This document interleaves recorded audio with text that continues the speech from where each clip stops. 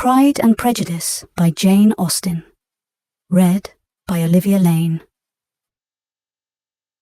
Chapter 1. It is a truth universally acknowledged that a single man in possession of a good fortune must be in want of a wife. However little known the feelings or views of such a man may be on his first entering a neighbourhood, this truth is so well fixed in the minds of the surrounding families that he is considered as the rightful property of someone or other of their daughters.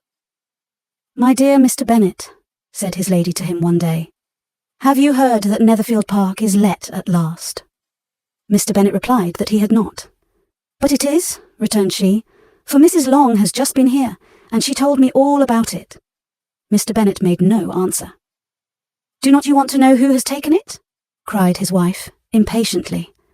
"You want to tell me, and I have no objection to hearing it." This was invitation enough. "Why, my dear, you must know. Mrs. Long says that Netherfield is taken by a young man of large fortune from the north of England. That he came down on Monday in a chaise and four to see the place, and was so much delighted with it that he agreed with Mr. Morris immediately. That he is to take possession before Michaelmas, and some of his servants are to be in the house by the end of next week." "What is his name?" "Bingley." "Is he married or single?" "Oh, single, my dear, to be sure. A single man of large fortune, 4,000 or 5,000 a year. What a fine thing for our girls." "How so? How can it affect them?" "My dear Mr. Bennet," replied his wife, "how can you be so tiresome? You must know that I am thinking of his marrying one of them. Is that his design in settling here?" "Design? Nonsense, how can you talk so? But it is very likely that he may fall in love with one of them, and therefore you must visit him as soon as he comes. I see no occasion for that. You and the girls may go, or you may send them by themselves, which perhaps will be still better, for as you are as handsome as any of them, Mr. Bingley might like you the best of the party." "My dear, you flatter me. I certainly have had my share of beauty, but I do not pretend to be anything extraordinary now. When a woman has 5 grown-up daughters, she ought to give over thinking of her own beauty. In such cases, a woman has not often much beauty to think of. But, my dear, you must indeed go and see Mr. Bingley when he comes into the neighbourhood.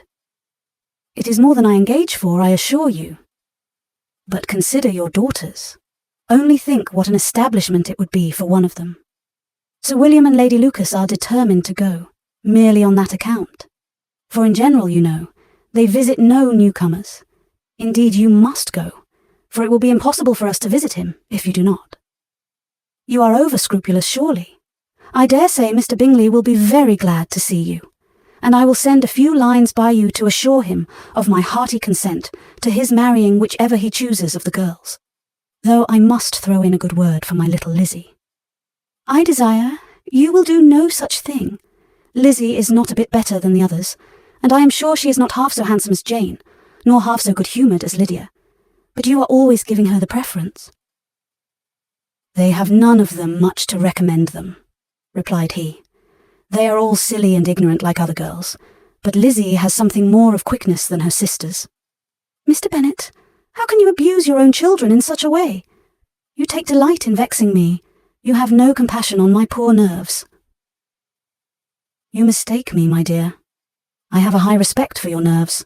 They are my old friends. I have heard you mention them with consideration these 20 years at least. Ah, you do not know what I suffer. But I hope you will get over it, and live to see many young men of 4,000 a year come into the neighbourhood. It will be no use to us, if 20 such should come, since you will not visit them. Depend upon it, my dear, that when there are 20, I will visit them all."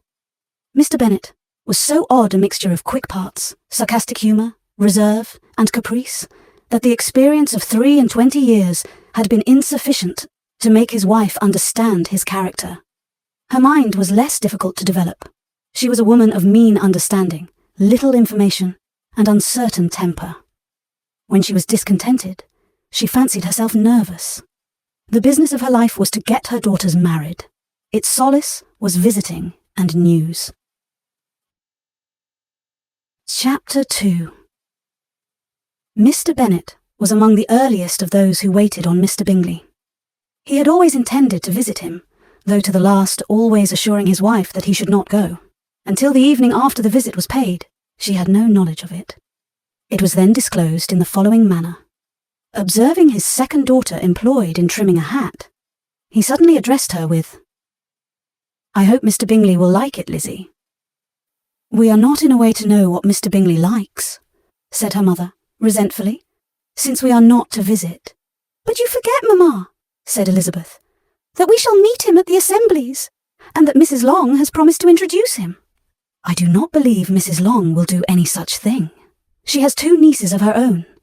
She is a selfish, hypocritical woman, and I have no opinion of her." "No more have I," said Mr. Bennet, "and I am glad to find that you do not depend on her serving you." Mrs. Bennet deigned not to make any reply, but, unable to contain herself, began scolding one of her daughters.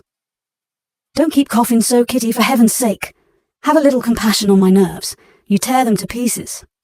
"Kitty has no discretion in her coughs," said her father. "She times them ill." "I do not cough for my own amusement," replied Kitty, fretfully. "When is your next ball to be, Lizzie?" "Tomorrow fortnight." "Aye, so it is," cried her mother. "And Mrs. Long does not come back till the day before, so it will be impossible for her to introduce him, for she will not know him herself." "Then, my dear, you may have the advantage of your friend, and introduce Mr. Bingley to her."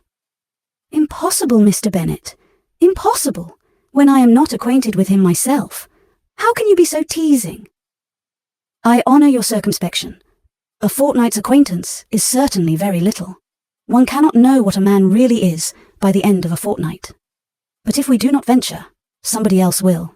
And after all, Mrs. Long and her nieces must stand their chance, and therefore, as she will think it an act of kindness, if you decline the office, I will take it on myself." The girls stared at their father. Mrs. Bennet said only, "Nonsense, nonsense. What can be the meaning of that emphatic exclamation?" cried he. "Do you consider the forms of introduction and the stress that is laid on them as nonsense?" "I cannot quite agree with you there. What say you, Mary? For you are a young lady of deep reflection, I know, and read great books and make extracts." Mary wished to say something very sensible, but knew not how. "While Mary is adjusting her ideas," he continued, "let us return to Mr. Bingley." "I am sick of Mr. Bingley," cried his wife. "I am sorry to hear that. But why did you not tell me so before?" "If I had known as much this morning, I certainly would not have called on him. It is very unlucky. But as I have actually paid the visit, we cannot escape the acquaintance now." The astonishment of the ladies was just what he wished, that of Mrs. Bennet perhaps surpassing the rest, though when the first tumult of joy was over, she began to declare that it was what she had expected all the while. "How good it was in you, my dear Mr. Bennet. But I knew I should persuade you at last. I was sure you loved your girls too well to neglect such an acquaintance. Well, how pleased I am. And it is such a good joke, too, that you should have gone this morning and never said a word about it till now." "Now, Kitty, you may cough as much as you choose," said Mr. Bennet, and as he spoke, he left the room, fatigued with the raptures of his wife. "What an excellent father you have, girls," said she, when the door was shut. "I do not know how you will ever make him amends for his kindness, or me either, for that matter. At our time of life, it is not so pleasant, I can tell you, to be making new acquaintances every day. But for your sakes, we would do anything. Lydia, my love, though you are the youngest, I dare say Mr. Bingley will dance with you at the next ball." "Oh," said Lydia stoutly, "I'm not afraid, for though I am the youngest, I'm the tallest." The rest of the evening was spent in conjecturing how soon he would return Mr. Bennet's visit, and determining when they should ask him to dinner.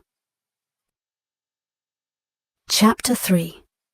Not all that Mrs. Bennet, however, with the assistance of her 5 daughters, could ask on the subject, was sufficient to draw from her husband any satisfactory description of Mr. Bingley. They attacked him in various ways, with barefaced questions, ingenious suppositions, and distant surmises, but he eluded the skill of them all, and they were at last obliged to accept the second-hand intelligence of their neighbour, Lady Lucas. Her report was highly favourable. Sir William had been delighted with him. He was quite young, wonderfully handsome, extremely agreeable, and, to crown the whole, he meant to be at the next assembly with a large party. Nothing could be more delightful. To be fond of dancing was a certain step towards falling in love, and very lively hopes of Mr. Bingley's heart were entertained.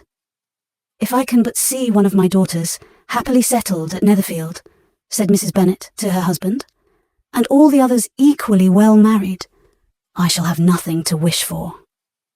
In a few days, Mr. Bingley returned Mr. Bennet's visit and sat about 10 minutes with him in his library. He had entertained hopes of being admitted to a sight of the young ladies, of whose beauty he had heard much, but he saw only the father. The ladies were somewhat more fortunate, for they had the advantage of ascertaining, from an upper window, that he wore a blue coat and rode a black horse. An invitation to dinner was soon afterwards dispatched, and already had Mrs. Bennet planned the courses that were to do credit to her housekeeping, when an answer arrived which deferred it all. Mr. Bingley was obliged to be in town the following day, and consequently unable to accept the honour of their invitation, etc. Mrs. Bennet was quite disconcerted. She could not imagine what business he could have in town so soon after his arrival in Hertfordshire, and she began to fear that he might always be flying about from one place to another, and never settled at Netherfield, as he ought to be.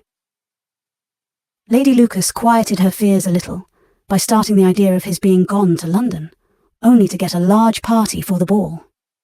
And a report soon followed that Mr. Bingley was to bring 12 ladies and 7 gentlemen with him to the assembly.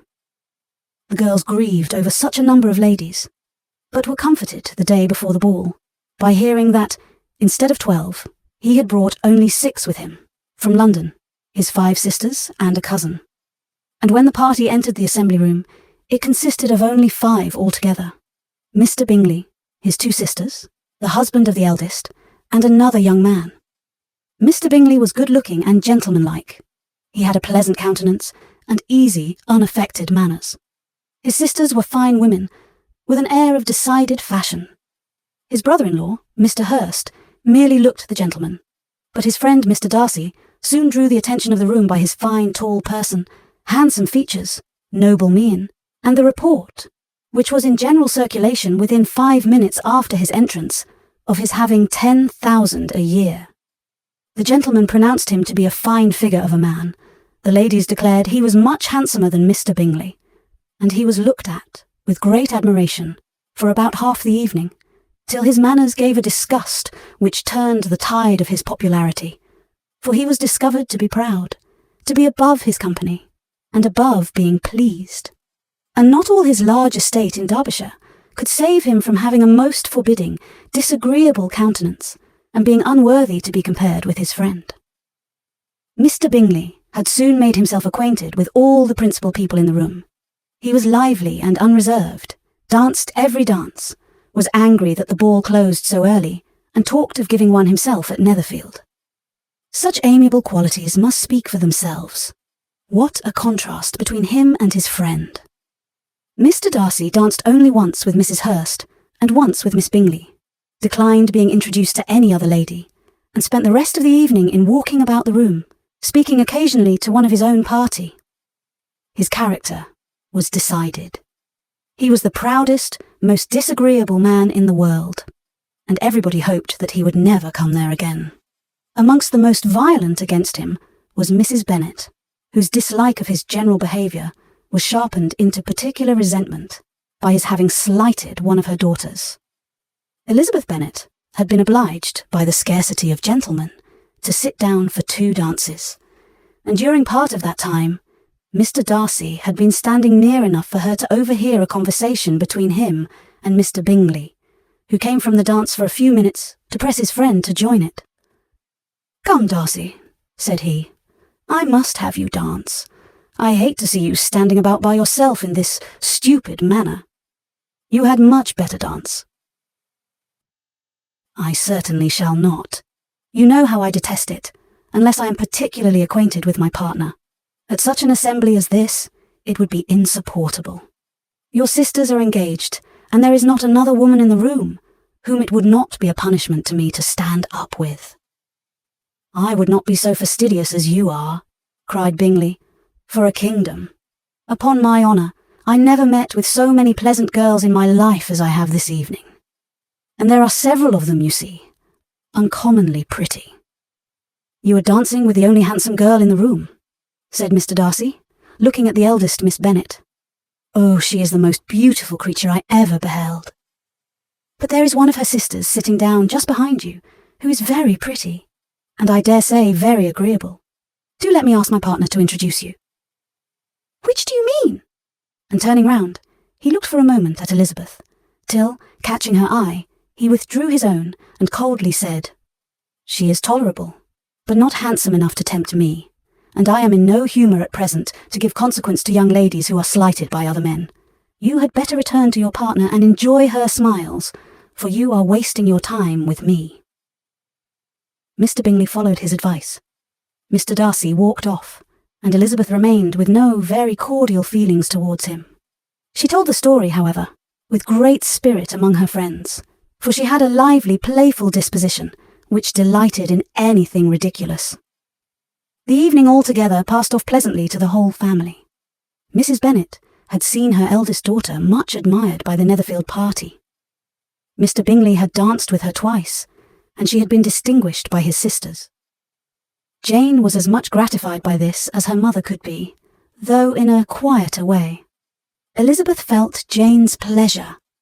Mary had heard herself mentioned to Miss Bingley as the most accomplished girl in the neighbourhood, and Catherine and Lydia had been fortunate enough to be never without partners, which was all that they had yet learnt to care for at a ball. They returned, therefore, in good spirits to Longbourn, the village where they lived, and of which they were the principal inhabitants. They found Mr. Bennet still up. With a book, he was regardless of time, and on the present occasion he had a good deal of curiosity as to the event of an evening which had raised such splendid expectations. He had rather hoped that all his wife's views on the stranger would be disappointed, but he soon found that he had a very different story to hear. "Oh, my dear Mr. Bennet," as she entered the room, "we have had a most delightful evening, a most excellent ball. I wish you had been there. Jane was so admired, nothing could be like it. Everybody said how well she looked, and Mr. Bingley thought her quite beautiful, and danced with her twice. Only think of that, my dear. He actually danced with her twice, and she was the only creature in the room that he asked a second time. First of all, he asked Miss Lucas. I was so vexed to see him stand up with her, but, however, he did not admire her at all. Indeed, nobody can, you know, and he seemed quite struck with Jane as she was going down the dance. So he inquired who she was, and got introduced, and asked her for the two next. Then, the two third, he danced with Miss King, and the two fourth with Maria Lucas, and the two fifth with Jane again, and the two sixth with Lizzie, and the boulanger. If he had had any compassion for me, cried her husband impatiently, he would not have danced half so much. For God's sake, say no more of his partners. Oh, that he had sprained his ankle in the first dance. Oh, my dear, continued Mrs. Bennet, I am quite delighted with him. He is so excessively handsome, and his sisters are charming women. I never in my life saw anything more elegant than their dresses. I dare say the lace upon Mrs. Hurst's gown. Here she was interrupted again. Mr. Bennet protested against any description of finery. She was therefore obliged to seek another branch of the subject, and related, with much bitterness of spirit, and some exaggeration, the shocking rudeness of Mr. Darcy. But I can assure you, she added, that Lizzie does not lose much by not suiting his fancy, for he is a most disagreeable, horrid man, not at all worth pleasing, so high and so conceited that there was no enduring him. He walked here and he walked there, fancying himself so very great, not handsome enough to dance with. I wish you had been there, my dear, to have given him one of your set-downs. I quite detest the man. Chapter 4. When Jane and Elizabeth were alone, the former, who had been cautious in her praise of Mr. Bingley before, expressed to her sister how very much she admired him. He is just what a young man ought to be, said she, sensible, good-humoured, lively, and I never saw such happy manners, so much ease, with such perfect good breeding. He is also handsome, replied Elizabeth, which a young man ought likewise to be, if he possibly can. His character is thereby complete. I was very much flattered by his asking me to dance a second time. I did not expect such a compliment. Did not you? I did for you. But that is one great difference between us. Compliments always take you by surprise, and me never. What could be more natural than his asking you again? He could not help seeing that you were about 5 times as pretty as every other woman in the room. No thanks to his gallantry for that. Well, he certainly is very agreeable, and I give you leave to like him. You have liked many a stupider person. Dear Lizzie, oh, you are a great deal too apt, you know, to like people in general. You never see a fault in anybody. All the world are good and agreeable in your eyes. I never heard you speak ill of a human being in my life. I would wish not to be hasty in censoring anyone, but I always speak what I think. I know you do, and it is that which makes the wonder. With your good sense, to be so honestly blind to the follies and nonsense of others. Affectation of candour is common enough. One meets with it everywhere. But to be candid without ostentation or design, to take the good of everybody's character and make it still better, and say nothing of the bad, belongs to you alone. And so, you like this man's sisters too, do you? Their manners are not equal to his. Certainly not at first, but they are very pleasing women when you converse with them. Miss Bingley is to live with her brother, and keep his house, and I am much mistaken if we shall not find a very charming neighbour in her. Elizabeth listened in silence, but was not convinced. Their behaviour at the assembly had not been calculated to please in general, and with more quickness of observation and less pliancy of temper than her sister, and with a judgment too unassailed by any attention to herself, she was very little disposed to approve them.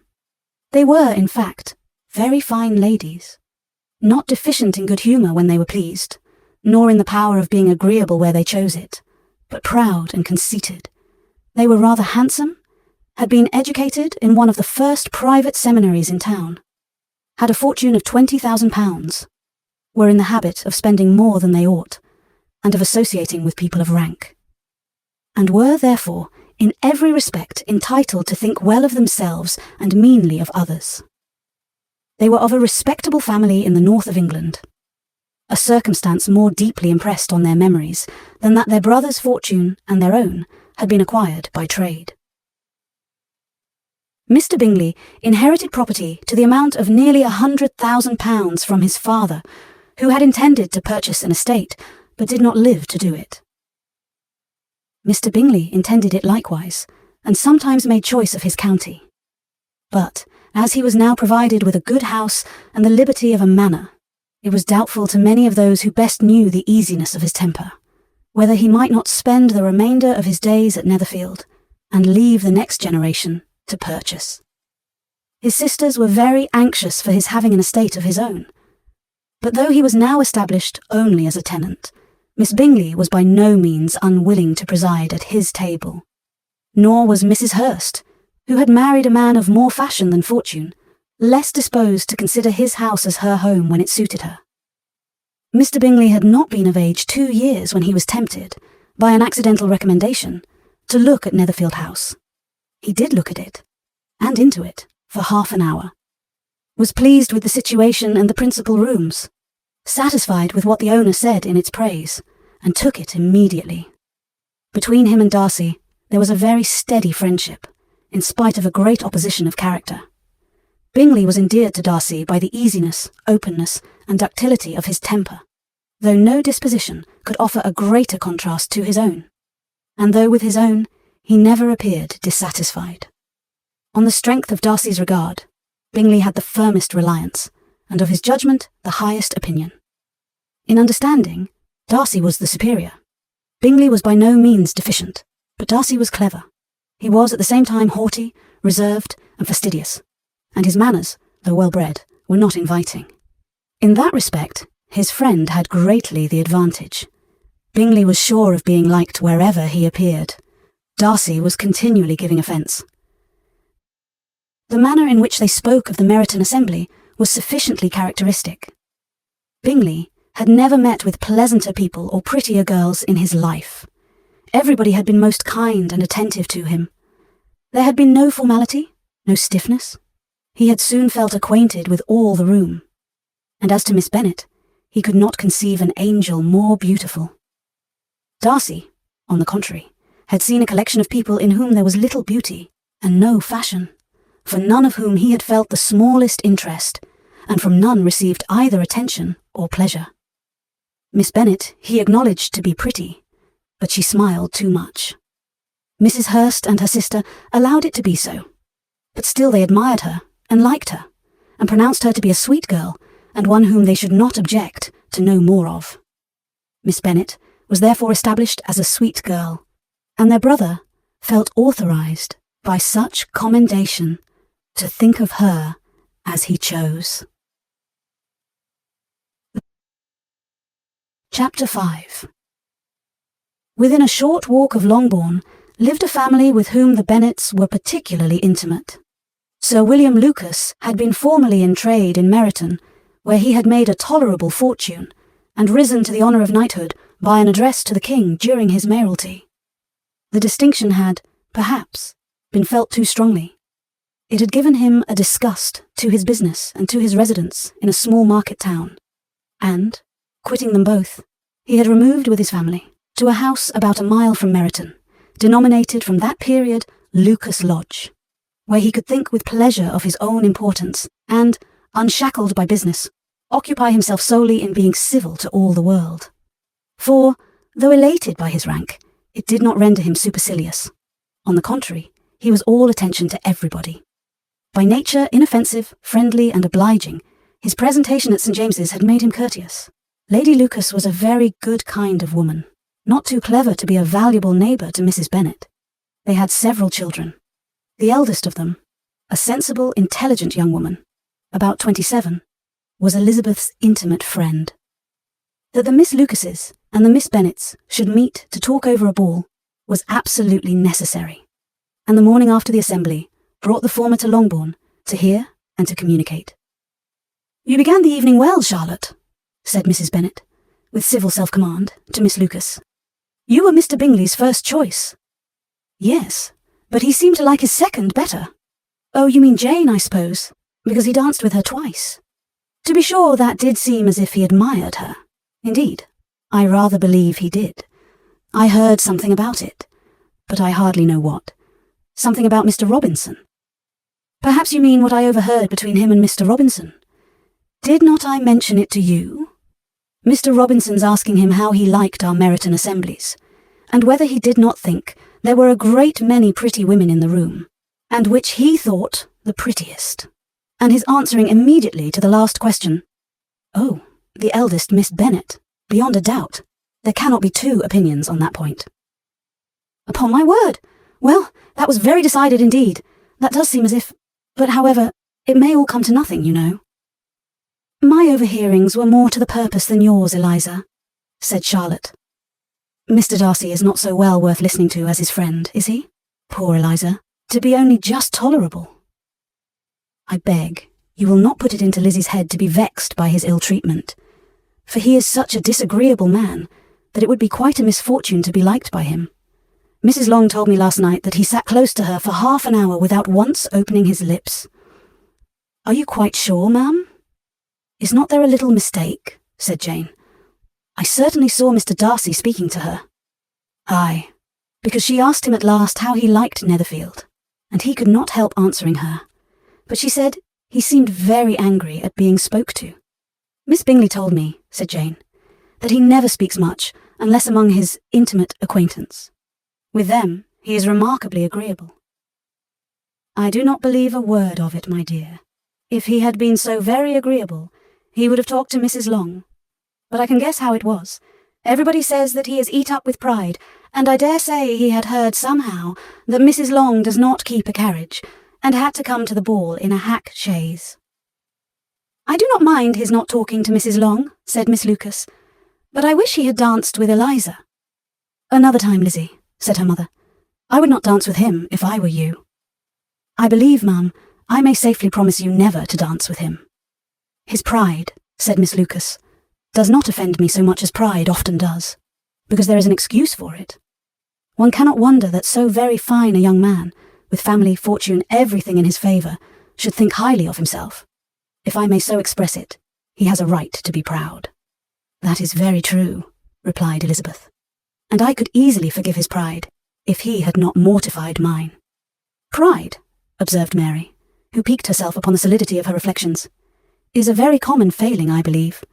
By all that I have ever read, I am convinced that it is very common indeed, that human nature is particularly prone to it, and that there are very few of us who do not cherish a feeling of self-complacency on the score of some quality or other, real or imaginary. Vanity and pride are different things, though the words are often used synonymously. A person may be proud without being vain. Pride relates more to our opinion of ourselves, vanity to what we would have others think of us. "If I were as rich as Mr. Darcy," cried a young Lucas, who came with his sisters, "I should not care how proud I was. I would keep a pack of foxhounds and drink a bottle of wine every day." "Then you would drink a great deal more than you ought," said Mrs. Bennet, "and if I were to see you at it, I should take away your bottle directly." The boy protested that she should not. She continued to declare that she would, and the argument ended only with the visit. Chapter 6. The ladies of Longbourn soon waited on those of Netherfield.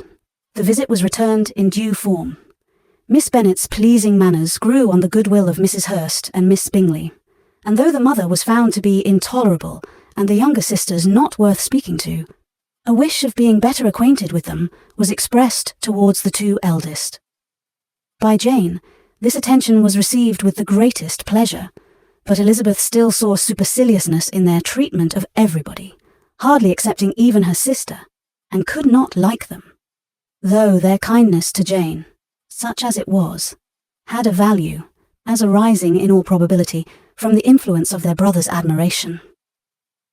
It was generally evident, whenever they met, that he did admire her, and to her it was equally evident that Jane was yielding to the preference which she had begun to entertain for him from the first, and was in a way to be very much in love. But she considered with pleasure that it was not likely to be discovered by the world in general, since Jane, united with great strength of feeling, a composure of temper and an uniform cheerfulness of manner, which would guard her from the suspicions of the impertinent. She mentioned this to her friend, Miss Lucas. "It may perhaps be pleasant," replied Charlotte, "to be able to impose on the public in such a case, but it is sometimes a disadvantage to be so very guarded. If a woman conceals her affection with the same skill from the object of it, she may lose the opportunity of fixing him, and it will then be but poor consolation to believe the world equally in the dark. There is so much of gratitude or vanity in almost every attachment, that it is not safe to leave any to itself. We can all begin freely. A slight preference is natural enough, but there are very few of us who have heart enough to be really in love without encouragement. In 9 cases out of 10, a woman had better show more affection than she feels. Bingley likes your sister undoubtedly, but he may never do more than like her if she does not help him on. But she does help him on, as much as her nature will allow. If I can perceive her regard for him, he must be a simpleton indeed, not to discover it too. Remember, Eliza, that he does not know Jane's disposition as you do. But if a woman is partial to a man, and does not endeavour to conceal it, he must find it out. Perhaps he must, if he sees enough of her, but though Bingley and Jane meet tolerably often, it is never for many hours together, and as they always see each other in large mixed parties, it is impossible that every moment should be employed in conversing together. Jane should therefore make the most of every half-hour in which she can command his attention. When she is secure of him, there will be leisure for falling in love as much as she chooses. "Your plan is a good one," replied Elizabeth, "where nothing is in question but the desire of being well married, and if I were determined to get a rich husband, or any husband, I dare say I should adopt it. But these are not Jane's feelings. She is not acting by design. As yet, she cannot even be certain of the degree of her own regard, nor of its reasonableness. She has known him only a fortnight. She danced 4 dances with him at Meryton. She saw him one morning at his own house, and has since dined in company with him 4 times. This is not quite enough to make her understand his character. Not as you represent it. Had she merely dined with him, she might only have discovered whether he had a good appetite. But you must remember that 4 evenings have been also spent together, and 4 evenings may do a great deal. Yes, These 4 evenings have enabled them to ascertain that they both like Wingtun better than commerce, but with respect to any other leading characteristic, I do not imagine that much has been unfolded. "Well," said Charlotte, "I wish Jane success with all my heart, and if she were married to him tomorrow, I should think she had as good a chance of happiness as if she were to be studying his character for a 12-month. Happiness in marriage is entirely a matter of chance. If the dispositions of the parties are ever so well known to each other, or ever so similar beforehand, it does not advance their felicity in the least. They always continue to grow sufficiently unlike afterwards to have their share of vexation, and it is better to know as little as possible of the defects of the person with whom you are to pass your life." "You make me laugh, Charlotte, but it is not sound. You know it is not sound, and that you would never act in this way yourself." Occupied in observing Mr. Bingley's attention to her sister, Elizabeth was far from suspecting that she was herself becoming an object of some interest in the eyes of his friend. Mr. Darcy had at first scarcely allowed her to be pretty. He had looked at her without admiration at the ball, and when they next met, he looked at her only to criticise. But no sooner had he made it clear to himself and his friends that she had hardly a good feature in her face, than he began to find it was rendered uncommonly intelligent by the beautiful expression of her dark eyes.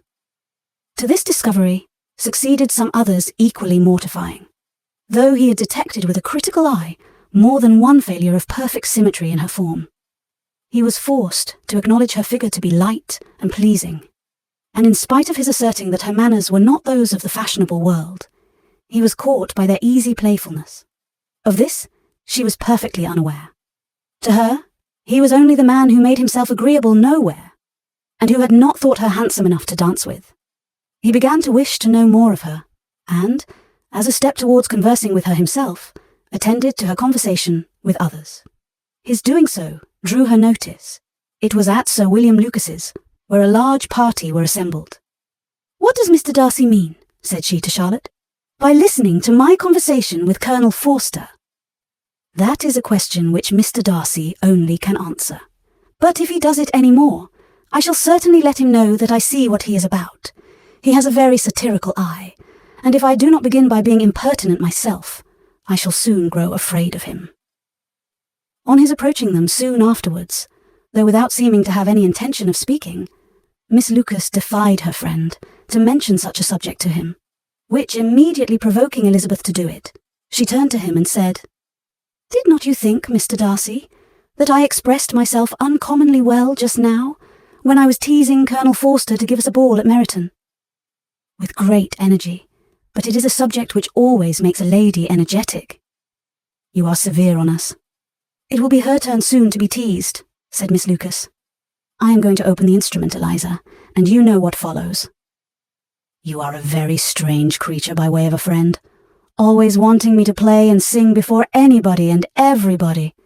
If my vanity had taken a musical turn, you would have been invaluable. But as it is, I would really rather not sit down before those who must be in the habit of hearing the very best performers." On Miss Lucas's persevering, however, she added, "Very well, if it must be so, it must." And gravely glancing at Mr. Darcy, "There is a very fine old saying, which everybody here is of course familiar with, 'Keep your breath to cool your porridge,' and I shall keep mine to swell my song." Her performance was pleasing, though by no means capital. After a song or two, and before she could reply to the entreaties of several that she would sing again, she was eagerly succeeded at the instrument by her sister Mary, who having, in consequence of being the only plain one in the family, worked hard for knowledge and accomplishments, was always impatient for display. Mary had neither genius nor taste, and though vanity had given her application, it had given her likewise a pedantic air and conceited manner, which would have injured a higher degree of excellence than she had reached. Elizabeth, easy and unaffected, had been listened to with much more pleasure, though not playing half so well, and Mary, at the end of a long concerto, was glad to purchase praise and gratitude by Scotch and Irish airs, at the request of her younger sisters, who, with some of the Lucases, and 2 or 3 officers, joined eagerly in dancing at one end of the room. Mr. Darcy stood near them in silent indignation at such a mode of passing the evening, to the exclusion of all conversation, and was too much engrossed by his own thoughts to perceive that Sir William Lucas was his neighbour, till Sir William thus began. "What a charming amusement for young people this is, Mr. Darcy. There is nothing like dancing after all. I consider it as one of the first refinements of polished societies." "Certainly, sir. And it has the advantage also of being in vogue amongst the less polished societies of the world. Every savage can dance." Sir William only smiled. "Your friend performs delightfully," he continued, after a pause, on seeing Bingley join the group. "And I doubt not that you are an adept in the science yourself, Mr. Darcy." "You saw me dance at Meryton, I believe, sir." "Yes, indeed, and received no inconsiderable pleasure from the sight." "Do you often dance at St. James's?" "Never, sir." "Do you not think it would be a proper compliment to the place?" "It is a compliment which I never pay to any place if I can avoid it." "You have a house in town, I conclude?" Mr. Darcy bowed. "I had once some thoughts of fixing in town myself, for I am fond of superior society, but I did not feel quite certain that the air of London would agree with Lady Lucas." He paused in hopes of an answer, but his companion was not disposed to make any, and Elizabeth at that instant, moving towards them, he was struck with the notion of doing a very gallant thing, and called out to her, "My dear Miss Eliza, why are not you dancing? Mr. Darcy, you must allow me to present this young lady to you as a very desirable partner. You cannot refuse to dance, I am sure, when so much beauty is before you." And, taking her hand, he would have given it to Mr. Darcy, who, though extremely surprised, was not unwilling to receive it, when she instantly drew back, and said with some discomposure to Sir William, "Indeed, sir, I have not the least intention of dancing. I entreat you not to suppose that I moved this way in order to beg for a partner." Mr. Darcy, with grave propriety, requested to be allowed the honour of her hand, but in vain. Elizabeth was determined, nor did Sir William at all shake her purpose by his attempt at persuasion. "You excel so much in the dance, Miss Eliza, that it is cruel to deny me the happiness of seeing you, and though this gentleman dislikes the amusement in general, he can have no objection, I am sure, to oblige us for 1/2 hour." "Mr. Darcy is all politeness," said Elizabeth, smiling. "He is indeed, but considering the inducement, my dear Miss Eliza, we cannot wonder at his complaisance, for who would object to such a partner?" Elizabeth looked archly, and turned away. Her resistance had not injured her with the gentleman, and he was thinking of her with some complacency, when thus accosted by Miss Bingley. "I can guess the subject of your reverie." "I should imagine not. You are considering how insupportable it would be to pass many evenings in this manner, in such society, and indeed, I am quite of your opinion. I was never more annoyed. The insipidity, and yet the noise, the nothingness, and yet the self-importance of all these people. What would I give to hear your strictures on them?" "Your conjecture is totally wrong, I assure you. My mind was more agreeably engaged. I have been meditating on the very great pleasure which a pair of fine eyes in the face of a pretty woman can bestow." Miss Bingley immediately fixed her eyes on his face, and desired he would tell her what lady had the credit of inspiring such reflections. Mr. Darcy replied with great intrepidity, "Miss Elizabeth Bennet." "Miss Elizabeth Bennet!" repeated Miss Bingley. "I am all astonishment. How long has she been such a favourite? And pray, when am I to wish you joy?" "That is exactly the question which I expected you to ask. A lady's imagination is very rapid. It jumps from admiration to love, from love to matrimony in a moment. I knew you would be wishing me joy." "Nay, if you are so serious about it, I shall consider the matter as absolutely settled. You will have a charming mother-in-law indeed, and of course she will be always at Pemberley with you." He listened to her with perfect indifference, while she chose to entertain herself in this manner, and as his composure convinced her that all was safe, her wit flowed along. Chapter 7. Mr. Bennet's property consisted almost entirely in an estate of 2,000 a year, which, unfortunately for his daughters, was entailed, in default of heirs male, on a distant relation, and their mother's fortune, though ample for her situation in life, could but ill supply the deficiency of his. Her father had been an attorney in Meryton, and had left her £4,000. She had a sister, married to a Mr. Phillips, who had been a clerk to their father and succeeded him in the business, and a brother settled in London in a respectable line of trade.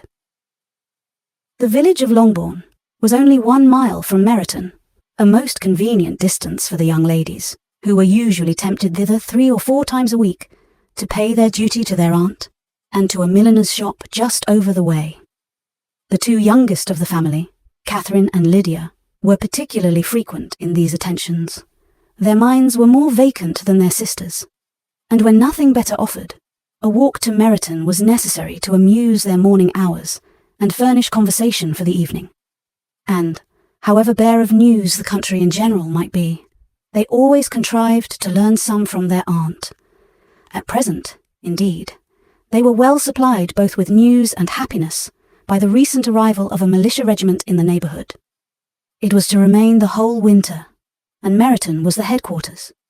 Their visits to Mrs. Phillips were now productive of the most interesting intelligence. Every day added something to their knowledge of the officers' names and connections. Their lodgings were not long a secret, and at length they began to know the officers themselves. Mr. Phillips visited them all, and this opened to his nieces a source of felicity unknown before. They could talk of nothing but officers, and Mr. Bingley's large fortune, the mention of which gave animation to their mother, was worthless in their eyes when opposed to the regimentals of an ensign. After listening one morning to their effusions on this subject, Mr. Bennet coolly observed, "From all that I can collect by your manner of talking, you must be 2 of the silliest girls in the country. I have suspected it some time, but I am now convinced." Catherine was disconcerted and made no answer, but Lydia, with perfect indifference, continued to express her admiration of Captain Carter and her hope of seeing him in the course of the day, as he was going the next morning to London. "I am astonished, my dear," said Mrs. Bennet, "that you should be so ready to think your own children silly. If I wish to think slightingly of anybody's children, it should not be of my own, however. If my children are silly, I must hope to be always sensible of it. Yes, but as it happens, they are all of them very clever. This is the only point, I flatter myself, on which we do not agree. I had hoped that our sentiments coincided in every particular, but I must so far differ from you as to think our 2 youngest daughters uncommonly foolish. My dear Mr. Bennet, you must not expect such girls to have the sense of their father and mother. When they get to our age, I dare say they will not think about officers any more than we do. I remember the time when I liked a red coat myself very well, and indeed, so I do still at my heart. And if a smart young colonel, with 5,000 or 6,000 a year, should want one of my girls, I shall not say nay to him. And I thought Colonel Forster looked very becoming the other night at Sir William's in his regimentals." "Mamma," cried Lydia, "my aunt says that Colonel Forster and Captain Carter do not go so often to Miss Watson's as they did when they first came. She sees them now very often standing in Clark's library." Mrs. Bennet was prevented replying by the entrance of the footman with a note for Miss Bennet. It came from Netherfield, and the servant waited for an answer. Mrs. Bennet's eyes sparkled with pleasure, and she was eagerly calling out, while her daughter read, "Well, Jane, who is it from? What is it about? What does he say? Well, Jane, make haste and tell us. Make haste, my love." "It is from Miss Bingley," said Jane, and then read it aloud. "My dear friend, if you are not so compassionate as to dine today with Louisa and me, we shall be in danger of hating each other for the rest of our lives, for a whole day's tete-a-tete between 2 women can never end without a quarrel. Come as soon as you can on the receipt of this. My brother and the gentleman are to dine with the officers. Yours ever, Caroline Bingley." "With the officers?" cried Lydia. "I wonder my aunt did not tell us of that." "Dining out," said Mrs. Bennet. "That is very unlucky." "Can I have the carriage?" said Jane. "No, my dear. You had better go on horseback, because it seems likely to rain, and then you must stay all night." "That would be a good scheme," said Elizabeth, "if you were sure that they would not offer to send her home." "Oh, but the gentleman will have Mr. Bingley's chaise to go to Meryton, and the Hursts have no horses to theirs." "I had much rather go in the coach." "But, my dear, your father cannot spare the horses, I am sure. They are wanted in the farm, Mr. Bennet, are not they?" They are wanted in the farm much oftener than I can get them." "But if you have got them today," said Elizabeth, "my mother's purpose will be answered." She did at last extort from her father an acknowledgement that the horses were engaged. Jane was therefore obliged to go on horseback, and her mother attended her to the door with many cheerful prognostics of a bad day. Her hopes were answered. Jane had not been gone long before it rained hard. Her sisters were uneasy for her, but her mother was delighted. The rain continued the whole evening without intermission. Jane certainly could not come back. "This was a lucky idea of mine indeed," said Mrs. Bennet, more than once, as if the credit of making it rain were all her own. Till the next morning, however, she was not aware of all the felicity of her contrivance. Breakfast was scarcely over when a servant from Netherfield brought the following note for Elizabeth. "My dearest Lizzie, I find myself very unwell this morning, which I suppose is to be imputed to my getting wet through yesterday. My kind friends will not hear of my returning home till I am better. They insist also on my seeing Mr. Jones. Therefore, do not be alarmed if you should hear of his having been to me. And, excepting a sore throat and a headache, there is not much the matter with me. Yours, etc." "Well, my dear," said Mr. Bennet, when Elizabeth had read the note aloud, "if your daughter should have a dangerous fit of illness, if she should die, it would be a comfort to know that it was all in pursuit of Mr. Bingley, and under your orders. Oh, I am not at all afraid of her dying. People do not die of little trifling colds. She will be taken good care of. As long as she stays there, it is all very well. I would go and see her if I could have the carriage." Elizabeth, feeling really anxious, determined to go to her, though the carriage was not to be had, and as she was no horsewoman, walking was her only alternative. She declared her resolution. "How can you be so silly," cried her mother, "as to think of such a thing in all this dirt? You will not be fit to be seen when you get there." "I shall be very fit to see Jane, which is all I want." "Is this a hint to me, Lizzie?" said her father. "To send for the horses?" "No, indeed. I do not wish to avoid the walk. The distance is nothing when one has a motive, only 3 miles. I shall be back by dinner." "I admire the activity of your benevolence," observed Mary, "but every impulse of feeling should be guided by reason, and in my opinion, exertion should always be in proportion to what is required." "We will go as far as Meryton with you," said Catherine and Lydia. Elizabeth accepted their company, and the 3 young ladies set off together. "If we make haste," said Lydia as they walked along, "perhaps we may see something of Captain Carter before he goes." In Meryton they parted. The 2 youngest repaired to the lodgings of one of the officers' wives, and Elizabeth continued her walk alone, crossing field after field at a quick pace, jumping over stiles and springing over puddles, with impatient activity, and finding herself at last within view of the house, with weary ankles, dirty stockings, and a face glowing with the warmth of exercise. She was shown into the breakfast parlour, where all but Jane were assembled, and where her appearance created a great deal of surprise. That she should have walked 3 miles so early in the day in such dirty weather, and by herself, was almost incredible to Mrs. Hurst and Miss Bingley, and Elizabeth was convinced that they held her in contempt for it. She was received, however, very politely by them, and in their brother's manners there was something better than politeness. There was good humour and kindness. Mr. Darcy said very little, and Mr. Hurst nothing at all. The former was divided between admiration of the brilliancy which exercise had given to her complexion, and doubt as to the occasions justifying her coming so far alone. The latter was thinking only of his breakfast. Her inquiries after her sister were not very favourably answered. Miss Bennet had slept ill, and though up, was very feverish, and not well enough to leave her room. Elizabeth was glad to be taken to her immediately, and Jane, who had only been withheld by the fear of giving alarm or inconvenience, from expressing in her note how much she longed for such a visit, was delighted at her entrance. She was not equal, however, to much conversation, and when Miss Bingley left them together, could attempt little beside expressions of gratitude for the extraordinary kindness she was treated with. Elizabeth silently attended her. When breakfast was over, they were joined by the sisters, and Elizabeth began to like them herself, when she saw how much affection and solicitude they showed for Jane. The apothecary came, and having examined his patient, said, as might be supposed, that she had caught a violent cold, and that they must endeavour to get the better of it, advised her to return to bed, and promised her some draughts. The advice was followed readily, for the feverish symptoms increased, and her head ached acutely. Elizabeth did not quit her room for a moment, nor were the other ladies often absent. The gentlemen being out, they had in fact nothing to do elsewhere. When the clock struck 3, Elizabeth felt that she must go, and very unwillingly said so.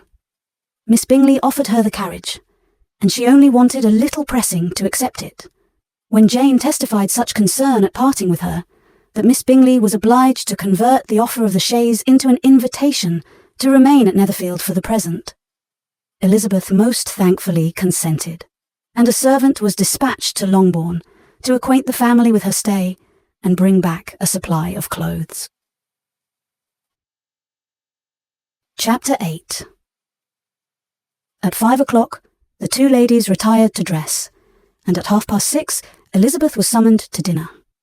To the civil inquiries which then poured in, and amongst which she had the pleasure of distinguishing the much superior solicitude of Mr. Bingley, she could not make a very favourable answer. Jane was by no means better.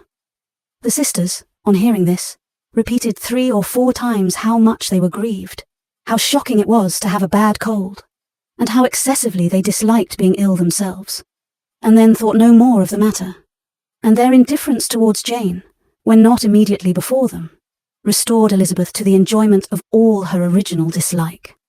Their brother, indeed, was the only one of the party whom she could regard with any complacency. His anxiety for Jane was evident, and his attentions to herself most pleasing, and they prevented her feeling herself so much an intruder as she believed she was considered by the others. She had very little notice from any but him. Miss Bingley was engrossed by Mr. Darcy, her sister scarcely less so, and as for Mr. Hurst, by whom Elizabeth sat, he was an indolent man who lived only to eat, drink, and play at cards, who, when he found her prefer a plain dish to a ragout, had nothing to say to her. When dinner was over, she returned directly to Jane, and Miss Bingley began abusing her as soon as she was out of the room. Her manners were pronounced to be very bad indeed, a mixture of pride and impertinence. She had no conversation, no style, no taste, no beauty. Mrs. Hurst thought the same, and added, "She has nothing, in short, to recommend her, but being an excellent walker. I shall never forget her appearance this morning. She really looked almost wild." "She did indeed, Louisa. I could hardly keep my countenance. Very nonsensical to come at all. Why must she be scampering about the country? Because her sister had a cold. Her hair so untidy, so blousy." "Yes, and her petticoat. I hope you saw her petticoat.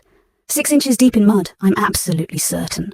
And the gown which had been let down to hide it, not doing its office." "Your picture may be very exact, Louisa," said Bingley, "but this was all lost upon me. I thought Miss Elizabeth Bennet looked remarkably well when she came into the room this morning. Her dirty petticoat quite escaped my notice." "You observed it, Mr. Darcy, I am sure," said Miss Bingley, "and I am inclined to think that you would not wish to see your sister make such an exhibition." "Certainly not. To walk 3 miles or 4 miles or 5 miles or whatever it is, above her ankles in dirt and alone, quite alone. What could she mean by it? It seems to me to show an abominable sort of conceited independence, a most country town indifference to decorum." "It shows an affection for her sister that is very pleasing," said Bingley. "I am afraid, Mr. Darcy," observed Miss Bingley in a half-whisper, "that this adventure has rather affected your admiration of her fine eyes." "Not at all," he replied. "They were brightened by the exercise." A short pause followed this speech, and Mrs. Hurst began again. "I have an excessive regard for Jane Bennet. She is really a very sweet girl, and I wish with all my heart she were well settled. But with such a father and mother and such low connections, I am afraid there is no chance of it." "I think I have heard you say that their uncle is an attorney in Meryton." "Yes, and they have another, who lives somewhere near Cheapside." "That is capital," added her sister, and they both laughed heartily. "If they had uncles enough to fill all Cheapside, cried Bingley. "It would not make them one jot less agreeable." "But it must very materially lessen their chance of marrying men of any consideration in the world," replied Darcy. To this speech, Bingley made no answer, but his sisters gave it their hearty assent, and indulged their mirth for some time at the expense of their dear friend's vulgar relations. With a renewal of tenderness, however, they repaired to her room on leaving the dining parlour, and sat with her till summoned to coffee.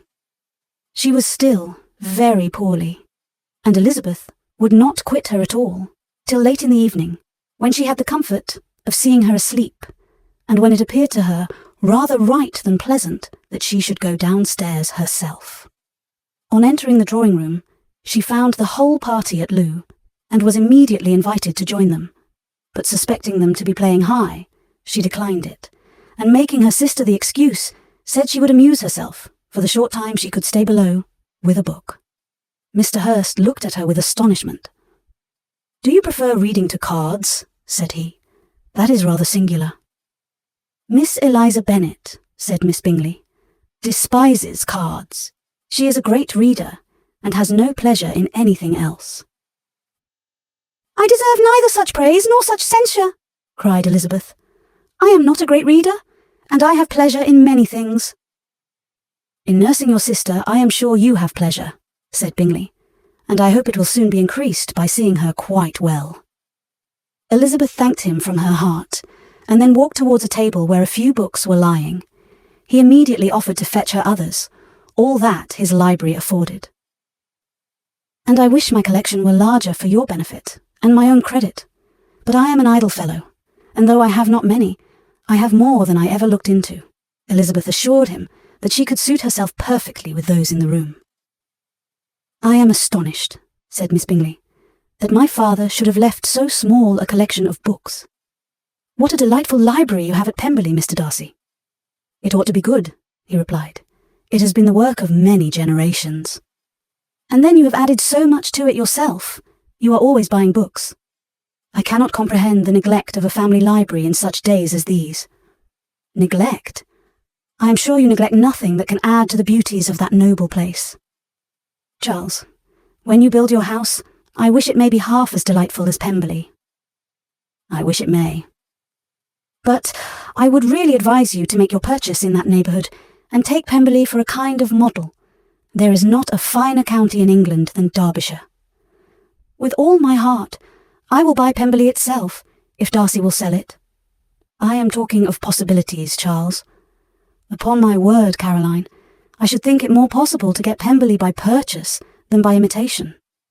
Elizabeth was so much caught by what passed as to leave her very little attention for her book, and soon laying it wholly aside, she drew near the card table and stationed herself between Mr. Bingley and his eldest sister to observe the game. "Is Miss Darcy much grown since the spring?" said Miss Bingley. "Will she be as tall as I am?" "I think she will. She is now about Miss Elizabeth Bennet's height, or rather taller. How I long to see her again. I never met with anybody who delighted me so much. Such a countenance, such manners, and so extremely accomplished for her age. Her performance on the pianoforte is exquisite." "It is amazing to me," said Bingley, "how young ladies can have patience to be so very accomplished as they all are." "All young ladies accomplished? My dear Charles, what do you mean?" "Yes, all of them, I think. They all paint tables, cover screens, and net purses.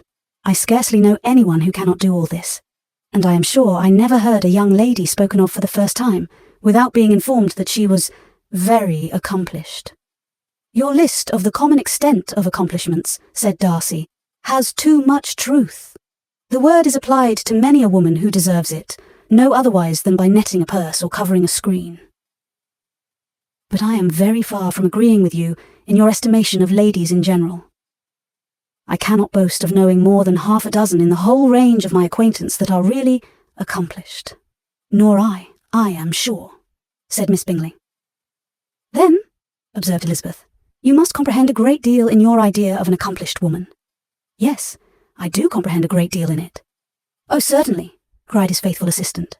"No one can be really esteemed accomplished who does not greatly surpass what is usually met with.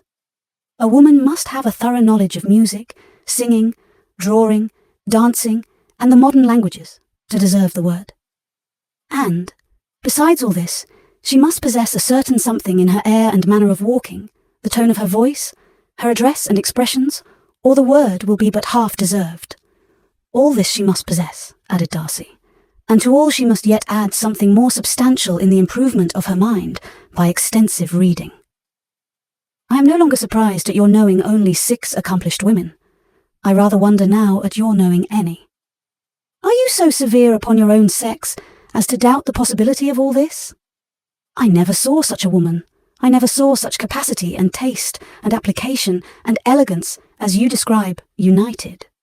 Mrs. Hurst and Miss Bingley both cried out against the injustice of her implied doubt, and were both protesting that they knew many women who answered this description, when Mr. Hurst called them to order, with bitter complaints of their inattention to what was going forward. As all conversation was thereby at an end, Elizabeth, soon afterwards, left the room. "Eliza Bennet," said Miss Bingley, when the door was closed on her, "is one of these young ladies who seek to recommend themselves to the other sex by undervaluing their own, and with many men, I dare say, it succeeds. But, in my opinion, it is a paltry device, a very mean art." "Undoubtedly," replied Darcy, to whom this remark was chiefly addressed. "There is meanness in all the arts which ladies sometimes condescend to employ for captivation. Whatever bears affinity to cunning is despicable." Miss Bingley was not so entirely satisfied with this reply as to continue the subject. Elizabeth joined them again, only to say that her sister was worse, and that she could not leave her. Bingley urged Mr. Jones's being sent for immediately, while his sisters, convinced that no country advice could be of any service, recommended and expressed to town for one of the most eminent physicians. This she would not hear of, but she was not so unwilling to comply with their brother's proposal. And it was settled that Mr. Jones should be sent for early in the morning, if Miss Bennet were not decidedly better. Bingley was quite uncomfortable. His sisters declared that they were miserable. They solaced their wretchedness, however, by duets after supper, while he could find no better relief to his feelings than by giving his housekeeper directions that every possible attention might be paid to the sick lady and her sister. Chapter 9. Elizabeth passed the chief of the night in her sister's room, and in the morning had the pleasure of being able to send a tolerable answer to the inquiries which she very early received from Mr. Bingley by a housemaid, and some time afterwards from the 2 elegant ladies who waited on his sisters. In spite of this amendment, however, she requested to have a note sent to Longbourn, desiring her mother to visit Jane and form her own judgment of her situation. The note was immediately dispatched, and its contents as quickly complied with. Mrs. Bennet, accompanied by her 2 youngest girls, reached Netherfield soon after the family breakfast. Had she found Jane in any apparent danger, Mrs. Bennet would have been very miserable. But being satisfied on seeing her that her illness was not alarming, she had no wish of her recovering immediately, as her restoration to health would probably remove her from Netherfield. She would not listen, therefore, to her daughter's proposal of being carried home. Neither did the apothecary, who arrived about the same time, think it at all advisable. After sitting a little while with Jane, on Miss Bingley's appearance and invitation, the mother and 3 daughters all attended her into the breakfast parlour. Bingley met them with hopes that Mrs. Bennet had not found Miss Bennet worse than she expected. "Indeed I have, sir," was her answer. "She is a great deal too ill to be moved. Mr. Jones says we must not think of moving her. We must trespass a little longer on your kindness." "Removed?" cried Bingley. "It must not be thought of. My sister, I am sure, will not hear of her removal." "You may depend upon it, madam," said Miss Bingley, with cold civility, "that Miss Bennet shall receive every possible attention while she remains with us." Mrs. Bennet was profuse in her acknowledgments. "I am sure," she added, "if it was not for such good friends, I do not know what would become of her, for she is very ill indeed, and suffers a vast deal, though with the greatest patience in the world, which is always the way with her. For she has, without exception, the sweetest temper I ever met with. I often tell my other girls they are nothing to her. You have a sweet room here, Mr. Bingley, and a charming prospect over that gravel walk." I do not know a place in the country that is equal to Netherfield. You will not think of quitting it in a hurry, I hope, though you have but a short lease." "Whatever I do is done in a hurry," replied he, "and therefore if I should resolve to quit Netherfield, I should probably be off in 5 minutes. At present, however, I consider myself as quite fixed here." "That is exactly what I should have supposed of you," said Elizabeth. "You begin to comprehend me, do you?" cried he, turning towards her. "Oh yes, I understand you perfectly. I wish I might take this for a compliment, but to be so easily seen through, I am afraid, is pitiful. That is as it happens. It does not necessarily follow that a deep, intricate character is more or less estimable than such a one as yours." "Lizzie," cried her mother, "remember where you are, and do not run on in the wild manner that you are suffered to do at home." "I did not know before," continued Bingley immediately, "that you were a studier of character. It must be an amusing study." "Yes, but intricate characters are the most amusing. They have at least that advantage." "The country," said Darcy, "can in general supply but few subjects for such a study. In a country neighbourhood, you move in a very confined and unvarying society. But people themselves alter so much that there is something new to be observed in them forever." "Yes, indeed," cried Mrs. Bennet, offended by his manner of mentioning a country neighbourhood. "I assure you, there is quite as much of that going on in the country as in town." Everybody was surprised, and Darcy, after looking at her for a moment, turned silently away. Mrs. Bennet, who fancied she had gained a complete victory over him, continued her triumph. "I cannot see that London has any great advantage over the country, for my part, except the shops and public places. The country is a vast deal pleasanter, is not it, Mr. Bingley?" "When I am in the country," he replied, "I never wish to leave it, and when I am in town it is pretty much the same. They have each their advantages, and I can be equally happy in either." "Aye, that is because you have the right disposition." But that gentleman, looking at Darcy, seemed to think the country was nothing at all. "Indeed, mamma, you are mistaken," said Elizabeth, blushing for her mother. "You quite mistook Mr. Darcy. He only meant that there was not such a variety of people to be met with in the country as in town, which you must acknowledge to be true." "Certainly, my dear, nobody said there were. But as to not meeting with many people in this neighbourhood, I believe there are few neighbourhoods larger. I know we dine with 24 families." Nothing but concern for Elizabeth could enable Bingley to keep his countenance. His sister was less delicate, and directed her eye towards Mr. Darcy with a very expressive smile. Elizabeth, for the sake of saying something that might turn her mother's thoughts, now asked her if Charlotte Lucas had been at Longbourn since her coming away. "Yes, she called yesterday with her father. What an agreeable man Sir William is, Mr. Bingley, is not he? So much the man of fashion, so genteel and so easy. He has always something to say to everybody. That is my idea of good breeding. And those persons who fancy themselves very important and never open their mouths quite mistake the matter." "Did Charlotte dine with you?" "No, she would go home. I fancy she was wanted about the mince pies. For my part, Mr. Bingley, I always keep servants that can do their own work. My daughters are brought up differently. But everybody is to judge for themselves. And the Lucases are a very good sort of girls, I assure you. It is a pity they are not handsome.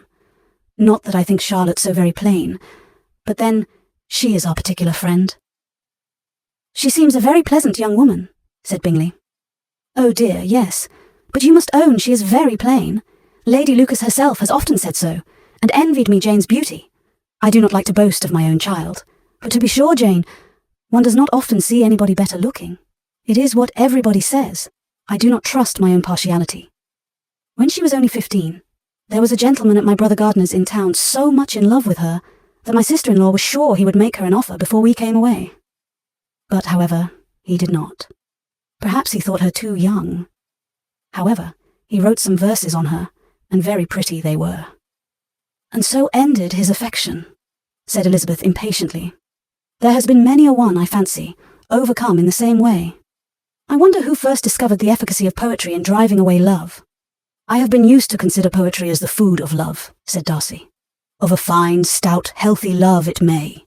Everything nourishes what is strong already. But if it be only a slight, thin sort of inclination, I am convinced that one good sonnet will starve it entirely away." Darcy only smiled, and the general pause which ensued made Elizabeth tremble lest her mother should be exposing herself again. She longed to speak, but could think of nothing to say, and after a short silence, Mrs. Bennet began repeating her thanks to Mr. Bingley for his kindness to Jane, with an apology for troubling him also with Lizzie. Mr. Bingley was unaffectedly civil in his answer, and forced his younger sister to be civil also, and say what the occasion required. She performed her part, indeed, without much graciousness, but Mrs. Bennet was satisfied, and soon afterwards ordered her carriage. Upon this signal, the youngest of her daughters put herself forward. The two girls had been whispering to each other during the whole visit, and the result of it was that the youngest should tax Mr. Bingley with having promised on his first coming into the country to give a ball at Netherfield. Lydia was a stout, well-grown girl of 15, with a fine complexion and good-humoured countenance, a favourite with her mother, whose affection had brought her into public at an early age. She had high animal spirits, and a sort of natural self-consequence, which the attentions of the officers, to whom her uncle's good dinners and her own easy manners recommended her, had increased into assurance. She was very equal, therefore, to address Mr. Bingley on the subject of the ball, and abruptly reminded him of his promise, adding that it would be the most shameful thing in the world if he did not keep it. His answer to this sudden attack was delightful to her mother's ear. "I am perfectly ready, I assure you, to keep my engagement, and when your sister is recovered, you shall, if you please, name the very day of the ball. But you would not wish to be dancing while she is ill." Lydia declared herself satisfied. "Oh, yes, it would be much better to wait till Jane was well, and by that time, most likely, Captain Carter would be at Meryton again. And when you have given your ball," she added, "I shall insist on their giving one also. I shall tell Colonel Forster it will be quite a shame if he does not." Mrs. Bennet and her daughters then departed, and Elizabeth returned instantly to Jane, leaving her own and her relations' behaviour to the remarks of the two ladies and Mr. Darcy, the latter of whom, however, could not be prevailed on to join in their censure of her, in spite of all Miss Bingley's witticisms on fine eyes. Chapter 10. The day passed much as the day before had done. Mrs. Hurst and Miss Bingley had spent some hours of the morning with the invalid, who continued, though slowly, to mend, and in the evening Elizabeth joined their party in the drawing-room. The loo table, however, did not appear. Mr. Darcy was writing, and Miss Bingley, seated near him, was watching the progress of his letter, and repeatedly calling off his attention by messages to his sister. Mr. Hurst and Mr. Bingley were at piquet, and Mrs. Hurst was observing their game. Elizabeth took up some needlework, and was sufficiently amused in attending to what passed between Darcy and his companion. The perpetual commendations of the lady, either on his handwriting, or on the evenness of his lines, or on the length of his letter, with the perfect unconcern with which her praises were received, formed a curious dialogue, and was exactly in unison with her opinion of each. "How delighted Miss Darcy will be to receive such a letter!" He made no answer. "You write uncommonly fast." "You are mistaken. I write rather slowly." "How many letters you must have occasion to write in the course of a year! Letters of business, too. How odious I should think them."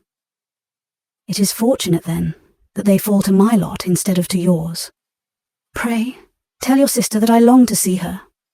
I have already told her so once, by your desire. I am afraid you do not like your pen. Let me mend it for you. I mend pens remarkably well." "Thank you. But I always mend my own." "How can you contrive to write so even?" He was silent.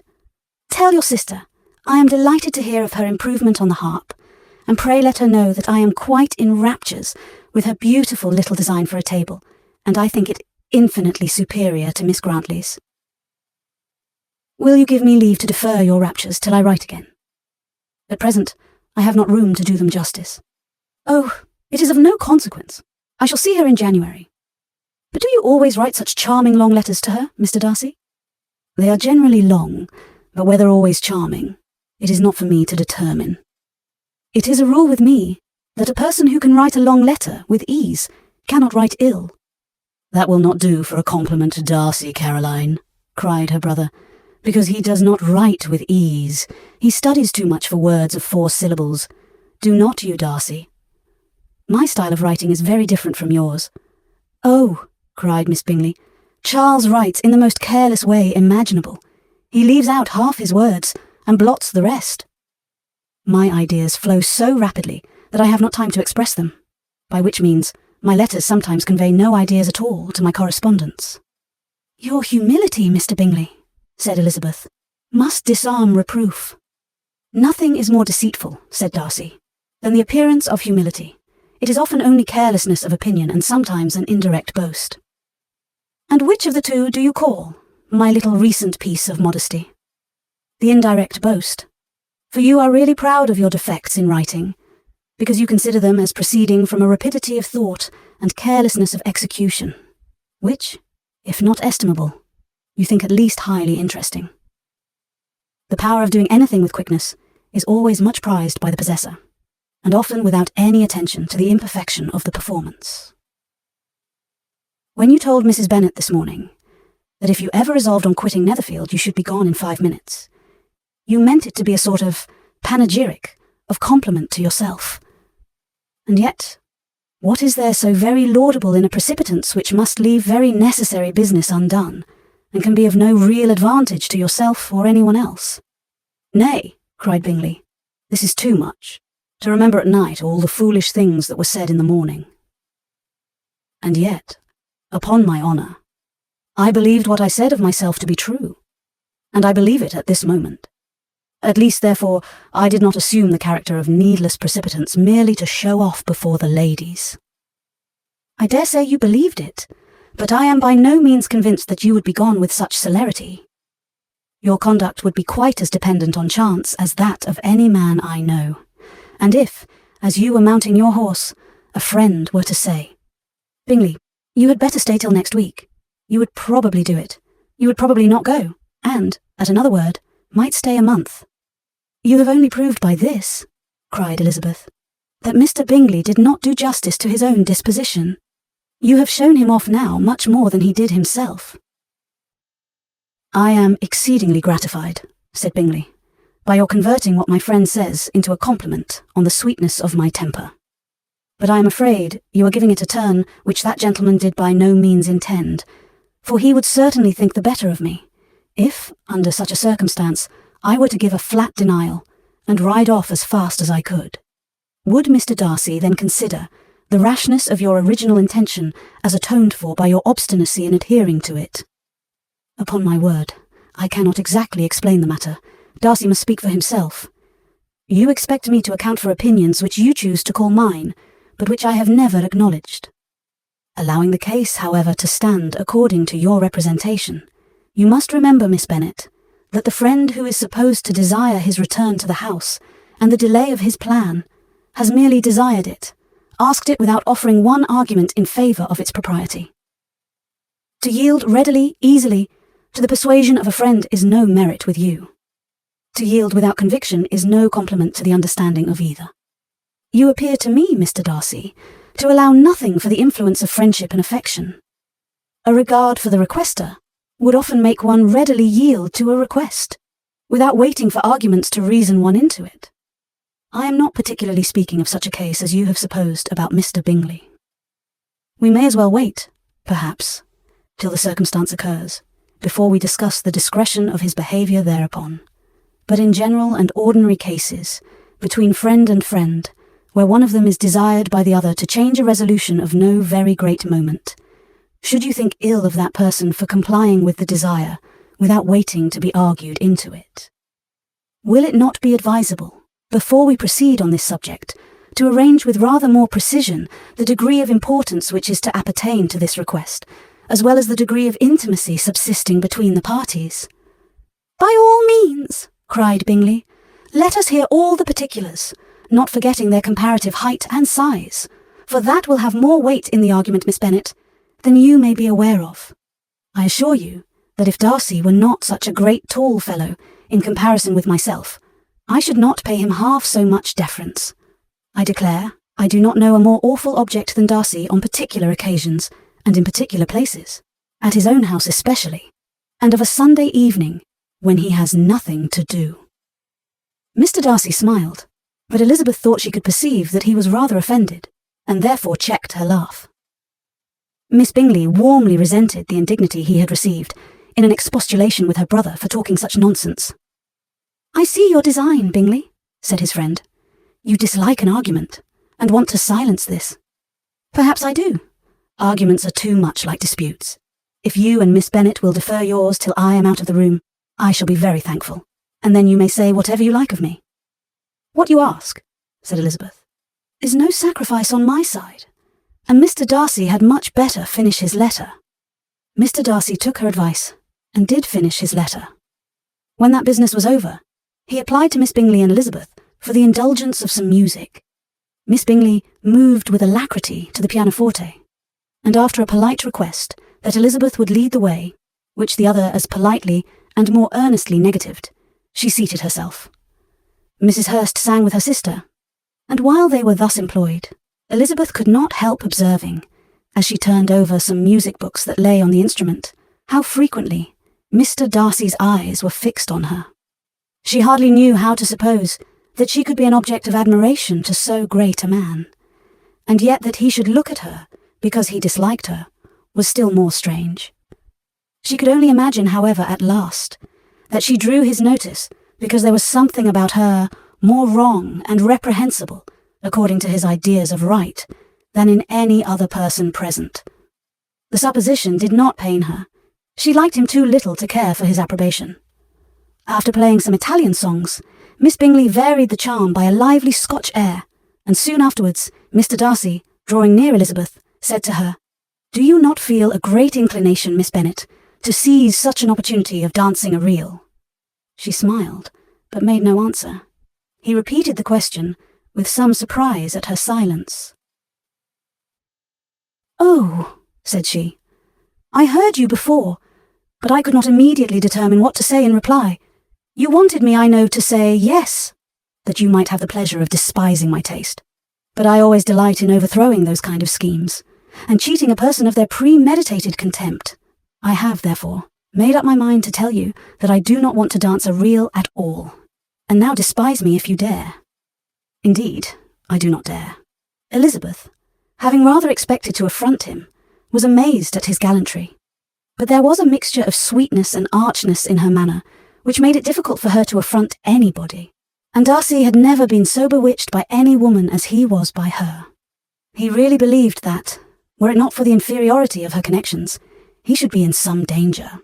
Miss Bingley saw, or suspected, enough to be jealous, and her great anxiety for the recovery of her dear friend Jane received some assistance from her desire of getting rid of Elizabeth. She often tried to provoke Darcy into disliking her guest by talking of their supposed marriage and planning his happiness in such an alliance. "I hope," said she, as they were walking together in the shrubbery the next day, "you will give your mother-in-law a few hints, when this desirable event takes place, as to the advantage of holding her tongue, and if you can compass it, to cure the younger girls of running after the officers. And, if I may mention so delicate a subject, endeavour to check that little something, bordering on conceit and impertinence, which your lady possesses. Have you anything else to propose for my domestic felicity? Oh yes, do let the portraits of your uncle and Aunt Phillips be placed in the gallery at Pemberley. Put them next to your great-uncle the judge. They are in the same profession, you know, only in different lines. As for your Elizabeth's picture, you must not attempt to have it taken, for what painter could do justice to those beautiful eyes? It would not be easy indeed to catch their expression, but their colour and shape and the eyelashes, so remarkably fine, might be copied. At that moment, they were met from another walk by Mrs. Hurst and Elizabeth herself. "I did not know that you intended to walk," said Miss Bingley, in some confusion, lest they had been overheard. "You used us abominably ill," answered Mrs. Hurst, "running away without telling us that you were coming out." Then, taking the disengaged arm of Mr. Darcy, she left Elizabeth to walk by herself. The path just admitted 3. Mr. Darcy felt their rudeness and immediately said, "This walk is not wide enough for our party. We had better go into the avenue." But Elizabeth, who had not the least inclination to remain with them, laughingly answered, "No, no, stay where you are. You are charmingly grouped, and appear to uncommon advantage. The picturesque would be spoilt by admitting a fourth. Goodbye." She then ran gaily off, rejoicing as she rambled about, in the hope of being at home again in a day or two. Jane was already so much recovered as to intend leaving her room for a couple of hours that evening. Chapter 11. When the ladies removed after dinner, Elizabeth ran up to her sister, and seeing her well guarded from cold, attended her into the drawing-room, where she was welcomed by her two friends with many professions of pleasure, and Elizabeth had never seen them so agreeable as they were during the hour which passed before the gentlemen appeared. Their powers of conversation were considerable. They could describe an entertainment with accuracy, relate an anecdote with humour, and laugh at their acquaintance with spirit. But when the gentlemen entered, Jane was no longer the first object. Miss Bingley's eyes were instantly turned towards Darcy, and she had something to say to him before he had advanced many steps. He addressed himself directly to Miss Bennet, with a polite congratulation. Mr. Hurst also made her a slight bow, and said he was very glad. But diffuseness and warmth remained for Bingley's salutation. He was full of joy and attention. The first half-hour was spent in piling up the fire, lest she should suffer from the change of room, and she removed, at his desire, to the other side of the fireplace, that she might be farther from the door. He then sat down by her, and talked scarcely to anyone else. Elizabeth, at work in the opposite corner, saw it all with great delight. When tea was over, Mr. Hurst reminded his sister-in-law of the card-table, but in vain. She had obtained private intelligence that Mr. Darcy did not wish for cards, and Mr. Hurst soon found even his open petition rejected. She assured him that no one intended to play, and the silence of the whole party on the subject seemed to justify her. Mr. Hurst had, therefore, nothing to do but to stretch himself on one of the sofas and go to sleep. Darcy took up a book. Miss Bingley did the same, and Mrs. Hurst, principally occupied in playing with her bracelets and rings, joined now and then in her brother's conversation with Miss Bennet. Miss Bingley's attention was quite as much engaged in watching Mr. Darcy's progress through his book as in reading her own, and she was perpetually either making some inquiry or looking at his page. She could not win him, however, to any conversation. He merely answered her question and read on. At length, quite exhausted by the attempt to be amused with her own book, which she had only chosen because it was the second volume of his, she gave a great yawn and said, "How pleasant it is to spend an evening in this way. I declare, after all, there is no enjoyment like reading. How much sooner one tires of anything than of a book. When I have a house of my own, I shall be miserable if I have not an excellent library." No one made any reply. She then yawned again, threw aside her book, and cast her eyes round the room in quest of some amusement, when, hearing her brother mentioning a ball to Miss Bennet, she turned suddenly towards him and said, "By the by, Charles, are you really serious in meditating a dance at Netherfield? I would advise you, before you determine on it, to consult the wishes of the present party. I am much mistaken if there are not some among us to whom a ball would be rather a punishment than a pleasure." "If you mean Darcy," cried her brother, "he may go to bed, if he chooses, before it begins. But as for the ball, it is quite a settled thing, and as soon as Nichols has made white soup enough, I shall send round my cards. I should like balls infinitely better," she replied, "if they were carried on in a different manner. But there is something insufferably tedious in the usual process of such a meeting. It would surely be much more rational if conversation instead of dancing made the order of the day. Much more rational, my dear Caroline, I dare say, but it would not be near so much like a ball." Miss Bingley made no answer, and soon afterwards got up and walked about the room. Her figure was elegant, and she walked well, but Darcy, at whom it was all aimed, was still inflexibly studious. In the desperation of her feelings, she resolved on one effort more, and turning to Elizabeth said, "Miss Eliza Bennet, let me persuade you to follow my example and take a turn about the room. I assure you, it is very refreshing after sitting so long in one attitude."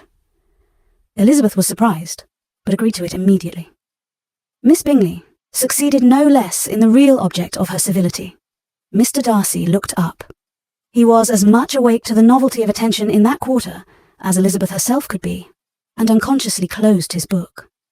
He was directly invited to join their party, but he declined it, observing that he could imagine but two motives for their choosing to walk up and down the room together, with either of which motives his joining them would interfere. What could he mean? She was dying to know what could be his meaning, and asked Elizabeth whether she could at all understand him. "Not at all," was her answer, "but, depend upon it, he means to be severe on us, and our surest way of disappointing him will be to ask nothing about it." Miss Bingley, however, was incapable of disappointing Mr. Darcy in anything, and persevered, therefore, in requiring an explanation of his two motives. "I have not the smallest objection to explaining them," said he, as soon as she allowed him to speak. "You either choose this method of passing the evening because you are in each other's confidence, and have secret affairs to discuss, or because you are conscious that your figures appear to the greatest advantage in walking. If the first, I should be completely in your way, and if the second, I can admire you much better as I sit by the fire." "Oh, shocking!" cried Miss Bingley. "I never heard anything so abominable. How shall we punish him for such a speech?" "Nothing so easy, if you have but the inclination," said Elizabeth. "We can all plague and punish one another, tease him, laugh at him. Intimate as you are, you must know how it is to be done. But upon my honour I do not. I do assure you that my intimacy has not yet taught me that. Tease calmness of temper and presence of mind. No, I feel he may defy us there. And as to laughter, we will not expose ourselves, if you please, by attempting to laugh without a subject.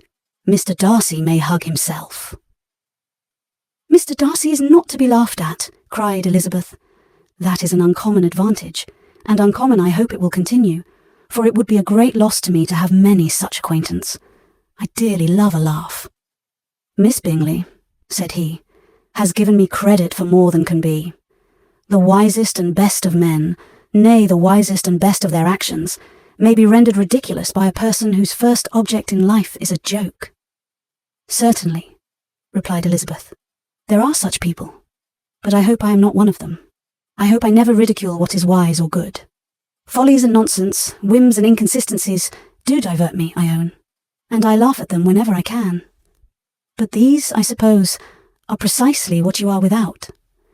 Perhaps that is not possible for anyone, but it has been the study of my life to avoid those weaknesses which often expose a strong understanding to ridicule, such as vanity and pride. Yes, vanity is a weakness indeed, but pride, where there is a real superiority of mind, pride will be always under good regulation." Elizabeth turned away to hide a smile. "Your examination of Mr. Darcy is over, I presume," said Miss Bingley. "And pray, what is the result?" "I am perfectly convinced by it that Mr. Darcy has no defect. He owns it himself without disguise." "No," said Darcy, "I have made no such pretension. I have faults enough, but they are not, I hope, of understanding. My temper I dare not vouch for. It is, I believe, too little yielding, certainly too little for the convenience of the world. I cannot forget the follies and vices of others so soon as I ought, nor their offences against myself. My feelings are not puffed about with every attempt to move them. My temper would perhaps be called resentful. My good opinion once lost is lost forever." "That is a failing indeed," cried Elizabeth.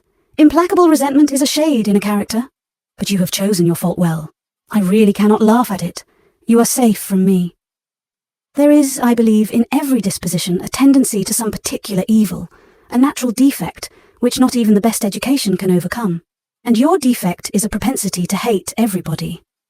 And yours," he replied with a smile, "is wilfully to misunderstand them." "Do let us have a little music," cried Miss Bingley, tired of a conversation in which she had no share. "Louisa, you will not mind my waking Mr. Hurst." Her sister made not the smallest objection, and the pianoforte was opened, and Darcy, after a few moments' recollection, was not sorry for it. He began to feel the danger of paying Elizabeth too much attention. Chapter 12. In consequence of an agreement between the sisters, Elizabeth wrote the next morning to her mother to beg that the carriage might be sent for them in the course of the day. But Mrs. Bennet, who had calculated on her daughters remaining at Netherfield till the following Tuesday, which would exactly finish Jane's week, could not bring herself to receive them with pleasure before. Her answer, therefore, was not propitious, at least not to Elizabeth's wishes, for she was impatient to get home. Mrs. Bennet sent them word that they could not possibly have the carriage before Tuesday, and in her postscript it was added that if Mr. Bingley and his sister pressed them to stay longer, she could spare them very well. Against staying longer, however, Elizabeth was positively resolved, nor did she much expect it would be asked, and fearful, on the contrary, of being considered as intruding themselves needlessly long, she urged Jane to borrow Mr. Bingley's carriage immediately, and at length it was settled that their original design of leaving Netherfield that morning should be mentioned, and the request made. The communication excited many professions of concern, and enough was said of wishing them to stay at least till the following day to work on Jane. Until the morrow, their going was deferred. Miss Bingley was then sorry that she had proposed the delay, for her jealousy and dislike of one sister much exceeded her affection for the other. The master of the house heard with real sorrow that they were to go so soon, and repeatedly tried to persuade Miss Bennet that it would not be safe for her, that she was not enough recovered. But Jane was firm, where she felt herself to be right. To Mr. Darcy, it was welcome intelligence. Elizabeth had been at Netherfield long enough. She attracted him more than he liked, and Miss Bingley was uncivil to her, and more teasing than usual to himself. He wisely resolved to be particularly careful that no sign of admiration should now escape him, nothing that could elevate her with the hope of influencing his felicity. Sensible that, if such an idea had been suggested, his behaviour during the last day must have material weight in confirming or crushing it. Steady to his purpose, he scarcely spoke 10 words to her through the whole of Saturday, and though they were at one time left by themselves for half an hour, he adhered most conscientiously to his book, and would not even look at her. On Sunday, after morning service, the separation, so agreeable to almost all, took place. Miss Bingley's civility to Elizabeth increased at last very rapidly, as well as her affection for Jane, and when they parted, after assuring the latter of the pleasure it would always give her to see her either at Longbourn or Netherfield, and embracing her most tenderly, she even shook hands with the former. Elizabeth took leave of the whole party in the liveliest spirits. They were not welcomed home very cordially by their mother. Mrs. Bennet wondered at their coming, and thought them very wrong to give so much trouble, and was sure Jane would have caught cold again. But their father, though very laconic in his expressions of pleasure, was really glad to see them. He had felt their importance in the family circle. The evening conversation, when they were all assembled, had lost much of its animation, and almost all its sense, by the absence of Jane and Elizabeth. They found Mary, as usual, deep in the study of thorough base and human nature, and had some new extracts to admire, and some new observations of threadbare morality to listen to. Catherine and Lydia had information for them of a different sort. Much had been done, and much had been said in the regiment since the preceding Wednesday. Several of the officers had dined lately with their uncle.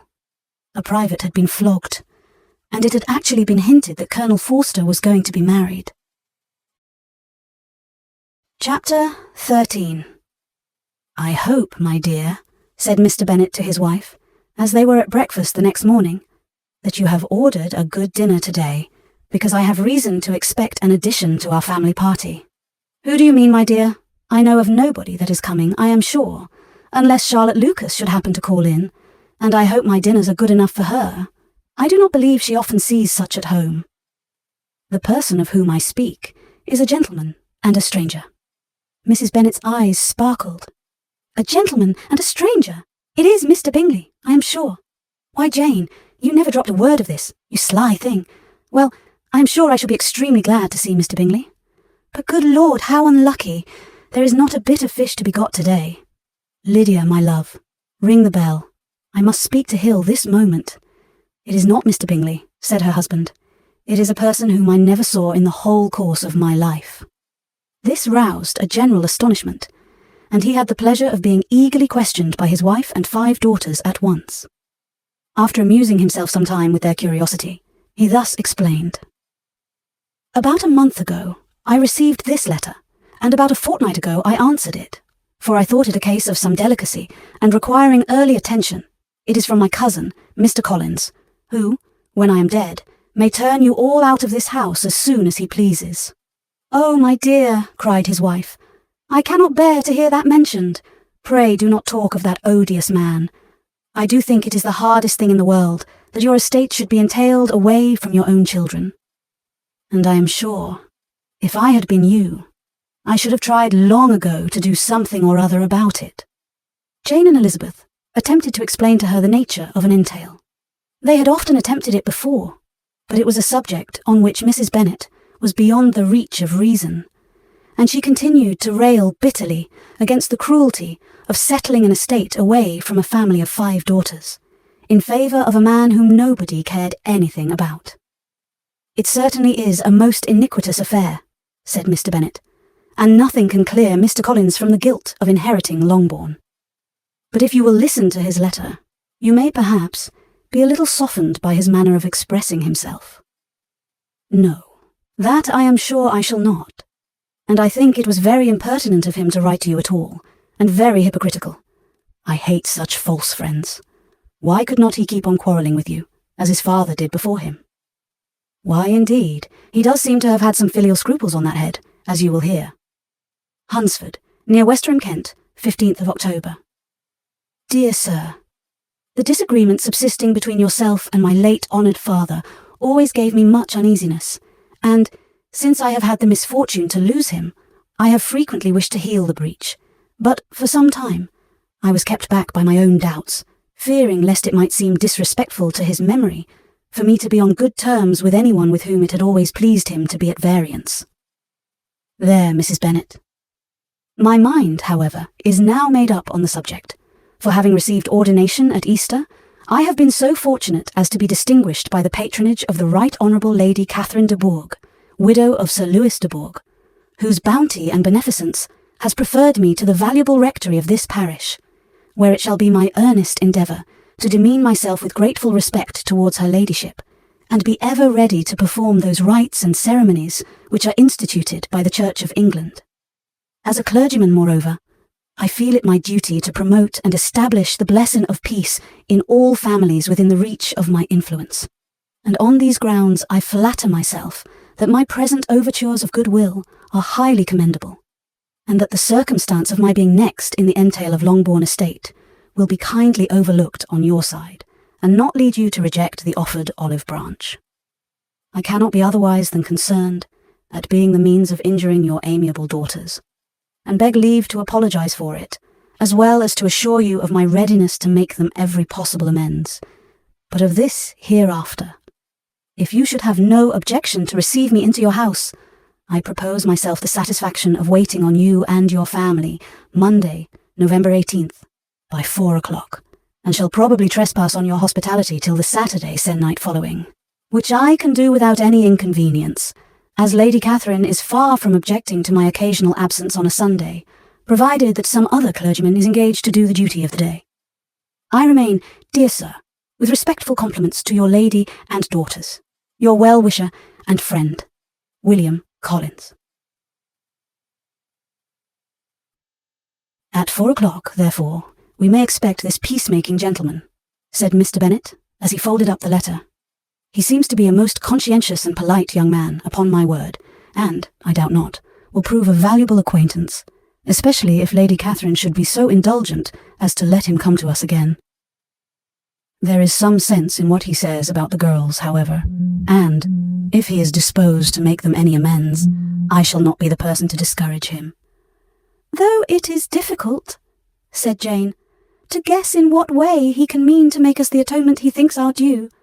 The wish is certainly to his credit.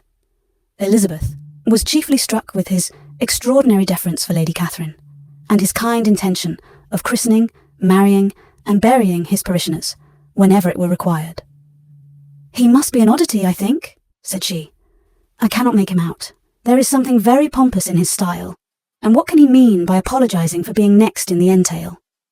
We cannot suppose he would help it, if he could. Can he be a sensible man, sir? No, my dear, I think not. I have great hopes of finding him quite the reverse. There is a mixture of civility and self-importance in his letter which promises well. I am impatient to see him. In point of composition, said Mary, his letter does not seem defective. The idea of the olive branch perhaps is not wholly new, yet I think it is well expressed. To Catherine and Lydia, neither the letter nor its writer were in any degree interesting. It was next to impossible that their cousin should come in a scarlet coat, and it was now some weeks since they had received pleasure from the society of a man in any other colour. As for their mother, Mr. Collins's letter had done away much of her ill will, and she was preparing to see him with a degree of composure which astonished her husband and daughters. Mr. Collins was punctual to his time, and was received with great politeness by the whole family. Mr. Bennet indeed said little, but the ladies were ready enough to talk, and Mr. Collins seemed neither in need of encouragement nor inclined to be silent himself. He was a tall, heavy-looking young man of 25. His air was grave and stately, and his manners were very formal. He had not been long seated before he complimented Mrs. Bennet on having so fine a family of daughters, said he had heard much of their beauty, but that, in this instance, fame had fallen short of the truth, and added that he did not doubt her seeing them all in due time well disposed of in marriage. This gallantry was not much to the taste of some of his hearers, but Mrs. Bennet, who quarrelled with no compliments, answered most readily. You are very kind, sir, I am sure, and I wish with all my heart it may prove so, for else they will be destitute enough. Things are settled so oddly. You allude, perhaps, to the entail of this estate. Ah, sir, I do indeed. It is a grievous affair to my poor girls, you must confess. Not that I mean to find fault with you, for such things, I know, are all chance in this world. There is no knowing how estates will go when once they come to be entailed. I am very sensible, madam, of the hardship to my fair cousins, and could say much on the subject, but that I am cautious of appearing forward and precipitate. But I can assure the young ladies that I come prepared to admire them. At present, I will not say more. But perhaps, when we are better acquainted. He was interrupted by a summons to dinner, and the girls smiled on each other. They were not the only objects of Mr. Collins's admiration. The hall, the dining room, and all its furniture were examined and praised, and his commendation of everything would have touched Mrs. Bennet's heart, but for the mortifying supposition of his viewing it all as his own future property. The dinner, too, in its turn, was highly admired, and he begged to know to which of his fair cousins the excellence of its cookery was owing. But here he was set right by Mrs. Bennet, who assured him, with some asperity, that they were very well able to keep a good cook, and that her daughters had nothing to do in the kitchen. He begged pardon for having displeased her. In a softened tone she declared herself not at all offended, but he continued to apologise for about a quarter of an hour. Chapter 14. During dinner, Mr. Bennet scarcely spoke at all, but when the servants were withdrawn, he thought it time to have some conversation with his guest, and therefore started a subject in which he expected him to shine by observing that he seemed very fortunate in his patroness. Lady Catherine de Bourgh's attention to his wishes and consideration for his comfort appeared very remarkable. Mr. Bennet could not have chosen better. Mr. Collins was eloquent in her praise. The subject elevated him to more than usual solemnity of manner, and with a most important aspect, he protested that he had never in his life witnessed such behaviour in a person of rank, such affability and condescension, as he had himself experienced from Lady Catherine. She had been graciously pleased to approve of both the discourses, which he had already had the honour of preaching before her. She had also asked him twice to dine at Rosings, and had sent for him only the Saturday before, to make up her pool of quadrille in the evening. Lady Catherine was reckoned proud by many people he knew, but he had never seen anything but affability in her. She had always spoken to him as she would to any other gentleman. She made not the smallest objection to his joining in the society of the neighbourhood, nor to his leaving his parish occasionally for a week or two to visit his relations. She had even condescended to advise him to marry as soon as he could, provided he chose with discretion, and had once paid him a visit in his humble parsonage, where she had perfectly approved all the alterations he had been making, and had even vouchsafed to suggest some herself, some shelves in the closets upstairs. "That is all very proper and civil, I am sure," said Mrs. Bennet, "and I dare say she is a very agreeable woman. It is a pity that great ladies in general are not more like her. Does she live near you, sir? The garden in which stands my humble abode is separated only by a lane from Rosings Park, her ladyship's residence.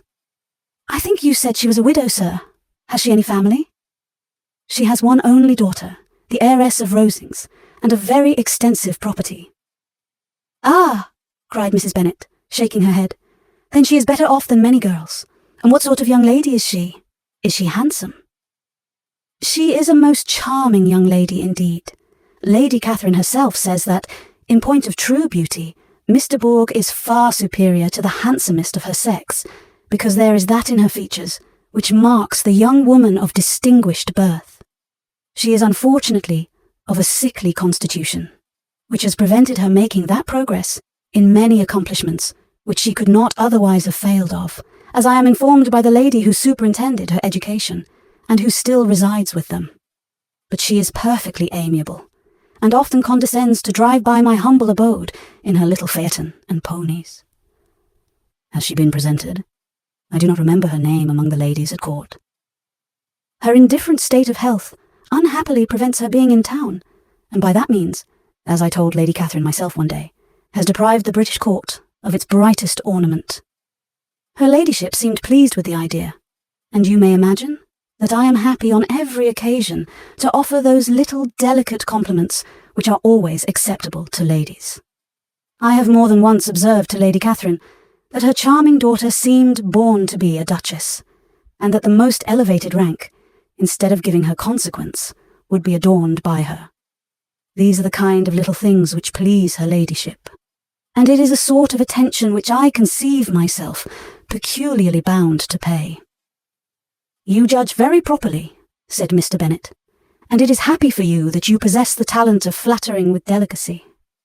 May I ask whether these pleasing attentions proceed from the impulse of the moment, or are the result of previous study?" "They arise chiefly from what is passing at the time, and though I sometimes amuse myself with suggesting and arranging such little elegant compliments as may be adapted to ordinary occasions, I always wish to give them as unstudied an air as possible." Mr. Bennet's expectations were fully answered. His cousin was as absurd as he had hoped, and he listened to him with the keenest enjoyment, maintaining at the same time the most resolute composure of countenance, and, except in an occasional glance at Elizabeth, requiring no partner in his pleasure. By tea-time, however, the dose had been enough, and Mr. Bennet was glad to take his guest into the drawing-room again, and when tea was over, glad to invite him to read aloud to the ladies. Mr. Collins readily assented, and a book was produced, but on beholding it, for everything announced it to be from a circulating library, he started back, and, begging pardon, protested that he never read novels. Kitty stared at him, and Lydia exclaimed. Other books were produced, and after some deliberation he chose Fordyce's Sermons. Lydia gaped as he opened the volume, and before he had, with very monotonous solemnity, read 3 pages, she interrupted him with, "Do you know, Mamma, that my Uncle Phillips talks of turning away Richard, and if he does, Colonel Forster will hire him. My aunt told me so herself on Saturday.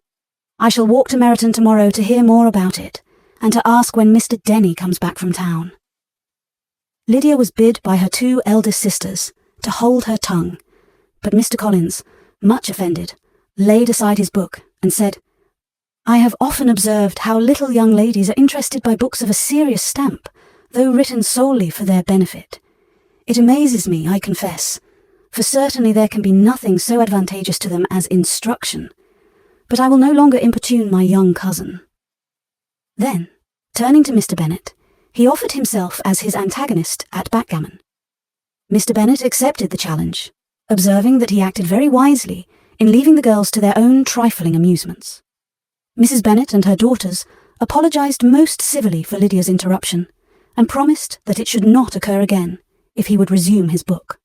But Mr. Collins, after assuring them that he bore his young cousin no ill will and should never resent her behaviour as any affront, seated himself at another table with Mr. Bennet and prepared for backgammon. Chapter 15. Mr. Collins was not a sensible man, and the deficiency of nature had been but little assisted by education or society, the greatest part of his life having been spent under the guidance of an illiterate and miserly father. And though he belonged to one of the universities, he had merely kept the necessary terms without forming at it any useful acquaintance. The subjection in which his father had brought him up had given him originally great humility of manner, but it was now a good deal counteracted by the self-conceit of a weak head, living in retirement, and the consequential feelings of early and unexpected prosperity. A fortunate chance had recommended him to Lady Catherine de Bourgh, when the living of Hunsford was vacant, and the respect which he felt for her high rank, and his veneration for her as his patroness, mingling with a very good opinion of himself, of his authority as a clergyman, and his right as a rector, made him altogether a mixture of pride and obsequiousness, self-importance and humility. Having now a good house and a very sufficient income, he intended to marry, and in seeking a reconciliation with the Longbourn family he had a wife in view, as he meant to choose one of the daughters, if he found them as handsome and amiable as they were represented by common report. This was his plan of amends, of atonement, for inheriting their father's estate, and he thought it an excellent one, full of eligibility and suitableness, and excessively generous and disinterested on his own part. His plan did not vary on seeing them. Miss Bennet's lovely face confirmed his views, and established all his strictest notions of what was due to seniority, and for the first evening she was his settled choice. The next morning, however, made an alteration, for in a quarter of an hour's tête-à-tête with Mrs. Bennet before breakfast, a conversation beginning with his parsonage house, and leading naturally to the avowal of his hopes, that a mistress for it might be found at Longbourn, produced from her, amid very complacent smiles and general encouragement, a caution against the very Jane he had fixed on. As to her younger daughters, she could not take upon her to say, she could not positively answer, but she did not know of any prepossession. Her eldest daughter she must just mention. She felt it incumbent on her to hint, was likely to be very soon engaged. Mr. Collins had only to change from Jane to Elizabeth, and it was soon done while Mrs. Bennet was stirring the fire. Elizabeth, equally next to Jane in birth and beauty, succeeded her, of course. Mrs. Bennet treasured up the hint, and trusted that she might soon have 2 daughters married, and the man whom she could not bear to speak of the day before was now high in her good graces. Lydia's intention of walking to Meryton was not forgotten. Every sister except Mary agreed to go with her, and Mr. Collins was to attend them, at the request of Mr. Bennet, who was most anxious to get rid of him and have his library to himself. For thither Mr. Collins had followed him after breakfast, and there he would continue, nominally engaged with one of the largest folios in the collection, but really talking to Mr. Bennet, with little cessation, of his house and garden at Hunsford. Such doings discomposed Mr. Bennet exceedingly. In his library he had been always sure of leisure and tranquillity, and though prepared, as he told Elizabeth, to meet with folly and conceit in every other room in the house, he was used to be free from them there. His civility, therefore, was most prompt in inviting Mr. Collins to join his daughters in their walk, and Mr. Collins, being in fact much better fitted for a walker than a reader, was extremely well pleased to close his large book and go. In pompous nothings on his side, and civil assents on that of his cousins, their time passed till they entered Meryton. The attention of the younger ones was then no longer to be gained by him. Their eyes were immediately wandering up the street in quest of the officers, and nothing less than a very smart bonnet, indeed, or a really new muslin in a shop window, could recall them. But the attention of every lady was soon caught by a young man whom they had never seen before, of most gentlemanlike appearance, walking with an officer on the other side of the way. The officer was the very Mr. Denny concerning whose return from London Lydia came to inquire, and he bowed as they passed. All were struck with the stranger's air. All wondered who he could be, and Kitty and Lydia, determined if possible to find out, led the way across the street, under pretense of wanting something in an opposite shop, and fortunately had just gained the pavement when the two gentlemen, turning back, had reached the same spot. Mr. Denny addressed them directly, and entreated permission to introduce his friend, Mr. Wickham, who had returned with him the day before from town, and, he was happy to say, had accepted a commission in their corps. This was exactly as it should be, for the young man wanted only regimentals to make him completely charming. His appearance was greatly in his favour. He had all the best parts of beauty, a fine countenance, a good figure, and very pleasing address. The introduction was followed up on his side by a happy readiness of conversation, a readiness at the same time perfectly correct and unassuming, and the whole party were still standing and talking together very agreeably, when the sound of horses drew their notice, and Darcy and Bingley were seen riding down the street. On distinguishing the ladies of the group, the two gentlemen came directly towards them, and began the usual civilities. Bingley was the principal spokesman, and Miss Bennet the principal object. He was then, he said, on his way to Longbourn on purpose to inquire after her. Mr. Darcy corroborated it with a bow, and was beginning to determine not to fix his eyes on Elizabeth, when they were suddenly arrested by the sight of the stranger, and Elizabeth, happening to see the countenance of both as they looked at each other, was all astonishment at the effect of the meeting. Both changed colour. One looked white, the other red. Mr. Wickham, after a few moments, touched his hat, a salutation which Mr. Darcy just deigned to return. What could be the meaning of it? It was impossible to imagine. It was impossible not to long to know. In another minute, Mr. Bingley, but without seeming to have noticed what passed, took leave and rode on with his friend.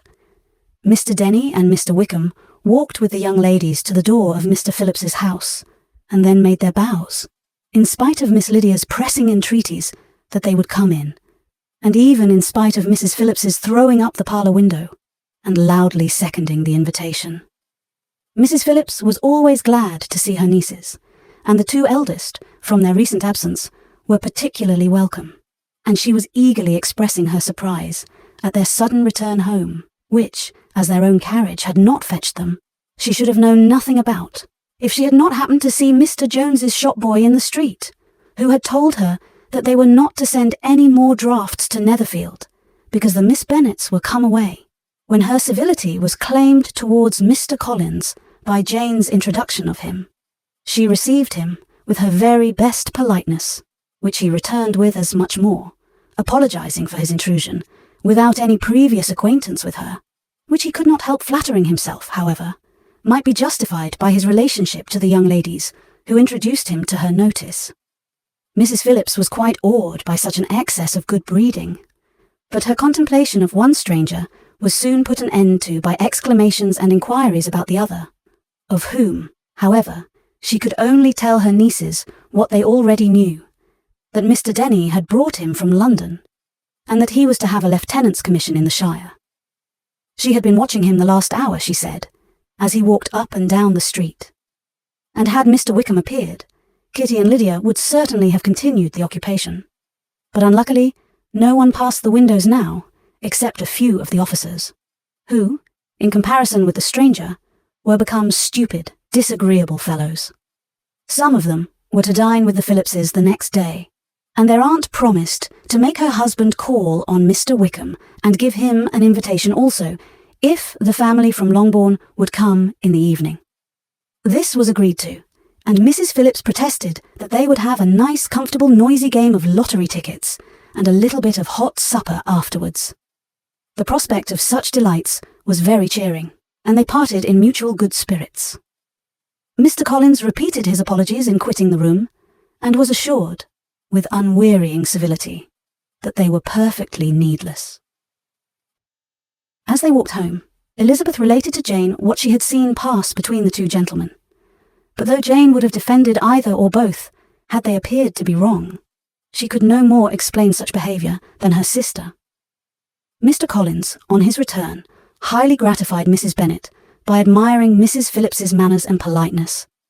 He protested that, except Lady Catherine and her daughter, he had never seen a more elegant woman, for she had not only received him with the utmost civility, but had even pointedly included him in her invitation for the next evening, although utterly unknown to her before. Something, he supposed, might be attributed to his connection with them, but yet he had never met with so much attention in the whole course of his life. Chapter 16. As no objection was made to the young people's engagement with their aunt, and all Mr. Collins's scruples of leaving Mr. and Mrs. Bennet for a single evening during his visit were most steadily resisted, the coach conveyed him and his 5 cousins at a suitable hour to Meryton, and the girls had the pleasure of hearing, as they entered the drawing-room, that Mr. Wickham had accepted their uncle's invitation, and was then in the house. When this information was given, and they had all taken their seats, Mr. Collins was at leisure to look around him and admire, and he was so much struck with the size and furniture of the apartment that he declared he might almost have supposed himself in the small summer breakfast parlour at Rosings, a comparison that did not at first convey much gratification. But when Mrs. Phillips understood from him what Rosings was, and who was its proprietor, when she had listened to the description of only one of Lady Catherine's drawing-rooms, and found that the chimney-piece alone had cost £800, she felt all the force of the compliment, and would hardly have resented a comparison with the housekeeper's room. In describing to her all the grandeur of Lady Catherine and her mansion, with occasional digressions in praise of his own humble abode, and the improvements it was receiving, he was happily employed until the gentlemen joined them, and he found in Mrs. Phillips a very attentive listener, whose opinion of his consequence increased with what she heard, and who was resolving to retail it all among her neighbours as soon as she could. To the girls, who could not listen to their cousin, and who had nothing to do but to wish for an instrument, and examine their own indifferent imitations of china on the mantelpiece, the interval of waiting appeared very long. It was over at last, however. The gentleman did approach, and when Mr. Wickham walked into the room, Elizabeth felt that she had neither been seeing him before, nor thinking of him since, with the smallest degree of unreasonable admiration. The officers of the shire were in general a very creditable, gentlemanlike set, and the best of them were of the present party. But Mr. Wickham was as far beyond them all in person, countenance, air, and walk, as they were superior to the broad-faced, stuffy Uncle Phillips, breathing port wine, who followed them into the room. Mr. Wickham was the happy man towards whom almost every female eye was turned, and Elizabeth was the happy woman by whom he finally seated himself, and the agreeable manner in which he immediately fell into conversation, though it was only on its being a wet night, and on the probability of a rainy season, made her feel that the commonest, dullest, most threadbare topic might be rendered interesting by the skill of the speaker. With such rivals for the notice of the fair as Mr. Wickham and the officers, Mr. Collins seemed to sink into insignificance. To the young ladies, he certainly was nothing, but he had still, at intervals, a kind listener in Mrs. Phillips, and was, by her watchfulness, most abundantly supplied with coffee and muffin. When the card tables were placed, he had an opportunity of obliging her, in return, by sitting down to whist. "I know little of the game at present," said he, "but I shall be glad to improve myself, for in my situation of life." Mrs. Phillips was very thankful for his compliance, but could not wait for his reason. Mr. Wickham did not play at whist, and with ready delight was he received at the other table between Elizabeth and Lydia. At first, there seemed danger of Lydia's engrossing him entirely, for she was a most determined talker. But being likewise extremely fond of lottery tickets, she soon grew too much interested in the game, too eager in making bets and exclaiming after prizes, to have attention for anyone in particular. Allowing for the common demands of the game, Mr. Wickham was therefore at leisure to talk to Elizabeth, and she was very willing to hear him, though what she chiefly wished to hear she could not hope to be told, the history of his acquaintance with Mr. Darcy. She dared not even mention that gentleman. Her curiosity, however, was unexpectedly relieved. Mr. Wickham began the subject himself. He inquired how far Netherfield was from Meryton, and, after receiving her answer, asked in a hesitating manner how long Mr. Darcy had been staying there. "About a month," said Elizabeth, and then, unwilling to let the subject drop, added, "He is a man of very large property in Derbyshire, I understand." "Yes," replied Wickham. "His estate there is a noble one, a clear 10,000 per annum. You could not have met with a person more capable of giving you certain information on that head than myself, for I have been connected with his family in a particular manner from my infancy." Elizabeth could not but look surprised. "You may well be surprised, Miss Bennet, at such an assertion, after seeing, as you probably might, the very cold manner of our meeting yesterday. Are you much acquainted with Mr. Darcy?" "As much as I ever wished to be," cried Elizabeth warmly. "I have spent 4 days in the same house with him, and I think him very disagreeable." "I have no right to give my opinion," said Wickham. "As to his being agreeable or otherwise, I am not qualified to form one. I have known him too long and too well to be a fair judge. It is impossible for me to be impartial. But I believe your opinion of him would in general astonish, and perhaps you would not express it quite so strongly anywhere else. Here you are in your own family. Upon my word, I say no more here than I might say in any house in the neighbourhood, except Netherfield. He is not at all liked in Hertfordshire. Everybody is disgusted with his pride. You will not find him more favourably spoken of by anyone." "I cannot pretend to be sorry," said Wickham, after a short interruption, "that he or that any man should not be estimated beyond their deserts. But with him I believe it does not often happen. The world is blinded by his fortune and consequence, or frightened by his high and imposing manners, and sees him only as he chooses to be seen. I should take him, even on my slight acquaintance, to be an ill-tempered man." Wickham only shook his head. "I wonder," said he, at the next opportunity of speaking, "whether he is likely to be in this country much longer. I do not at all know, but I heard nothing of his going away when I was at Netherfield. I hope your plans in favour of the Shire will not be affected by his being in the neighbourhood." "Oh no, it is not for me to be driven away by Mr. Darcy. If he wishes to avoid seeing me, he must go. We are not on friendly terms, and it always gives me pain to meet him. But I have no reason for avoiding him, but what I might proclaim to all the world, a sense of very great ill-usage and most painful regrets at his being what he is.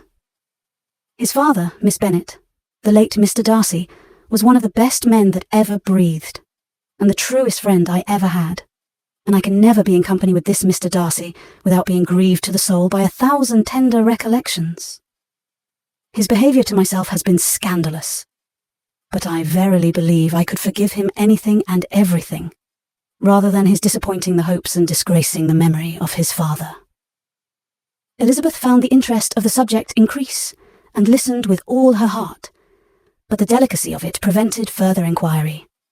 Mr. Wickham began to speak on more general topics, Meryton, the neighbourhood, the society, appearing highly pleased with all that he had yet seen, and speaking of the latter, especially, with gentle but very intelligible gallantry.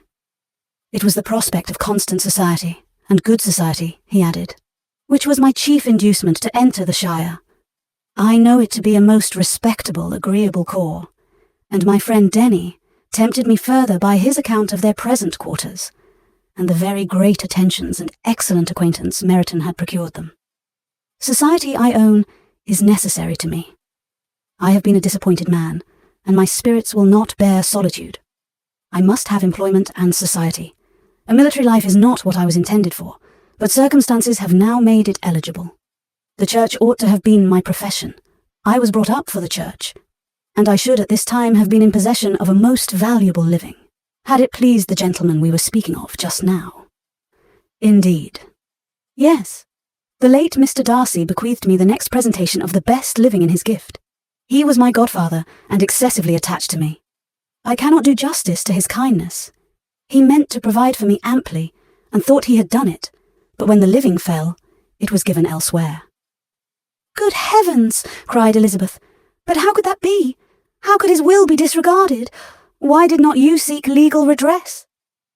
There was just such an informality in the terms of the bequest as to give me no hope from law. A man of honour could not have doubted the intention, but Mr. Darcy chose to doubt it, or to treat it as a merely conditional recommendation, and to assert that I had forfeited all claim to it by extravagance, imprudence, in short, anything or nothing. Certain it is that the living became vacant 2 years ago, exactly as I was of an age to hold it, and that it was given to another man. And no less certain is it that I cannot accuse myself of having really done anything to deserve to lose it. I have a warm, unguarded temper, and I may perhaps have sometimes spoken my opinion of him, and to him too freely. I can recall nothing worse. But the fact is that we are very different sort of men, and that he hates me. This is quite shocking. He deserves to be publicly disgraced. Some time or other he will be, but it shall not be by me. Till I can forget his father, I can never defy or expose him. Elizabeth honoured him for such feelings, and thought him handsomer than ever as he expressed them. But what, said she after a pause, can have been his motive? What can have induced him to behave so cruelly? A thorough, determined dislike of me, a dislike which I cannot but attribute in some measure to jealousy. Had the late Mr. Darcy liked me less, his son might have borne with me better, but his father's uncommon attachment to me irritated him, I believe, very early in life.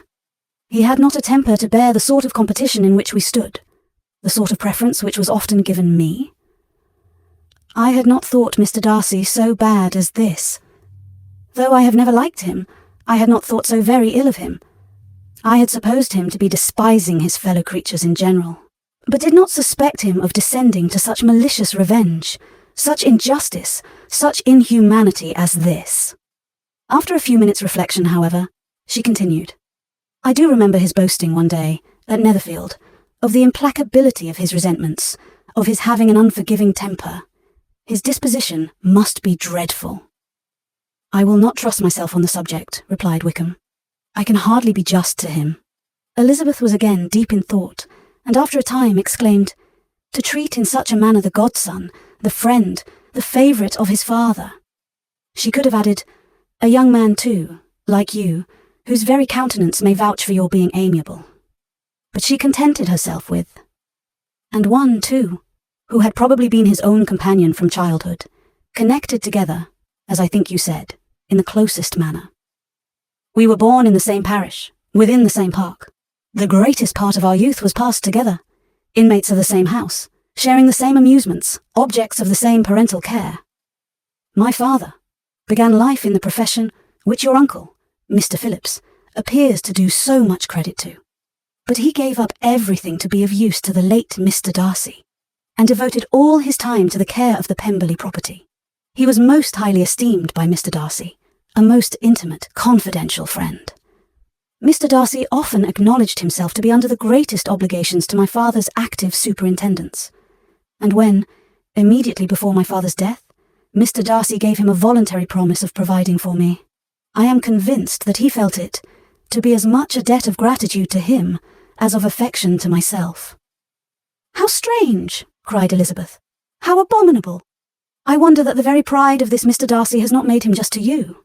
If from no better motive, that he should not have been too proud to be dishonest, for dishonesty I must call it. It is wonderful, replied Wickham, for almost all his actions may be traced to pride, and pride has often been his best friend. It has connected him nearer with virtue than any other feeling. But we are none of us consistent, and in his behaviour to me there were stronger impulses even than pride. Can such abominable pride as his have ever done him good? Yes, it has often led him to be liberal and generous, to give his money freely, to display hospitality, to assist his tenants and relieve the poor. Family pride and filial pride, for he is very proud of what his father was, have done this. Not to appear to disgrace his family, to degenerate from the popular qualities, or lose the influence of the Pemberley house, is a powerful motive. He has also brotherly pride, which, with some brotherly affection, makes him a very kind and careful guardian of his sister, and you will hear him generally cried up as the most attentive and best of brothers.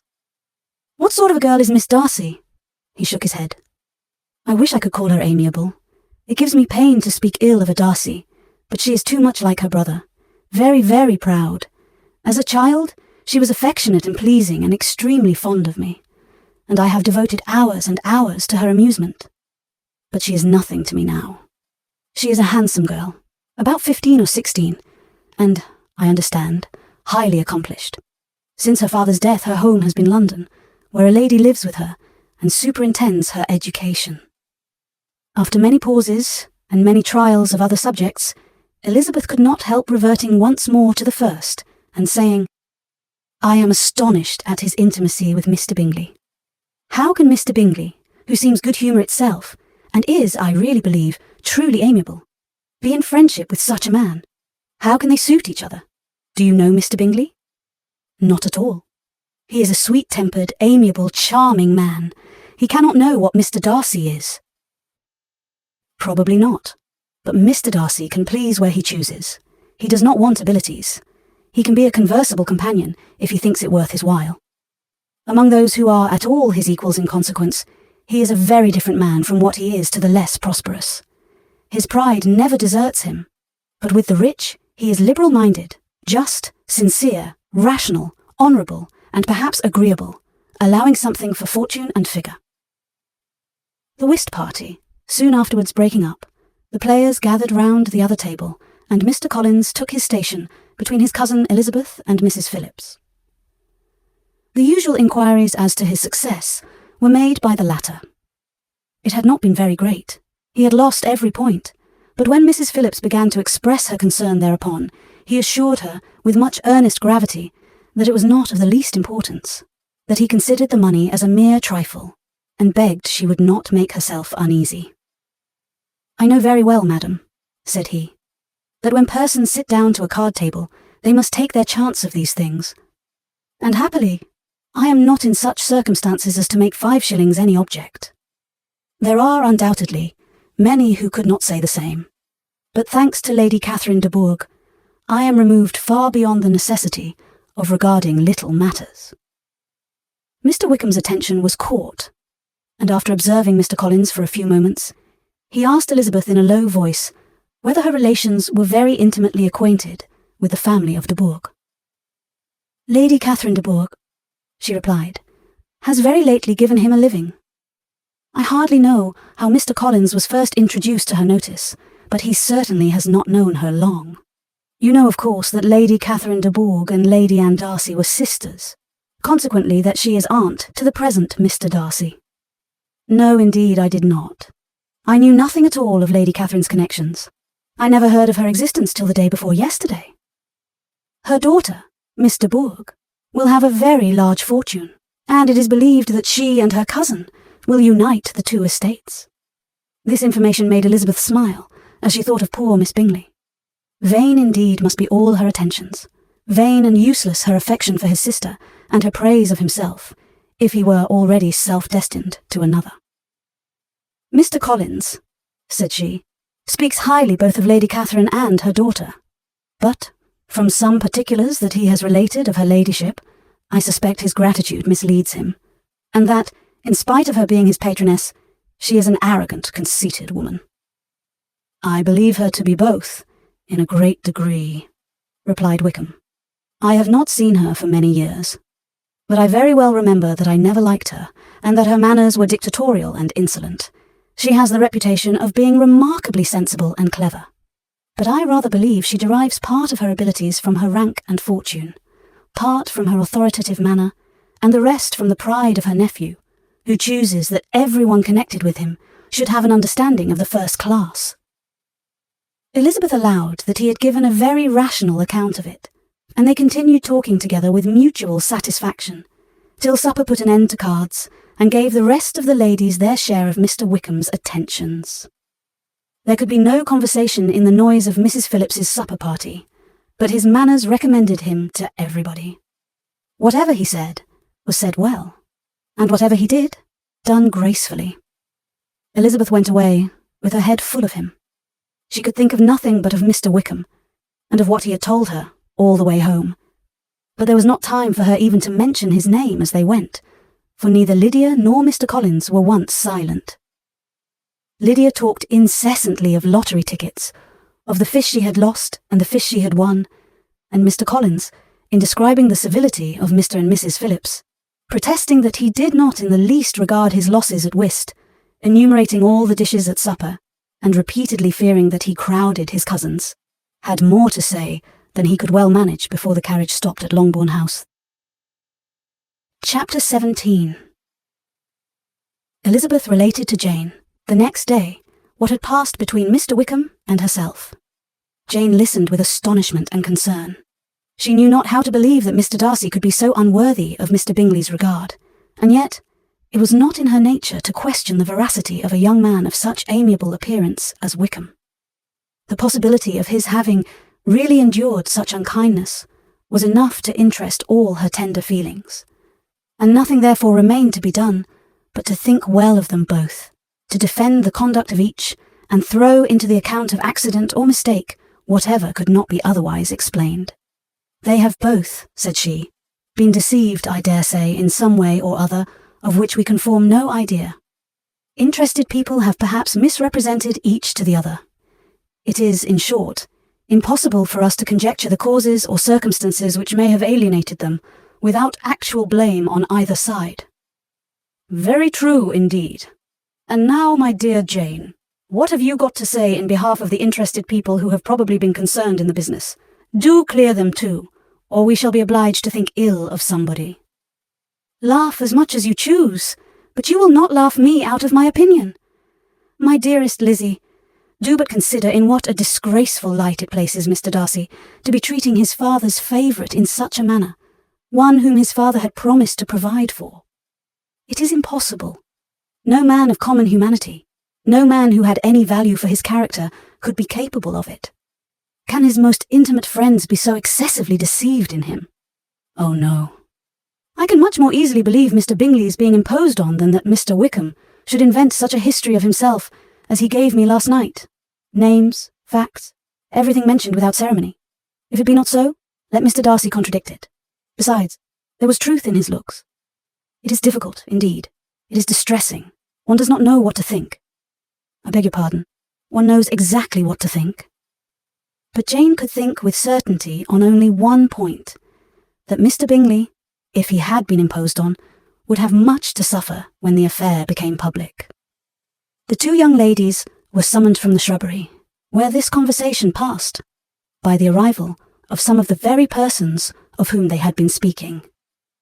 Mr. Bingley and his sisters came to give their personal invitation for the long-expected ball at Netherfield, which was fixed for the following Tuesday. The two ladies were delighted to see their dear friend again, called it an age since they had met, and repeatedly asked what she had been doing with herself since their separation. To the rest of the family they paid little attention, avoiding Mrs. Bennet as much as possible, saying not much to Elizabeth, and nothing at all to the others. They were soon gone again, rising from their seats with an activity which took their brother by surprise, and hurrying off as if eager to escape from Mrs. Bennet's civilities. The prospect of the Netherfield ball was extremely agreeable to every female of the family. Mrs. Bennet chose to consider it as given in compliment to her eldest daughter, and was particularly flattered by receiving the invitation from Mr. Bingley himself, instead of a ceremonious card. Jane pictured to herself a happy evening in the society of her two friends, and the attentions of their brother. And Elizabeth thought with pleasure of dancing a great deal with Mr. Wickham, and of seeing a confirmation of everything in Mr. Darcy's look and behaviour. The happiness anticipated by Catherine and Lydia depended less on any single event, or any particular person, for though they each, like Elizabeth, meant to dance half the evening with Mr. Wickham, he was by no means the only partner who could satisfy them, and a ball was, at any rate, a ball. And even Mary could assure her family that she had no disinclination for it. "While I can have my mornings to myself," said she, "it is enough. I think it is no sacrifice to join occasionally in evening engagements. Society has claims on us all, and I profess myself one of those who consider intervals of recreation and amusement as desirable for everybody." Elizabeth's spirits were so high on the occasion that though she did not often speak unnecessarily to Mr. Collins, she could not help asking him whether he intended to accept Mr. Bingley's invitation, and if he did, whether he would think it proper to join in the evening's amusement, and she was rather surprised to find that he entertained no scruple whatever on that head, and was very far from dreading a rebuke, either from the Archbishop or Lady Catherine de Bourgh, by venturing to dance. "I am by no means of opinion, I assure you," said he, "that a ball of this kind, given by a young man of character to respectable people, can have any evil tendency, and I am so far from objecting to dancing myself, that I shall hope to be honoured with the hands of all my fair cousins in the course of the evening. And I take this opportunity of soliciting yours, Miss Elizabeth, for the 2 first dances especially, a preference which I trust my cousin Jane will attribute to the right cause, and not to any disrespect for her." Elizabeth felt herself completely taken in. She had fully proposed being engaged by Wickham for those very dances, and to have Mr. Collins instead, her liveliness had been never worse timed. There was no help for it, however. Mr. Wickham's happiness, and her own, was perforce delayed a little longer, and Mr. Collins's proposal accepted with as good a grace as she could. She was not the better pleased with his gallantry, from the idea it suggested of something more. It now first struck her that she was selected from among her sisters as worthy of being the mistress of Hunsford Parsonage, and of assisting to form a quadrille table at Rosings, in the absence of more eligible visitors. The idea soon reached to conviction, as she observed his increasing civilities towards herself, and heard his frequent attempt at a compliment on her wit and vivacity. And though more astonished than gratified herself by this effect of her charms, it was not long before her mother gave her to understand that the probability of their marriage was exceedingly agreeable to her. Elizabeth, however, did not choose to take the hint, being well aware that a serious dispute must be the consequence of any reply. Mr. Collins might never make the offer, and, till he did, it was useless to quarrel about him. If there had not been a Netherfield ball to prepare for and talk of, the younger Miss Bennets would have been in a pitiable state at this time, for, from the day of the invitation to the day of the ball, there was such a succession of rain as prevented their walking to Meryton once. No aunt, no officers, no news could be sought after. The very shoe roses for Netherfield were got by proxy. Even Elizabeth might have found some trial of her patience in weather which totally suspended the improvement of her acquaintance with Mr. Wickham. And nothing less than a dance on Tuesday could have made such a Friday, Saturday, Sunday, and Monday endurable to Kitty and Lydia. Chapter 18. Till Elizabeth entered the drawing-room at Netherfield, and looked in vain for Mr. Wickham among the cluster of red coats there assembled, a doubt of his being present had never occurred to her. The certainty of meeting him had not been checked by any of those recollections that might not unreasonably have alarmed her. She had dressed with more than usual care, and prepared in the highest spirits for the conquest of all that remained unsubdued of his heart, trusting that it was not more than might be won in the course of the evening. But in an instant arose the dreadful suspicion of his being purposely omitted, for Mr. Darcy's pleasure, in the Bingleys' invitation to the officers. And though this was not exactly the case, the absolute fact of his absence was pronounced by his friend Mr. Denny, to whom Lydia eagerly applied, and who told them that Wickham had been obliged to go to town on business the day before, and was not yet returned, adding, with a significant smile, "I do not imagine his business would have called him away just now if he had not wished to avoid a certain gentleman here." This part of his intelligence, though unheard by Lydia, was caught by Elizabeth, and, as it assured her that Darcy was not less answerable for Wickham's absence than if her first surmise had been just, every feeling of displeasure against the former was so sharpened by immediate disappointment that she could hardly reply with tolerable civility to the polite inquiries which he directly afterwards approached to make. Attention, forbearance, patience with Darcy was injury to Wickham. She was resolved against any sort of conversation with him, and turned away with a degree of ill humour which she could not wholly surmount, even in speaking to Mr. Bingley, whose blind partiality provoked her. But Elizabeth was not formed for ill humour, and though every prospect of her own was destroyed for the evening, it could not dwell long on her spirits, and having told all her griefs to Charlotte Lucas, whom she had not seen for a week, she was soon able to make a voluntary transition to the oddities of her cousin, and to point him out to her particular notice. The two first dances, however, brought a return of distress. They were dances of mortification. Mr. Collins, awkward and solemn, apologizing instead of attending, and often moving wrong without being aware of it, gave her all the shame and misery which a disagreeable partner for a couple of dances can give. The moment of her release from him was ecstasy. She danced next with an officer, and had the refreshment of talking of Wickham, and of hearing that he was universally liked. When those dances were over, she returned to Charlotte Lucas, and was in conversation with her, when she found herself suddenly addressed by Mr. Darcy, who took her so much by surprise in his application for her hand, that, without knowing what she did, she accepted him. He walked away again immediately, and she was left to fret over her own want of presence of mind. Charlotte tried to console her. "I dare say you will find him very agreeable." "Heaven forbid.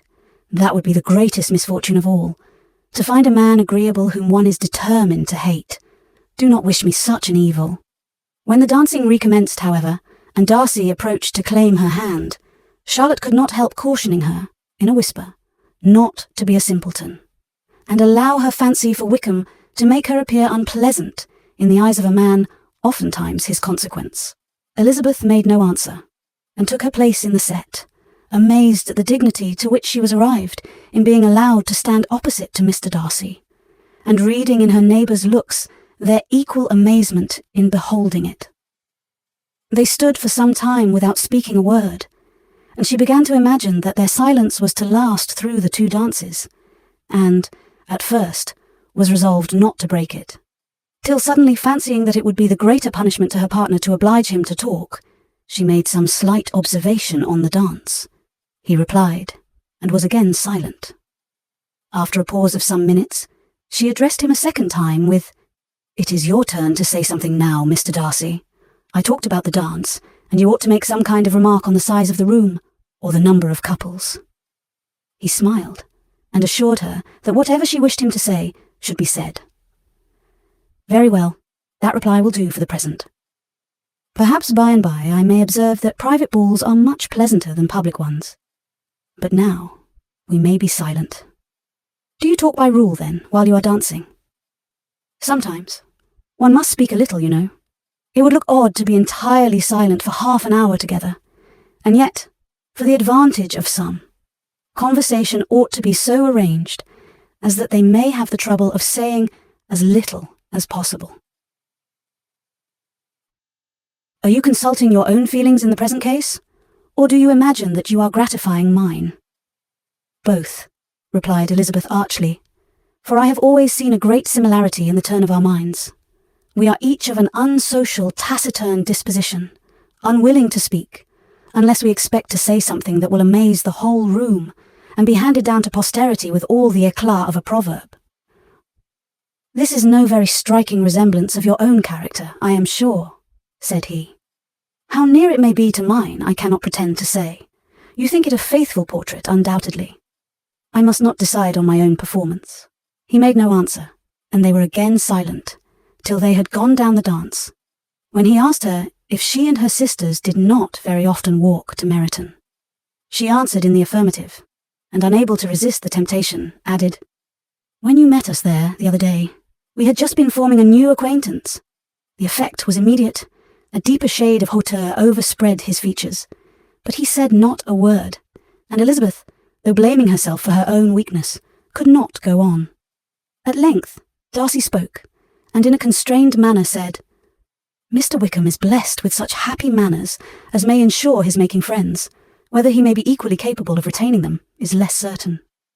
"He has been so unlucky as to lose your friendship," replied Elizabeth with emphasis, "and in a manner which he is likely to suffer from all his life." Darcy made no answer, and seemed desirous of changing the subject. At that moment, Sir William Lucas appeared close to them, meaning to pass through the set to the other side of the room. But, on perceiving Mr. Darcy, he stopped, with a bow of superior courtesy, to compliment him on his dancing and his partner. "I have been most highly gratified indeed, my dear sir. Such very superior dancing is not often seen. It is evident that you belong to the first circles." Allow me to say, however, that your fair partner does not disgrace you, and that I must hope to have this pleasure often repeated, especially when a certain desirable event, my dear Miss Eliza, glancing at her sister and Bingley, shall take place. What congratulations will then flow in! I appeal to Mr. Darcy, but let me not interrupt you, sir. You will not thank me for detaining you from the bewitching converse of that young lady, whose bright eyes are also upbraiding me. The latter part of this address was scarcely heard by Darcy, but Sir William's allusion to his friend seemed to strike him forcibly, and his eyes were directed, with a very serious expression, towards Bingley and Jane, who were dancing together. Recovering himself, however, shortly, he turned to his partner and said, "Sir William's interruption has made me forget what we were talking of." I do not think we were speaking at all. Sir William could not have interrupted any two people in the room who had less to say for themselves. We have tried 2 or 3 subjects already without success, and what we are to talk of next I cannot imagine. "What think you of books?" said he, smiling. "Books, oh no, I am sure we never read the same, or not with the same feelings." "I am sorry you think so, but if that be the case, there can at least be no want of subject. We may compare our different opinions. No, I cannot talk of books in a ballroom. My head is always full of something else." "The present always occupies you in such scenes." "Does it?" said he, with a look of doubt.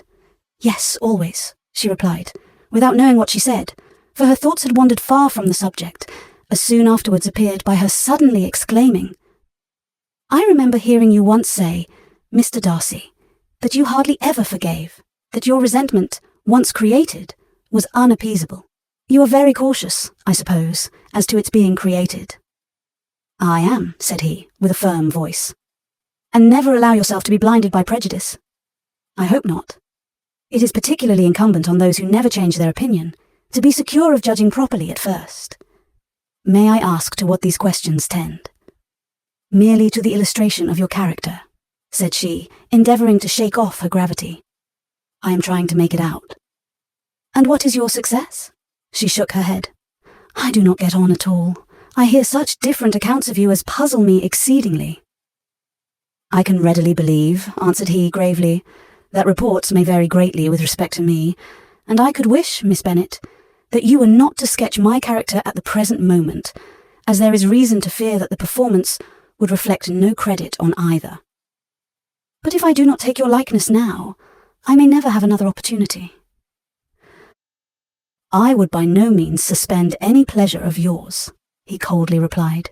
She said no more, and they went down the other dance, and parted in silence, on each side dissatisfied, though not to an equal degree, for in Darcy's breast there was a tolerably powerful feeling towards her, which soon procured her pardon, and directed all his anger against another.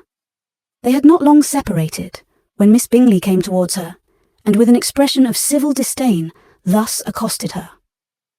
"So, Miss Eliza, I hear you are quite delighted with George Wickham. Your sister has been talking to me about him, and asking me 1,000 questions, and I find that the young man forgot to tell you, among his other communications, that he was the son of old Wickham, the late Mr. Darcy's steward.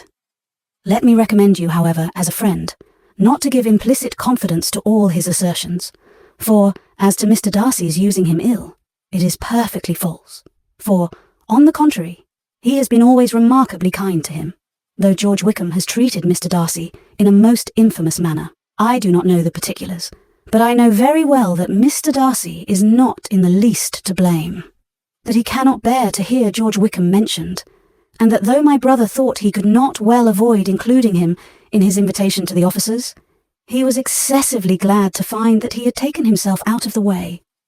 His coming into the country at all is a most insolent thing indeed, and I wonder how he could presume to do it.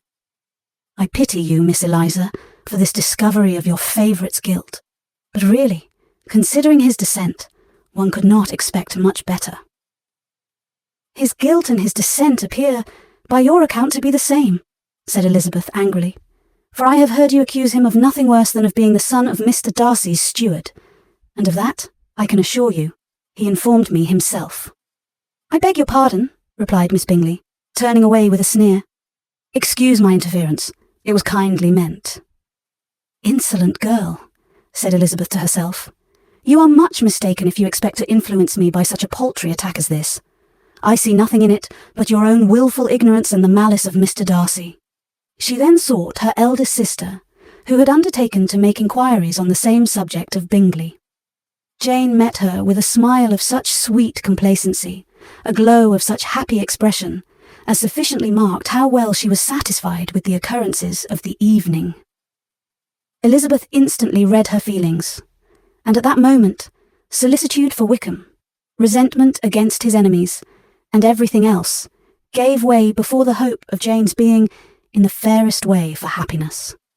"I want to know," said she, with a countenance no less smiling than her sister's, "what you have learnt about Mr. Wickham. But perhaps you have been too pleasantly engaged to think of any third person, in which case you may be sure of my pardon." "No," replied Jane, "I have not forgotten him, but I have nothing satisfactory to tell you. Mr. Bingley does not know the whole of his history, and is quite ignorant of the circumstances which have principally offended Mr. Darcy. But he will vouch for the good conduct, the probity and honour of his friend, and is perfectly convinced that Mr. Wickham has deserved much less attention from Mr. Darcy than he has received, and I am sorry to say that by his account, as well as his sister's, Mr. Wickham is by no means a respectable young man. I'm afraid he has been very imprudent, and has deserved to lose Mr. Darcy's regard. Mr. Bingley does not know Mr. Wickham himself. No, he never saw him till the other morning at Meryton. This account, then, is what he has received from Mr. Darcy. I am perfectly satisfied. But what does he say of the living? He does not exactly recollect the circumstances, though he has heard them from Mr. Darcy more than once, but he believes that it was left to him conditionally only." "I have not a doubt of Mr. Bingley's sincerity," said Elizabeth warmly, "but you must excuse my not being convinced by assurances only. Mr. Bingley's defence of his friend was a very able one, I dare say, but since he is unacquainted with several parts of the story, and has learnt the rest from that friend himself, I shall venture still to think of both gentlemen as I did before." She then changed the discourse to one more gratifying to each, and on which there could be no difference of sentiment. Elizabeth listened with delight to the happy though modest hopes which Jane entertained of Bingley's regard, and said all in her power to heighten her confidence in it.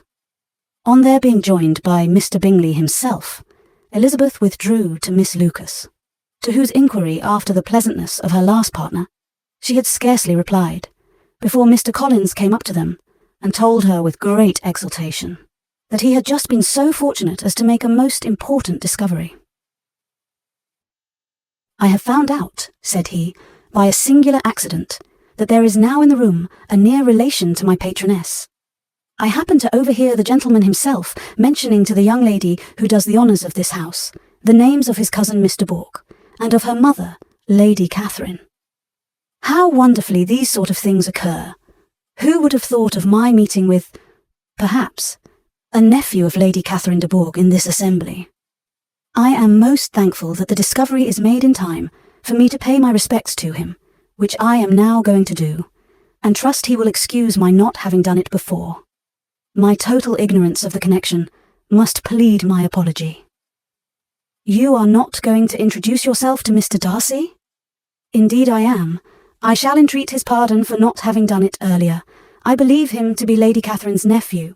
It will be in my power to assure him that her ladyship was quite well yesterday se'nnight." Elizabeth tried hard to dissuade him from such a scheme, assuring him that Mr. Darcy would consider his addressing him without introduction as an impertinent freedom, rather than a compliment to his aunt. That it was not in the least necessary there should be any notice on either side, and that if it were, it must belong to Mr. Darcy, the superior in consequence, to begin the acquaintance. Mr. Collins listened to her with a determined air of following his own inclination, and when she ceased speaking, replied thus: "My dear Miss Elizabeth, I have the highest opinion in the world of your excellent judgment in all matters within the scope of your understanding, but permit me to say that there must be a wide difference between the established forms of ceremony amongst the laity and those which regulate the clergy. For, give me leave to observe that I consider the clerical office as equal in point of dignity with the highest rank in the kingdom, provided that a proper humility of behaviour is at the same time maintained. You must, therefore, allow me to follow the dictates of my conscience on this occasion, which lead me to perform what I look on as a point of duty. Pardon me for neglecting to profit by your advice, which on every other subject shall be my constant guide, though in the case before us, I consider myself more fitted by education and habitual study to decide on what is right than a young lady like yourself. And with a low bow, he left her to attack Mr. Darcy, whose reception of his advances she eagerly watched, and whose astonishment at being so addressed was very evident. Her cousin prefaced his speech with a solemn bow, and though she could not hear a word of it, she felt as if hearing it all, and saw in the motion of his lips the words apology, Hunsford, and Lady Catherine de Bourgh. It vexed her to see him expose himself to such a man. Mr. Darcy was eyeing him with unrestrained wonder, and when at last Mr. Collins allowed him to speak, replied with an air of distant civility. Mr. Collins, however, was not discouraged from speaking again, and Mr. Darcy's contempt seemed abundantly increasing with the length of his second speech, and at the end of it he only made him a slight bow and moved another way. Mr. Collins then returned to Elizabeth. "I have no reason, I assure you," said he, "to be dissatisfied with my reception. Mr. Darcy seemed much pleased with the attention.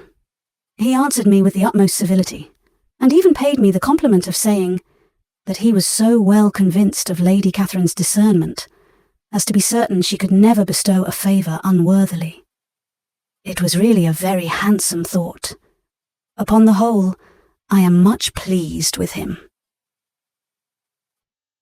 As Elizabeth had no longer any interest of her own to pursue, she turned her attention almost entirely on her sister and Mr. Bingley, and the train of agreeable reflections which her observations gave birth to made her perhaps almost as happy as Jane.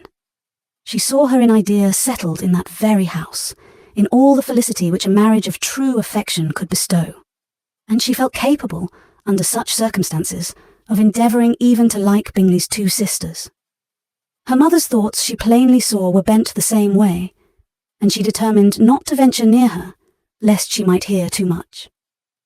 When they sat down to supper, therefore, she considered it a most unlucky perverseness which placed them within one of each other, and deeply was she vexed to find that her mother was talking to that one person, Lady Lucas, freely, openly, and of nothing else but of her expectation that Jane would be soon married to Mr. Bingley.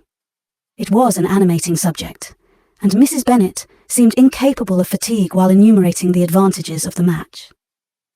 His being such a charming young man, and so rich, and living but 3 miles from them, were the first points of self-gratulation. And then it was such a comfort to think how fond the two sisters were of Jane, and to be certain that they must desire the connection as much as she could do. It was, moreover, such a promising thing for her younger daughters, as Jane's marrying so greatly must throw them in the way of other rich men, and lastly, it was so pleasant at her time of life to be able to consign her single daughters to the care of their sister, that she might not be obliged to go into company more than she liked. It was necessary to make this circumstance a matter of pleasure, because on such occasions it is the etiquette, but no one was less likely than Mrs. Bennet to find comfort in staying at home at any period of her life. She concluded, with many good wishes, that Lady Lucas might soon be equally fortunate, though evidently and triumphantly believing there was no chance of it. In vain did Elizabeth endeavour to check the rapidity of her mother's words, or persuade her to describe her felicity in a less audible whisper. For to her inexpressible vexation, she could perceive that the chief of it was overheard by Mr. Darcy, who sat opposite to them. Her mother only scolded her for being nonsensical. "What is Mr. Darcy to me, pray, that I should be afraid of him? I am sure we owe him no such particular civility as to be obliged to say nothing he may not like to hear."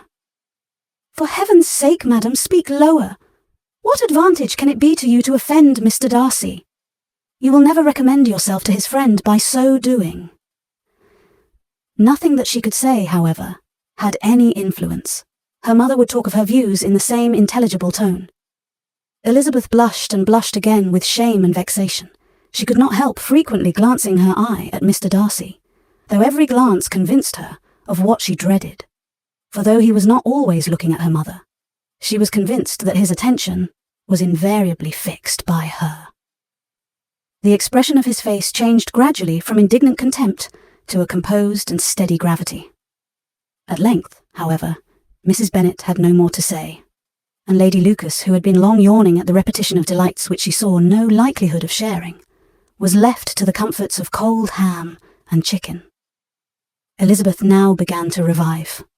But not long was the interval of tranquillity, for when supper was over, singing was talked of, and she had the mortification of seeing Mary, after very little entreaty, preparing to oblige the company. By many significant looks and silent entreaties did she endeavour to prevent such a proof of complaisance, but in vain. Mary would not understand them. Such an opportunity of exhibiting was delightful to her, and she began her song. Elizabeth's eyes were fixed on her, with most painful sensations, and she watched her progress through the several stanzas, with an impatience which was very ill rewarded at their close. For Mary, on receiving amongst the thanks of the table the hint of a hope that she might be prevailed on to favour them again, after the pause of half a minute, began another. Mary's powers were by no means fitted for such a display. Her voice was weak, and her manner affected. Elizabeth was in agonies. She looked at Jane to see how she bore it, but Jane was very composedly talking to Bingley. She looked at his two sisters, and saw them making signs of derision at each other, and at Darcy, who continued, however, impenetrably grave. She looked at her father, to entreat his interference, lest Mary should be singing all night. He took the hint, and when Mary had finished her second song, said aloud, "That will do extremely well, child. You have delighted us long enough. Let the other young ladies have time to exhibit." Mary, though pretending not to hear, was somewhat disconcerted, and Elizabeth, sorry for her, and sorry for her father's speech, was afraid her anxiety had done no good. Others of the party were now applied to.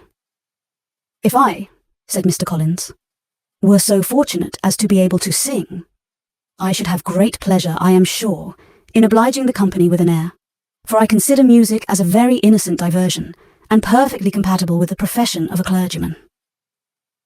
I do not mean, however, to assert that we can be justified in devoting too much of our time to music, for there are certainly other things to be attended to. The rector of a parish has much to do. In the first place, he must make such an agreement for tithes as may be beneficial to himself and not offensive to his patron. He must write his own sermons, and the time that remains will not be too much for his parish duties, and the care and improvement of his dwelling, which he cannot be excused from making as comfortable as possible.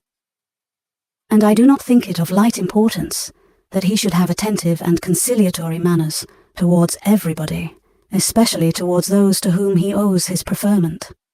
I cannot acquit him of that duty, nor could I think well of the man who should omit an occasion of testifying his respect towards anybody connected with the family."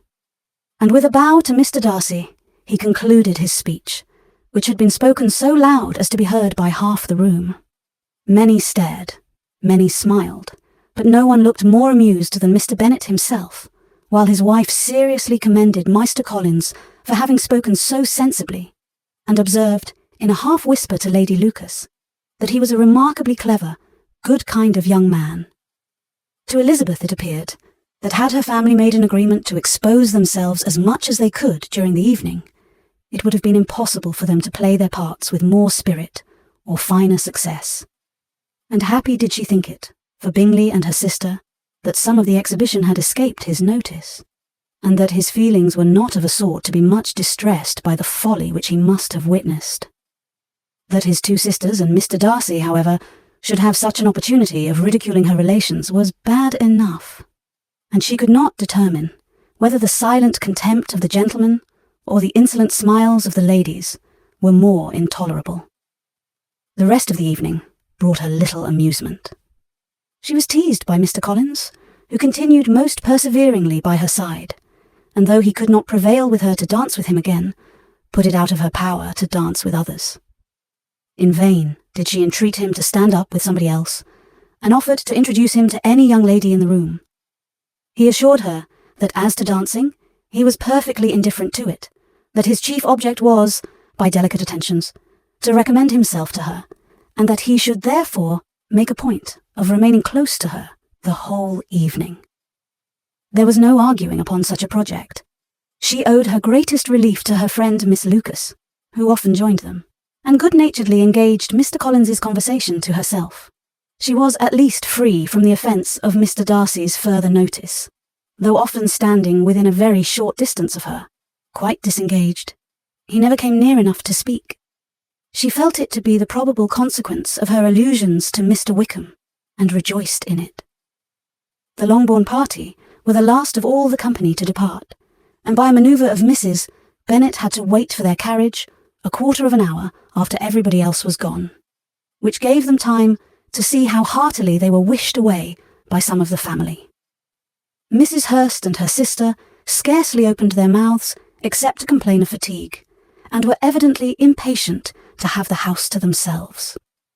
They repulsed every attempt of Mrs. Bennet at conversation, and, by so doing, threw a languor over the whole party, which was very little relieved by the long speeches of Mr. Collins, who was complimenting Mr. Bingley and his sisters on the elegance of their entertainment, and the hospitality and politeness which had marked their behaviour to their guests. Darcy said nothing at all. Mr. Bennet, in equal silence, was enjoying the scene.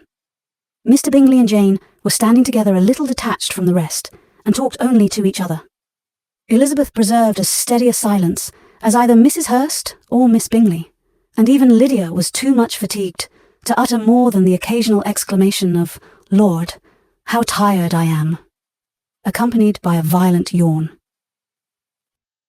When at length they arose to take leave, Mrs. Bennet was most pressingly civil in her hope of seeing the whole family soon at Longbourn, and addressed herself particularly to Mr. Bingley, to assure him how happy he would make them, by eating a family dinner with them at any time, without the ceremony of a formal invitation.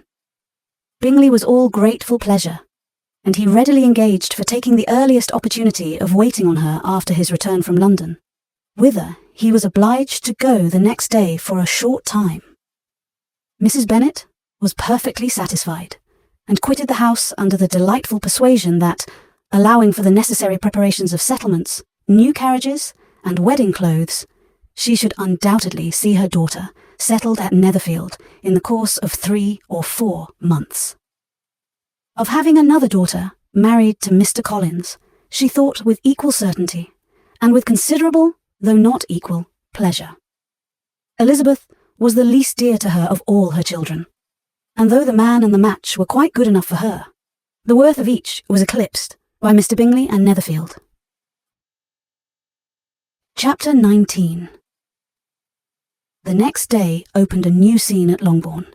Mr. Collins made his declaration in form, having resolved to do it without loss of time, as his leave of absence extended only to the following Saturday, and having no feelings of diffidence to make it distressing to himself, even at the moment, he set about it in a very orderly manner, with all the observances which he supposed a regular part of the business.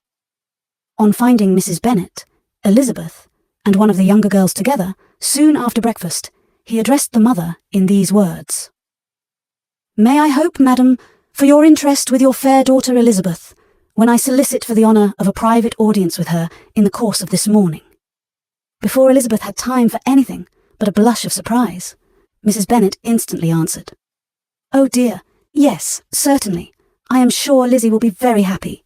I am sure she can have no objection. Come, Kitty, I want you upstairs." And gathering her work together, she was hastening away, when Elizabeth called out, "Dear ma'am, do not go. I beg you will not go. Mr. Collins must excuse me.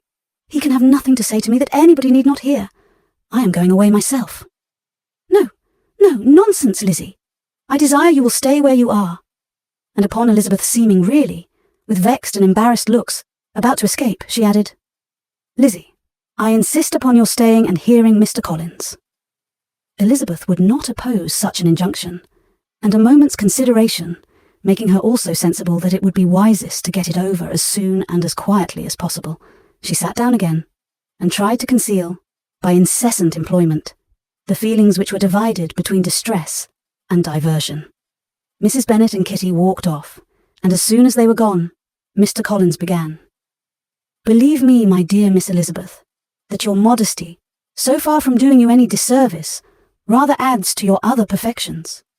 You would have been less amiable in my eyes had there not been this little unwillingness, but allow me to assure you that I have your respected mother's permission for this address. You can hardly doubt the purport of my discourse, however your natural delicacy may lead you to dissemble. My attentions have been too marked to be mistaken. Almost as soon as I entered the house, I singled you out as the companion of my future life. But before I am run away with by my feelings on this subject, perhaps it will be advisable for me to state my reasons for marrying, and, moreover, for coming into Hertfordshire with the design of selecting a wife, as I certainly did.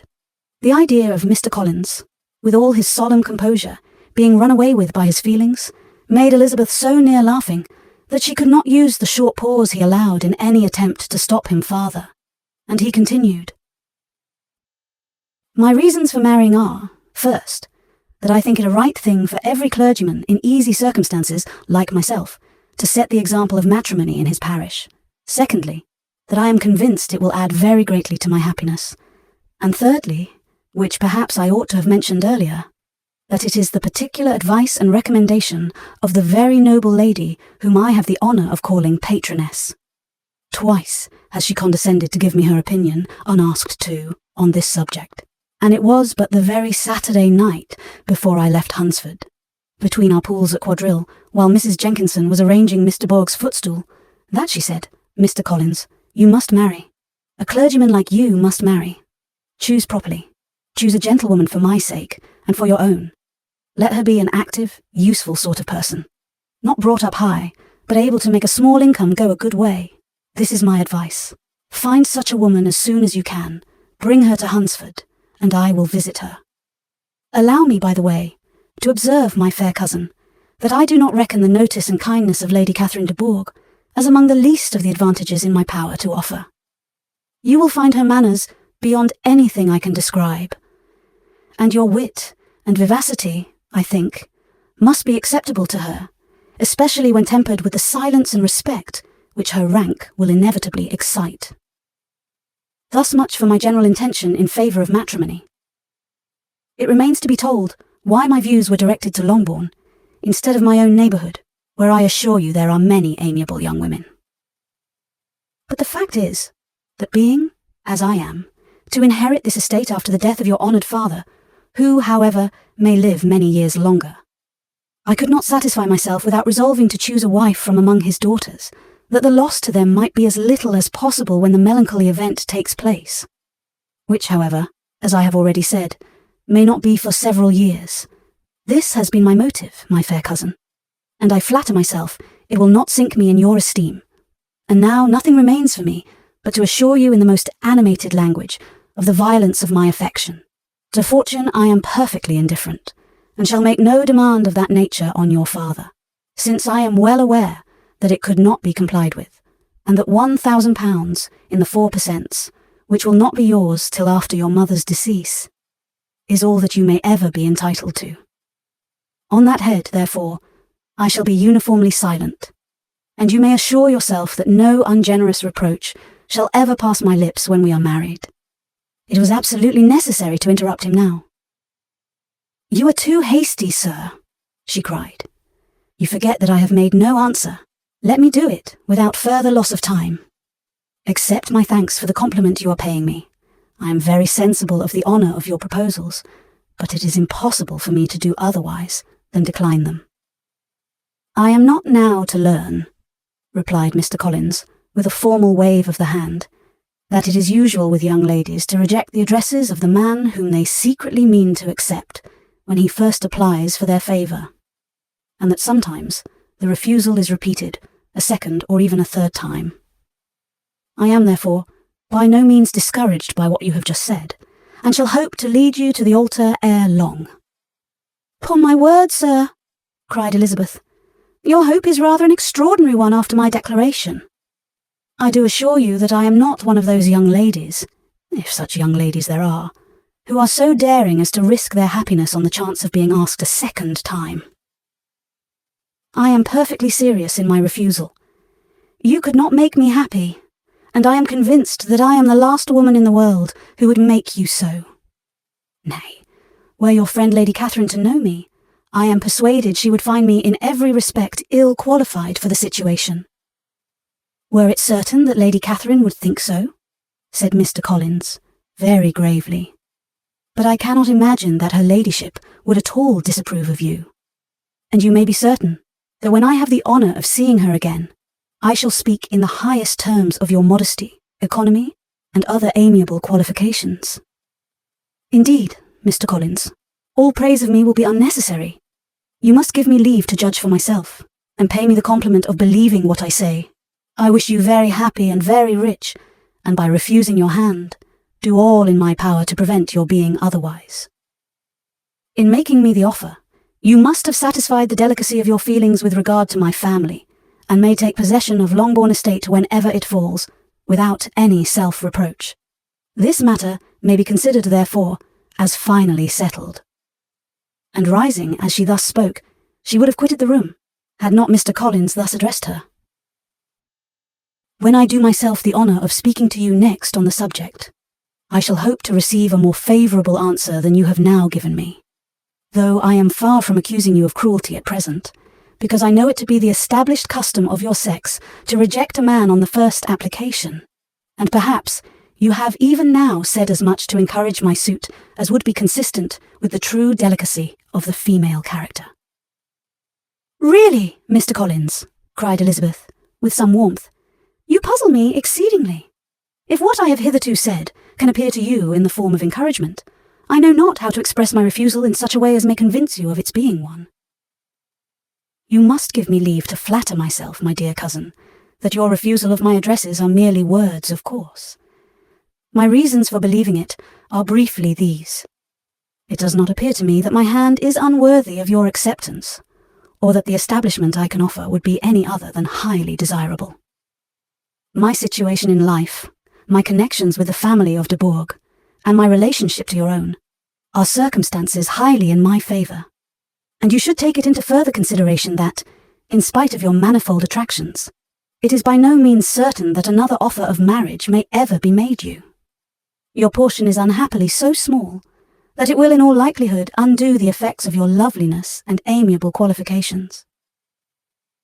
As I must therefore conclude that you are not serious in your rejection of me, I shall choose to attribute it to your wish of increasing my love by suspense, according to the usual practice of elegant females. I do assure you, sir, that I have no pretensions whatever to that kind of elegance which consists in tormenting a respectable man. I would rather be paid the compliment of being believed sincere. I thank you again and again for the honour you have done me in your proposals, but to accept them is absolutely impossible. My feelings in every respect forbid it. Can I speak plainer? Do not consider me now as an elegant female intending to plague you, but as a rational creature speaking the truth from her heart. You are uniformly charming, cried he, with an air of awkward gallantry, and I am persuaded that, when sanctioned by the express authority of both your excellent parents, my proposals will not fail of being acceptable. To such perseverance in wilful self-deception, Elizabeth would make no reply, and immediately and in silence withdrew, determined that if he persisted in considering her repeated refusals as flattering encouragement, to apply to her father, whose negative might be uttered in such a manner as must be decisive, and whose behaviour at least could not be mistaken for the affectation and coquetry of an elegant female. Chapter 20. Mr. Collins was not left long to the silent contemplation of his successful love, for Mrs. Bennet, having dawdled about in the vestibule to watch for the end of the conference, no sooner saw Elizabeth open the door, and with quick step pass her towards the staircase, than she entered the breakfast-room, and congratulated both him and herself in warm terms on the happy prospect of their nearer connection. Mr. Collins received and returned these felicitations with equal pleasure, and then proceeded to relate the particulars of their interview, with the result of which he trusted he had every reason to be satisfied, since the refusal which his cousin had steadfastly given him would naturally flow from her bashful modesty and the genuine delicacy of her character. This information, however, startled Mrs. Bennet. She would have been glad to be equally satisfied that her daughter had meant to encourage him by protesting against his proposals, but she dared not believe it, and could not help saying so. "But depend upon it, Mr. Collins," she added, "that Lizzie shall be brought to reason. I will speak to her about it myself directly. She is a very headstrong, foolish girl, and does not know her own interest, but I will make her know it." "Pardon me for interrupting you, madam," cried Mr. Collins, "but if she is really headstrong and foolish, I know not whether she would altogether be a very desirable wife to a man in my situation, who naturally looks for happiness in the marriage state. If, therefore, she actually persists in rejecting my suit, perhaps it were better not to force her into accepting me, because, if liable to such defects of temper, she could not contribute much to my felicity." "Sir, you quite misunderstand me," said Mrs. Bennet, alarmed. "Lizzie is only headstrong in such matters as these. In everything else she is as good-natured a girl as ever lived. I will go directly to Mr. Bennet, and we shall very soon settle it with her, I am sure." She would not give him time to reply, but hurrying instantly to her husband, called out as she entered the library, "Oh, Mr. Bennet, you are wanted immediately. We are all in an uproar. You must come and make Lizzie marry Mr. Collins, for she vows she will not have him, and if you do not make haste, he will change his mind and not have her." Mr. Bennet raised his eyes from his book as she entered, and fixed them on her face with a calm unconcern, which was not in the least altered by her communication. "I have not the pleasure of understanding you," said he, when she had finished her speech. "Of what are you talking?" "Of Mr. Collins and Lizzie. Lizzie declares she will not have Mr. Collins, and Mr. Collins begins to say that he will not have Lizzie. And what am I to do on the occasion? It seems a hopeless business." "Speak to Lizzie about it yourself. Tell her that you insist upon her marrying him." "Let her be called down. She shall hear my opinion." Mrs. Bennet rang the bell, and Miss Elizabeth was summoned to the library. "Come here, child," cried her father as she appeared. "I have sent for you on an affair of importance. I understand that Mr. Collins has made you an offer of marriage. Is it true?" Elizabeth replied that it was. "Very well. And this offer of marriage you have refused?" "I have, sir." "Very well. We now come to the point. Your mother insists upon your accepting it. Is it not so, Mrs. Bennet?" "Yes, or I will never see her again." "An unhappy alternative is before you, Elizabeth. From this day, you must be a stranger to one of your parents. Your mother will never see you again if you do not marry Mr. Collins, and I will never see you again if you do." Elizabeth could not but smile at such a conclusion of such a beginning, but Mrs. Bennet, who had persuaded herself that her husband regarded the affair as she wished, was excessively disappointed. "What do you mean, Mr. Bennet, by talking in this way? You promised me to insist upon her marrying him." "My dear," replied her husband, "I have two small favours to request. First, that you will allow me the free use of my understanding on the present occasion, and secondly, of my room. I shall be glad to have the library to myself as soon as may be." Not yet, however, in spite of her disappointment in her husband, did Mrs. Bennet give up the point. She talked to Elizabeth again and again, coaxed and threatened her by turns. She endeavoured to secure Jane in her interest, but Jane, with all possible mildness, declined interfering, and Elizabeth, sometimes with real earnestness, and sometimes with playful gaiety, replied to her attacks. Though her manner varied, however, her determination never did. Mr. Collins, meanwhile, was meditating in solitude on what had passed. He thought too well of himself to comprehend on what motive his cousin could refuse him, and though his pride was hurt, he suffered in no other way. His regard for her was quite imaginary, and the possibility of her deserving her mother's reproach prevented his feeling any regret. While the family were in this confusion, Charlotte Lucas came to spend the day with them. She was met in the vestibule by Lydia, who, flying to her, cried in a half-whisper, "I am glad you are come, for there is such fun here. What do you think has happened this morning? Mr. Collins has made an offer to Lizzie, and she will not have him." Harlot had hardly time to answer before they were joined by Kitty, who came to tell the same news, and no sooner had they entered the breakfast room where Mrs. Bennet was alone. Then she likewise began on the subject, calling on Miss Lucas for her compassion, and entreating her to persuade her friend Lizzie to comply with the wishes of her family. "Pray do, my dear Miss Lucas," she added, in a melancholy tone, "for nobody is on my side. Nobody takes part with me. I am cruelly used. Nobody feels for my poor nerves." Charlotte's reply was spared by the entrance of Jane and Elizabeth. "Aye, there she comes," continued Mrs. Bennet, looking as unconcerned as may be, and caring no more for us than if we were at York, provided she can have her own way. "But I tell you what, Miss Lizzie, if you take it into your head to go on refusing every offer of marriage in this way, you will never get a husband at all, and I am sure I do not know who is to maintain you when your father is dead. I shall not be able to keep you, and so I warn you. I have done with you from this very day. I told you in the library, you know, that I should never speak to you again, and you will find me as good as my word. I have no pleasure in talking to undutiful children. Not that I have much pleasure, indeed, in talking to anybody. People who suffer as I do from nervous complaints can have no great inclination for talking. Nobody can tell what I suffer, but it is always so. Those who do not complain are never pitied." Her daughters listened in silence to this effusion, sensible that any attempt to reason with or soothe her would only increase the irritation. She talked on, therefore, without interruption from any of them, till they were joined by Mr. Collins, who entered with an air more stately than usual, and on perceiving whom, she said to the girls, "Now, I do insist upon it, that you, all of you, hold your tongues, and let Mr. Collins and me have a little conversation together." Elizabeth passed quietly out of the room. Jane and Kitty followed, but Lydia stood her ground, determined to hear all she could, and Charlotte, detained first by the civility of Mr. Collins, whose inquiries after herself and all her family were very minute, and then by a little curiosity, satisfied herself with walking to the window and pretending not to hear. In a doleful voice, Mrs. Bennet thus began the projected conversation. "Oh, Mr. Collins!" "My dear madam," replied he, "let us be for ever silent on this point. Far be it from me," he presently continued, in a voice that marked his displeasure, "to resent the behaviour of your daughter.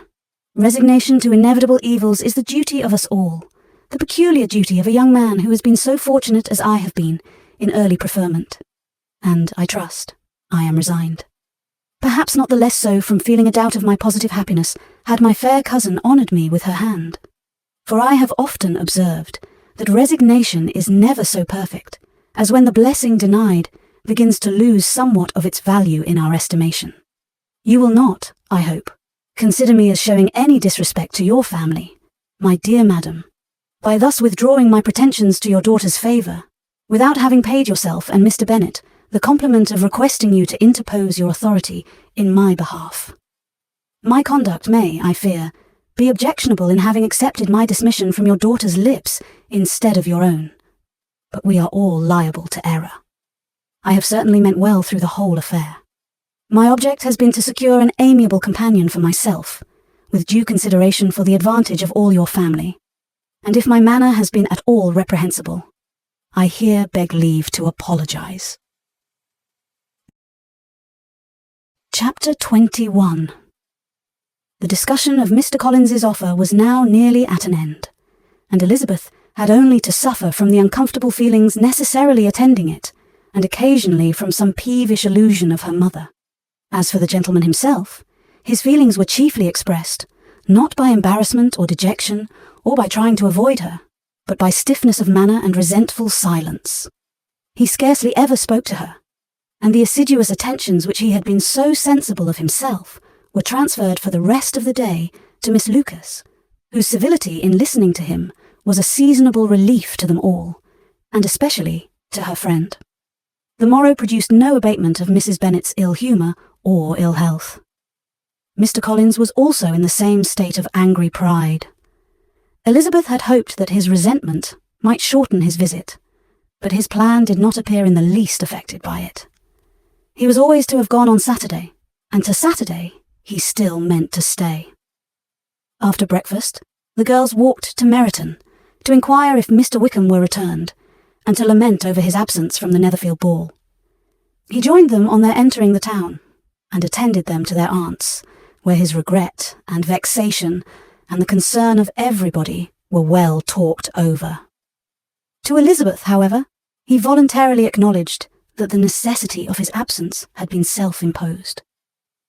"I found," said he, as the time drew near, "that I had better not meet Mr. Darcy, that to be in the same room, the same party with him for so many hours together, might be more than I could bear, and that scenes might arise unpleasant to more than myself."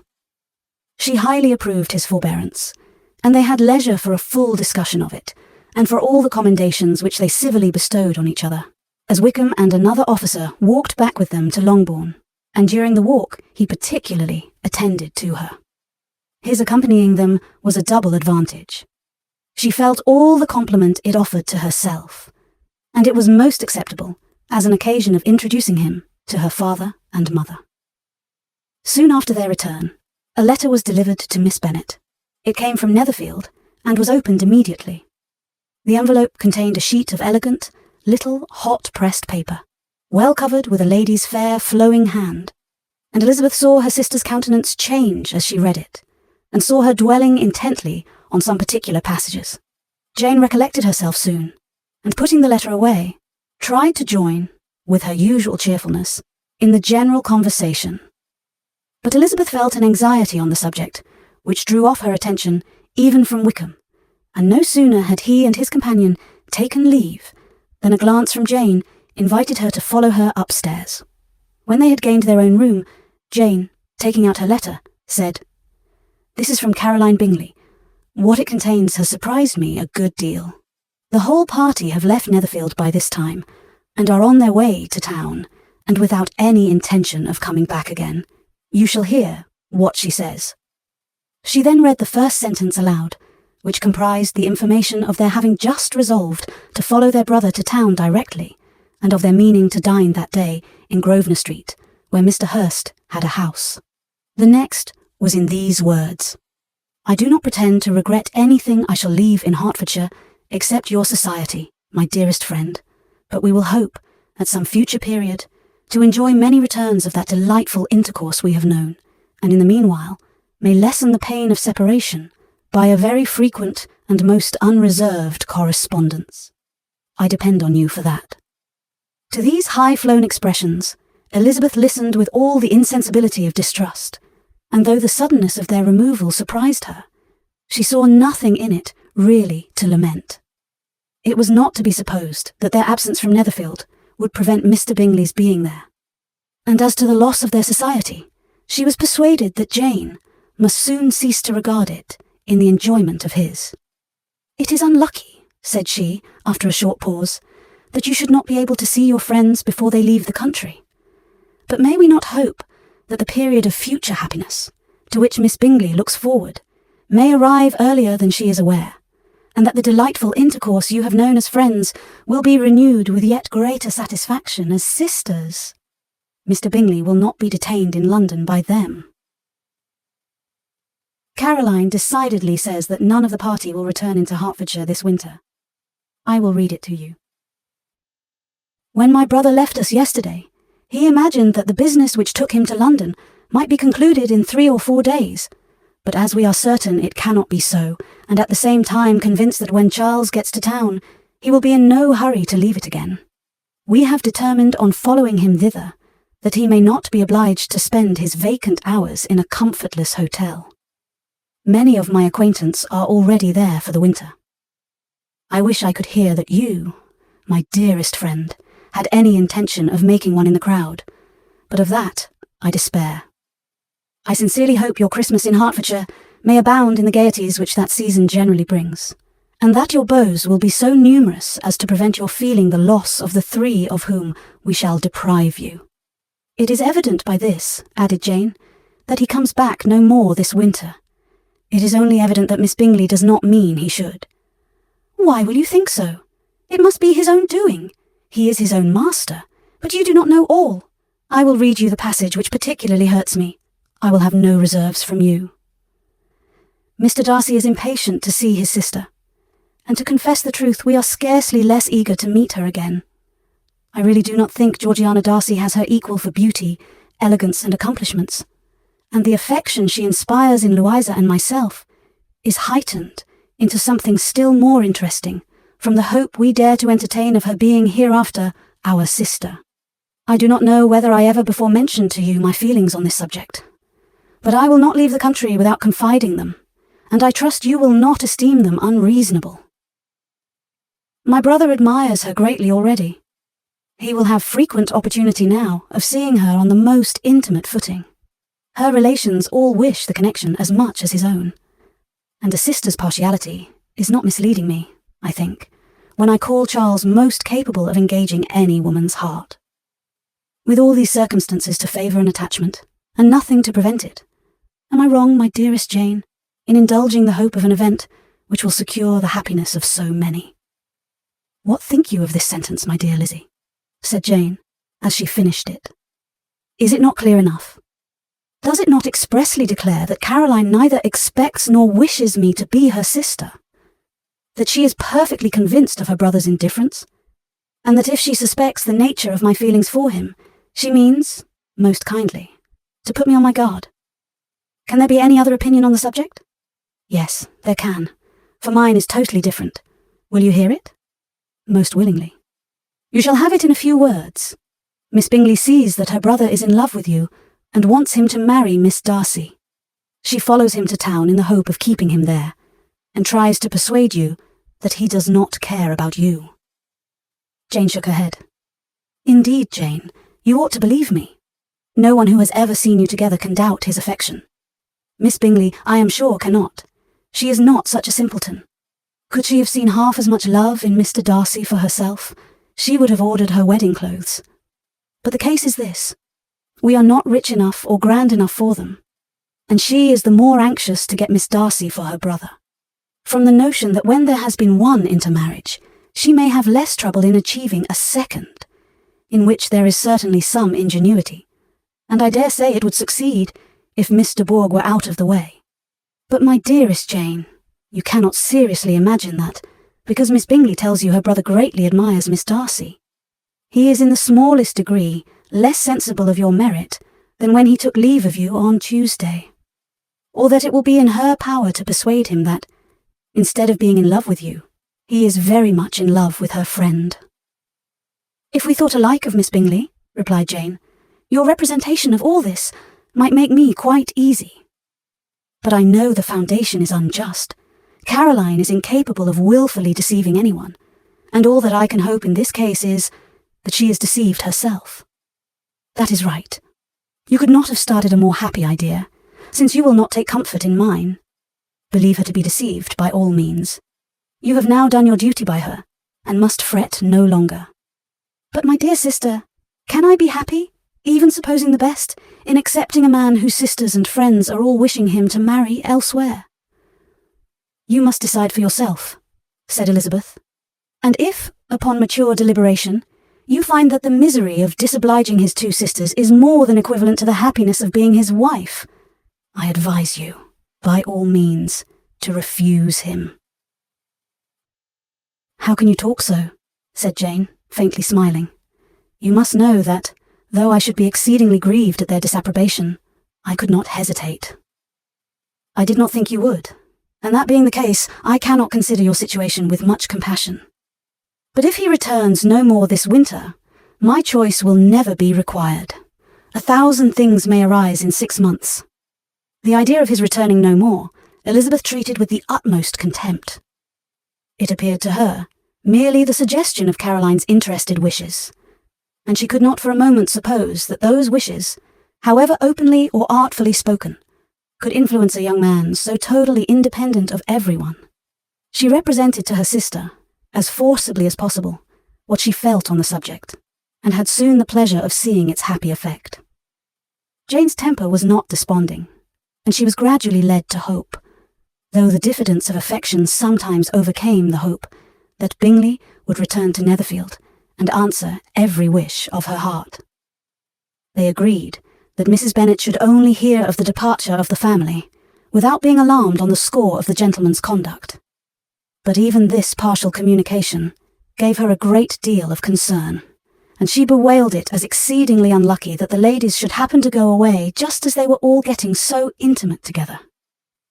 After lamenting it, however, at some length, she had the consolation of thinking that Mr. Bingley would be soon down again, and soon dining at Longbourn, and the conclusion of all was the comfortable declaration that, though he had been invited only to a family dinner, she would take care to have 2 full courses.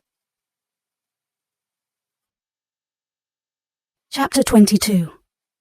The Bennets were engaged to dine with the Lucases, and again, during the chief of the day, was Miss Lucas so kind as to listen to Mr. Collins. Elizabeth took an opportunity of thanking her. "It keeps him in good humour," said she, "and I am more obliged to you than I can express." Charlotte assured her friend of her satisfaction in being useful, and that it amply repaid her for the little sacrifice of her time. This was very amiable, but Charlotte's kindness extended farther than Elizabeth had any conception of. Its object was nothing less than to secure her from any return of Mr. Collins's addresses, by engaging them towards herself.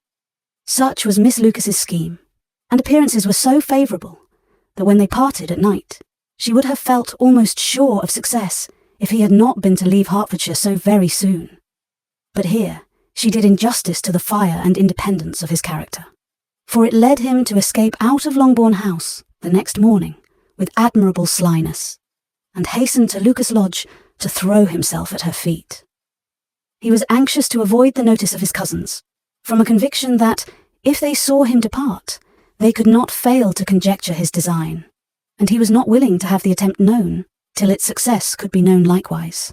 For, though feeling almost secure, and with reason, for Charlotte had been tolerably encouraging, he was comparatively diffident since the adventure of Wednesday. His reception, however, was of the most flattering kind.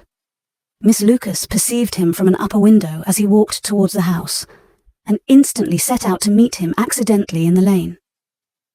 But little had she dared to hope that so much love and eloquence awaited her there. In as short a time as Mr. Collins's long speeches would allow, everything was settled between them to the satisfaction of both. And as they entered the house, he earnestly entreated her to name the day that was to make him the happiest of men. And though such a solicitation must be waived for the present, the lady felt no inclination to trifle with his happiness. The stupidity with which he was favoured by nature must guard his courtship from any charm that could make a woman wish for its continuance, and Miss Lucas, who accepted him solely from the pure and disinterested desire of an establishment, cared not how soon that establishment were gained. Sir William and Lady Lucas were speedily applied to for their consent, and it was bestowed with a most joyful alacrity. Mr. Collins's present circumstances made it a most eligible match for their daughter, to whom they could give little fortune, and his prospects of future wealth were exceedingly fair. Lady Lucas began directly to calculate, with more interest than the matter had ever excited before, how many years longer Mr. Bennet was likely to live. And Sir William gave it as his decided opinion that whenever Mr. Collins should be in possession of the Longbourn estate, it would be highly expedient that both he and his wife should make their appearance at St. James's. The whole family, in short, were properly overjoyed on the occasion. The younger girls formed hopes of coming out a year or two sooner than they might otherwise have done, and the boys were relieved from their apprehension of Charlotte's dying an old maid. Charlotte herself was tolerably composed. She had gained her point, and had time to consider of it. Her reflections were in general satisfactory. Mr. Collins, to be sure, was neither sensible nor agreeable. His society was irksome, and his attachment to her must be imaginary. But still, he would be her husband, without thinking highly either of men or of matrimony. Marriage had always been her object.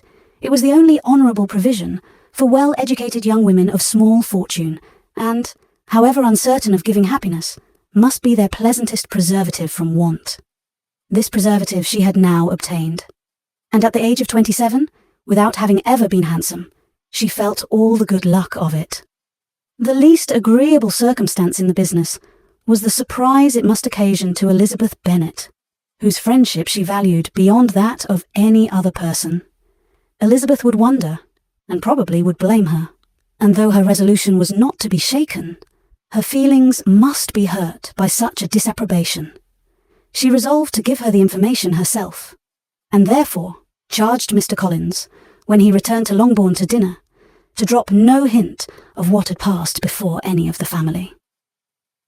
A promise of secrecy was of course very dutifully given, but it could not be kept without difficulty, for the curiosity excited by his long absence burst forth in such very direct questions on his return, as required some ingenuity to evade, and he was at the same time exercising great self-denial, for he was longing to publish his prosperous love. As he was to begin his journey too early on the morrow to see any of the family, the ceremony of leave-taking was performed when the ladies moved for the night, and Mrs. Bennet, with great politeness and cordiality, said how happy they should be to see him at Longbourn again, whenever his other engagements might allow him to visit them. "My dear madam," he replied, "this invitation is particularly gratifying, because it is what I have been hoping to receive, and you may be very certain that I shall avail myself of it as soon as possible."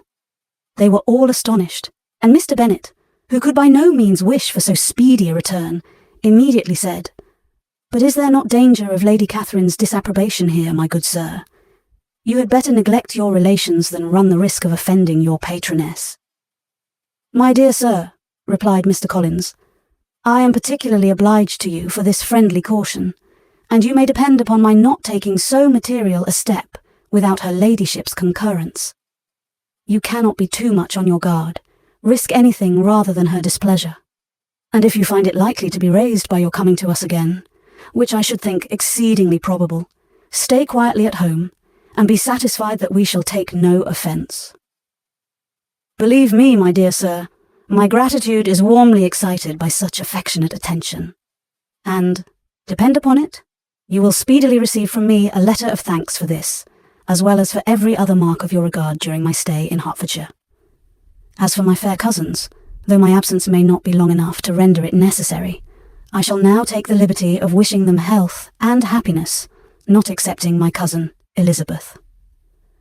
With proper civilities, the ladies then withdrew, all of them equally surprised to find that he meditated a quick return.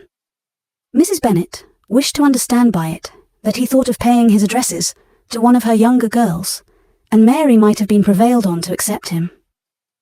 She rated his abilities much higher than any of the others.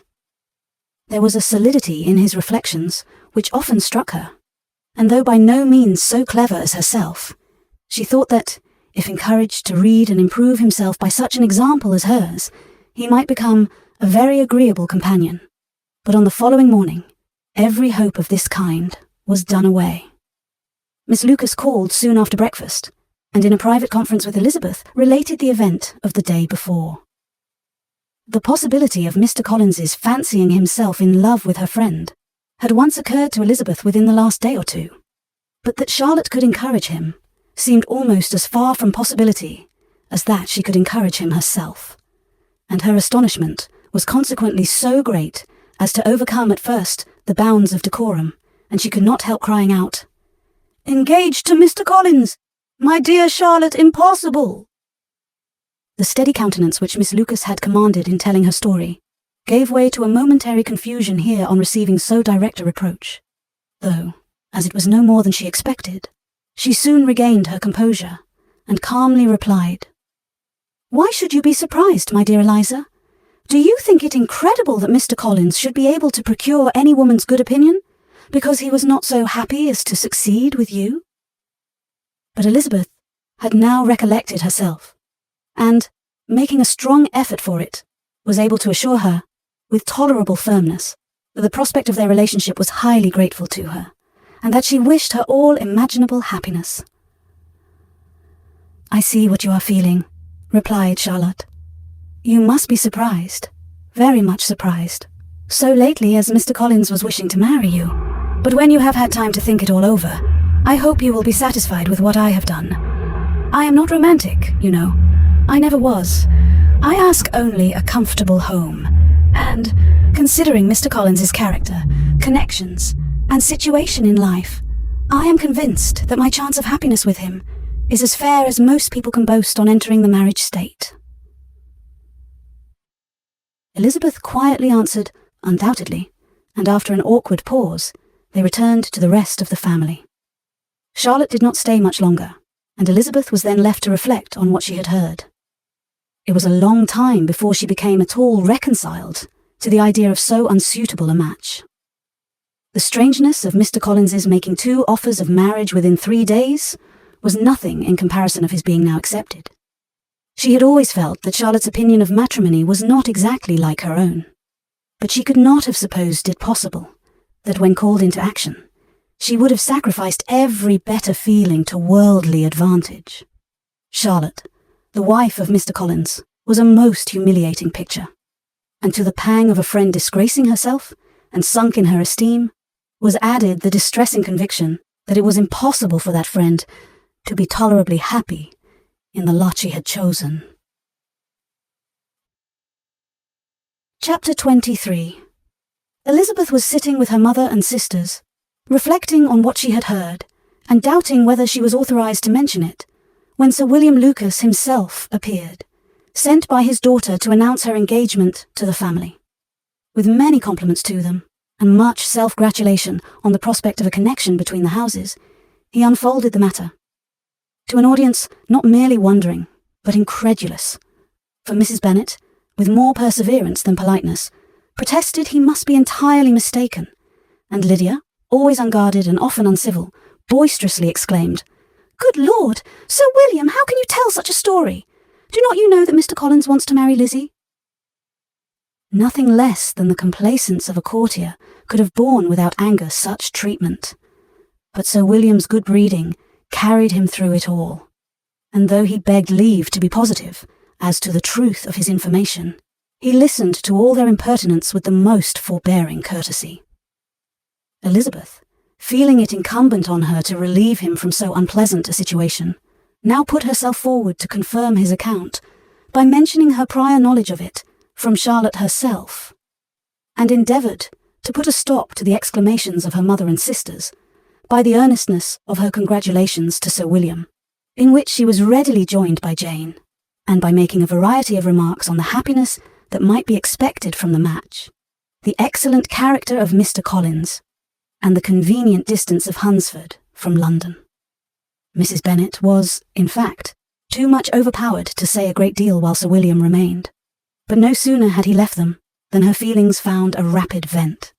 In the first place, she persisted in disbelieving the whole of the matter. Secondly, she was very sure that Mr. Collins had been taken in. Thirdly, she trusted that they would never be happy together. And fourthly, that the match might be broken off.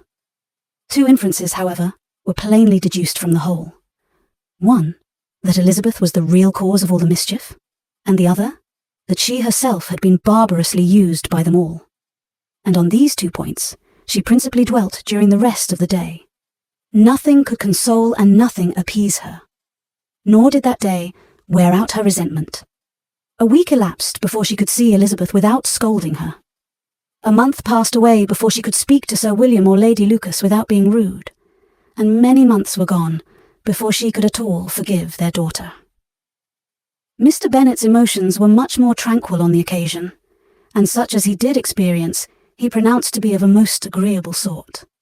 For it gratified him, he said, to discover that Charlotte Lucas, whom he had been used to think tolerably sensible, was as foolish as his wife, and more foolish than his daughter. Jane confessed herself a little surprised at the match, but she said less of her astonishment than of her earnest desire for their happiness. Nor could Elizabeth persuade her to consider it as improbable. Kitty and Lydia were far from envying Miss Lucas, for Mr. Collins was only a clergyman, and it affected them in no other way than as a piece of news to spread at Meryton. Lady Lucas could not be insensible of triumph on being able to retort on Mrs. Bennet the comfort of having a daughter well married, and she called at Longbourn rather oftener than usual to say how happy she was, though Mrs. Bennet's sour looks and ill-natured remarks might have been enough to drive happiness away. Between Elizabeth and Charlotte, there was a restraint which kept them mutually silent on the subject. and Elizabeth felt persuaded that no real confidence could ever subsist between them again. Her disappointment in Charlotte made her turn with fonder regard to her sister, of whose rectitude and delicacy she was sure her opinion could never be shaken, and for whose happiness she grew daily more anxious, as Bingley had now been gone a week, and nothing was heard of his return. Jane had sent Caroline an early answer to her letter, and was counting the days till she might reasonably hope to hear again. The promised letter of thanks from Mr. Collins arrived on Tuesday, addressed to their father, and written with all the solemnity of gratitude which a 12 months' abode in the family might have prompted. After discharging his conscience on that head, he proceeded to inform them, with many rapturous expressions, of his happiness in having obtained the affection of their amiable neighbour, Miss Lucas, and then explained that it was merely with the view of enjoying her society that he had been so ready to close with their kind wish of seeing him again at Longbourn, whither he hoped to be able to return on Monday fortnight. For Lady Catherine, he added, so heartily approved his marriage that she wished it to take place as soon as possible, which he trusted would be an unanswerable argument with his amiable Charlotte, to name an early day for making him the happiest of men. Mr. Collins's return into Hertfordshire was no longer a matter of pleasure to Mrs. Bennet. On the contrary, she was as much disposed to complain of it as her husband. It was very strange that he should come to Longbourn instead of to Lucas Lodge. It was also very inconvenient and exceedingly troublesome. She hated having visitors in the house, while her health was so indifferent, and lovers were of all people the most disagreeable. Such were the gentle murmurs of Mrs. Bennet, and they gave way only to the greater distress of Mr. Bingley's continued absence. Neither Jane nor Elizabeth were comfortable on this subject. Day after day passed away without bringing any other tidings of him than the report which shortly prevailed in Meryton of his coming no more to Netherfield the whole winter. A report which highly incensed Mrs. Bennet, and which she never failed to contradict as a most scandalous falsehood. Even Elizabeth began to fear, not that Bingley was indifferent, but that his sisters would be successful in keeping him away. Unwilling as she was to admit an idea so destructive to Jane's happiness, and so dishonourable to the stability of her lover, she could not prevent its frequently recurring. The united efforts of his two unfeeling sisters, and of his overpowering friend, assisted by the attractions of Miss Darcy and the amusements of London, might be too much, she feared, for the strength of his attachment. As for Jane, her anxiety under this suspense was, of course, more painful than Elizabeth's, but whatever she felt she was desirous of concealing, and between herself and Elizabeth, therefore, the subject was never alluded to. But as no such delicacy restrained her mother, an hour seldom passed in which she did not talk of Bingley, express her impatience for his arrival, or even require Jane to confess that if he did not come back, she should think herself very ill-used. It needed all Jane's steady mildness to bear these attacks with tolerable tranquillity. Mr. Collins returned most punctually on the Monday fortnight, but his reception at Longbourn was not quite so gracious as it had been on his first introduction. He was too happy, however, to need much attention, and, luckily for the others, the business of love-making relieved them from a great deal of his company. The chief of every day was spent by him at Lucas Lodge, and he sometimes returned to Longbourn only in time to make an apology for his absence before the family went to bed. Mrs. Bennet was really in a most pitiable state. The very mention of anything concerning the match threw her into an agony of ill humour, and wherever she went, she was sure of hearing it talked of. The sight of Miss Lucas was odious to her. As her successor in that house, she regarded her with jealous abhorrence. Whenever Charlotte came to see them, she concluded her to be anticipating the hour of possession, and whenever she spoke in a low voice to Mr. Collins, was convinced that they were talking of the Longbourn estate, and resolving to turn herself and her daughters out of the house as soon as Mr. Bennet was dead. She complained bitterly of all this to her husband. "Indeed, Mr. Bennet," said she, "it is very hard to think that Charlotte Lucas should ever be mistress of this house, that I should be forced to make way for her, and live to see her take my place in it." "My dear, do not give way to such gloomy thoughts. Let us hope for better things, let us flatter ourselves that I may be the survivor." This was not very consoling to Mrs. Bennet, and therefore, instead of making any answer, she went on as before. "I cannot bear to think that they should have all this estate. If it was not for the entail, I should not mind it." "What should not you mind?" "I should not mind anything at all." "Let us be thankful that you are preserved from a state of such insensibility." "I never can be thankful, Mr. Bennet, for anything about the entail. How anyone could have the conscience to entail away an estate from one's own daughters, I cannot understand. And all for the sake of Mr. Collins, too. Why should he have it more than anybody else?" "I leave it to yourself to determine," said Mr. Bennet. Chapter 24. Miss Bingley's letter arrived, and put an end to doubt. The very first sentence conveyed the assurance of their being all settled in London for the winter, and concluded with her brother's regret at not having had time to pay his respects to his friends in Hertfordshire before he left the country. Hope was over, entirely over, and when Jane could attend to the rest of the letter, she found little, except the professed affection of the writer, that could give her any comfort. Miss Darcy's praise occupied the chief of it. Her many attractions were again dwelt on, and Caroline boasted joyfully of their increasing intimacy, and ventured to predict the accomplishment of the wishes which had been unfolded in her former letter. She wrote also with great pleasure of her brother's being an inmate of Mr. Darcy's house, and mentioned with raptures some plans of the latter with regard to new furniture. Elizabeth, to whom Jane very soon communicated the chief of all this, heard it in silent indignation. Her heart was divided between concern for her sister and resentment against all others. To Caroline's assertion of her brother's being partial to Miss Darcy, she paid no credit.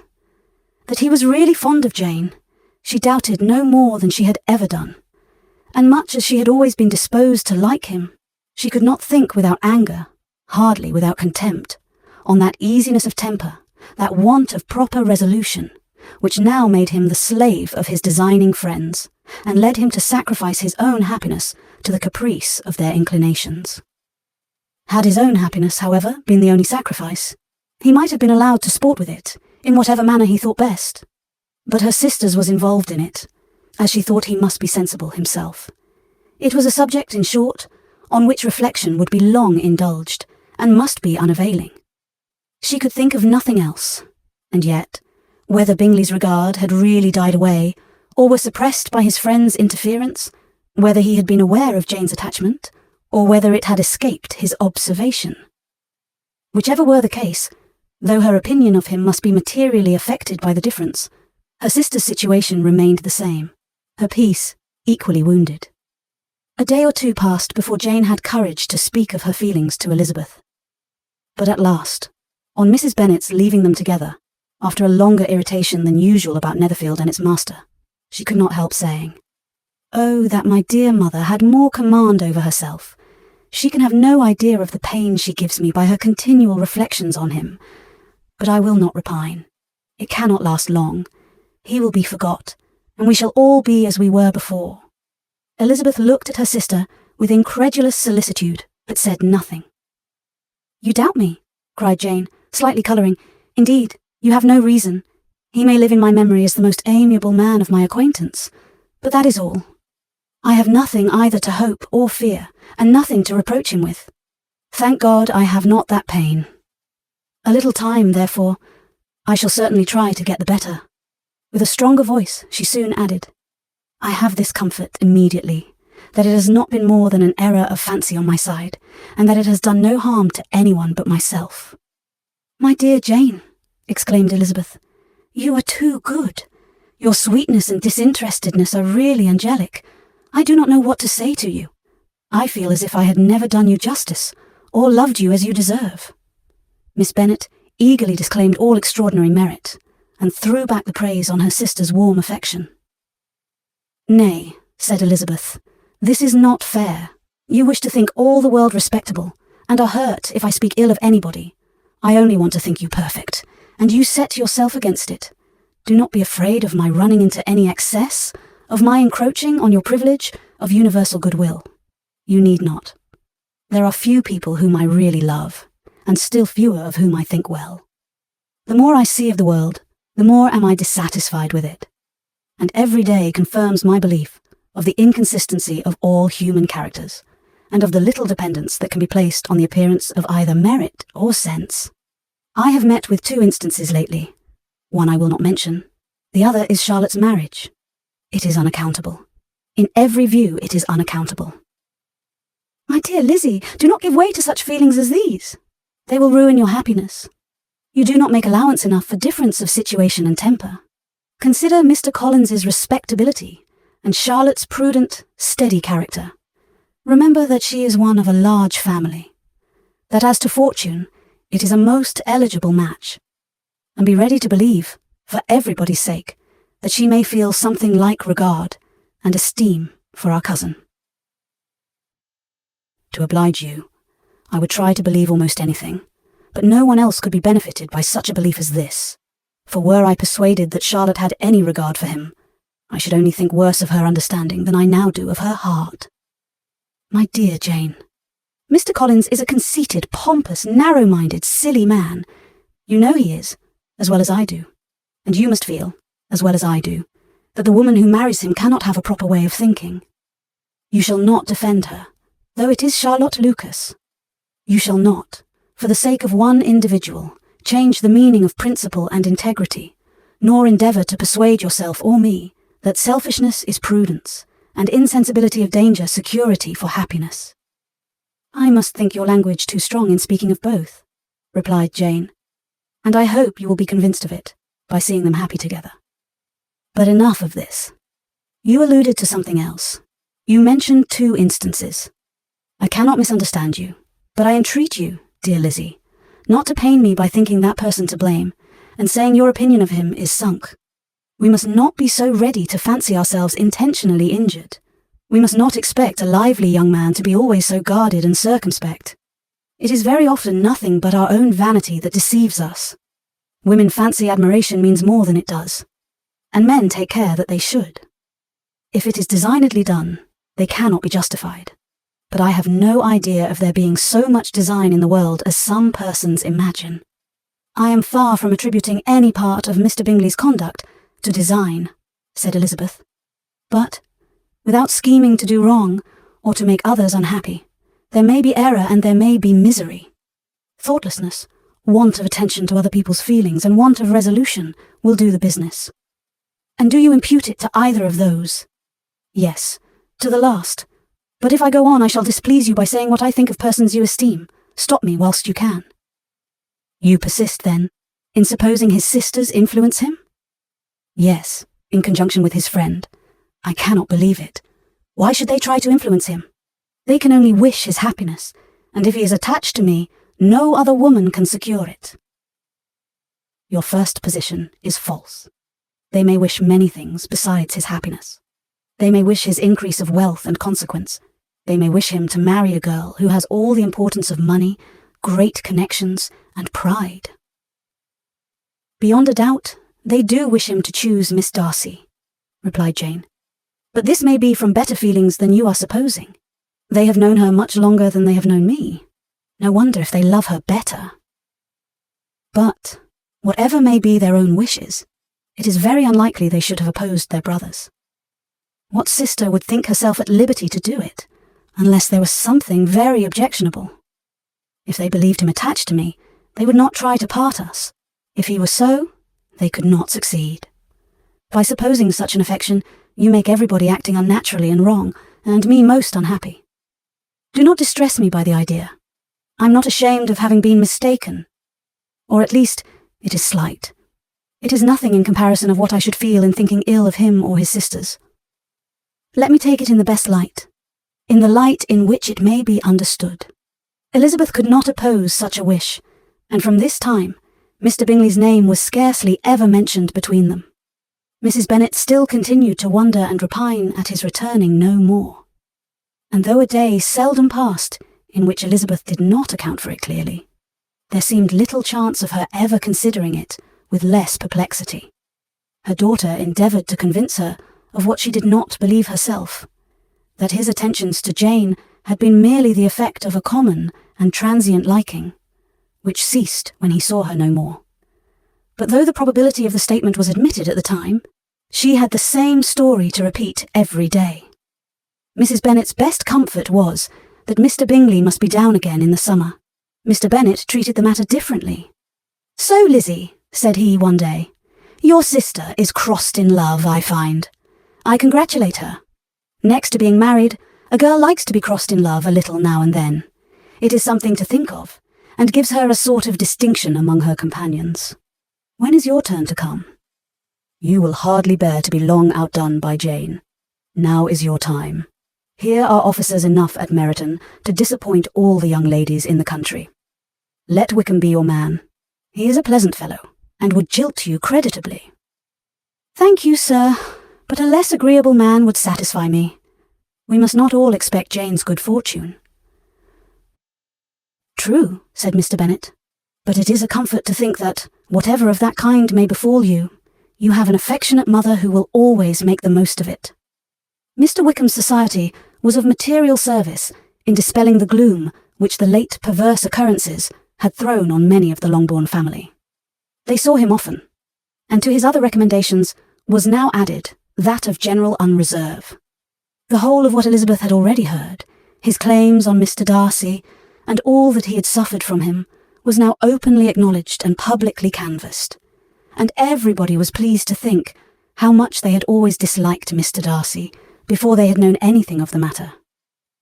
Miss Bennet was the only creature who could suppose there might be any extenuating circumstances in the case unknown to the society of Hertfordshire.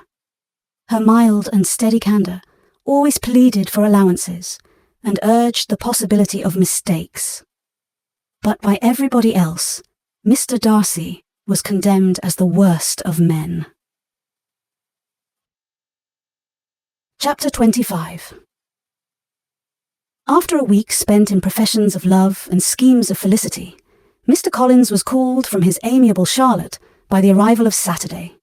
The pain of separation, however, might be alleviated on his side by preparations for the reception of his bride, as he had reason to hope that shortly after his next return into Hertfordshire, the day would be fixed that was to make him the happiest of men. He took leave of his relations at Longbourn with as much solemnity as before, wished his fair cousins health and happiness again, and promised their father another letter of thanks. On the following Monday, Mrs. Bennet had the pleasure of receiving her brother and his wife, who came, as usual, to spend the Christmas at Longbourn. Mr. Gardiner was a sensible, gentlemanlike man, greatly superior to his sister, as well by nature as education. The Netherfield ladies would have had difficulty in believing that a man who lived by trade, and within view of his own warehouses, could have been so well bred and agreeable. Mrs. Gardiner, who was several years younger than Mrs. Bennet and Mrs. Phillips, was an amiable, intelligent, elegant woman, and a great favourite with her Longbourn nieces. Between the two eldest, and herself especially, there subsisted a very particular regard. They had frequently been staying with her in town. The first part of Mrs. Gardiner's business, on her arrival, was to distribute her presents and describe the newest fashions. When this was done, she had a less active part to play. It became her turn to listen. Mrs. Bennet had many grievances to relate, and much to complain of. They had all been very ill-used since she last saw her sister. 2 of her girls had been on the point of marriage, and after all, there was nothing in it. "I do not blame Jane," she continued, "for Jane would have got Mr. Bingley if she could. But Lizzie, oh, sister, it is very hard to think that she might have been Mr. Collins's wife by this time, had not it been for her own perverseness. He made her an offer in this very room, and she refused him. The consequence of it is that Lady Lucas will have a daughter married before I have, and that Longbourn estate is just as much entailed as ever. The Lucases are very artful people indeed, sister. They are all for what they can get. I am sorry to say it of them, but so it is. It makes me very nervous and poorly to be thwarted so in my own family, and to have neighbours who think of themselves before anybody else. However, your coming just at this time is the greatest of comforts, and I am very glad to hear what you tell us of long sleeves." Mrs. Gardiner, to whom the chief of this news had been given before, in the course of Jane and Elizabeth's correspondence with her, made her sister a slight answer, and, in compassion to her nieces, turned the conversation. When alone with Elizabeth afterwards, she spoke more on the subject. "It seems likely to have been a desirable match for Jane," said she. "I am sorry it went off, but these things happen so often. A young man, such as you describe Mr. Bingley, so easily falls in love with a pretty girl for a few weeks, and when accident separates them, so easily forgets her that these sort of inconstancies are very frequent." "An excellent consolation in its way," said Elizabeth. "But it will not do for us. We do not suffer by accident. It does not often happen that the interference of friends will persuade a young man of independent fortune to think no more of a girl whom he was violently in love with only a few days before." "But that expression of violently in love is so hackneyed, so doubtful, so indefinite, that it gives me very little idea. It is as often applied to feelings which arise only from a half-hour's acquaintance, as to a real, strong attachment. Pray, how violent was Mr. Bingley's love?" "I never saw a more promising inclination. He was growing quite inattentive to other people, and wholly engrossed by her. Every time they met, it was more decided and remarkable. At his own ball, he offended 2 or 3 young ladies by not asking them to dance, and I spoke to him twice myself without receiving an answer. Could there be finer symptoms? Is not general incivility the very essence of love? Oh yes, of that kind of love which I suppose him to have felt. Poor Jane. I am sorry for her, because with her disposition, she may not get over it immediately. It had better have happened to you, Lizzie. You would have laughed yourself out of it sooner. But do you think she would be prevailed on to go back with us? Change of scene might be of service, and perhaps a little relief from home may be as useful as anything." Elizabeth was exceedingly pleased with this proposal, and felt persuaded of her sister's ready acquiescence. "I hope," added Mrs. Gardiner, "that no consideration with regard to this young man will influence her. We live in so different a part of town, all our connections are so different, and as you well know, we go out so little that it is very improbable they should meet at all, unless he really comes to see her. And that is quite impossible, for he is now in the custody of his friend, and Mr. Darcy would no more suffer him to call on Jane in such a part of London. My dear aunt, how could you think of it? Mr. Darcy may, perhaps, have heard of such a place as Gracechurch Street, but he would hardly think a month's ablution enough to cleanse him from its impurities, were he once to enter it, and depend upon it, Mr. Bingley never stirs without him. So much the better. I hope they will not meet at all. But does not Jane correspond with his sister? She will not be able to help calling. She will drop the acquaintance entirely. But, in spite of the certainty in which Elizabeth affected to place this point, as well as the still more interesting one of Bingley's being withheld from seeing Jane, she felt a solicitude on the subject, which convinced her, on examination, that she did not consider it entirely hopeless. It was possible, and sometimes she thought it probable, that his affection might be reanimated, and the influence of his friends successfully combated by the more natural influence of Jane's attractions. Miss Bennet accepted her aunt's invitation with pleasure, and the Bingleys were no otherwise in her thoughts at the same time than as she hoped. By Caroline's not living in the same house with her brother, she might occasionally spend a morning with her, without any danger of seeing him. The Gardiners stayed a week at Longbourn, and what with the Phillipses, the Lucases, and the officers, there was not a day without its engagement. Mrs. Bennet had so carefully provided for the entertainment of her brother and sister that they did not once sit down to a family dinner. When the engagement was for home, some of the officers always made part of it, of which officers Mr. Wickham was sure to be one. And on these occasions, Mrs. Gardiner, rendered suspicious by Elizabeth's warm commendation of him, narrowly observed them both, without supposing them, from what she saw, to be very seriously in love. Their preference of each other was plain enough to make her a little uneasy, and she resolved to speak to Elizabeth on the subject before she left Hertfordshire, and represent to her the imprudence of encouraging such an attachment. To Mrs. Gardiner, Wickham had one means of affording pleasure, unconnected with his general powers. About 10 or a dozen years ago, Before her marriage, she had spent a considerable time in that very part of Derbyshire to which he belonged. They had, therefore, many acquaintance in common. And though Wickham had been little there since the death of Darcy's father, 5 years before, it was yet in his power to give her fresher intelligence of her former friends than she had been in the way of procuring. Mrs. Gardiner had seen Pemberley, and known the late Mr. Darcy by character perfectly well. Here, consequently, was an inexhaustible subject of discourse. In comparing her recollection of Pemberley with the minute description which Wickham could give, and in bestowing her tribute of praise on the character of its late possessor, she was delighting both him and herself. On being made acquainted with the present Mr. Darcy's treatment of him, she tried to remember something of that gentleman's reputed disposition when quite a lad, which might agree with it, and was confident, at last, that she recollected having heard Mr. Fitzwilliam Darcy, formerly spoken of, as a very proud, ill-natured boy.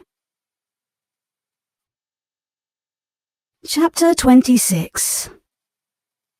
Mrs. Gardiner's caution to Elizabeth was punctually and kindly given on the first favourable opportunity of speaking to her alone.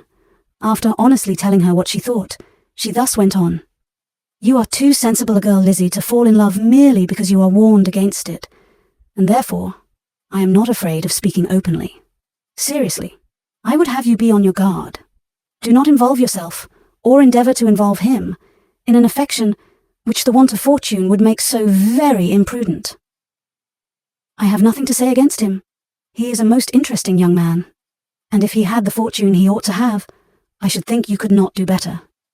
But as it is, you must not let your fancy run away with you. You have sense, and we all expect you to use it. Your father would depend on your resolution and good conduct, I am sure. You must not disappoint your father." "My dear aunt, this is being serious indeed." "Yes, and I hope to engage you to be serious likewise." "Well then, you need not be under any alarm. I will take care of myself, and of Mr. Wickham too. He shall not be in love with me, if I can prevent it. Elizabeth, you are not serious now." "I beg your pardon. I will try again. At present, I am not in love with Mr. Wickham. No, I certainly am not. But he is, beyond all comparison, the most agreeable man I ever saw, and if he becomes really attached to me, I believe it will be better that he should not. I see the imprudence of it. Oh, that abominable Mr. Darcy! My father's opinion of me does me the greatest honour, and I should be miserable to forfeit it. My father, however, is partial to Mr. Wickham. In short, my dear aunt, I should be very sorry to be the means of making any of you unhappy, but since we see every day that where there is affection, young people are seldom withheld, by immediate want of fortune, from entering into engagements with each other, how can I promise to be wiser than so many of my fellow creatures, if I am tempted, or how am I even to know that it would be wiser to resist? All that I can promise you, therefore, is not to be in a hurry. I will not be in a hurry to believe myself his first object. When I am in company with him, I will not be wishing. In short, I will do my best. Perhaps it will be as well, if you discourage his coming here so very often. At least you should not remind your mother of inviting him." "As I did the other day," said Elizabeth, with a conscious smile. "Very true. It will be wise in me to refrain from that. But do not imagine that he is always here so often. It is on your account that he has been so frequently invited this week. You know my mother's ideas as to the necessity of constant company for her friends. But really, and upon my honour, I will try to do what I think to be wisest, and now I hope you are satisfied." Her aunt assured her that she was, and Elizabeth, having thanked her for the kindness of her hints, they parted. A wonderful instance of advice being given on such a point, without being resented. Mr. Collins returned into Hertfordshire soon after it had been quitted by the Gardiners and Jane. But, as he took up his abode with the Lucases, his arrival was no great inconvenience to Mrs. Bennet. His marriage was now fast approaching, and she was at length so far resigned as to think it inevitable, and even repeatedly to say, in an ill-natured tone, that she wished they might be happy. Thursday was to be the wedding day, and on Wednesday Miss Lucas paid her farewell visit, and when she rose to take leave, Elizabeth, ashamed of her mother's ungracious and reluctant good wishes, and sincerely affected herself, accompanied her out of the room. As they went downstairs together, Charlotte said, "I shall depend on hearing from you very often, Eliza." "That you certainly shall. And I have another favour to ask. Will you come and see me? We shall often meet, I hope, in Hertfordshire. I am not likely to leave Kent for some time. Promise me, therefore, to come to Hunsford." Elizabeth could not refuse, though she foresaw little pleasure in the visit. "My father and Maria are to come to me in March," added Charlotte, "and I hope you will consent to be of the party. Indeed, Eliza, you will be as welcome to me as either of them." The wedding took place. The bride and bridegroom set off for Kent from the church door, and everybody had as much to say or to hear on the subject as usual. Elizabeth soon heard from her friend, and their correspondence was as regular and frequent as it ever had been. That it should be equally unreserved was impossible. Elizabeth could never address her without feeling that all the comfort of intimacy was over. And though determined not to slacken as a correspondent, it was for the sake of what had been rather than what was. Charlotte's first letters were received with a good deal of eagerness. There could not but be curiosity to know how she would speak of her new home, how she would like Lady Catherine, and how happy she would dare pronounce herself to be. Though, when the letters were read, Elizabeth felt that Charlotte expressed herself on every point exactly as she might have foreseen. She wrote cheerfully, seemed surrounded with comforts, and mentioned nothing which she could not praise. The house, furniture, neighbourhood, and roads were all to her taste, and Lady Catherine's behaviour was most friendly and obliging. It was Mr. Collins's picture of Hunsford, and Rosings rationally softened, and Elizabeth perceived that she must wait for her own visit there to know the rest. Jane had already written a few lines to her sister to announce their safe arrival in London, and when she wrote again, Elizabeth hoped it would be in her power to say something of the Bingleys. Her impatience for this second letter was as well rewarded as impatience generally is. Jane had been a week in town, without either seeing or hearing from Caroline. She accounted for it, however, by supposing that her last letter to her friend from Longbourn had by some accident been lost. "My aunt," she continued, "is going tomorrow into that part of the town, and I shall take the opportunity of calling in Grosvenor Street." She wrote again, when the visit was paid, and she had seen Miss Bingley. "I did not think Caroline in spirits," were her words, "but she was very glad to see me, and reproached me for giving her no notice of my coming to London. I was right, therefore. My last letter had never reached her. I inquired after their brother, of course. He was well, but so much engaged with Mr. Darcy that they scarcely ever saw him. I found that Miss Darcy was expected to dinner. I wish I could see her. My visit was not long, as Caroline and Mrs. Hurst were going out. I dare say I shall soon see them here." Elizabeth shook her head over this letter. It convinced her that accident only could discover to Mr. Bingley her sister's being in town. 4 weeks passed away, and Jane saw nothing of him. She endeavoured to persuade herself that she did not regret it, but she could no longer be blind to Miss Bingley's inattention. After waiting at home every morning for a fortnight, and inventing every evening a fresh excuse for her, the visitor did at last appear. But the shortness of her stay, and yet more, the alteration of her manner, would allow Jane to deceive herself no longer. The letter which she wrote on this occasion to her sister will prove what she felt.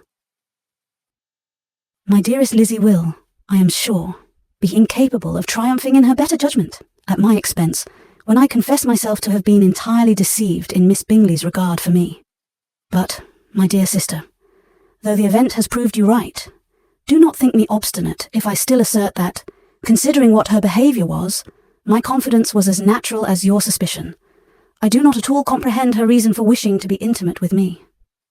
But, if the same circumstances were to happen again, I am sure I should be deceived again. Caroline did not return my visit till yesterday, and not a note, not a line, did I receive in the meantime. When she did come, it was very evident that she had no pleasure in it.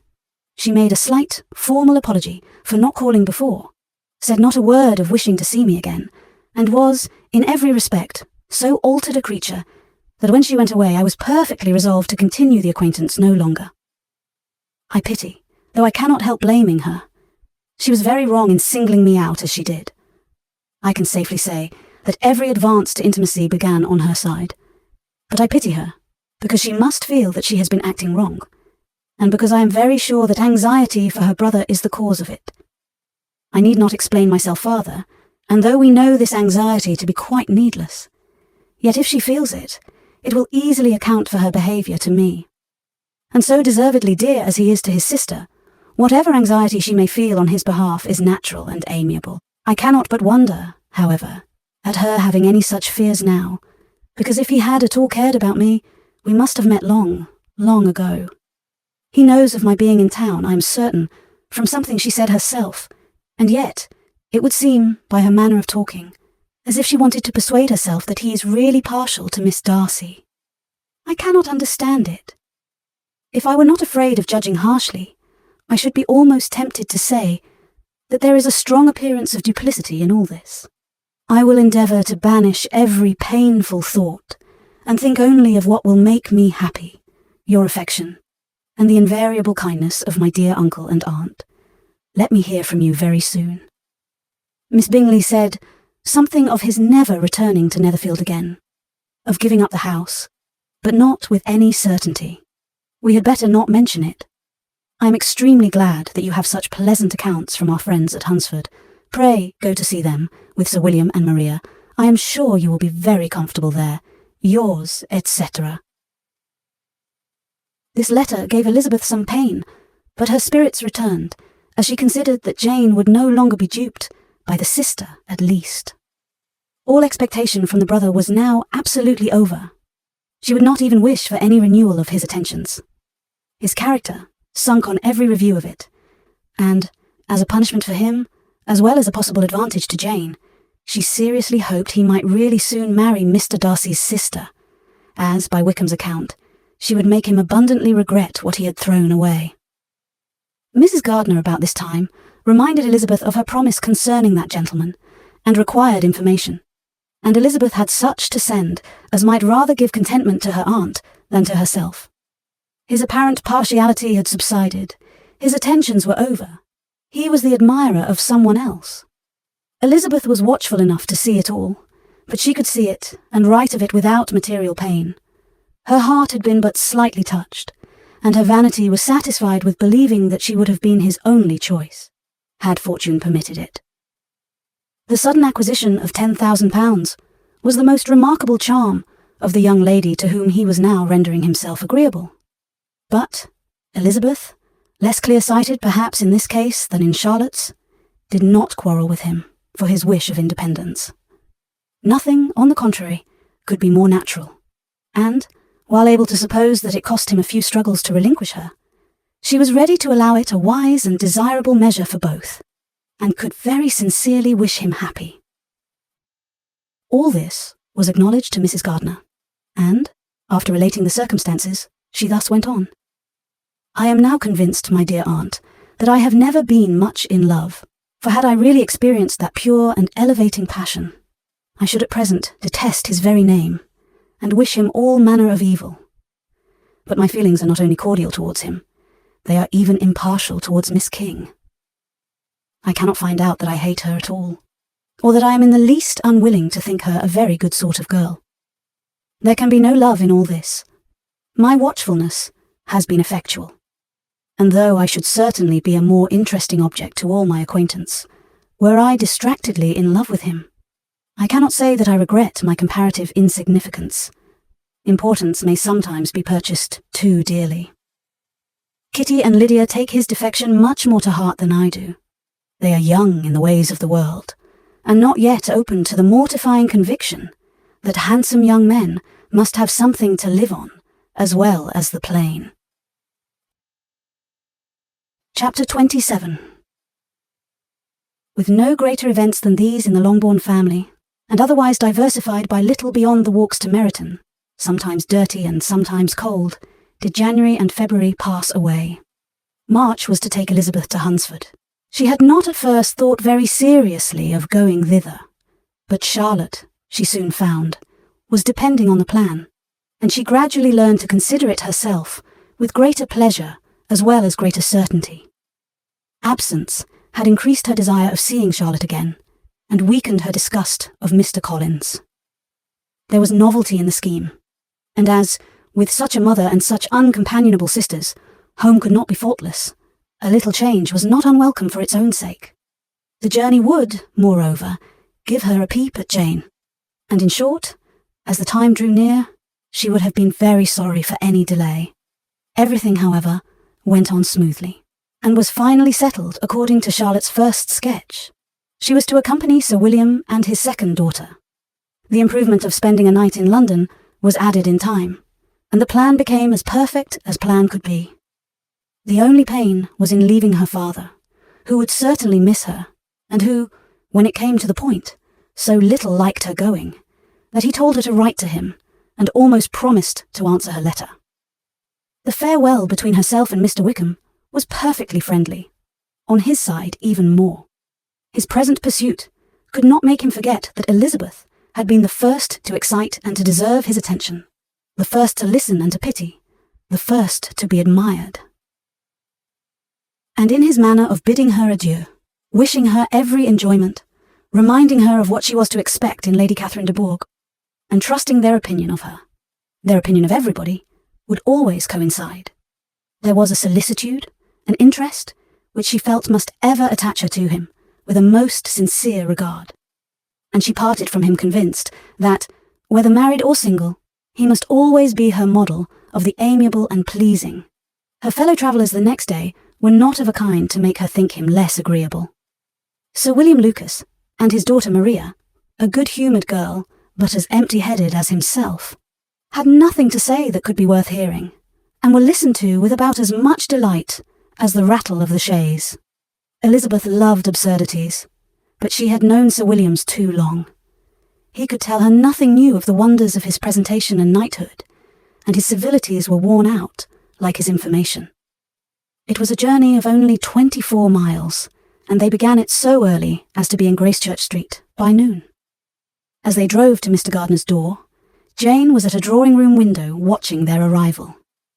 When they entered the passage, she was there to welcome them, and Elizabeth, looking earnestly in her face, was pleased to see it healthful and lovely as ever.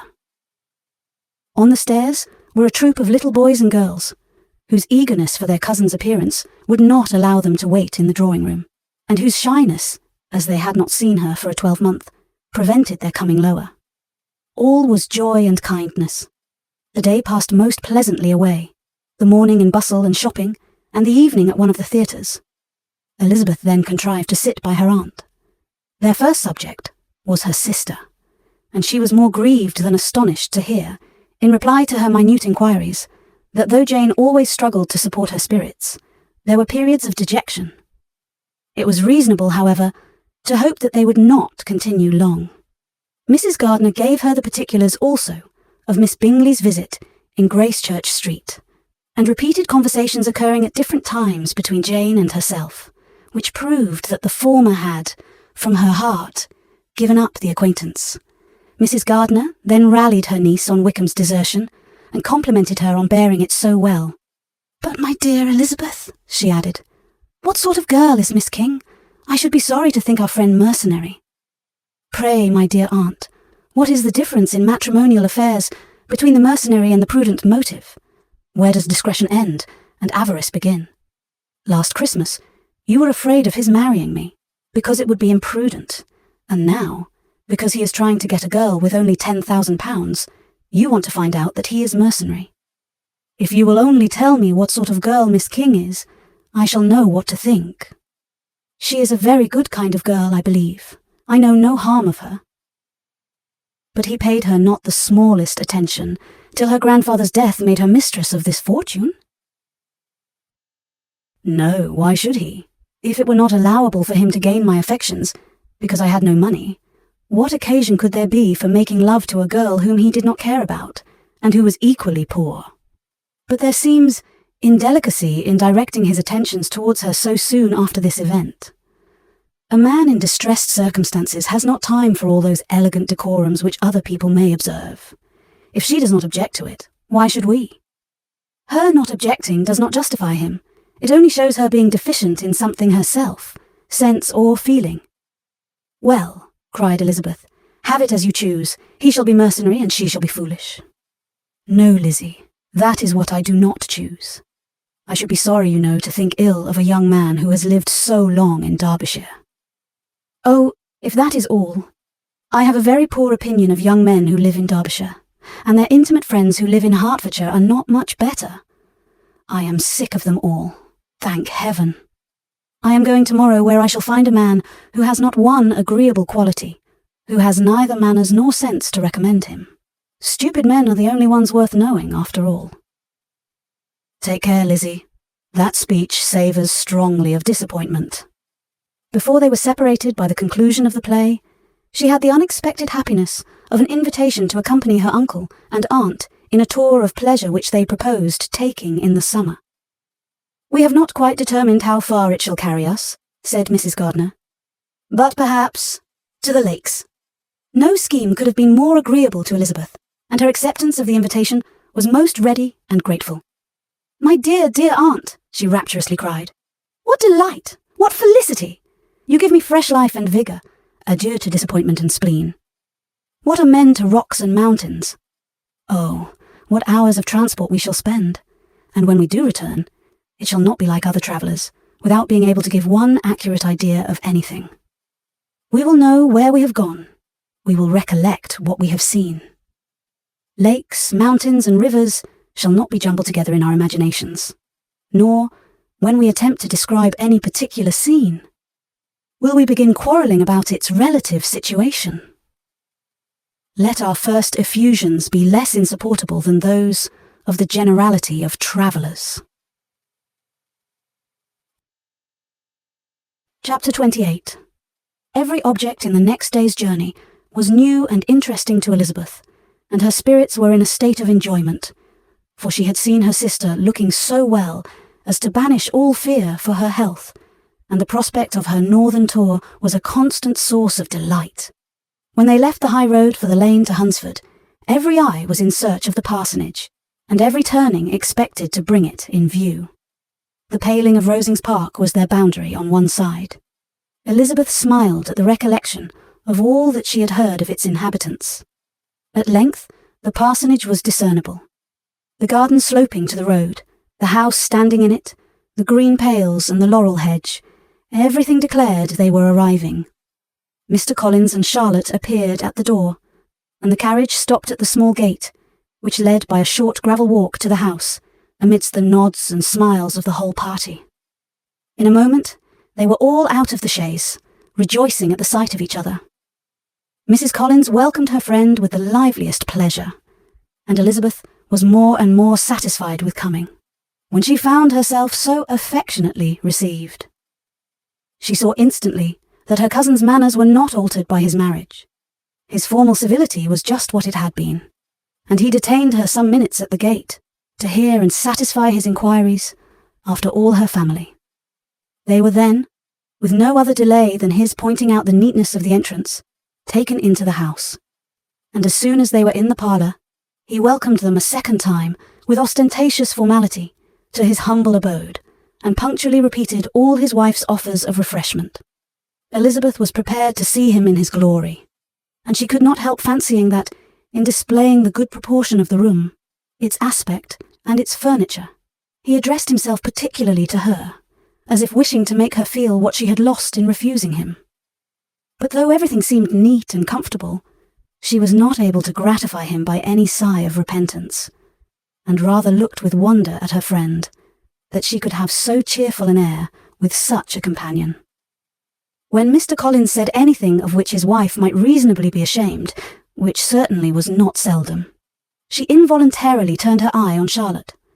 Once or twice she could discern a faint blush, but in general Charlotte wisely did not hear. After sitting long enough to admire every article of furniture in the room, from the sideboard to the fender, to give an account of their journey, and of all that had happened in London, Mr. Collins invited them to take a stroll in the garden, which was large and well laid out, and to the cultivation of which he attended himself. To work in his garden was one of his most respectable pleasures, and Elizabeth admired the command of countenance with which Charlotte talked of the healthfulness of the exercise, and owned she encouraged it as much as possible. Here, leading the way through every walk and crosswalk, and scarcely allowing them an interval to utter the praises he asked for. Every view was pointed out with a minuteness which left beauty entirely behind. He could number the fields in every direction, and could tell how many trees there were in the most distant clump. But of all the views which his garden, or which the country or the kingdom could boast, none were to be compared with the prospect of Rosings, afforded by an opening in the trees that bordered the park nearly opposite the front of his house. It was a handsome modern building, well situated on rising ground. From his garden, Mr. Collins would have led them round his 2 meadows. But the ladies, not having shoes to encounter the remains of a white frost, turned back, and while Sir William accompanied him, Charlotte took her sister and friend over the house, extremely well pleased, probably, to have the opportunity of showing it without her husband's help. It was rather small, but well built and convenient, and everything was fitted up and arranged with a neatness and consistency, of which Elizabeth gave Charlotte all the credit. When Mr. Collins could be forgotten, there was really a great air of comfort throughout, and by Charlotte's evident enjoyment of it, Elizabeth supposed he must be often forgotten. She had already learned that Lady Catherine was still in the country.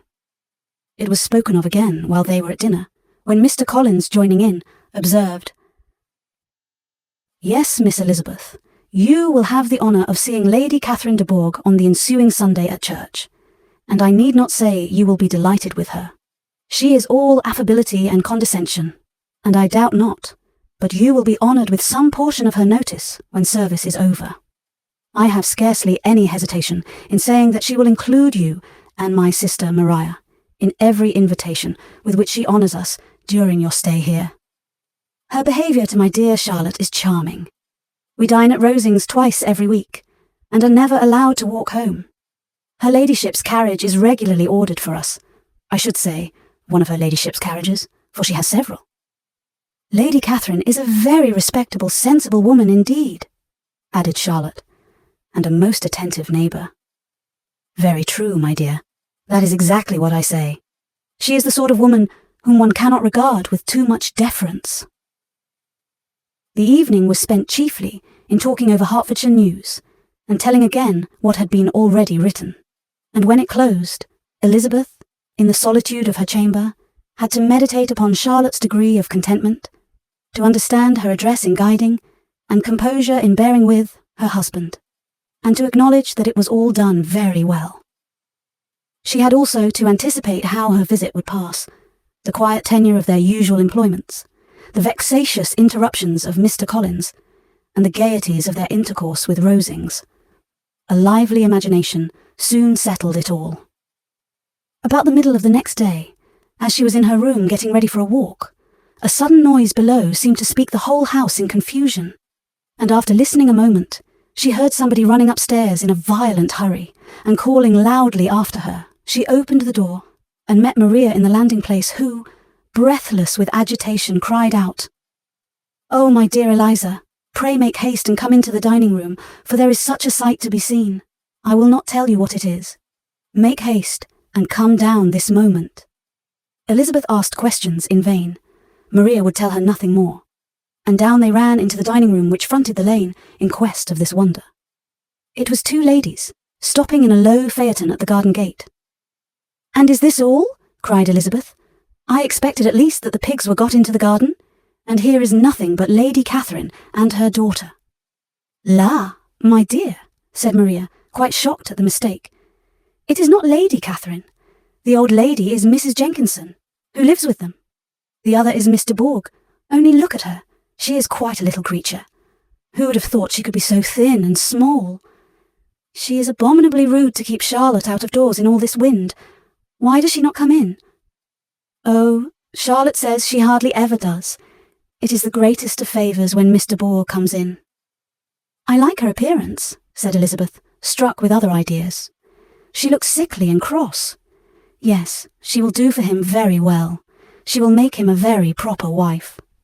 Mr. Collins and Charlotte were both standing at the gate in conversation with the ladies, and Sir William, to Elizabeth's high diversion, was stationed in the doorway, in earnest contemplation of the greatness before him, and constantly bowing whenever Miss de Bourgh looked that way. At length, there was nothing more to be said. The ladies drove on, and the others returned into the house. Mr. Collins no sooner saw the two girls than he began to congratulate them on their good fortune, which Charlotte explained by letting them know that the whole party was asked to dine at Rosings the next day. Chapter 29. Mr. Collins's triumph, in consequence of this invitation, was complete. The power of displaying, the grandeur of his patroness to his wondering visitors, and of letting them see her civility towards himself and his wife, was exactly what he had wished for. And that an opportunity of doing it should be given so soon was such an instance of Lady Catherine's condescension as he knew not how to admire enough. "I confess," said he, "that I should not have been at all surprised by her ladyship's asking us on Sunday to drink tea and spend the evening at Rosings. I rather expected, from my knowledge of her affability, that it would happen. But who could have foreseen such an attention as this? Who could have imagined that we should receive an invitation to dine there? An invitation, moreover, including the whole party, so immediately after your arrival." "I am the less surprised at what has happened," replied Sir William, "from that knowledge of what the manners of the great really are, which my situation in life has allowed me to acquire. About the court, such instances of elegant breeding are not uncommon. Scarcely anything was talked of the whole day or next morning but their visit to Rosings." Mr. Collins was carefully instructing them in what they were to expect, that the sight of such rooms, so many servants, and so splendid a dinner might not wholly overpower them. When the ladies were separating for the toilette, he said to Elizabeth, "Do not make yourself uneasy, my dear cousin, about your apparel. Lady Catherine is far from requiring that elegance of dress, in us, which becomes herself and daughter. I would advise you merely to put on whatever of your clothes is superior to the rest. There is no occasion for anything more.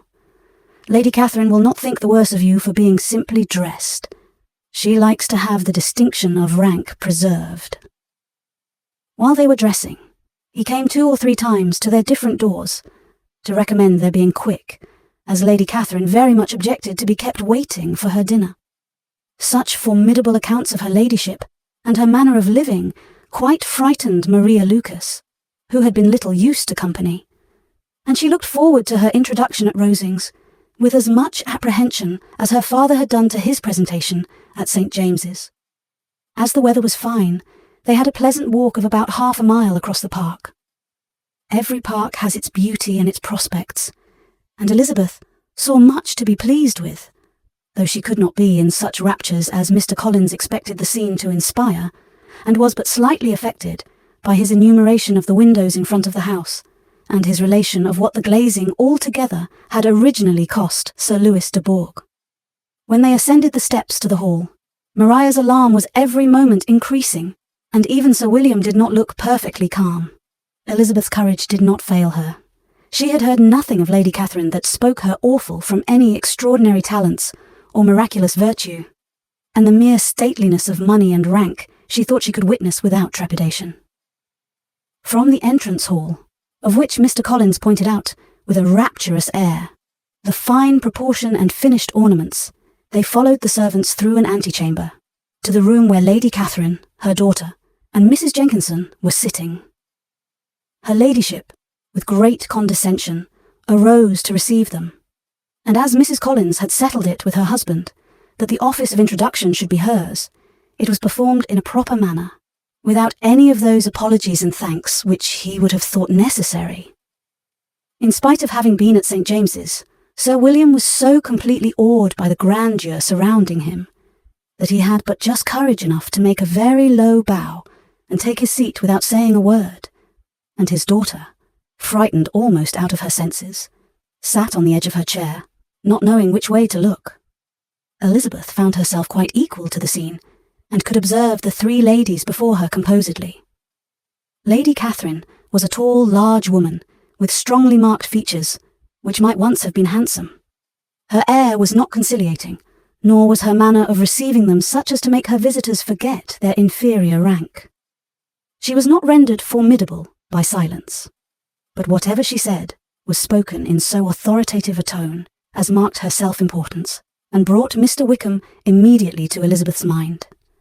And, from the observation of the day altogether, she believed Lady Catherine to be exactly what he had represented. When, after examining the mother, in whose countenance and deportment she soon found some resemblance of Mr. Darcy, she turned her eyes on the daughter, she could almost have joined in Maria's astonishment at her being so thin and so small. There was neither in figure nor face any likeness between the ladies. Mr. Berg was pale and sickly.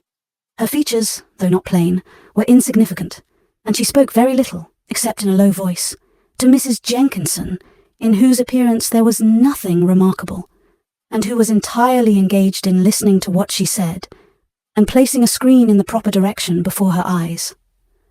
After sitting a few minutes, they were all sent to one of the windows to admire the view, Mr. Collins attending them to point out its beauties, and Lady Catherine kindly informing them that it was much better worth looking at in the summer.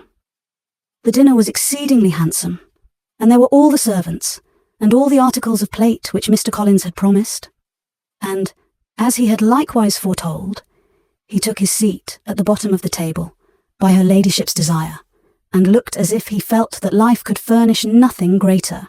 He carved and ate and praised with delighted alacrity, and every dish was commended first by him, and then by Sir William, who was now enough recovered to echo whatever his son-in-law said, in a manner which Elizabeth wondered Lady Catherine could bear. But Lady Catherine seemed gratified by their excessive admiration, and gave most gracious smiles, especially when any dish on the table proved a novelty to them.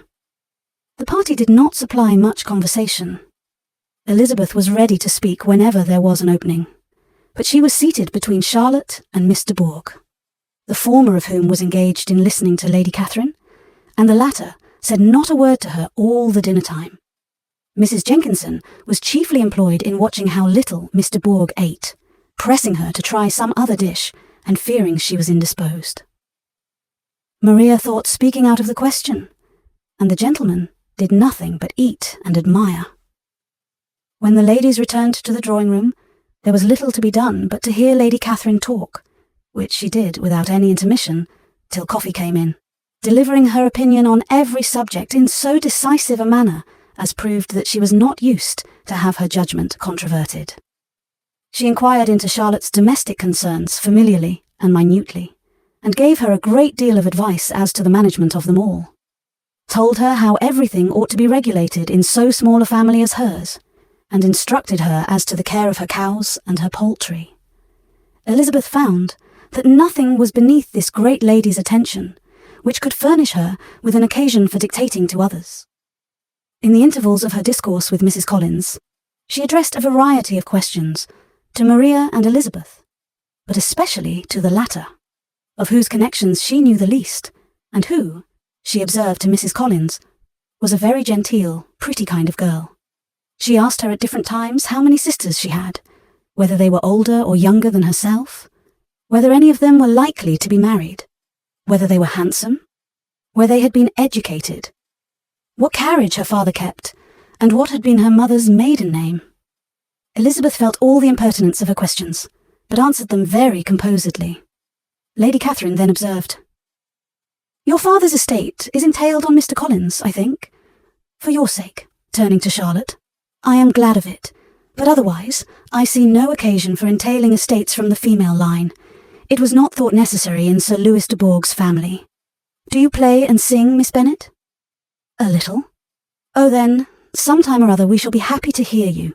Our instrument is a capital one, probably superior to— you shall try it some day. Do your sisters play and sing?" "One of them does." "Why did not you all learn? You ought all to have learned. The Miss Webbs all play, and their father has not so good an income as yours. Do you draw?" "No, not at all." "What, none of you?" "Not one." "That is very strange. But I suppose you had no opportunity. Your mother should have taken you to town every spring for the benefit of masters." "My mother would have no objection, but my father hates London." "Has your governess left you?" "We never had any governess." "No governess? How was that possible? 5 daughters brought up at home without a governess. I never heard of such a thing. Your mother must have been quite a slave to your education." Elizabeth could hardly help smiling, as she assured her that had not been the case. Then who taught you? Who attended to you? Without a governess, you must have been neglected. Compared with some families, I believe we were. But such of us as wished to learn never wanted the means. We were always encouraged to read, and had all the masters that were necessary. Those who chose to be idle certainly might. Aye, no doubt. But that is what a governess will prevent. And if I had known your mother, I should have advised her most strenuously to engage one. I always say that nothing is to be done in education without steady and regular instruction, and nobody but a governess can give it. It is wonderful how many families I have been the means of supplying in that way. I am always glad to get a young person well placed out. 4 nieces of Mrs. Jenkinson are most delightfully situated through my means, and it was but the other day that I recommended another young person, who was merely accidentally mentioned to me, and the family are quite delighted with her. Mrs. Collins, did I tell you of Lady Metcalfe's calling yesterday to thank me? She finds Miss Pope a treasure. Lady Catherine, said she, you have given me a treasure. Are any of your younger sisters out, Miss Bennet? Yes, ma'am, all. All? What, all 5 out at once? Very odd. And you only the second. The younger ones out before the elder are married. Your younger sisters must be very young. Yes, my youngest is not 16. Perhaps she is full young to be much in company. But really, ma'am, I think it would be very hard upon younger sisters that they should not have their share of society and amusement, because the elder may not have the means or inclination to marry early. The last-born has as good a right to the pleasures of youth as the first, and to be kept back on such a motive, I think it would not be very likely to promote sisterly affection or delicacy of mind. Upon my word, said her ladyship, you give your opinion very decidedly for so young a person. Pray, what is your age? With 3 younger sisters grown up, replied Elizabeth, smiling, your ladyship can hardly expect me to own it. Lady Catherine seemed quite astonished at not receiving a direct answer, and Elizabeth suspected herself to be the first creature who had ever dared to trifle with so much dignified impertinence. You cannot be more than 20, I am sure. Therefore you need not conceal your age. I am not 21. When the gentlemen had joined them, and tea was over, the card tables were placed. Lady Catherine, Sir William, and Mr. and Mrs. Collins sat down to quadrille, and as Miss de Bourgh chose to play at casino, the 2 girls had the honour of assisting Mrs. Jenkinson to make up her party. Their table was superlatively stupid. Scarcely a syllable was uttered that did not relate to the game, except when Mrs. Jenkinson expressed her fears of Miss de Bourgh's being too hot or too cold, or having too much or too little light. A great deal more passed at the other table. Lady Catherine was generally speaking, stating the mistakes of the 3 others, or relating some anecdote of herself. Mr. Collins was employed in agreeing to everything her ladyship said, thanking her for every fish he won, and apologising if he thought he won too many. Sir William did not say much. He was storing his memory with anecdotes and noble names. When Lady Catherine and her daughter had played as long as they chose, the tables were broken up, the carriage was offered to Mrs. Collins, gratefully accepted, and immediately ordered. The party then gathered round the fire to hear Lady Catherine determine what weather they were to have on the morrow. From these instructions, they were summoned by the arrival of the coach, and with many speeches of thankfulness on Mr. Collins's side, and as many bows on Sir William's, they departed. As soon as they had driven from the door, Elizabeth was called on by her cousin to give her opinion of all that she had seen at Rosings, which, for Charlotte's sake, she made more favourable than it really was. But her commendation, though costing her some trouble, could by no means satisfy Mr. Collins, and he was very soon obliged to take her ladyship's praise into his own hands. Chapter 30. Sir William stayed only a week at Hunsford, but his visit was long enough to convince him of his daughter's being most comfortably settled, and of her possessing such a husband and such a neighbour as were not often met with. While Sir William was with them, Mr. Collins devoted his mornings to driving him out in his gig and showing him the country.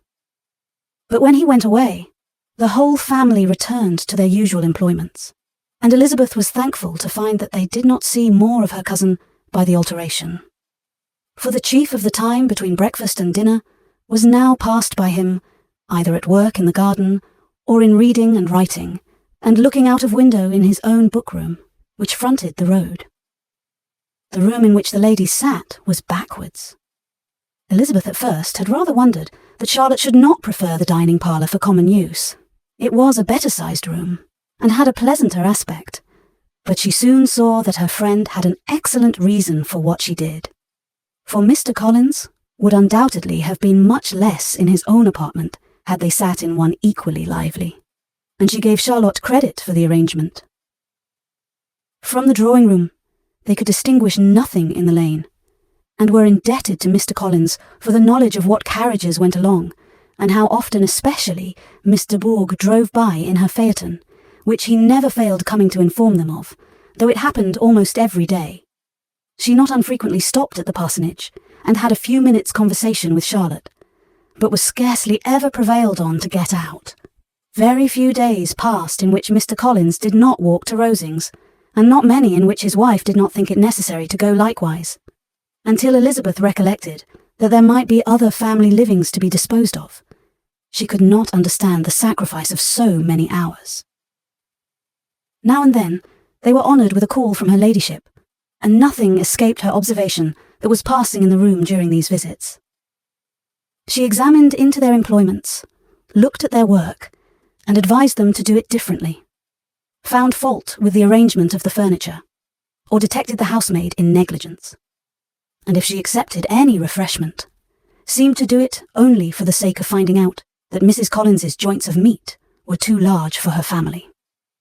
Elizabeth soon perceived that though this great lady was not in the commission of the peace for the county, she was a most active magistrate in her own parish, the minutest concerns of which were carried to her by Mr. Collins. And whenever any of the cottagers were disposed to be quarrelsome, discontented, or too poor, she sallied forth into the village to settle their differences, silence their complaints, and scold them into harmony and plenty. The entertainment of dining at Rosings was repeated about twice a week, and, allowing for the loss of Sir William, and there being only one card table in the evening, every such entertainment was the counterpart of the first. Their other engagements were few, as the style of living of the neighbourhood in general was beyond the Collinses' reach. This, however, was no evil to Elizabeth, and upon the whole, she spent her time comfortably enough. There were half hours of pleasant conversation with Charlotte, and the weather was so fine for the time of year that she had often great enjoyment out of doors. Her favourite walk, and where she frequently went while the others were calling on Lady Catherine, was along the open grove which edged that side of the park, where there was a nice, sheltered path, which no one seemed to value but herself, and where she felt beyond the reach of Lady Catherine's curiosity. In this quiet way, the first fortnight of her visit soon passed away. Easter was approaching, and the week preceding it was to bring an addition to the family at Rosings, which in so small a circle must be important. Elizabeth had heard, soon after her arrival, that Mr. Darcy was expected there in the course of a few weeks, and though there were not many of her acquaintance whom she did not prefer, his coming would furnish one comparatively new to look at in their Rosings parties, and she might be amused in seeing how hopeless Miss Bingley's designs on him were, by his behaviour to his cousin, for whom he was evidently destined by Lady Catherine, who talked of his coming with the greatest satisfaction, spoke of him in terms of the highest admiration, and seemed almost angry to find that he had already been frequently seen by Miss Lucas and herself. His arrival was soon known at the parsonage, for Mr. Collins was walking the whole morning within view of the lodges opening into Hunsford Lane in order to have the earliest assurance of it, and after making his bow as the carriage turned into the park, hurried home with the great intelligence. On the following morning, he hastened to Rosings to pay his respects. There were 2 nephews of Lady Catherine to require them, for Mr. Darcy had brought with him a Colonel Fitzwilliam, the younger son of his uncle, a lord, and, to the great surprise of all the party, when Mr. Collins returned, the gentleman accompanied him. Charlotte had seen them from her husband's room, crossing the road, and immediately running into the other, told the girls what an honour they might expect, adding, "I may thank you, Eliza, for this piece of civility. Mr. Darcy would never have come so soon to wait upon me."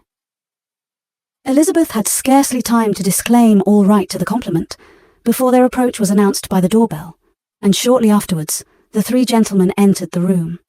Colonel Fitzwilliam, who led the way, was about 30, not handsome, but in person and address most truly the gentleman. Mr. Darcy looked just as he had been used to look in Hertfordshire, paid his compliments with his usual reserve to Mrs. Collins, and whatever might be his feelings towards her friend, met her with every appearance of composure. Elizabeth merely courtesied to him without saying a word. Colonel Fitzwilliam entered into conversation directly, with the readiness and ease of a well-bred man, and talked very pleasantly, but his cousin, after having addressed a slight observation on the house and garden to Mrs. Collins, sat for some time without speaking to anybody.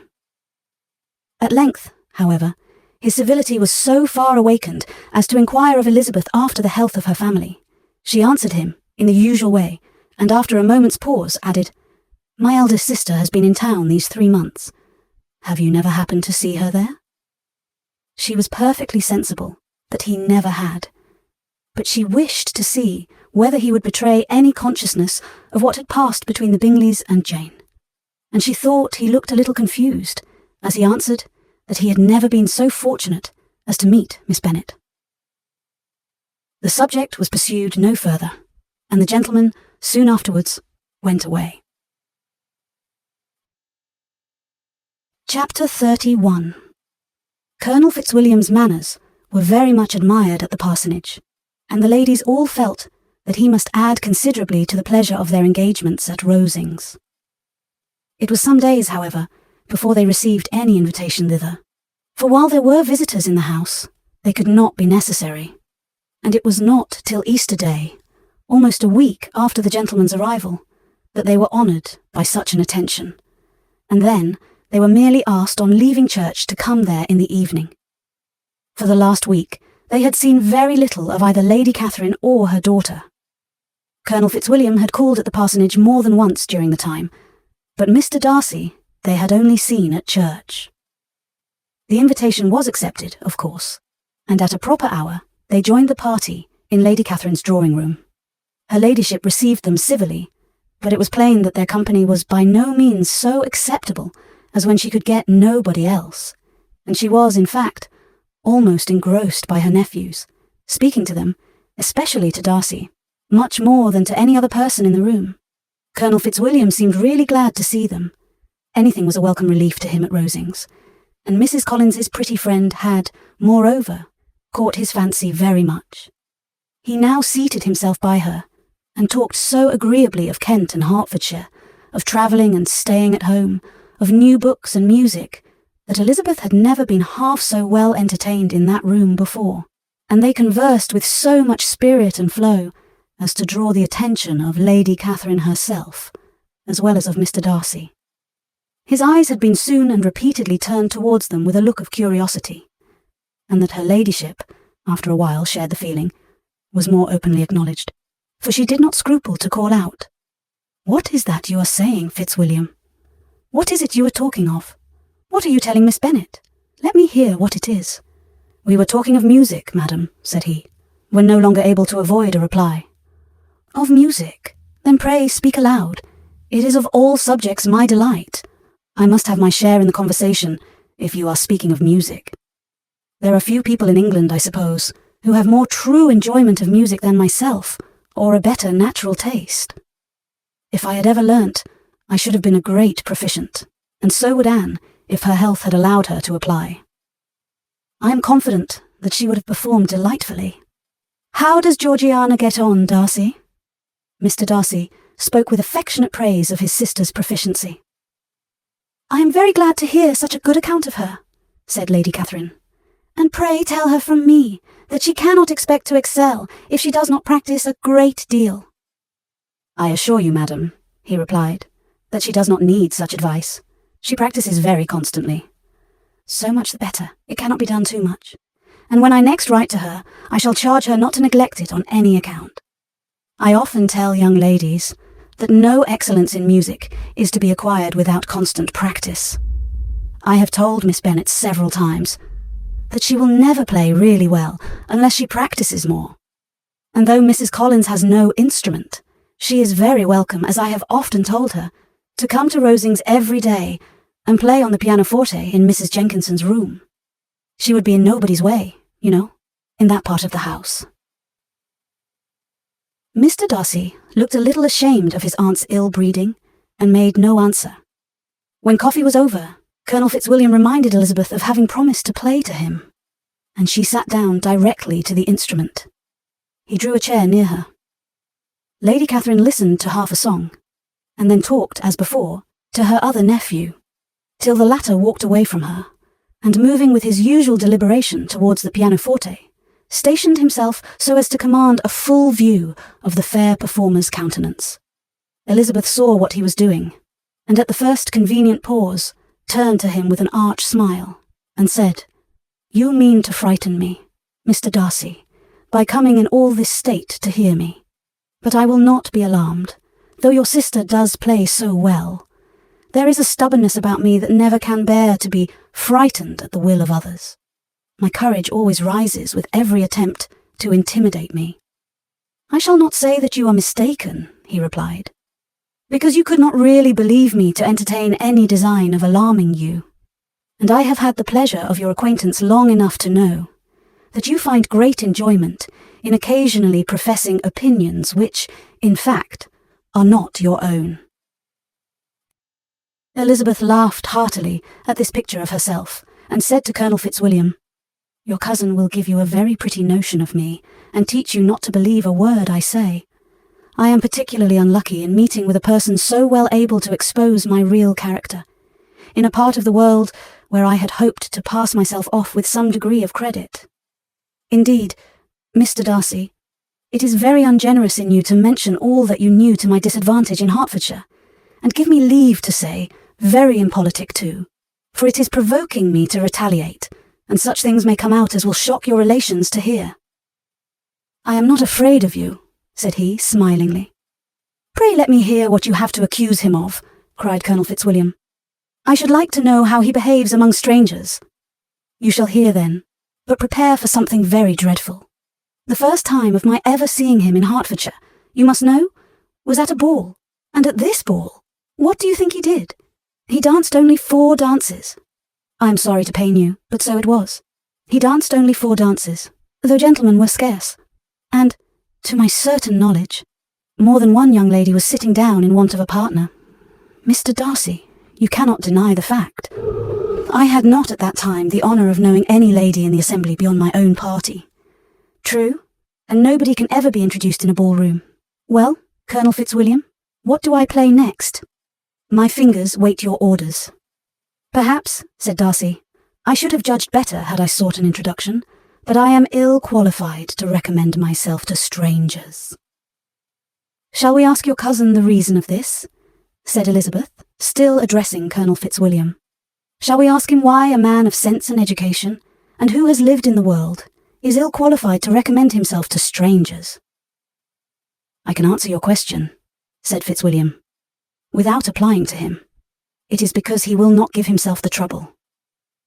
"I certainly have not the talent, which some people possess," said Darcy, "of conversing easily with those I have never seen before. I cannot catch their tone of conversation or appear interested in their concerns, as I often see done." "My fingers," said Elizabeth, "do not move over this instrument in the masterly manner which I see so many women's do. They have not the same force or rapidity, and do not produce the same expression. But then, I have always supposed it to be my own fault, because I would not take the trouble of practicing. It is not that I do not believe my fingers as capable as any other woman's of superior execution." Darcy smiled and said, "You are perfectly right. You have employed your time much better.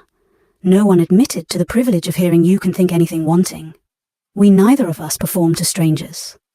Here they were interrupted by Lady Catherine, who called out to know what they were talking of. Elizabeth immediately began playing again. Lady Catherine approached, and, after listening for a few minutes, said to Darcy, "Miss Bennet would not play at all amiss if she practised more, and could have the advantage of a London master. She has a very good notion of fingering, though her taste is not equal to Anne's. Anne would have been a delightful performer, had her health allowed her to learn." Elizabeth looked at Darcy, to see how cordially he assented to his cousin's praise, but neither at that moment nor at any other could she discern any symptom of love, and from the whole of his behaviour to Miss de Bourgh, she derived this comfort for Miss Bingley, that he might have been just as likely to marry her had she been his relation. Lady Catherine continued her remarks on Elizabeth's performance, mixing with them many instructions on execution and taste. Elizabeth received them with all the forbearance of civility, and at the request of the gentleman remained at the instrument till her ladyship's carriage was ready to take them all home. Chapter 32. Elizabeth was sitting by herself the next morning, and writing to Jane, while Mrs. Collins and Maria were gone on business into the village, when she was startled by a ring at the door, the certain signal of a visitor. As she had heard no carriage, she thought it not unlikely to be Lady Catherine, and under that apprehension was putting away her half-finished letter, that she might escape all impertinent questions, when the door opened, and to her very great surprise, Mr. Darcy, and Mr. Darcy only, entered the room. He seemed astonished too on finding her alone, and apologised for his intrusion, by letting her know that he had understood all the ladies to be within. They then sat down, and when her inquiries after Rosings were made, seemed in danger of sinking into total silence. It was absolutely necessary, therefore, to think of something, and in this emergency, recollecting when she had seen him last in Hertfordshire, and feeling curious to know what he would say on the subject of their hasty departure, she observed, "How very suddenly you all quitted Netherfield last November, Mr. Darcy. It must have been a most agreeable surprise to Mr. Bingley to see you all after him so soon, for, if I recollect right, he went but the day before. He and his sisters were well, I hope, when you left London." "Perfectly so, I thank you." She found that she was to receive no other answer, and, after a short pause, added, "I think I have understood that Mr. Bingley has not much idea of ever returning to Netherfield again. I have never heard him say so, but it is probable that he may spend very little of his time there in future. He has many friends, and he is at a time of life when friends and engagements are continually increasing.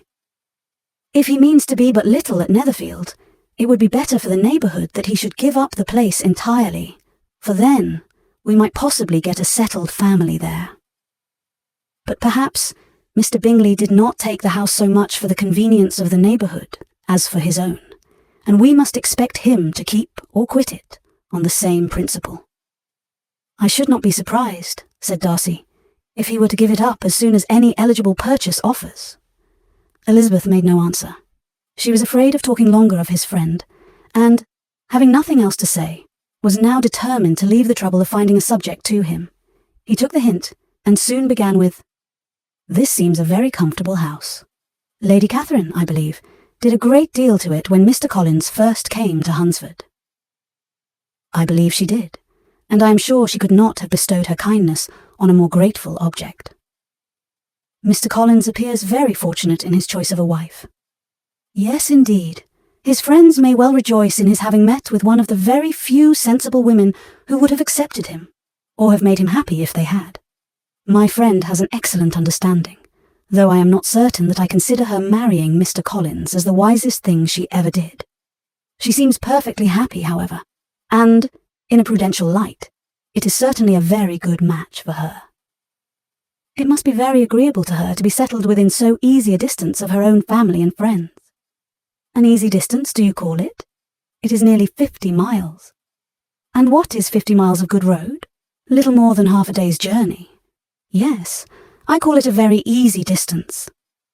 "I should never have considered the distance as one of the advantages of the match," cried Elizabeth. "I should never have said Mrs. Collins was settled near her family." "It is a proof of your own attachment to Hertfordshire. Anything beyond the very neighbourhood of Longbourn, I suppose, would appear far." As he spoke, there was a sort of smile, which Elizabeth fancied she understood, He must be supposing her to be thinking of Jane and Netherfield, and she blushed as she answered, "I do not mean to say that a woman may not be settled too near her family. The far and the near must be relative, and depend on many varying circumstances. Where there is fortune to make the expense of travelling unimportant, distance becomes no evil. But that is not the case here. Mr. and Mrs. Collins have a comfortable income, but not such a one as will allow of frequent journeys, and I am persuaded my friend would not call herself near her family under less than half the present distance." Mr. Darcy drew his chair a little towards her, and said, "You cannot have a right to such very strong local attachment. You cannot have been always at Longbourn." Elizabeth looked surprised. The gentleman experienced some change of feeling. He drew back his chair, took a newspaper from the table, and glancing over it, said in a colder voice, "Are you pleased with Kent?" A short dialogue on the subject of the country ensued, on either side calm and concise, and soon put an end to by the entrance of Charlotte and her sister, just returned from their walk. The tête-à-tête surprised them. Mr. Darcy related the mistake which had occasioned his intruding on Miss Bennet, and, after sitting a few minutes longer, without saying much to anybody, went away. "What can be the meaning of this?" said Charlotte, as soon as he was gone. "My dear Eliza, he must be in love with you, or he would never have called on us in this familiar way." But when Elizabeth told of his silence, it did not seem very likely, even to Charlotte's wishes, to be the case, and, after various conjectures, they could at last only suppose his visit to proceed from the difficulty of finding anything to do, which was the more probable from the time of year. All field sports were over. Within doors there was Lady Catherine, books, and a billiard table, but gentlemen cannot be always within doors, and in the nearness of the parsonage, or the pleasantness of the walk to it, or of the people who lived in it, the two cousins found a temptation from this period of walking thither almost every day. They called at various times of the morning, sometimes separately, sometimes together, and now and then accompanied by their aunt. It was plain to them all that Colonel Fitzwilliam came because he had pleasure in their society, a persuasion which of course recommended him still more, and Elizabeth was reminded by her own satisfaction in being with him, as well as by his evident admiration, of her former favourite, George Wickham. And though, in comparing them, she saw there was less captivating softness in Colonel Fitzwilliam's manners, she believed he might have the best informed mind. But why Mr. Darcy came so often to the parsonage, it was more difficult to understand. It could not be for society, as he frequently sat there 10 minutes together without opening his lips, and when he did speak, it seemed the effect of necessity rather than of choice, a sacrifice to propriety, not a pleasure to himself. He seldom appeared really animated. Mrs. Collins knew not what to make of him. Colonel Fitzwilliam's occasionally laughing at his stupidity proved that he was generally different, which her own knowledge of him could not have told her. And as she would have liked to believe this change the effect of love, and the object of that love her friend Eliza, she set herself seriously to work to find it out. She watched him, whenever they were at Rosings, and whenever he came to Hunsford, but without much success. He certainly looked at her friend a great deal, but the expression of that look was disputable. It was an earnest, steadfast gaze, but she often doubted whether there were much admiration in it, and sometimes it seemed nothing but absence of mind. She had once or twice suggested to Elizabeth the possibility of his being partial to her, but Elizabeth always laughed at the idea, and Mrs. Collins did not think it right to press the subject, from the danger of raising expectations which might only end in disappointment, for in her opinion it admitted not of a doubt that all her friend's dislike would vanish if she could suppose him to be in her power. In her kind schemes for Elizabeth, she sometimes planned her marrying Colonel Fitzwilliam. He was, beyond comparison, the pleasantest man. He certainly admired her, and his situation in life was most eligible. But, to counterbalance these advantages, Mr. Darcy had considerable patronage in the church, and his cousin could have none at all. Chapter 33. More than once did Elizabeth, in her ramble within the park, unexpectedly meet Mr. Darcy. She felt all the perverseness of the mischance that should bring him where no one else was brought, and to prevent its ever happening again, took care to inform him, at first, that it was a favourite haunt of hers. How it could occur a second time, therefore, was very odd. Yet it did, and even the third. It seemed like wilful ill nature or a voluntary penance. For on these occasions, it was not merely a few formal inquiries and an awkward pause and then away, but he actually thought it necessary to turn back and walk with her. He never said a great deal, nor did she give herself the trouble of talking or of listening much.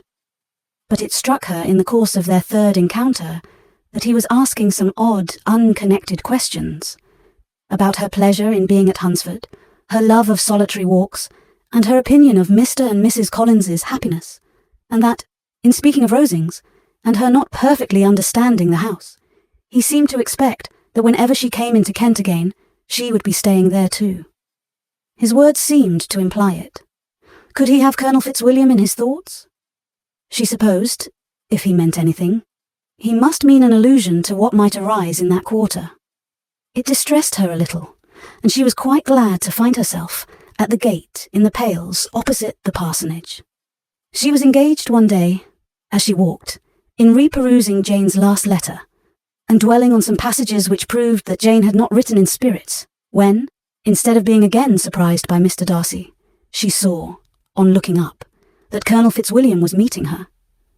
Putting away the letter immediately, and forcing a smile, she said, "I did not know before that you ever walked this way." "I have been making the tour of the park," he replied, "as I generally do every year, and intended to close it with a call at the parsonage. Are you going much farther?" "No, I should have turned in a moment." And accordingly, she did turn, and they walked towards the parsonage together. "Do you certainly leave Kent on Saturday?" said she. "Yes, if Darcy does not put it off again, but I am at his disposal. He arranges the business just as he pleases." And if not able to please himself in the arrangement, he has at least great pleasure in the power of choice. I do not know anybody who seems more to enjoy the power of doing what he likes than Mr. Darcy. "He likes to have his own way very well," replied Colonel Fitzwilliam. "But so we all do. It is only that he has better means of having it than many others, because he is rich, and many others are poor. I speak feelingly. A younger son, you know, must be inured to self-denial and dependence. In my opinion, the younger son of an earl can know very little of either. Now seriously, what have you ever known of self-denial and dependence? When have you been prevented by want of money from going wherever you chose or procuring anything you had a fancy for? These are home questions, and perhaps I cannot say that I have experienced many hardships of that nature. But in matters of greater weight, I may suffer from the want of money. Younger sons cannot marry where they like, unless where they like women of fortune, which I think they very often do. Our habits of expense make us too dependent, and there are not many in my rank of life who can afford to marry without some attention to money." "Is this," thought Elizabeth, "meant for me?" And she coloured at the idea, but recovering herself, said in a lively tone, "And pray, what is the usual price of an earl's younger son? Unless the elder brother is very sickly, I suppose you would not ask above £50,000. He answered her in the same style, and the subject dropped, to interrupt a silence which might make him fancy her affected with what had passed. She soon afterwards said, "I imagine your cousin brought you down with him chiefly for the sake of having somebody at his disposal. I wonder he does not marry, to secure a lasting convenience of that kind. But, perhaps, his sister does as well for the present, and, as she is under his sole care, he may do what he likes with her." "No," said Colonel Fitzwilliam, "that is an advantage which he must divide with me. I am joined with him in the guardianship of Miss Darcy." "Are you, indeed? And pray, what sort of a guardian do you make? Does your charge give you much trouble? Young ladies of her age are sometimes a little difficult to manage, and if she has the true Darcy spirit, she may like to have her own way." As she spoke, she observed him looking at her earnestly, and the manner in which he immediately asked her why she supposed Miss Darcy likely to give them any uneasiness, convinced her that she had somehow or other got pretty near the truth. She directly replied, "You need not be frightened. I never heard any harm of her, and I dare say she is one of the most tractable creatures in the world. She is a very great favourite with some ladies of my acquaintance, Mrs. Hurst and Miss Bingley. I think I have heard you say that you know them. I know them a little. Their brother is a pleasant gentleman-like man. He is a great friend of Darcy's. Oh yes, said Elizabeth dryly. Mr. Darcy is uncommonly kind to Mr. Bingley, and takes a prodigious deal of care of him. Care of him? Yes, I really believe Darcy does take care of him in those points where he most wants care. From something that he told me in our journey hither, I have reason to think Bingley very much indebted to him. But I ought to beg his pardon, for I have no right to suppose that Bingley was the person meant. It was all conjecture. What is it you mean? It is a circumstance which Darcy, of course, could not wish to be generally known, because if it were to get round to the lady's family, it would be an unpleasant thing. You may depend upon my not mentioning it, and remember that I have not much reason for supposing it to be Bingley. What he told me was merely this, that he congratulated himself on having lately saved a friend from the inconveniences of a most imprudent marriage, but without mentioning names or any other particulars, and I only suspected it to be Bingley, from believing him the kind of young man to get into a scrape of that sort, and from knowing them to have been together the whole of last summer. Did Mr. Darcy give you his reasons for this interference? I understood that there were some very strong objections against the lady. And what arts did he use to separate them? He did not talk to me of his own arts, said Fitzwilliam, smiling. He only told me what I have now told you. Elizabeth made no answer, and walked on, her heart swelling with indignation. After watching her a little, Fitzwilliam asked her why she was so thoughtful. I am thinking of what you have been telling me, said she. Your cousin's conduct does not suit my feelings. Why was he to be the judge? You are rather disposed to call his interference officious. I do not see what right Mr. Darcy had to decide on the propriety of his friend's inclination, or why, upon his own judgment alone, he was to determine and direct in what manner that friend was to be happy. But, she continued, recollecting herself, as we know none of the particulars, it is not fair to condemn him. It is not to be supposed that there was much affection in the case. That is not an unnatural surmise, said Fitzwilliam, but it is lessening the honour of my cousin's triumph very sadly. This was spoken jestingly, but it appeared to her so just a picture of Mr. Darcy that she would not trust herself with an answer, and therefore, abruptly changing the conversation, talked on indifferent matters till they reached the parsonage. There, shut into her own room, as soon as their visitor left them, she could think without interruption of all that she had heard. It was not to be supposed that any other people could be meant than those with whom she was connected. There could not exist in the world two men over whom Mr. Darcy could have such boundless influence. That he had been concerned in the measures taken to separate Mr. Bingley and Jane, she had never doubted. But she had always attributed to Miss Bingley the principal design and arrangement of them.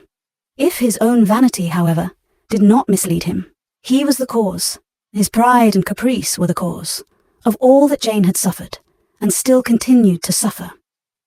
He had ruined for a while every hope of happiness for the most affectionate, generous heart in the world, and no one could say how lasting an evil he might have inflicted. There were some very strong objections against the lady, were Colonel Fitzwilliam's words, and these strong objections probably were her having one uncle who was a country attorney, and another who was in business in London. To Jane herself, she exclaimed, there could be no possibility of objection, all loveliness and goodness as she is. Her understanding excellent, her mind improved, and her manners captivating. Neither could anything be urged against my father, who, though with some peculiarities, has abilities which Mr. Darcy himself need not disdain, and respectability which he will probably never reach. When she thought of her mother, indeed, her confidence gave way a little, but she would not allow that any objections there had material weight with Mr. Darcy, whose pride, she was convinced, would receive a deeper wound from the want of importance in his friends' connections than from their want of sense. And she was quite decided, at last, that he had been partly governed by this worst kind of pride, and partly by the wish of retaining Mr. Bingley for his sister. The agitation and tears which the subject occasioned brought on a headache, and it grew so much worse towards the evening that, added to her unwillingness to see Mr. Darcy, it determined her not to attend her cousins to Rosings, where they were engaged to drink tea. Mrs. Collins, seeing that she was really unwell, did not press her to go, and as much as possible prevented her husband from pressing her. But Mr. Collins could not conceal his apprehension of Lady Catherine's being rather displeased by her staying at home. Chapter 34. When they were gone, Elizabeth, as if intending to exasperate herself as much as possible against Mr. Darcy, chose for her employment the examination of all the letters which Jane had written to her since her being in Kent. They contained no actual complaint, nor was there any revival of past occurrences, or any communication of present suffering, but in all, and in almost every line of each, there was a want of that cheerfulness which had been used to characterize her style, and which, proceeding from the serenity of a mind at ease with itself, and kindly disposed towards everyone, had been scarcely ever clouded. Elizabeth noticed every sentence conveying the idea of uneasiness, with an attention which it had hardly received on the first perusal. Mr. Darcy's shameful boast of what misery he had been able to inflict gave her a keener sense of her sister's sufferings. It was some consolation to think that his visit to Rosings was to end on the day after the next, and a still greater that in less than a fortnight she should herself be with Jane again, and enabled to contribute to the recovery of her spirits by all that affection could do. She could not think of Darcy's leaving Kent without remembering that his cousin was to go with him. But Colonel Fitzwilliam had made it clear that he had no intentions at all, and, agreeable as he was, she did not mean to be unhappy about him.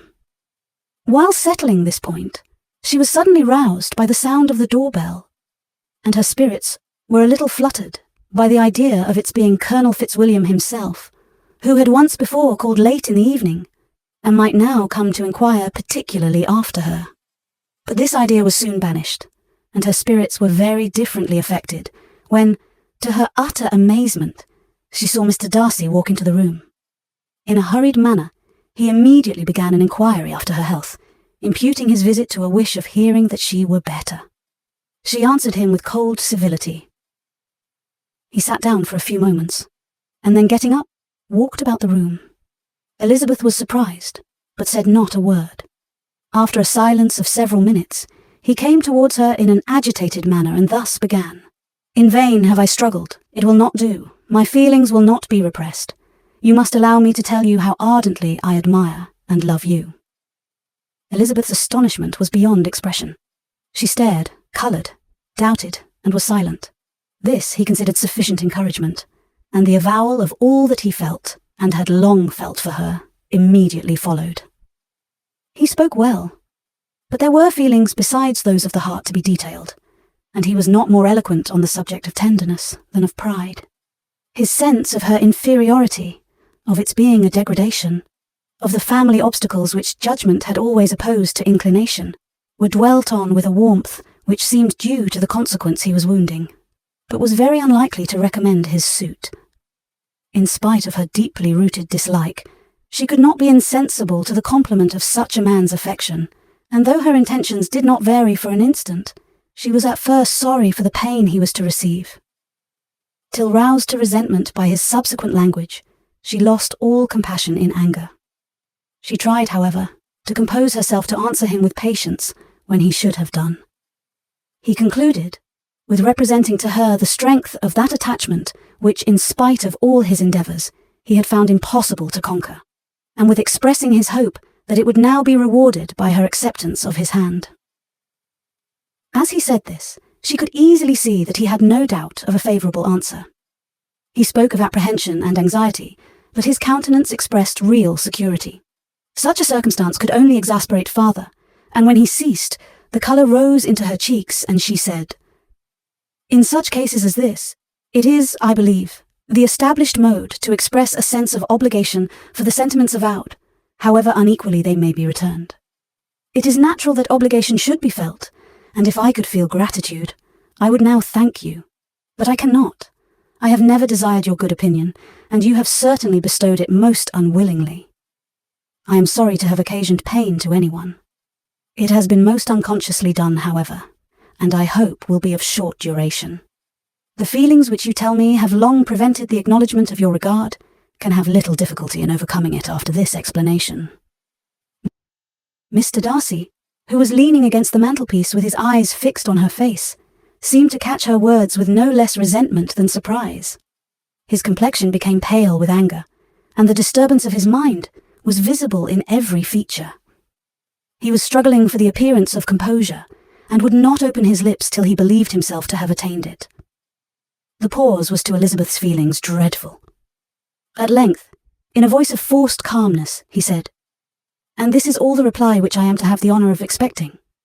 I might, perhaps, wish to be informed why, with so little endeavour at civility, I am thus rejected, but it is of small importance."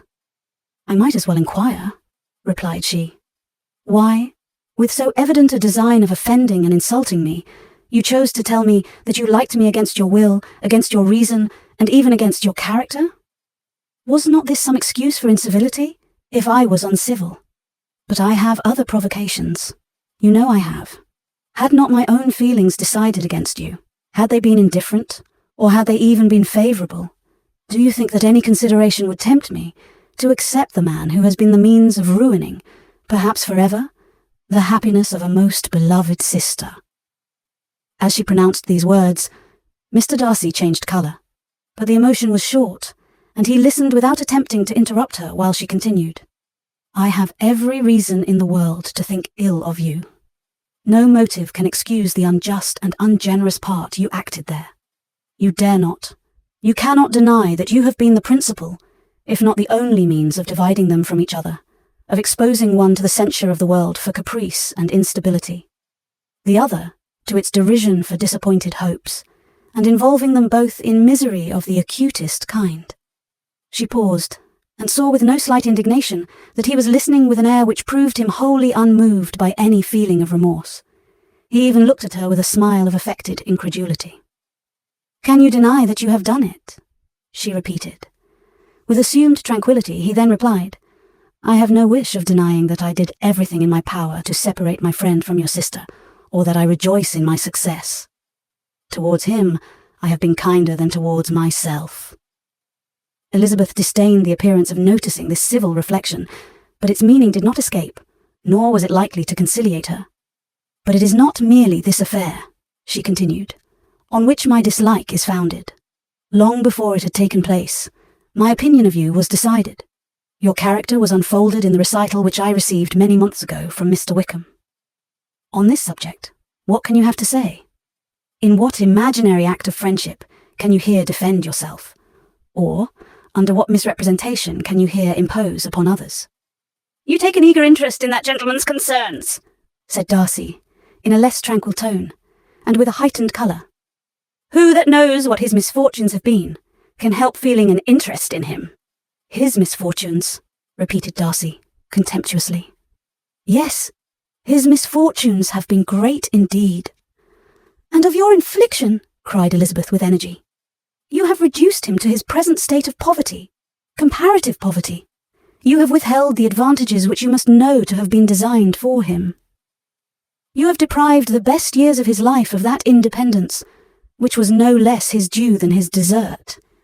You have done all this, and yet you can treat the mention of his misfortunes with contempt and ridicule." "And this," cried Darcy, as he walked with quick steps across the room, "is your opinion of me? This is the estimation in which you hold me. I thank you for explaining it so fully. My faults, according to this calculation, are heavy indeed. But perhaps," added he, stopping in his walk and turning towards her, "these offences might have been overlooked, had not your pride been hurt by my honest confession of the scruples that had long prevented my forming any serious design.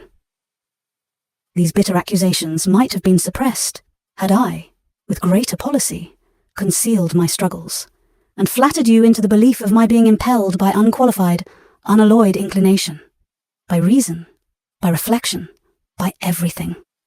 But disguise of every sort is my abhorrence. Nor am I ashamed of the feelings I related, They were natural and just. Could you expect me to rejoice in the inferiority of your connections? To congratulate myself on the hope of relations whose condition in life is so decidedly beneath my own?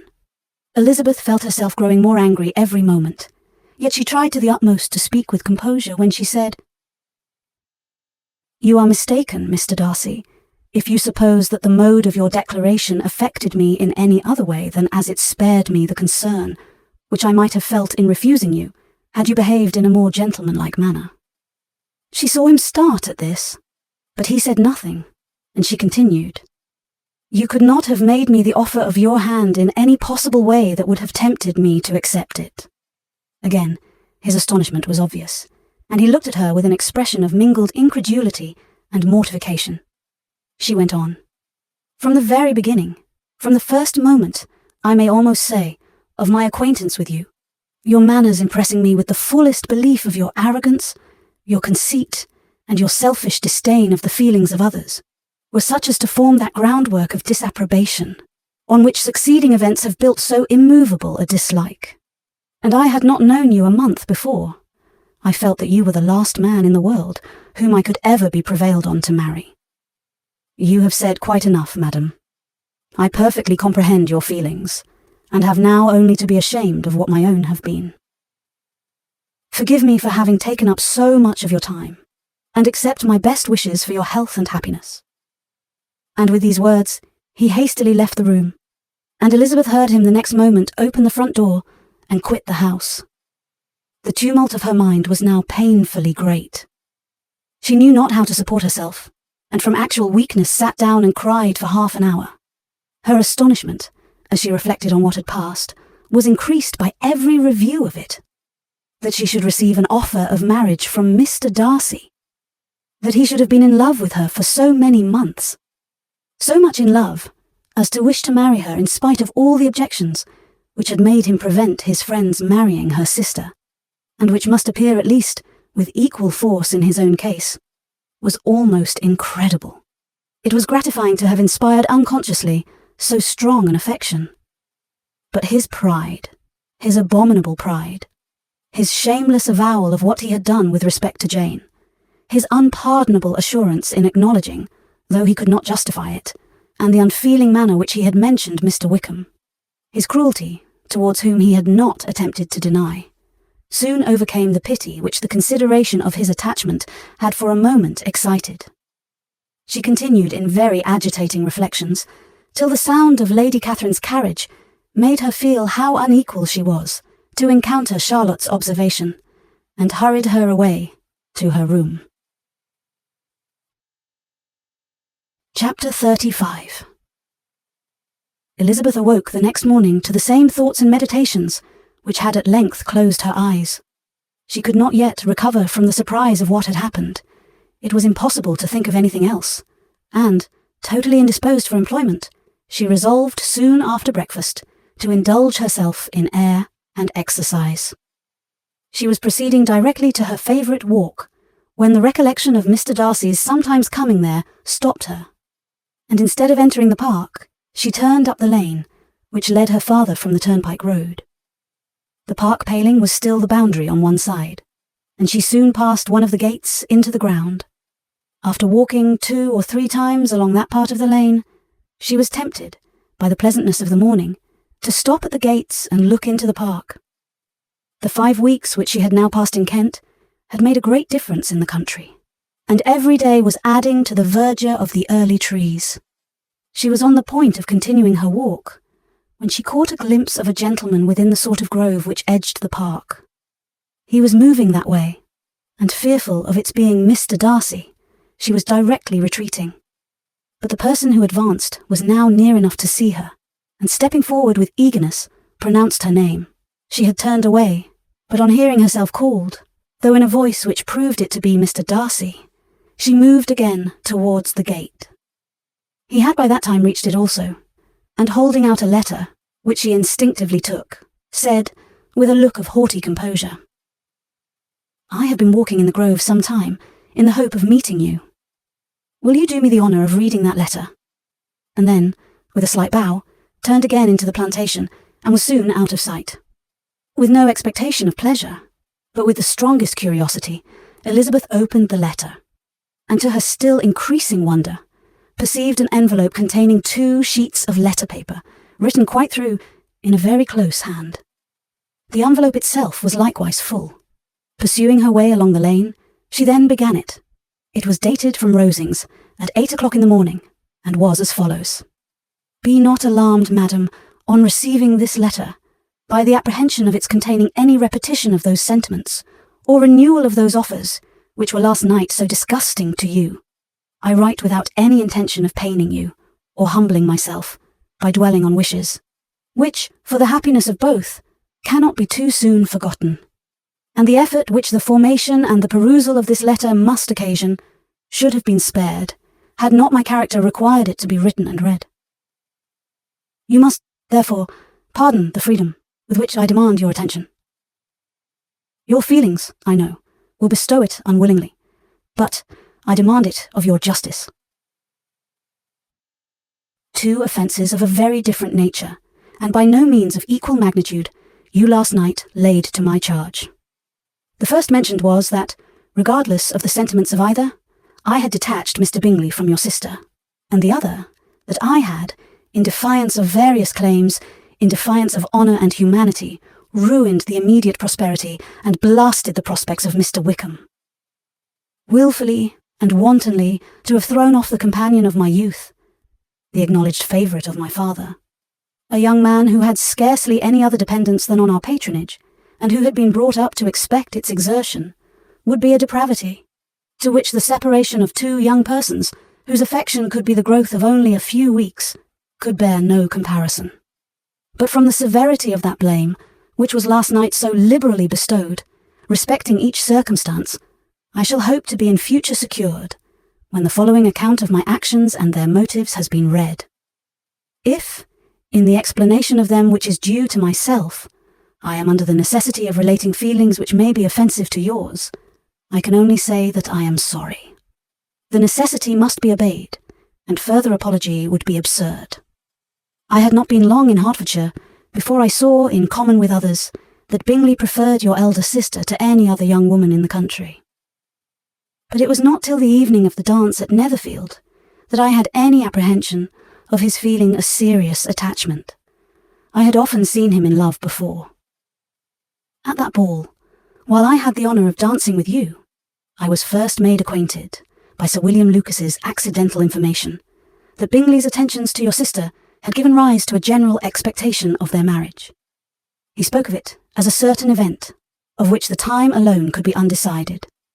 From that moment, I observed my friend's behaviour attentively, and I could then perceive that his partiality for Miss Bennet was beyond what I had ever witnessed in him. Your sister I also watched. Her look and manners were open, cheerful, and engaging as ever, but without any symptom of peculiar regard, and I remained convinced, from the evening's scrutiny, that though she received his attentions with pleasure, she did not invite them by any participation of sentiment. If you have not been mistaken here, I must have been in an error. Your superior knowledge of your sister must make the latter probable. If it be so, if I have been misled by such error to inflict pain on her, your resentment has not been unreasonable. But I shall not scruple to assert that the serenity of your sister's countenance and air was such as might have given the most acute observer a conviction that, however amiable her temper, her heart was not likely to be easily touched. That I was desirous of believing her indifferent is certain, but I will venture to say that my investigations and decisions are not usually influenced by my hopes or fears. I did not believe her to be indifferent because I wished it. I believed it on impartial conviction, as truly as I wished it in reason. My objections to the marriage were not merely those which I last night acknowledged to have required the utmost force of passion to put aside in my own case. The want of connection could not be so great an evil to my friend as to me. But there were other causes of repugnance, causes which, though still existing, and existing to an equal degree in both instances, I had myself endeavoured to forget, because they were not immediately before me. These causes must be stated, though briefly. The situation of your mother's family, though objectionable, was nothing in comparison of that total want of propriety so frequently, so almost uniformly betrayed by herself, by your 3 younger sisters, and occasionally even by your father. Pardon me, it pains me to offend you.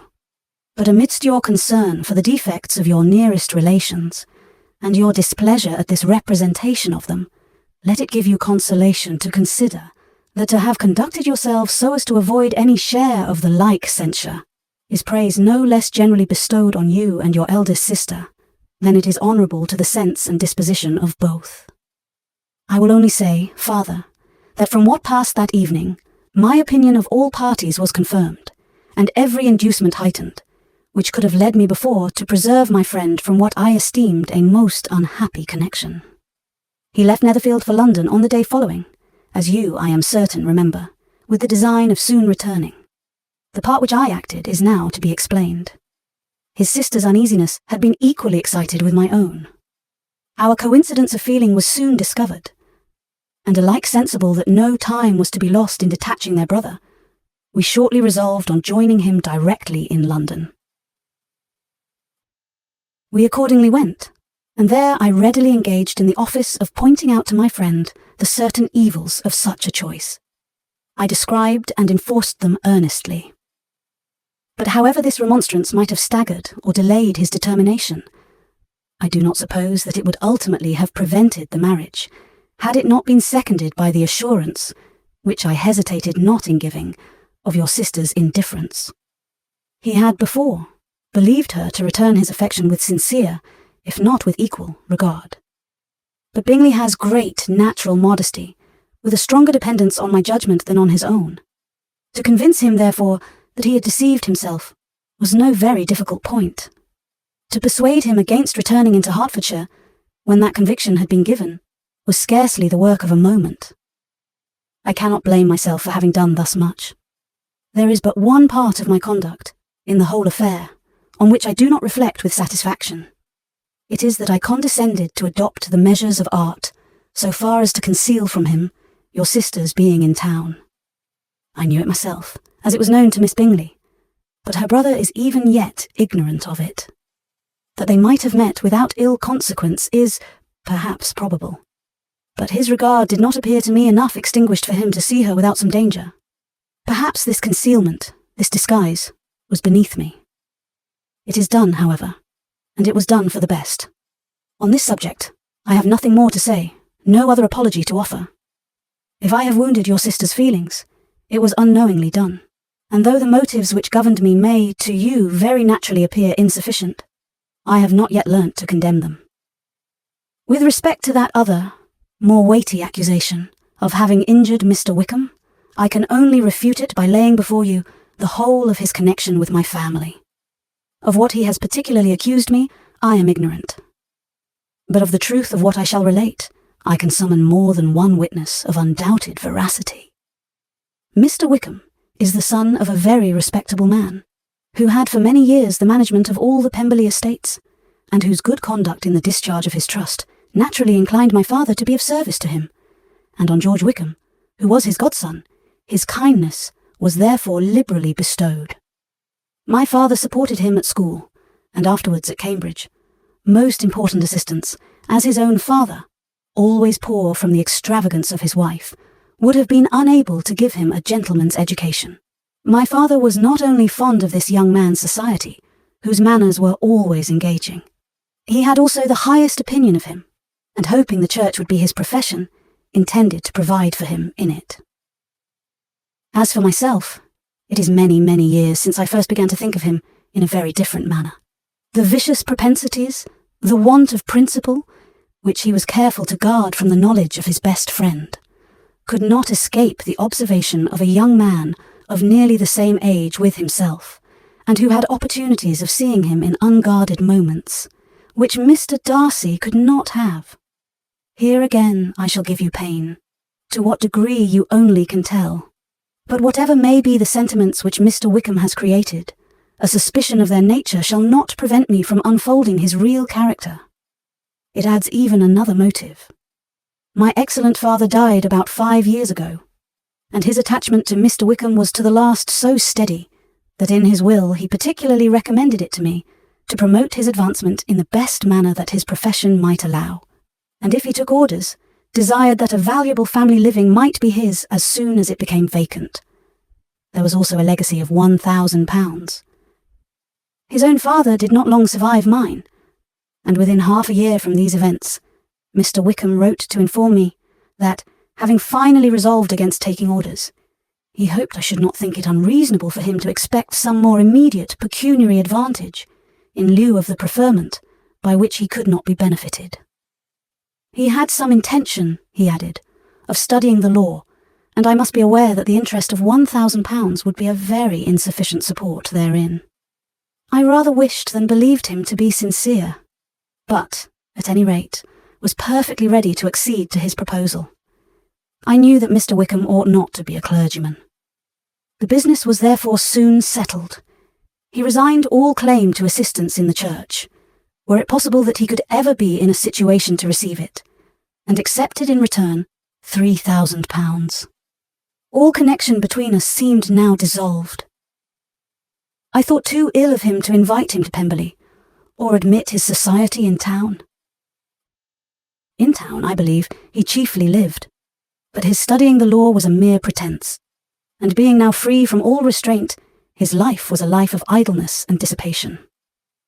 For about 3 years I heard little of him, but on the decease of the incumbent of the living which had been designed for him, he applied to me again by letter for the presentation. His circumstances, he assured me, and I had no difficulty in believing it, were exceedingly bad. He had found the law a most unprofitable study, and was now absolutely resolved on being ordained, if I would present him to the living in question, of which he trusted there could be little doubt, as he was well assured that I had no other person to provide for, and I could not have forgotten my revered father's intentions. You will hardly blame me for refusing to comply with this entreaty, or for resisting every repetition of it. His resentment was in proportion to the distress of his circumstances, and he was doubtless as violent in his abuse of me to others as in his reproaches to myself. After this period, every appearance of acquaintance was dropped. How he lived, I know not, but last summer he was again most painfully obtruded on my notice. I must now mention a circumstance which I would wish to forget myself, and which no obligation less than the present should induce me to unfold to any human being.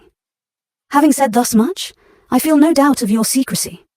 My sister, who is more than 10 years my junior, was left to the guardianship of my mother's nephew, Colonel Fitzwilliam, and myself. About a year ago, she was taken from school, and an establishment formed for her in London, and last summer she went with the lady who presided over it to Ramsgate, and thither also went Mr. Wickham, undoubtedly by design, for there proved to have been a prior acquaintance between him and Mrs. Young, in whose character we were most unhappily deceived, and by her connivance and aid he so far recommended himself to Georgiana, whose affectionate heart retained a strong impression of his kindness to her as a child, that she was persuaded to believe herself in love and to consent to an elopement.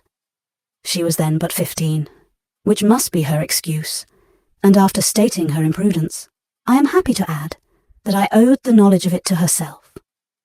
I joined them unexpectedly, a day or two before the intended elopement, and then Georgiana, unable to support the idea of grieving and offending a brother whom she almost looked up to as a father, acknowledged the whole to me.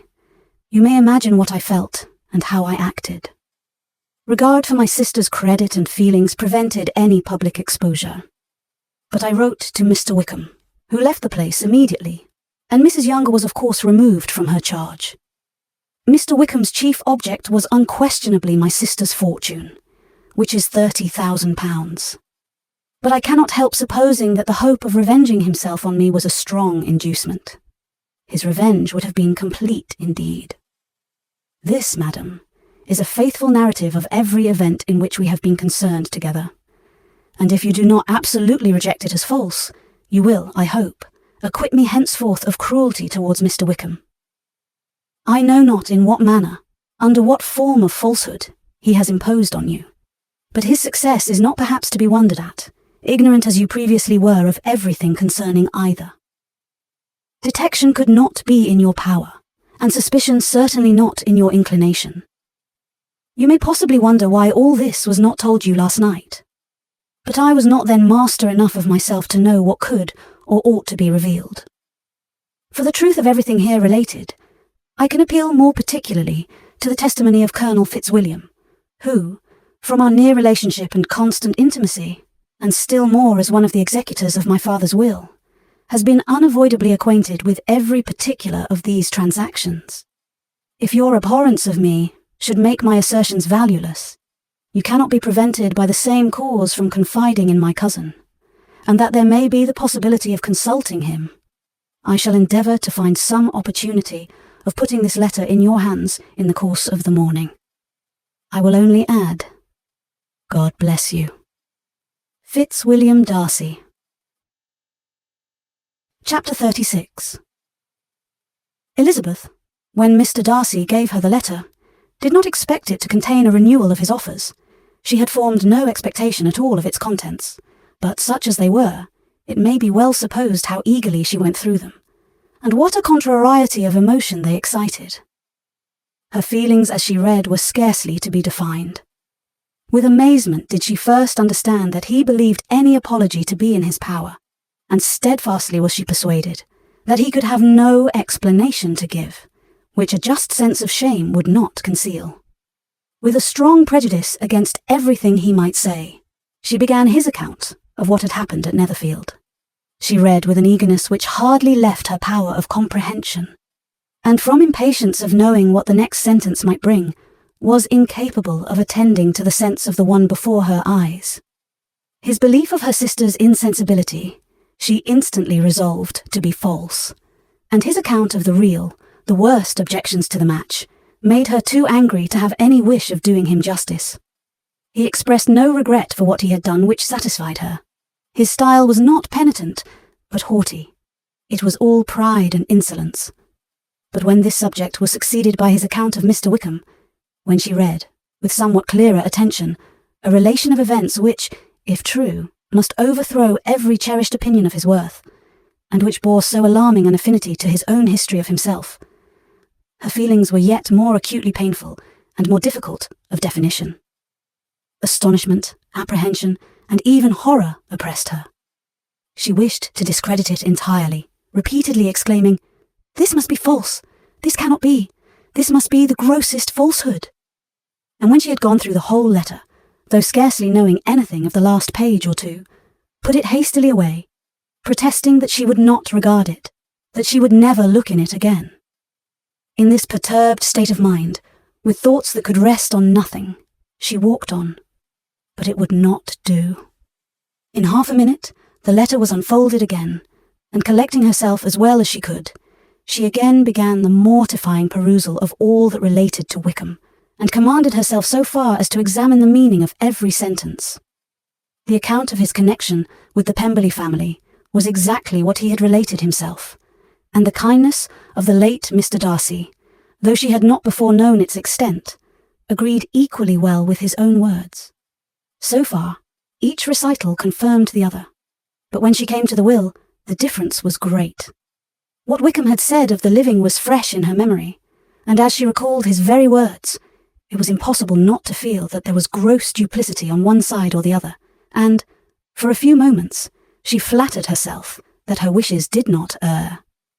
But when she read and reread, with the closest attention, the particulars immediately following of Wickham's resigning all pretensions to the living, of his receiving in lieu so considerable a sum as £3,000, again was she forced to hesitate.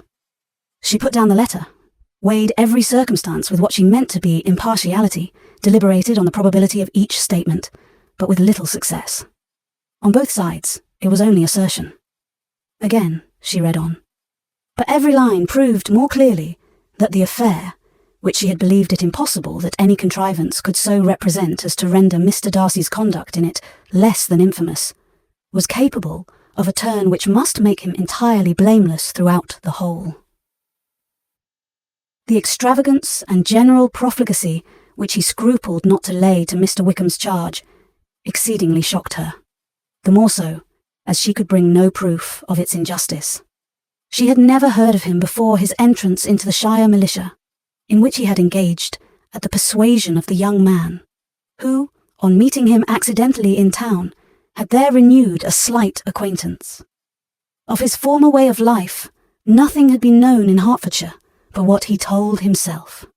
As to his real character, had information been in her power, she had never felt a wish of inquiring. His countenance, voice, and manner had established him at once in the possession of every virtue. She tried to recollect some instance of goodness, some distinguished trait of integrity or benevolence that might rescue him from the attacks of Mr. Darcy, or at least, by the predominance of virtue, atone for those casual errors under which she would endeavour to class what Mr. Darcy had described as the idleness and vice of many years' continuance. But no such recollection befriended her. She could see him instantly before her, in every charm of air and address, but she could remember no more substantial good than the general approbation of the neighbourhood, and the regard which his social powers had gained him in the mess. After pausing on this point a considerable while, she once more continued to read. But, alas, the story which followed, of his designs on Miss Darcy, received some confirmation from what had passed between Colonel Fitzwilliam and herself only the morning before, and at last she was referred for the truth of every particular to Colonel Fitzwilliam himself, from whom she had previously received the information of his near concern in all his cousin's affairs, and whose character she had no reason to question. At one time, she had almost resolved on applying to him, but the idea was checked by the awkwardness of the application, and at length wholly banished by the conviction that Mr. Darcy would never have hazarded such a proposal if he had not been well assured of his cousin's corroboration. She perfectly remembered everything that had passed in conversation between Wickham and herself in their first evening at Mr. Phillips's. Many of his expressions were still fresh in her memory. She was now struck with the impropriety of such communications to a stranger, and wondered it had escaped her before. She saw the indelicacy of putting himself forward as he had done, and the inconsistency of his professions with his conduct. She remembered that he had boasted of having no fear of seeing Mr. Darcy, that Mr. Darcy might leave the country, but that he should stand his ground. Yet he had avoided the Netherfield ball the very next week. She remembered also that till the Netherfield family had quitted the country, he had told his story to no one but herself, but that after their removal, it had been everywhere discussed, that he had then no reserves, no scruples in sinking Mr. Darcy's character, though he had assured her that respect for the father would always prevent his exposing the son. How differently did everything now appear in which he was concerned. His attentions to Miss King were now the consequence of views solely and hatefully mercenary, and the mediocrity of her fortune proved no longer the moderation of his wishes, but his eagerness to grasp at anything. His behaviour to herself could now have had no tolerable motive. He had either been deceived with regard to her fortune, or had been gratifying his vanity by encouraging the preference which she believed she had most incautiously shown. Every lingering struggle in his favour grew fainter and fainter, and in further justification of Mr. Darcy, she could not but allow that Mr. Bingley, when questioned by Jane, had long ago asserted his blamelessness in the affair, that, proud and repulsive as were his manners, she had never, in the whole course of their acquaintance, an acquaintance which had latterly brought them much together, and given her a sort of intimacy with his ways, seen anything that betrayed him to be unprincipled or unjust, anything that spoke him of irreligious or immoral habits, that among his own connections he was esteemed and valued, that even Wickham had allowed him merit as a brother, and that she had often heard him speak so affectionately of his sister as to prove him capable of some amiable feeling, that had his actions been what Wickham represented them, so gross a violation of everything right could hardly have been concealed from the world, and that friendship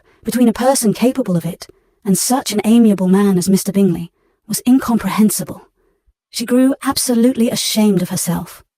Of neither Darcy nor Wickham could she think, without feeling that she had been blind, partial, prejudiced, absurd. "How despicably have I acted?" she cried. "I who have prided myself on my discernment, I who have valued myself on my abilities, who have often disdained the generous candour of my sister, and gratified my vanity in useless or blameless distrust. How humiliating is this discovery! Yet, how just a humiliation! Had I been in love, I could not have been more wretchedly blind. But vanity, not love, has been my folly, pleased with the preference of one and offended by the neglect of the other. On the very beginning of our acquaintance, I have courted prepossession and ignorance, and driven reason away where either were concerned. Till this moment, I never knew myself. From herself to Jane, from Jane to Bingley, her thoughts were in a line which soon brought to her recollection that Mr. Darcy's explanation there had appeared very insufficient, and she read it again. Widely different was the effect of a second perusal. How could she deny that credit to his assertions, in one instance, which she had been obliged to give in the other? He declared himself to have been totally unsuspicious of her sister's attachment, and she could not help remembering what Charlotte's opinion had always been. Neither could she deny the justice of his description of Jane. She felt that Jane's feelings, though fervent, were little displayed, and that there was a constant complacency in her air and manner, not often united with great sensibility. When she came to that part of the letter in which her family were mentioned in tones of such mortifying yet merited reproach, her sense of shame was severe. The justice of the charge struck her too forcibly for denial, and the circumstances to which he particularly alluded, as having passed at the Netherfield ball, and as confirming all his first disapprobation, could not have made a stronger impression on his mind than on hers. The compliment to herself and her sister was not unfelt. It soothed, but it could not console her for the contempt which had been thus self-attracted by the rest of her family. And as she considered that Jane's disappointment had, in fact, been the work of her nearest relations, and reflected how materially the credit of both must be hurt by such impropriety of conduct, she felt depressed beyond anything she had ever known before. After wandering along the lane for 2 hours, giving way to every variety of thought, reconsidering events, determining probabilities, and reconciling herself as well as she could to a change so sudden and so important, fatigue and a recollection of her long absence made her at length return home, and she entered the house with the wish of appearing cheerful as usual, and the resolution of repressing such reflections as must make her unfit for conversation. She was immediately told that the 2 gentlemen from Rosings had each called during her absence, Mr. Darcy, only for a few minutes, to take leave, but that Colonel Fitzwilliam had been sitting with them at least an hour, hoping for her return, and almost resolving to walk after her till she could be found. Elizabeth could but just affect concern in missing him. She really rejoiced at it. Colonel Fitzwilliam was no longer an object. She could think only of her letter. Chapter 37. The 2 gentlemen left Rosings the next morning, and Mr. Collins, having been in waiting near the lodges to make them his parting obeisance, was able to bring home the pleasing intelligence of their appearing in very good health, and in as tolerable spirits as could be expected, after the melancholy scene so lately gone through at Rosings. To Rosings he then hastened to console Lady Catherine and her daughter, and on his return brought back, with great satisfaction, a message from her ladyship, importing that she felt herself so dull as to make her very desirous of having them all to dine with her. Elizabeth could not see Lady Catherine without recollecting that, had she chosen it, she might by this time have been presented to her as her future niece, nor could she think, without a smile, of what her ladyship's indignation would have been. What would she have said? How would she have behaved? Were the questions with which she amused herself. Their first subject was the diminution of the Rosings party. "I assure you, I feel it exceedingly," said Lady Catherine. "I believe nobody feels the loss of friends so much as I do. But I am particularly attached to these young men, and know them to be so much attached to me. They were excessively sorry to go, but so they always are." The dear Colonel rallied his spirits tolerably till just at last, but Darcy seemed to feel it most acutely. More, I think, than last year. His attachment to Rosings certainly increases. Mr. Collins had a compliment and an allusion to throw in here, which were kindly smiled on by the mother and daughter. Lady Catherine observed, after dinner, that Miss Bennet seemed out of spirits, and immediately accounting for it herself, by supposing that she did not like to go home again so soon, she added, "But if that is the case, you must write to your mother to beg that you may stay a little longer. Mrs. Collins will be very glad of your company, I am sure." "I am much obliged to your ladyship for your kind invitation," replied Elizabeth, "but it is not in my power to accept it. I must be in town next Saturday." "Why, at that rate, you will have been here only 6 weeks. I expected you to stay 2 months. I told Mrs. Collins so before you came. There can be no occasion for your going so soon. Mrs. Bennet could certainly spare you for another fortnight." "But my father cannot. He wrote last week to hurry my return." "Oh, your father of course may spare you if your mother can. Daughters are never of so much consequence to a father, and if you will stay another month complete, it will be in my power to take one of you as far as London, for I am going there early in June for a week, and as Dawson does not object to the barouche box, there will be very good room for one of you, and indeed, if the weather should happen to be cool, I should not object to taking you both, as you are neither of you large." "You are all kindness, madam, but I believe we must abide by our original plan." Lady Catherine seemed resigned. "Mrs. Collins, you must send a servant with them. You know I always speak my mind, and I cannot bear the idea of 2 young women travelling post by themselves.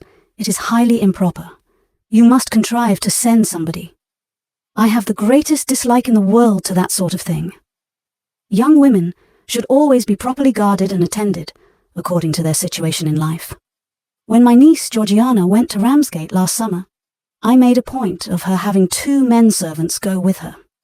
Miss Darcy, the daughter of Mr. Darcy of Pemberley, and Lady Anne, could not have appeared with propriety in a different manner. I am excessively attentive to all those things. You must send John with the young ladies, Mrs. Collins. I am glad it occurred to me to mention it, for it would really be discreditable to you to let them go alone.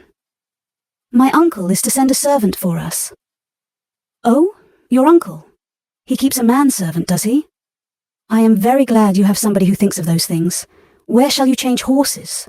Oh, Bromley, of course. If you mention my name at the bell, you will be attended to." Lady Catherine had many other questions to ask respecting their journey, and as she did not answer them all herself, attention was necessary, which Elizabeth believed to be lucky for her. Or, with a mind so occupied, she might have forgotten where she was. Reflection must be reserved for solitary hours. Whenever she was alone, she gave way to it as the greatest relief, and not a day went by without a solitary walk, in which she might indulge in all the delight of unpleasant recollections. Mr. Darcy's letter she was in a fair way of soon knowing by heart. She studied every sentence, and her feelings towards its writer were at times widely different. When she remembered the style of his address, she was still full of indignation. But when she considered how unjustly she had condemned and upbraided him, her anger was turned against herself, and his disappointed feelings became the object of compassion. His attachment excited gratitude, his general character respect, but she could not approve him, nor could she for a moment repent her refusal, or feel the slightest inclination ever to see him again. In her own past behaviour, there was a constant source of vexation and regret, and in the unhappy defects of her family, a subject of yet heavier chagrin. They were hopeless of remedy. Her father, contented with laughing at them, would never exert himself to restrain the wild giddiness of his youngest daughters, and her mother, with manners so far from right herself, was entirely insensible of the evil. Elizabeth had frequently united with Jane in an endeavour to check the imprudence of Catherine and Lydia. But while they were supported by their mother's indulgence, what chance could there be of improvement? Catherine, weak-spirited, irritable, and completely under Lydia's guidance, had been always affronted by their advice, and Lydia, self-willed and careless, would scarcely give them a hearing. They were ignorant, idle, and vain. While there was an officer in Meryton, they would flirt with him, and while Meryton was within a walk of Longbourn, they would be going there forever. Anxiety on Jane's behalf was another prevailing concern, and Mr. Darcy's explanation, by restoring Bingley to all her former good opinion, heightened the sense of what Jane had lost. His affection was proved to have been sincere, and his conduct cleared of all blame, unless any could attach to the implicitness of his confidence in his friend. How grievous then was the thought that, of a situation so desirable in every respect, so replete with advantage, so promising for happiness, Jane had been deprived by the folly and indecorum of her own family. When to these recollections was added the development of Wickham's character, it may be easily believed that the happy spirits, which had seldom been depressed before, were now so much affected as to make it almost impossible for her to appear tolerably cheerful. Their engagements at Rosings were as frequent during the last week of her stay as they had been at first. The very last evening was spent there, and her ladyship again inquired minutely into the particulars of their journey, gave them directions as to the best method of packing, and was so urgent on the necessity of placing gowns in the only right way, that Maria thought herself obliged, on her return, to undo all the work of the morning and pack her trunk afresh. When they parted, Lady Catherine, with great condescension, wished them a good journey and invited them to come to Hunsford again next year. And Mr. Bourg exerted herself so far as to courtesy and hold out her hand to both. Chapter 38. On Saturday morning, Elizabeth and Mr. Collins met for breakfast a few minutes before the others appeared, and he took the opportunity of paying the parting civilities which he deemed indispensably necessary. "I know not, Miss Elizabeth," said he, "whether Mrs. Collins has yet expressed her sense of your kindness in coming to us, but I am very certain you will not leave the house without receiving her thanks for it. The favour of your company has been much felt, I assure you. We know how little there is to tempt anyone to our humble abode. Our plain manner of living, our small rooms and few domestics, and the little we see of the world, must make Hunsford extremely dull to a young lady like yourself. But I hope you will believe us grateful for the condescension, and that we have done everything in our power to prevent you spending your time unpleasantly." Elizabeth was eager with her thanks and assurances of happiness. She had spent 6 weeks with great enjoyment, and the pleasure of being with Charlotte, and the kind attention she had received, must make her feel the obliged. Mr. Collins was gratified, and with a more smiling solemnity replied, "It gives me the greatest pleasure to hear that you have passed your time not disagreeably. We have certainly done our best, and most fortunately having it in our power to introduce you to very superior society, and from our connection with Rosings, the frequent means of varying the humble home scene, I think we may flatter ourselves that your Hunsford visit cannot have been entirely irksome. Our situation with regard to Lady Catherine's family is, indeed, the sort of extraordinary advantage and blessing which few can boast. You see on what a footing we are. You see how continually we are engaged there.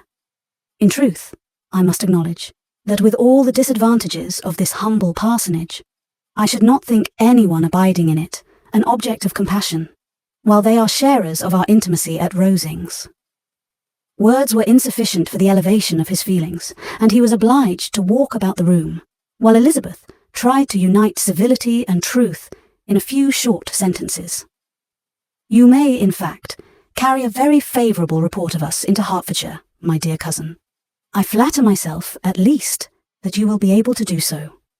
Lady Catherine's great attentions to Mrs. Collins you have been a daily witness of, and altogether I trust it does not appear that your friend has drawn an unfortunate, but on this point it will be as well to be silent. Only let me assure you, my dear Miss Elizabeth, that I can from my heart most cordially wish you equal felicity in marriage. My dear Charlotte and I have but one mind and one way of thinking. There is in everything a most remarkable resemblance of character and ideas between us. We seem to have been designed for each other. Elizabeth could safely say that it was a great happiness where that was the case, and with equal sincerity could add that she firmly believed and rejoiced in his domestic comforts. She was not sorry, however, to have the recital of them interrupted by the entrance of the lady from whom they sprang. Poor Charlotte, it was melancholy to leave her to such society, but she had chosen it, with her eyes open, and though evidently regretting that her visitors were to go, she did not seem to ask for compassion. Her home and her housekeeping, her parish and her poultry, and all their dependent concerns, had not yet lost their charms. At length the chaise arrived, the trunks were fastened on, the parcels placed within, and it was pronounced to be ready. After an affectionate parting between the friends, Elizabeth was attended to the carriage by Mr. Collins, and as they walked down the garden, he was commissioning her with his best respects to all her family, not forgetting his thanks for the kindness he had received at Longbourn in the winter, and his compliments to Mr. and Mrs. Gardiner, though unknown. He then handed her in, Maria followed, and the door was on the point of being closed, when he suddenly reminded them, with some consternation, that they had hitherto forgotten to leave any message for the ladies of Rosings. "But," he added, "you will of course wish to have your humble respects delivered to them, with your grateful thanks for their kindness to you while you have been here." Elizabeth made no objection. The door was then allowed to be shut, and the carriage drove off. "Good gracious!" cried Maria, after a few minutes' silence. "It seems but a day or two since we first came, and yet how many things have happened." "A great many indeed," said her companion with a sigh. "We have dined 9 times at Rosings, besides drinking tea there twice. How much I shall have to tell," Elizabeth privately added, "and how much I shall have to conceal." Their journey was performed without much conversation or any alarm, and within 4 hours of their leaving Hunsford, they reached Mr. Gardiner's house, where they were to remain a few days. Jane looked well, and Elizabeth had little opportunity of studying her spirits, amidst the various engagements which the kindness of her aunt had reserved for them.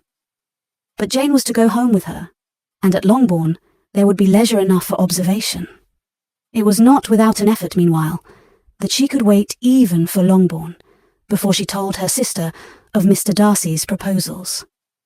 To know that she had the power of revealing what would so exceedingly astonish Jane, and must at the same time so highly gratify whatever of her own vanity she had not yet been able to reason away, was such a temptation to openness as nothing could have conquered.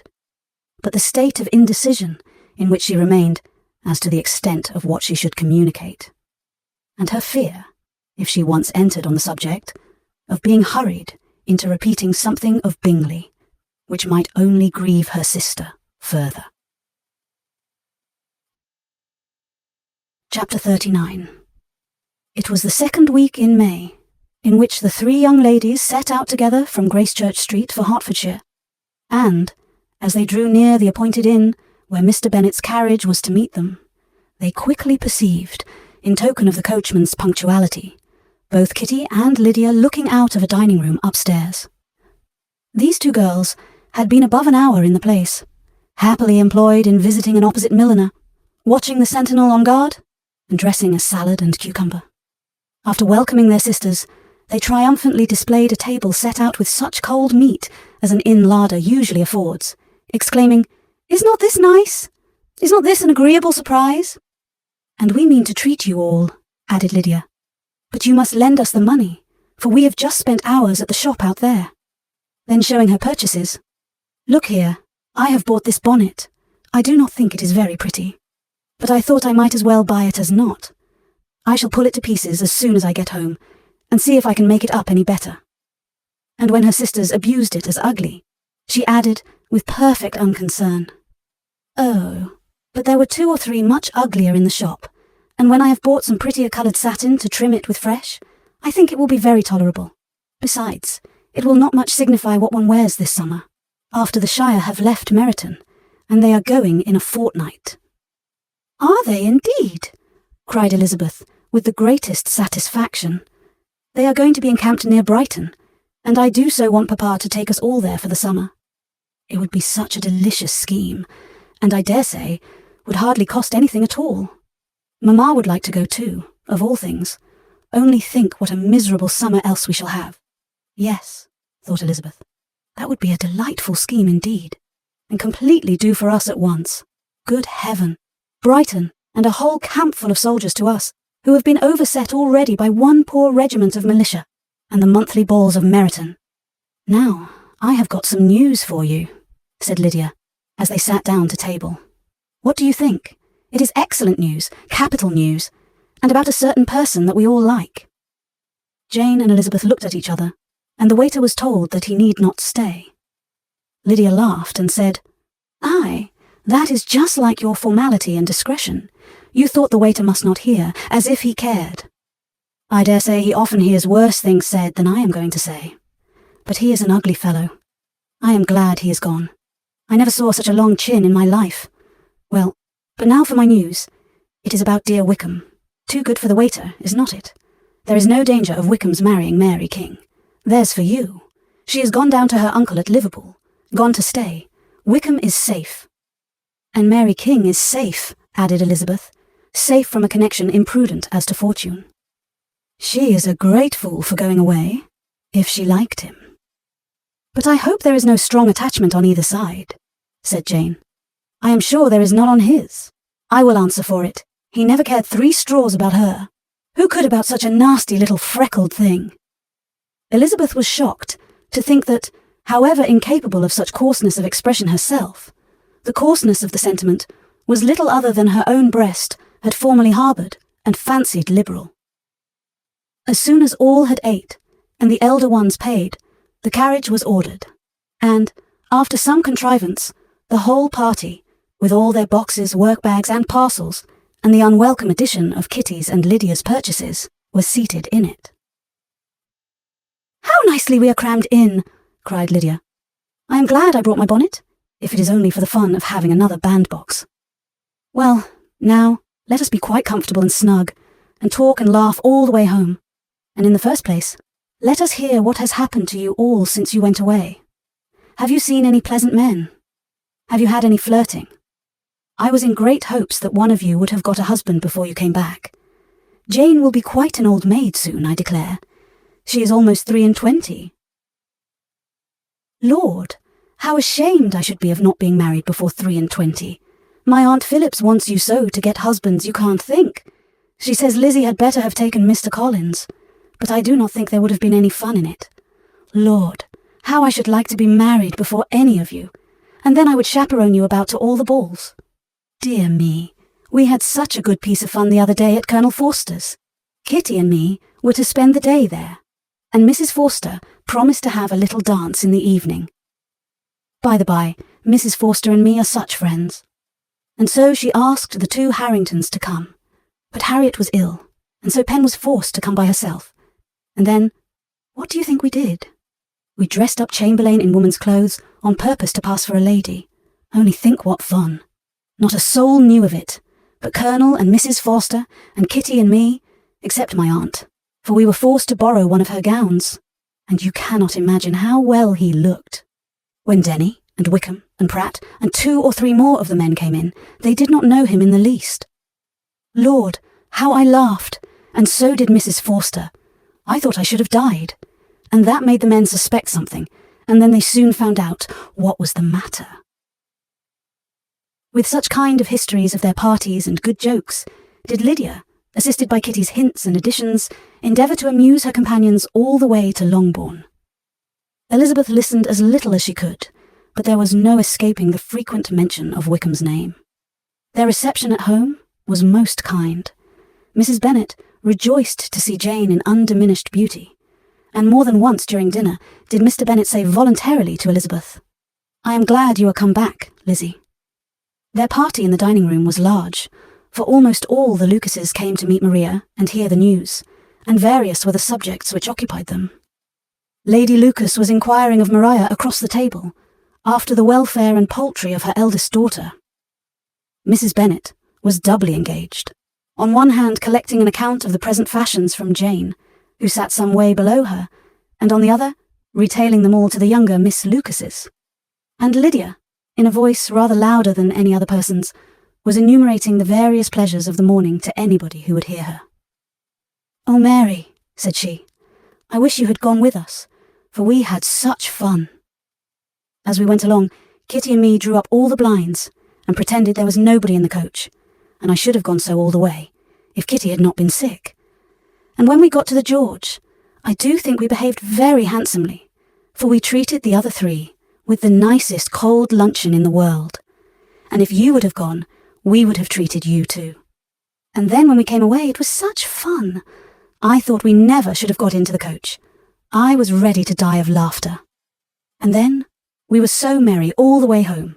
We talked and laughed so loud that anybody might have heard us 10 miles off. To this, Mary very gravely replied, Far be it from me, my dear sister, to depreciate such pleasures. They would doubtless be congenial with the generality of female minds, but I confess they would have no charms for me. I should infinitely prefer a book. But of this answer, Lydia heard not a word. She seldom listened to anybody for more than half a minute, and never attended to Mary at all. In the afternoon, Lydia was urgent with the rest of the girls to walk to Meryton, and see how everybody went on. But Elizabeth steadily opposed the scheme. It should not be said that the Miss Bennets could not be at home half a day before they were in pursuit of the officers. There was another reason, too, for her opposition. She dreaded seeing Wickham again, and was resolved to avoid it as long as possible. The comfort to her of the regiment's approaching removal was indeed beyond expression. In a fortnight they were to go, and once gone, she hoped there could be nothing more to plague her on his account. She had not been many hours at home before she found that the Brighton scheme, of which Lydia had given them a hint at the inn, was under frequent discussion between her parents. Elizabeth saw directly that her father had not the smallest intention of yielding, but his answers were at the same time so vague and equivocal that her mother, though often disheartened, had never yet despaired of succeeding at last. Chapter 40. Elizabeth's impatience to acquaint Jane with what had happened could no longer be overcome, and at length, resolving to suppress every particular in which her sister was concerned, and preparing her to be surprised, she related to her the next morning the chief of the scene between Mr. Darcy and herself. Miss Bennet's astonishment was soon lessened by the strong sisterly partiality which made any admiration of Elizabeth appear perfectly natural, and all surprise was shortly lost in other feelings. She was sorry that Mr. Darcy should have delivered his sentiments in a manner so little suited to recommend them, but still more was she grieved for the unhappiness which her sister's refusal must have given him. "His being so sure of succeeding was wrong," said she, "and certainly ought not to have appeared, but consider how much it must increase his disappointment." "Indeed," replied Elizabeth, "I am heartily sorry for him, but he has other feelings which will probably soon drive away his regard for me. You do not blame me, however, for refusing him?" "Blame you? Oh, no. But you blame me for having spoken so warmly of Wickham." "No, I do not know that you were wrong in saying what you did. But you will know it when I have told you what happened the very next day." She then spoke of the letter, repeating the whole of its contents as far as they concerned George Wickham. What a stroke was this for poor Jane, who would willingly have gone through the world without believing that so much wickedness existed in the whole race of mankind, as was here collected in one individual. Nor was Darcy's vindication, though grateful to her feelings, capable of consoling her for such discovery. Most earnestly did she labour to prove the probability of error, and seek to clear one without involving the other. "This will not do," said Elizabeth. "You never will be able to make both of them good for anything. Take your choice, but you must be satisfied with only one. There is but such a quantity of merit between them, just enough to make one good sort of man, and of late it has been shifting about pretty much. For my part, I am inclined to believe it all Mr. Darcy's, but you shall do as you choose." It was some time, however, before a smile could be extorted from Jane. "I do not know when I have been more shocked," said she. "Wickham so very bad, it is almost past belief. And poor Mr. Darcy, dear Lizzie, only consider what he must have suffered. Such a disappointment. And with the knowledge of your ill opinion too, and having to relate such a thing of his sister. It is really too distressing. I am sure you must feel it so." "Oh no, my regret and compassion are all done away by seeing you so full of both. I know you will do him such ample justice that I am growing every moment more unconcerned and indifferent. Your profusion makes me saving, and if you lament over him much longer, my heart will be as light as a feather. Poor Wickham! There is such an expression of goodness in his countenance, such an openness and gentleness in his manner. There certainly was some great mismanagement in the education of those two young men. One has got all the goodness, and the other all the appearance of it. I never thought Mr. Darcy so deficient in the appearance of it as you used to do. And yet I meant to be uncommonly clever in taking so decided a dislike to him, without any reason. It is such a spur to one's genius, such an opening for wit, to have a dislike of that kind. One may be continually abusive without saying anything just, but one cannot be always laughing at a man without now and then stumbling on something witty. Lizzie, when you first read that letter, I am sure you could not treat the matter as you do now. Indeed, I could not. I was uncomfortable enough. I was very uncomfortable, I may say unhappy, and with no one to speak to of what I felt, no Jane to comfort me, and say that I had not been so very weak and vain and nonsensical as I knew I had. Oh, how I wanted you! How unfortunate that you should have used such very strong expressions in speaking of Wickham to Mr. Darcy, for now they do appear wholly undeserved. Certainly, but the misfortune of speaking with bitterness is a most natural consequence of the prejudices I had been encouraging. There is one point on which I want your advice. I want to be told whether I ought or ought not to make our acquaintance in general understand Wickham's character. Miss Bennet paused a little, and then replied, "Surely there can be no occasion for exposing him so dreadfully. What is your own opinion?" "That it ought not to be attempted.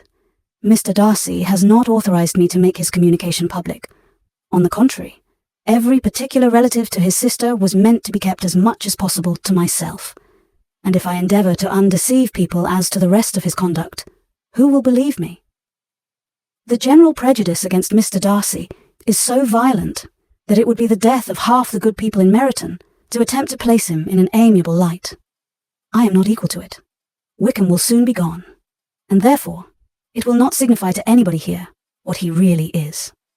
Some time hence it will be all found out, and then we may laugh at their stupidity in not knowing it before. At present, I will say nothing about it. You are quite right. To have his errors made public might ruin him forever. He is now, perhaps, sorry for what he has done, and anxious to re-establish a character. We must not make him desperate." The tumult of Elizabeth's mind was allayed by this conversation. She had got rid of 2 of the secrets which had weighed on her for a fortnight, and was certain of a willing listener in Jane, whenever she might wish to talk again of either. But there was still something lurking behind, of which prudence forbade the disclosure. She dared not relate the other half of Mr. Darcy's letter, nor explain to her sister how sincerely she had been valued by his friend. Here was knowledge in which no one could partake, and she was sensible that nothing less than a perfect understanding between the parties could justify her in throwing off this last encumbrance of mystery. "And then," said she, "if that very improbable event should ever take place, I shall merely be able to tell what Bingley may tell in a much more agreeable manner himself. The liberty of communication cannot be mine till it has lost all its value." She was now, on being settled at home, at leisure to observe the real state of her sister's spirits. Jane was not happy. She still cherished a very tender affection for Bingley. Having never even fancied herself in love before, her regard had all the warmth of first attachment, and from her age and disposition, greater steadiness than first attachments often boast.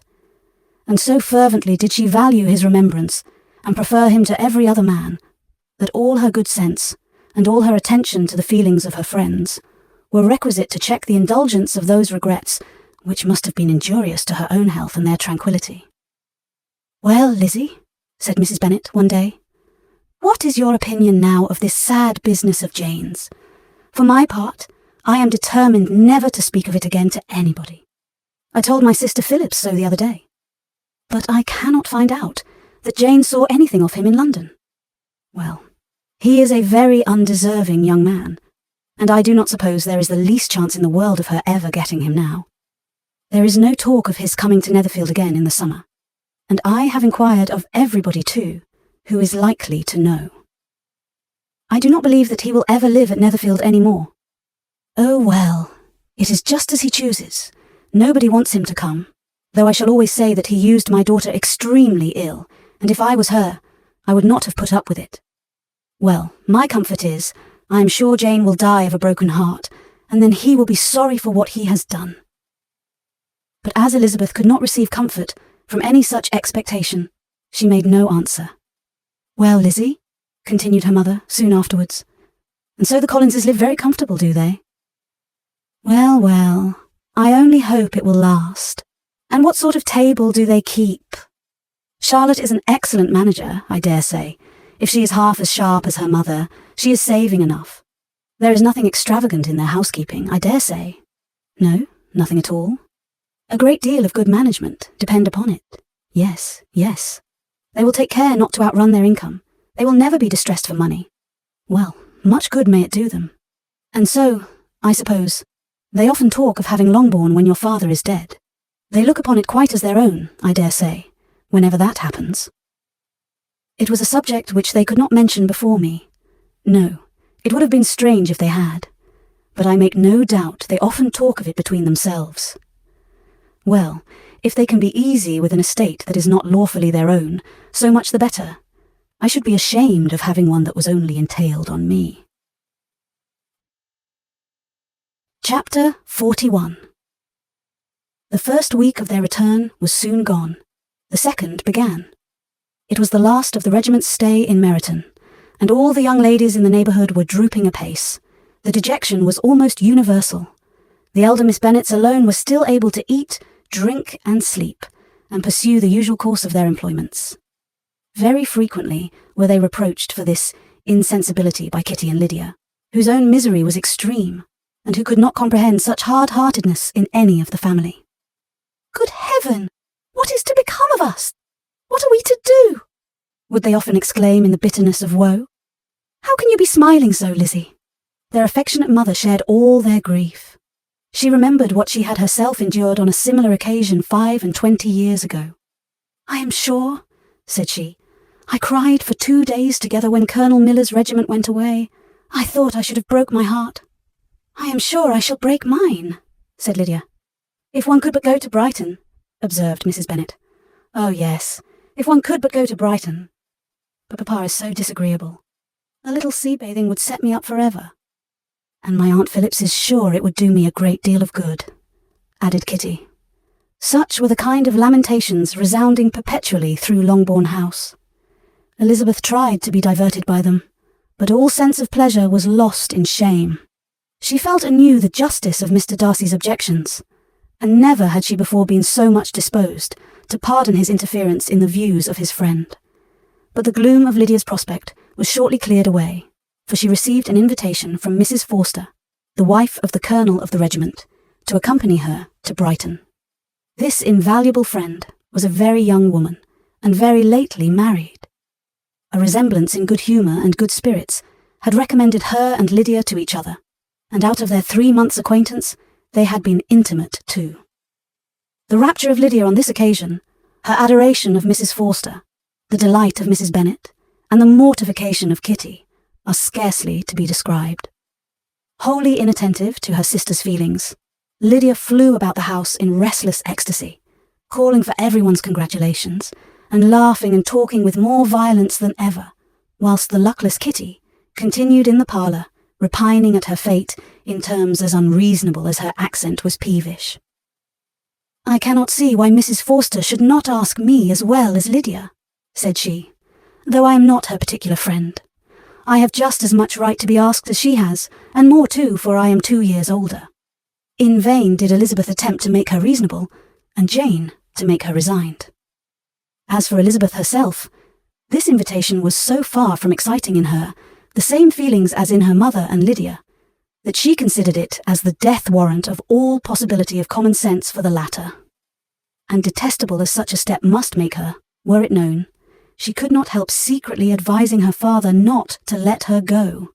She represented to him all the improprieties of Lydia's general behaviour, the little advantage she could derive from the friendship of such a woman as Mrs. Forster, and the probability of her being yet more imprudent with such a companion at Brighton, where the temptations must be greater than at home.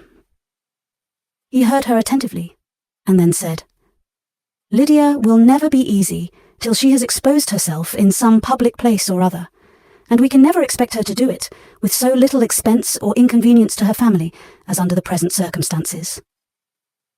"If you were aware," said Elizabeth, "of the very great disadvantage to us all, which must arise from the public notice of Lydia's unguarded and imprudent manner, nay, which has already arisen from it, I am sure you would judge differently in the affair." "Already arisen," repeated Mr. Bennet. "What?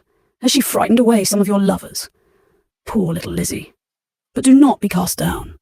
Such squeamish youths as cannot bear to be connected with a little absurdity are not worth a regret. Come, let me see the list of the pitiful fellows who have been kept aloof by Lydia's folly." "Indeed, you are mistaken. I have no such injuries to resent. It is not of peculiar but of general evils which I am now complaining. Our importance, our respectability in the world, must be affected by the wild volatility, the assurance and disdain of all restraint which mark Lydia's character. Excuse me, for I must speak plainly. If you, my dear father, will not take the trouble of checking her exuberant spirits, and of teaching her that her present pursuits are not to be the business of her life, she will soon be beyond the reach of amendment. Her character will be fixed, and she will, at 16, be the most determined flirt that ever made herself and her family ridiculous. A flirt, too, in the worst and meanest degree of flirtation, without any attraction beyond youth and a tolerable person, and, from the ignorance and emptiness of her mind, wholly unable to ward off any portion of that universal contempt which her rage for admiration will excite. In this danger, Kitty is also comprehended. She will follow wherever Lydia leads, vain, ignorant, idle, and absolutely uncontrolled. Oh, my dear father, can you suppose it possible that they will not be censured and despised wherever they are known, and that their sisters will not be often involved in the disgrace?" Mr. Bennet saw that her whole heart was in the subject, and, affectionately taking her hand, said in reply, "Do not make yourself uneasy, my love.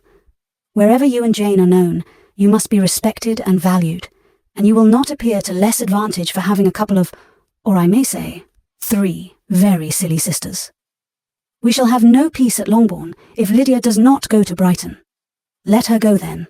Colonel Forster is a sensible man, and will keep her out of any real mischief, and she is luckily too poor to be an object of prey to anybody. At Brighton, she will be of less importance even as a common flirt than she has been here. The officers will find women better worth their notice. Let us hope, therefore, that her being there may teach her her own insignificance. At any rate, she cannot grow many degrees worse without authorizing us to lock her up for the rest of her life." With this answer, Elizabeth was forced to be content, but her own opinion continued the same, and she left him disappointed and sorry. It was not in her nature, however, to increase her vexations by dwelling on them. She was confident of having performed her duty, and to fret over unavoidable evils, or augment them by anxiety, was no part of her disposition. Had Lydia and her mother known the substance of her conference with her father, their indignation would hardly have found expression in their united volubility. In Lydia's imagination, a visit to Brighton comprised every possibility of earthly happiness. She saw, with the creative eye of fancy, the streets of that gay bathing place covered with officers. She saw herself the object of attention to tens and to scores of them at present unknown. She saw all the glories of the camp, its tents stretched forth in beauteous uniformity of lines, crowded with the young and the gay, and dazzling with scarlet. And to complete the view, she saw herself seated beneath a tent, tenderly flirting with at least 6 officers at once. Had she known that her sister sought to tear her from such prospects and such realities as these, what would have been her sensations? They could have been understood only by her mother, who might have felt nearly the same. Lydia's going to Brighton was all that consoled her, for the melancholy conviction of her husband's never intending to go there himself. But they were entirely ignorant of what had passed, and their raptures continued, with little intermission, to the very day of Lydia's leaving home. Elizabeth was now to see Mr. Wickham for the last time. Having been frequently in company with him since her return, agitation was pretty well over. The agitations of former partiality entirely so. She had even learnt to detect, in the very gentleness which at first delighted her, an affectation and a sameness to disgust and weary. In his present behaviour to herself, moreover, she had a fresh source of displeasure. For the inclination he soon testified of renewing those attentions which had marked the early part of their acquaintance could only serve, after what had since passed, to provoke her. She lost all concern for him in finding herself thus selected as the object of such idle and frivolous gallantry, and while she steadily repressed it, could not but feel the reproof contained in his believing that however long, and for whatever cause, his attentions had been withdrawn, her vanity would be gratified, and her preference secured, at any time, by their renewal. On the very last day of the regiment's remaining in Meryton, he dined, with others of the officers, at Longbourn, and so little was Elizabeth disposed to part from him in good humour, that, on his making some inquiry as to the manner in which her time had passed at Hunsford, she mentioned Colonel Fitzwilliam's and Mr. Darcy's, having both spent 3 weeks at Rosings, and asked him if he were acquainted with the former. He looked surprised, displeased, alarmed, but, with a moment's recollection, and a returning smile, replied that he had formerly seen him often, and after observing that he was a very gentlemanlike man, asked her how she had liked him. Her answer was warmly in his favour. With an air of indifference, he soon afterwards added, "How long did you say that he was at Rosings?" "Nearly 3 weeks." "And you saw him frequently?" "Yes, almost every day." "His manners are very different from his cousin's." "Yes, very different, but I think Mr. Darcy improves on acquaintance." "Indeed," cried Wickham, with a look which did not escape her. "And pray, may I ask," but checking himself, he added in a gayer tone, "is it in address that he improves? Has he deigned to add aught of civility to his ordinary style? For I dare not hope," he continued, in a lower and more serious tone, "that he is improved in essentials." "Oh no," said Elizabeth. "In essentials, I believe, he is very much what he ever was." While she spoke, Wickham looked as if scarcely knowing whether to rejoice over her words or to distrust their meaning. There was a something in her countenance which made him listen with an apprehensive and anxious attention, while she added, "When I said that he improved on acquaintance, I did not mean that either his mind or manners were in a state of improvement, but that, from knowing him better, his disposition was better understood." Wickham's alarm now appeared in a heightened complexion and agitated look. For a few minutes he was silent, till, shaking off his embarrassment, he turned to her again, and said in the gentlest of accents, "You, who so well know my feelings towards Mr. Darcy, will readily comprehend how sincerely I must rejoice that he is wise enough to assume even the appearance of what is right. His pride, in that direction, may be of service, if not to himself, to many others, for it must deter him from such foul misconduct as I have suffered by. I only fear that the sort of cautiousness to which you, I imagine, have been alluding, is merely adopted on his visits to his aunt, of whose good opinion and judgment he stands much in awe. His fear of her has always operated, I know, when they were together, and a good deal is to be imputed to his wish of forwarding the match with Mr. Bourke, which I am certain he has very much at heart." Elizabeth could not repress a smile at this, but she answered only by a slight inclination of the head. She saw that he wanted to engage her on the old subject of his grievances, and she was in no humour to indulge him. The rest of the evening passed with the appearance, on his side, of usual cheerfulness, but with no further attempt to distinguish Elizabeth, and they parted at last with mutual civility, and possibly a mutual desire of never meeting again. When the party broke up, Lydia returned with Mrs. Forster to Meryton, from whence they were to set out early the next morning. The separation between her and her family was rather noisy than pathetic. Kitty was the only one who shed tears, but she did weep from vexation and envy. Mrs. Bennet was diffuse in her good wishes for the felicity of her daughter, and impressive in her injunctions that she would not miss the opportunity of enjoying herself as much as possible. Advice which there was every reason to believe would be attended to, and, in the clamorous happiness of Lydia herself, in bidding farewell, the more gentle adieus of her sisters were uttered without being heard. Chapter 42. Had Elizabeth's opinion been all drawn from her own family, she could not have formed a very pleasing picture of conjugal felicity or domestic comfort. Her father, captivated by youth and beauty, and that appearance of good humour which youth and beauty generally give, had married a woman whose weak understanding and illiberal mind had very early in their marriage put an end to all real affection for her. respect, esteem, and confidence had vanished forever, and all his views of domestic happiness were overthrown. But Mr. Bennet was not of a disposition to seek comfort for the disappointment which his own imprudence had brought on in any of those pleasures which too often console the unfortunate for their folly or their vice. He was fond of the country and of books, and from these tastes had arisen his principal enjoyments. To his wife he was very little otherwise indebted than as her ignorance and folly had contributed to his amusement. This is not the sort of happiness which a man would in general wish to owe to his wife. But where other powers of entertainment are wanting, the true philosopher will derive benefit from such as are given. Elizabeth, however, had never been blind to the impropriety of her father's behaviour as a husband. She had always seen it with pain.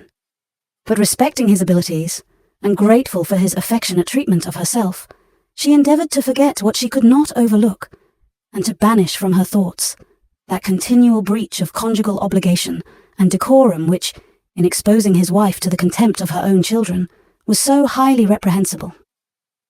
But she had never felt so strongly as now the disadvantages which must attend the children of so unsuitable a marriage, nor ever been so fully aware of the evils arising from so ill-judged a direction of talents which, rightly used, might at least have preserved the respectability of his daughters, even if incapable of enlarging the mind of his wife. When Elizabeth had rejoiced over Wickham's departure, she found little other cause for satisfaction in the loss of the regiment. Their parties abroad were less varied than before, and at home she had a mother and sister whose constant repinings at the dullness of everything around them threw a real gloom over their domestic circle. And, though Kitty might in time regain her natural degree of sense, since the disturbers of her brain were removed, her other sister, from whose disposition greater evil might be apprehended, was likely to be hardened, in all her folly and assurance, by a situation of such double danger as a watering place and a camp. Upon the whole, therefore, she found, what has been sometimes found before, that an event to which she had looked forward with impatient desire did not, in taking place, bring all the satisfaction she had promised herself. It was consequently necessary to name some other period for the commencement of actual felicity, to have some other point on which her wishes and hopes might be fixed, and by again enjoying the pleasure of anticipation, console herself for the present, and prepare for another disappointment. Her tour to the lakes was now the object of her happiest thoughts. It was her best consolation for all the uncomfortable hours which the discontentedness of her mother and Kitty made inevitable. And could she have included Jane in the scheme, every part of it would have been perfect. But it is fortunate, thought she, that I have something to wish for. Were the whole arrangement complete, my disappointment would be certain. But here, by carrying with me one ceaseless source of regret in my sister's absence, I may reasonably hope to have all my expectations of pleasure realized. A scheme of which every part promises delight can never be successful, and general disappointment is only warded off by the defence of some little peculiar vexation. When Lydia went away, she promised to write very often and very minutely to her mother and Kitty, but her letters were always long expected and always very short. Those to her mother contained little else than that they were just returned from the library, where such and such officers had attended them, and where she had seen such beautiful ornaments as made her quite wild, that she had a new gown or a new parasol, which she would have described more fully, but was obliged to leave off in a violent hurry, as Mrs. Forster called her. And they were going to the camp, and from her correspondence with her sister there was still less to be learnt, for her letters to Kitty, though rather longer, were much too full of lines under the words to be made public. After the first fortnight or 3 weeks of her absence, health, good humour, and cheerfulness began to reappear at Longbourn. Everything wore a happier aspect. The families who had been in town for the winter came back again, and summer finery and summer engagements arose. Mrs. Bennet was restored to her usual querulous serenity, and by the middle of June, Kitty was so much recovered as to be able to enter Meryton without tears, an event of such happy promise as to make Elizabeth hope that by the following Christmas she might be so tolerably reasonable as not to mention an officer above once a day, unless, by some cruel and malicious arrangement at the War Office, another regiment should be quartered in Meryton. The time fixed for the beginning of their northern tour was now fast approaching, and a fortnight only was wanting of it, when a letter arrived from Mrs. Gardiner, which at once delayed its commencement and curtailed its extent. Mr. Gardiner would be prevented by business from setting out till a fortnight later in July, and must be in London again within a month. And as that left too short a period for them to go so far and see so much as they had proposed, or at least to see it with the leisure and comfort they had built on, they were obliged to give up the lakes and substitute a more contracted tour, and, according to the present plan, were to go no farther northward than Derbyshire. In that county, there was enough to be seen to occupy the chief of their 3 weeks, and to Mrs. Gardiner it had a peculiarly strong attraction. The town where she had formerly passed some years of her life, and where they were now to spend a few days, was probably as great an object of her curiosity as all the celebrated beauties of Matlock, Chatsworth, Dovedale, or the Peak. Elizabeth was excessively disappointed. She had set her heart on seeing the lakes, and still thought there might have been time enough, but it was her business to be satisfied, and certainly her temper to be happy, and all was soon right again. With the mention of Derbyshire, there were many ideas connected. It was impossible for her to see the word without thinking of Pemberley and its owner. "But surely," said she, "I may enter his county with impunity, and rob it of a few petrified spars, without his perceiving me." The period of expectation was now doubled. 4 weeks were to pass away before her uncle and aunt's arrival, but they did pass away, and Mr. and Mrs. Gardiner, with their 4 children, did at length appear at Longbourn.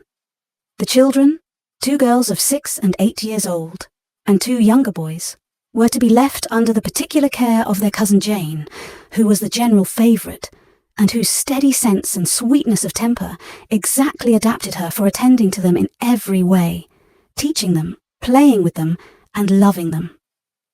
The Gardiners stayed only 1 night at Longbourn, and set off the next morning with Elizabeth in pursuit of novelty and amusement. One enjoyment was certain, that of suitableness as companions, a suitableness which comprehended health and temper to bear inconveniences, cheerfulness to enhance every pleasure, and affection and intelligence which might supply it among themselves if there were disappointments abroad. It is not the object of this work to give a description of Derbyshire, nor of any of the remarkable places through which their route thither lay. Oxford, Blenheim, Warwick, Kenilworth, Birmingham, etc., are sufficiently known. A small part of Derbyshire is all the present concern. To the little town of Lambton, the scene of Mrs. Gardiner's former residence, and where she had lately learned that some acquaintance still remained, they bent their steps, after having seen all the principal wonders of the country. And within 5 miles of Lambton, Elizabeth found, from her aunt, that Pemberley was situated. It was not in their direct road, nor more than a mile or 2 out of it. In talking over their route the evening before, Mrs. Gardiner expressed an inclination to see the place again. Mr. Gardiner declared his willingness, and Elizabeth was applied to for her approbation. "My love, should not you like to see a place of which you have heard so much?" said her aunt. "A place, too, with which so many of your acquaintance are connected. Wickham passed all his youth there, you know." Elizabeth was distressed. She felt that she had no business at Pemberley, and was obliged to assume a disinclination for seeing it. She must own that she was tired of great houses. After going over so many, she really had no pleasure in fine carpets or satin curtains. Mrs. Gardiner abused her stupidity. "If it were merely a fine house richly furnished," said she, "I should not care about it myself. But the grounds are delightful. They have some of the finest woods in the country." Elizabeth said no more, but her mind could not acquiesce. The possibility of meeting Mr. Darcy, while viewing the place, instantly occurred. It would be dreadful. She blushed at the very idea, and thought it would be better to speak openly to her aunt than to run such a risk. But against this there were objections, and she finally resolved that it could be the last resource, if her private inquiries as to the absence of the family were unfavourably answered. Accordingly, when she retired at night, she asked the chambermaid whether Pemberley were not a very fine place, what was the name of its proprietor, and, with no little alarm, whether the family were down for the summer.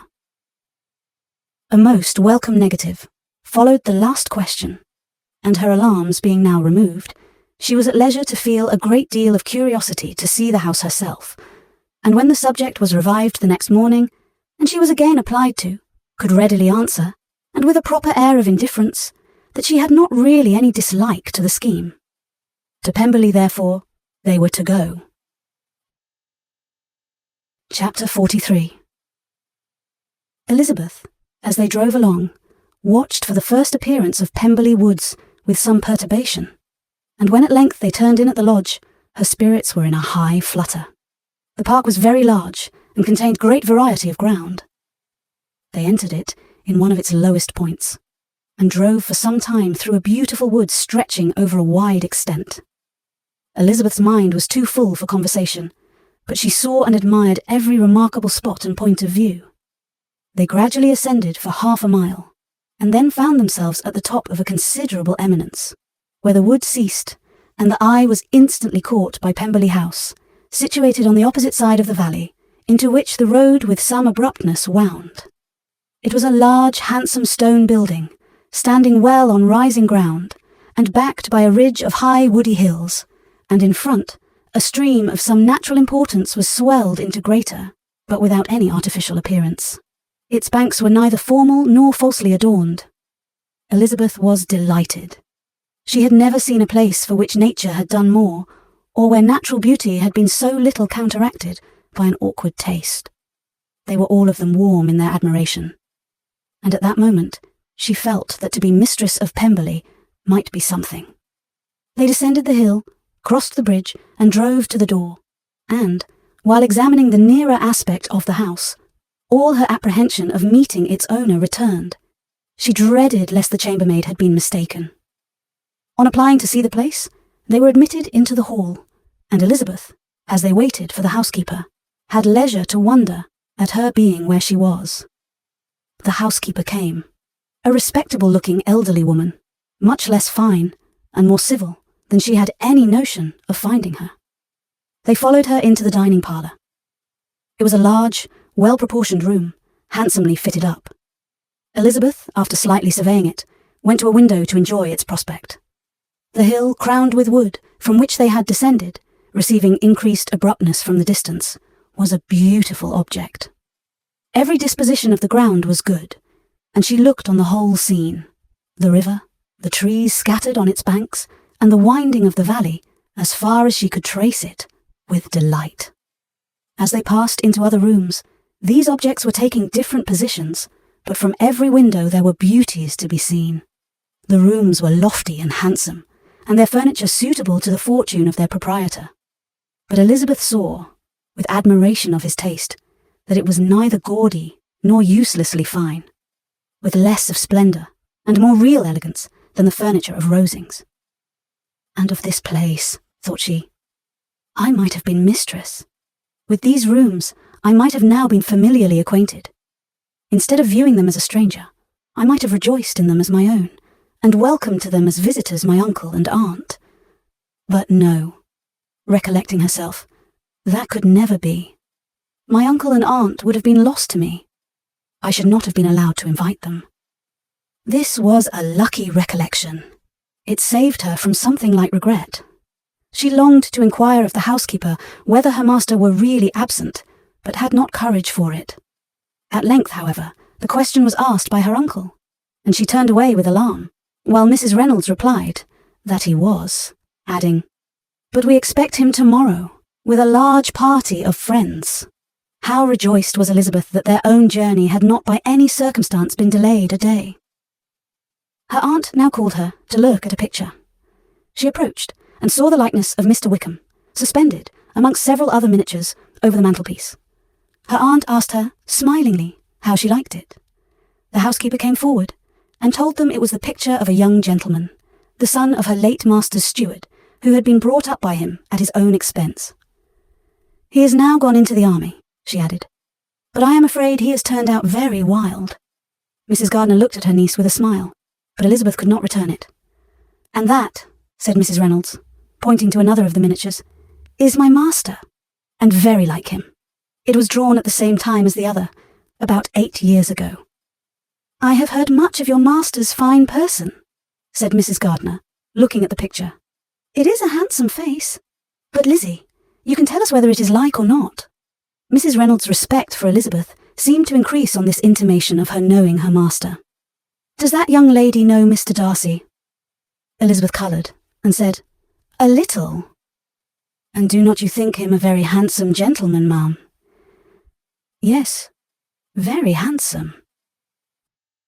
"I am sure I know none so handsome, but in the gallery upstairs you will see a finer, larger picture of him than this.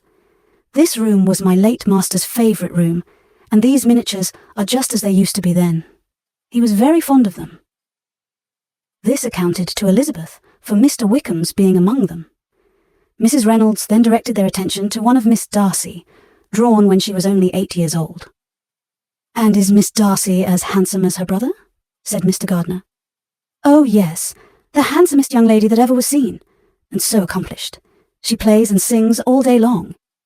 In the next room is a new instrument just come down for her, a present from my master. She comes here tomorrow with him."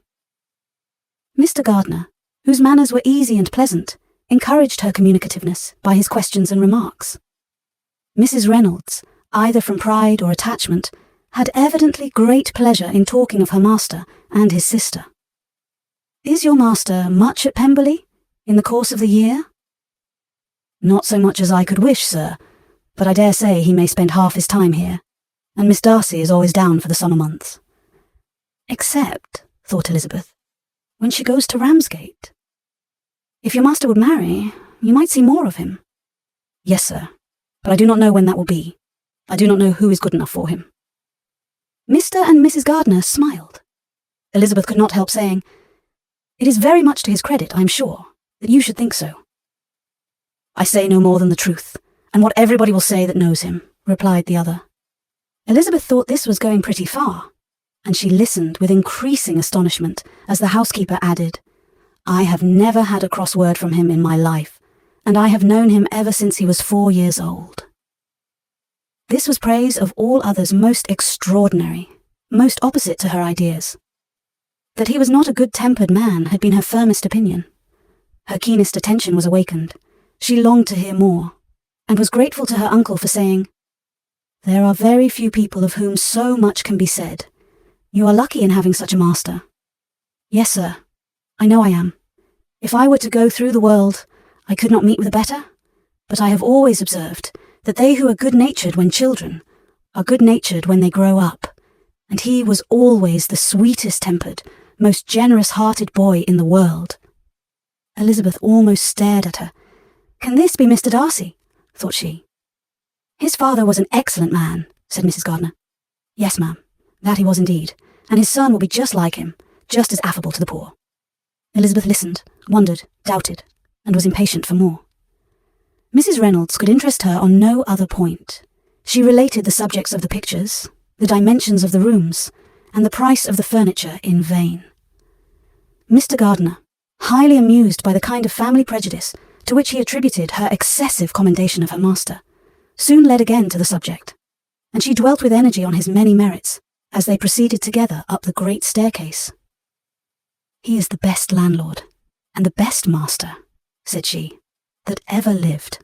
Not like the wild young men nowadays who think of nothing but themselves. There is not one of his tenants or servants but what will give him a good name. Some people call him proud, but I am sure I never saw anything of it. To my fancy, it is only because he does not rattle away like other young men. In what an amiable light does this place him," thought Elizabeth. "This fine account of him," whispered her aunt as they walked, "is not quite consistent with his behaviour to our poor friend. Perhaps we might be deceived." "That is not very likely. Our authority was too good." On reaching the spacious lobby above, they were shown into a very pretty sitting-room, lately fitted up with greater elegance and lightness than the apartments below, and were informed that it was but just done to give pleasure to Miss Darcy, who had taken a liking to the room when last at Pemberley. "He is certainly a good brother," said Elizabeth, as she walked towards one of the windows. Mrs. Reynolds anticipated Miss Darcy's delight when she should enter the room. "And this is always the way with him," she added. "Whatever can give his sister any pleasure is sure to be done in a moment. There is nothing he would not do for her." The picture gallery and 2 or 3 of the principal bedrooms were all that remained to be shown. In the former were many good paintings, but Elizabeth knew nothing of the art, and from such as had been already visible below, she had willingly turned to look at some drawings of Miss Darcy's, in crayons, whose subjects were usually more interesting, and also more intelligible. In the gallery, there were many family portraits, but they could have little to fix the attention of a stranger. Elizabeth walked on in quest of the only face whose features would be known to her. At last, it arrested her, and she beheld a striking resemblance of Mr. Darcy, with such a smile over the face as she remembered to have sometimes seen when he looked at her.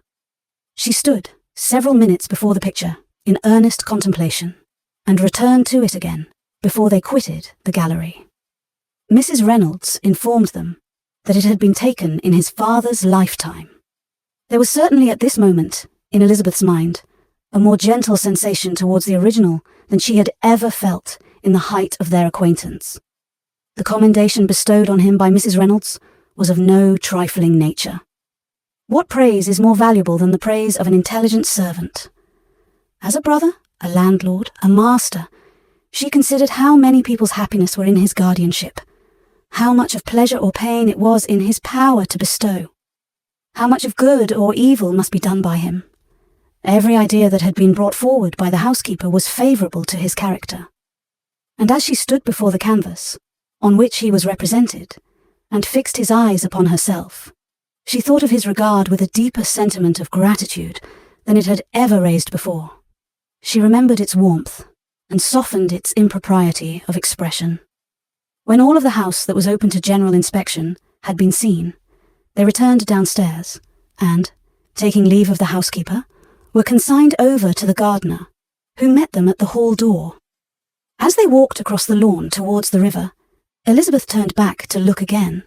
Her uncle and aunt stopped also, and while the former was conjecturing as to the date of the building, the owner of it himself suddenly came forward from the road which led behind it to the stables.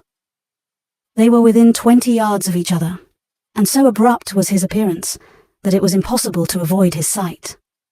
Their eyes instantly met, and the cheeks of each were overspread with the deepest blush. He absolutely started, and for a moment seemed immovable from surprise, but shortly recovering himself, advanced towards the party, and spoke to Elizabeth, if not in terms of perfect composure, at least of perfect civility.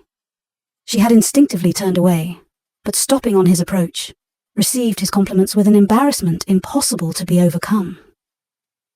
Had his first appearance, or his resemblance to the picture they had just been examining, been insufficient to assure the other two that they now saw Mr. Darcy, the gardener's expression of surprise, on beholding his master, must immediately have told it. They stood a little aloof while he was talking to their niece, who, astonished and confused, scarcely dared lift her eyes to his face, and knew not what answer she returned to his civil inquiries after her family. Amazed at the alteration of his manner since they last parted, every sentence that he uttered was increasing her embarrassment, and every idea of the impropriety of her being found there recurring to her mind. The few minutes in which they continued together were some of the most uncomfortable of her life. Nor did he seem much more at ease. When he spoke, his accent had none of its usual sedateness, and he repeated his inquiries as to the time of her having left Longbourn, and of her stay in Derbyshire so often and in so hurried a way as plainly spoke the distraction of his thoughts. At length, every idea seemed to fail him, and after standing a few moments without saying a word, he suddenly recollected himself and took leave. The others then joined her, and expressed their admiration of his figure, but Elizabeth heard not a word, and wholly engrossed by her own feelings, followed them in silence. She was overpowered by shame and vexation. Her coming there was the most unfortunate, the most ill-judged thing in the world. How strange must it appear to him? In what a disgraceful light might it not strike so vain a man? It might seem as if she had purposely thrown herself in his way again. Oh, why did she come? Or why did he thus come a day before he was expected? Had they been only 10 minutes sooner, they should have been beyond the reach of his discrimination. For it was plain that he was that moment arrived, that moment alighted from his horse or his carriage. She blushed again and again over the perverseness of the meeting. And his behaviour, so strikingly altered, what could it mean? That he should even speak to her was amazing, but to speak with such civility, to inquire after her family. Never in her life had she seen his manners so little dignified, never had he spoken with such gentleness as on this unexpected meeting. What a contrast did it offer to his last address in Rosings Park, when he put his letter into her hand. She knew not what to think, or how to account for it. They had now entered a beautiful walk by the side of the water, and every step was bringing forward a nobler fall of ground, or a finer reach of the woods to which they were approaching. But it was some time before Elizabeth was sensible of any of it, and though she answered mechanically to the repeated appeals of her uncle and aunt, and seemed to direct her eyes to such objects as they pointed out, she distinguished no part of the scene. Her thoughts were all fixed on that one spot of Pemberley House, whichever it might be, where Mr. Darcy then was. She longed to know what at that moment was passing in his mind, in what manner he thought of her, and whether, in defiance of everything, she was still dear to him. Perhaps he had been civil only because he felt himself at ease. Yet there had been that in his voice, which was not like ease. Whether he had felt more of pain or of pleasure in seeing her, she could not tell. But he certainly had not seen her with composure. At length, however, the remarks of her companions on her absence of mind roused her, and she felt the necessity of appearing more like herself. They entered the woods, and, bidding adieu to the river for a while, ascended some of the higher grounds, whence, in spots where the opening of the trees gave the eye power to wander, were many charming views of the valley, the opposite hills, with the long range of woods overspreading many, and occasionally part of the stream.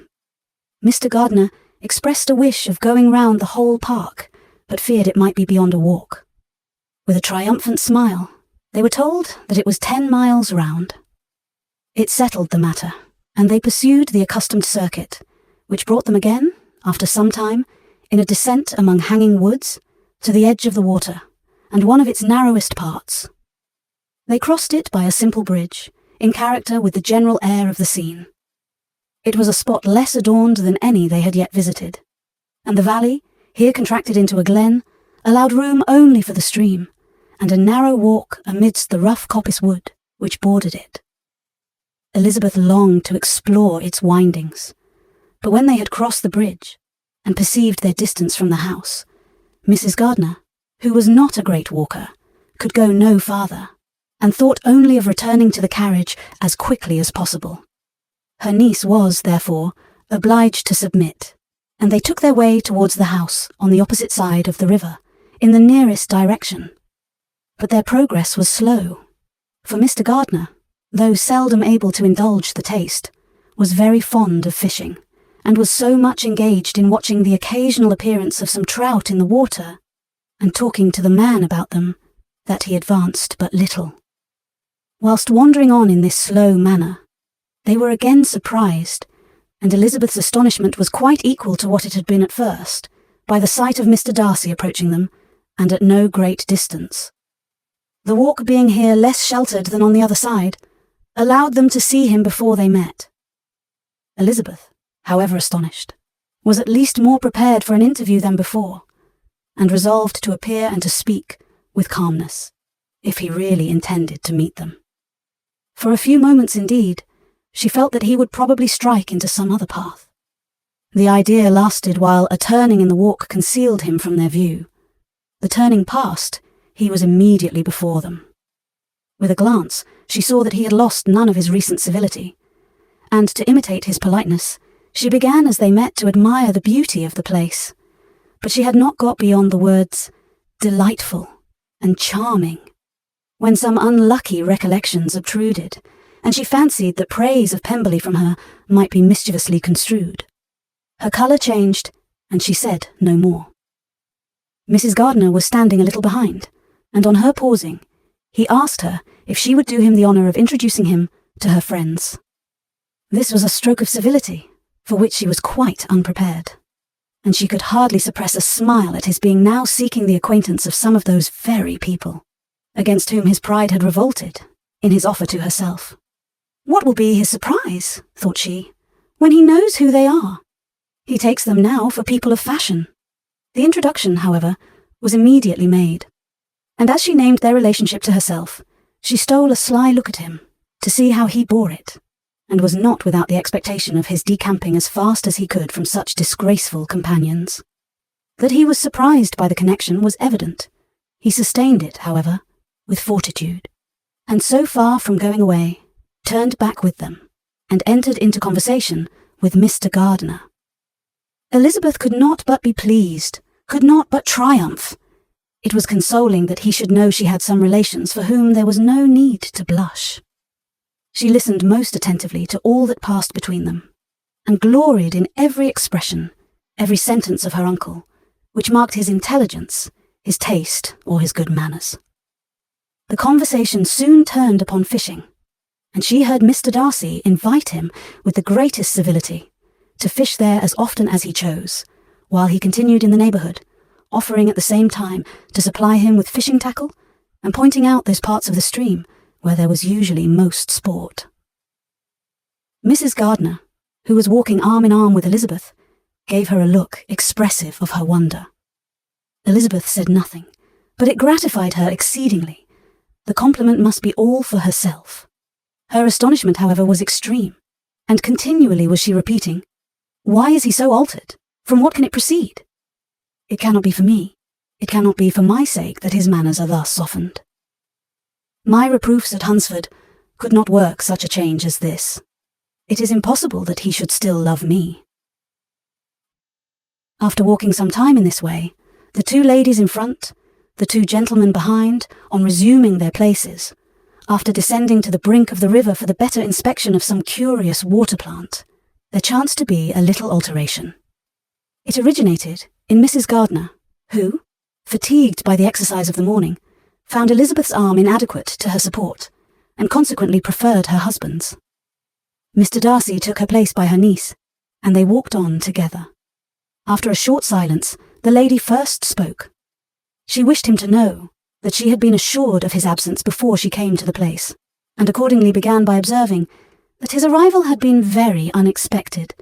"For your housekeeper," she added, "informed us that you would certainly not be here till tomorrow, and indeed, before we left Bakewell, we understood that you was not immediately expected in the country." He acknowledged the truth of it all, and said that business with his steward had occasioned his coming forward a few hours before the rest of the party with whom he had been travelling. "They will join me early tomorrow," he continued, "and among them are some who will claim an acquaintance with you, Mr. Bingley and his sisters." Elizabeth answered only by a slight bow. Her thoughts were instantly driven back to the time when Mr. Bingley's name had been last mentioned between them, and if she might judge from his complexion, his mind was not very differently engaged. "There is also one other person in the party," he continued after a pause, "who more particularly wishes to be known to you. Will you allow me, or do I ask too much, to introduce my sister to your acquaintance during your stay at Lambton?" The surprise of such an application was great indeed. It was too great for her to know in what manner she acceded to it. She immediately felt that whatever desire Miss Darcy might have of being acquainted with her must be the work of her brother, and without looking farther, it was satisfactory. It was gratifying to know that his resentment had not made him think really ill of her. They now walked on in silence, each of them deep in thought. Elizabeth was not comfortable. That was impossible. But she was flattered and pleased. His wish of introducing his sister to her was a compliment of the highest kind.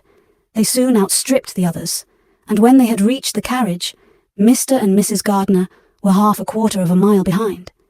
He then asked her to walk into the house, but she declared herself not tired, and they stood together on the lawn. At such a time, much might have been said, and silence was very awkward. She wanted to talk, but there seemed an embargo on every subject.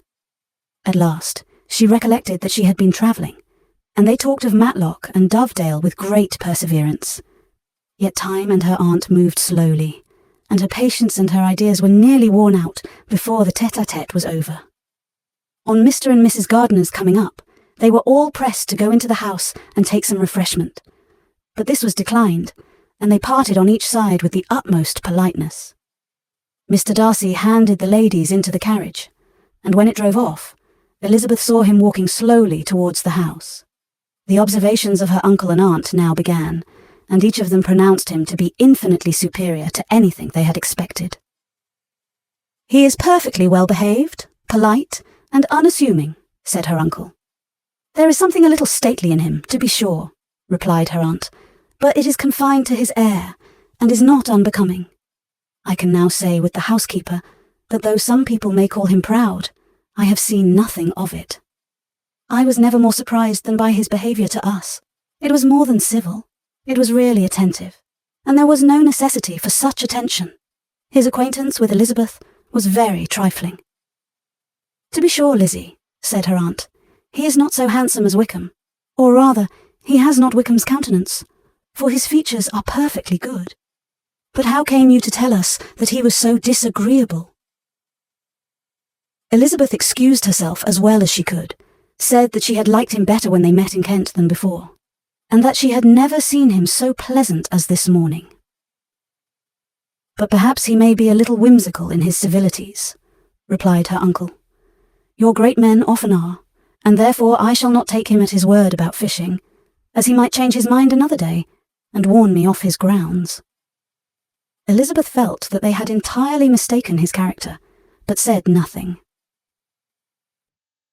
"From what we have seen of him," continued Mrs. Gardiner, "I really should not have thought that he could have behaved in so cruel a way by anybody as he has done by poor Wickham. He has not an ill-natured look. On the contrary, there is something pleasing about his mouth when he speaks, and there is something of dignity in his countenance that would not give one an unfavourable idea of his heart. But to be sure, the good lady who showed us the house did give him a most flaming character. I could hardly help laughing aloud sometimes. But he is a liberal master, I suppose, and that, in the eye of a servant, comprehends every virtue." Elizabeth here felt herself called on to say something in vindication of his behaviour to Wickham, and therefore gave them to understand, in as guarded a manner as she could, that by what she had heard from his relations in Kent, his actions were capable of a very different construction, and that his character was by no means so faulty, nor Wickham so amiable, as they had been considered in Hertfordshire. In confirmation of this, she related the particulars of all the pecuniary transactions in which they had been connected, without actually naming her authority, but stating it to be such as might be relied on. Mrs. Gardiner was surprised and concerned, but as they were now approaching the scene of her former pleasures, every idea gave way to the charm of recollection, and she was too much engaged in pointing out to her husband all the interesting spots in its environs to think of anything else. Fatigued as she had been by the morning's walk, they had no sooner dined than she set off again in quest of her former acquaintance, and the evening was spent in the satisfactions of an intercourse renewed after many years' discontinuance. The occurrences of the day were too full of interest to leave Elizabeth much attention for any of these new friends, and she could do nothing but think, and think with wonder, of Mr. Darcy's civility, and above all, of his wishing her to be acquainted with his sister. Chapter 44. Elizabeth had settled it that Mr. Darcy would bring his sister to visit her the very day after her reaching Pemberley, and was, consequently, resolved not to be out of sight of the inn the whole of that morning. But her conclusion was false, for on the very morning after their own arrival at Lambton, these visitors came. They had been walking about the place with some of their new friends, and were just returned to the inn to dress themselves for dining with the same family, when the sound of a carriage drew them to a window, and they saw a gentleman and lady in a curricle driving up the street. Elizabeth, immediately recognizing the livery, guessed what it meant, and imparted no small degree of surprise to her relations by acquainting them with the honour which she expected. Her uncle and aunt were all amazement, and the embarrassment of her manner as she spoke, joined to the circumstance itself, and many of the circumstances of the preceding day, opened to them a new idea on the business. Nothing had ever suggested it before, but they now felt that there was no other way of accounting for such attentions from such a quarter than by supposing a partiality for their niece. While these newly born notions were passing in their heads, the perturbation of Elizabeth's feelings was every moment increasing. She was quite amazed at her own discomposure. But, amongst other causes of disquiet, she dreaded lest the partiality of the brother should have said too much in her favour, and, more than commonly anxious to please, she naturally suspected that every power of pleasing would fail her. She retreated from the window, fearful of being seen, and as she walked up and down the room, endeavouring to compose herself, saw such looks of inquiring surprise in her uncle and aunt as made everything worse. Miss Darcy and her brother appeared, and this formidable introduction took place. With astonishment did Elizabeth see that her new acquaintance was at least as much embarrassed as herself. Since her being at Lambton, she had heard that Miss Darcy was exceedingly proud, but the observation of a very few minutes convinced her that she was only exceedingly shy. She found it difficult to obtain even a word from her beyond a monosyllable. Miss Darcy was tall, and on a larger scale than Elizabeth, and, though little more than 16, her figure was formed, and her appearance womanly and graceful. She was less handsome than her brother, but there was sense and good humour in her face, and her manners were perfectly unassuming and gentle. Elizabeth, who had expected to find in her as acute and unembarrassed an observer as ever Mr. Darcy had been, was much relieved by discerning such different feelings. They had not been long together before Darcy told her that Bingley was also coming to wait on her, and she had barely time to express her satisfaction and prepare for such a visitor, when Bingley's quick step was heard on the stairs, and in a moment he entered the room. All Elizabeth's anger against him had been long done away, but had she still felt any, it could hardly have stood its ground against the unaffected cordiality with which he expressed himself on seeing her again. He inquired, in a friendly, though general way, after her family, and looked and spoke with the same good-humoured ease that he had ever done.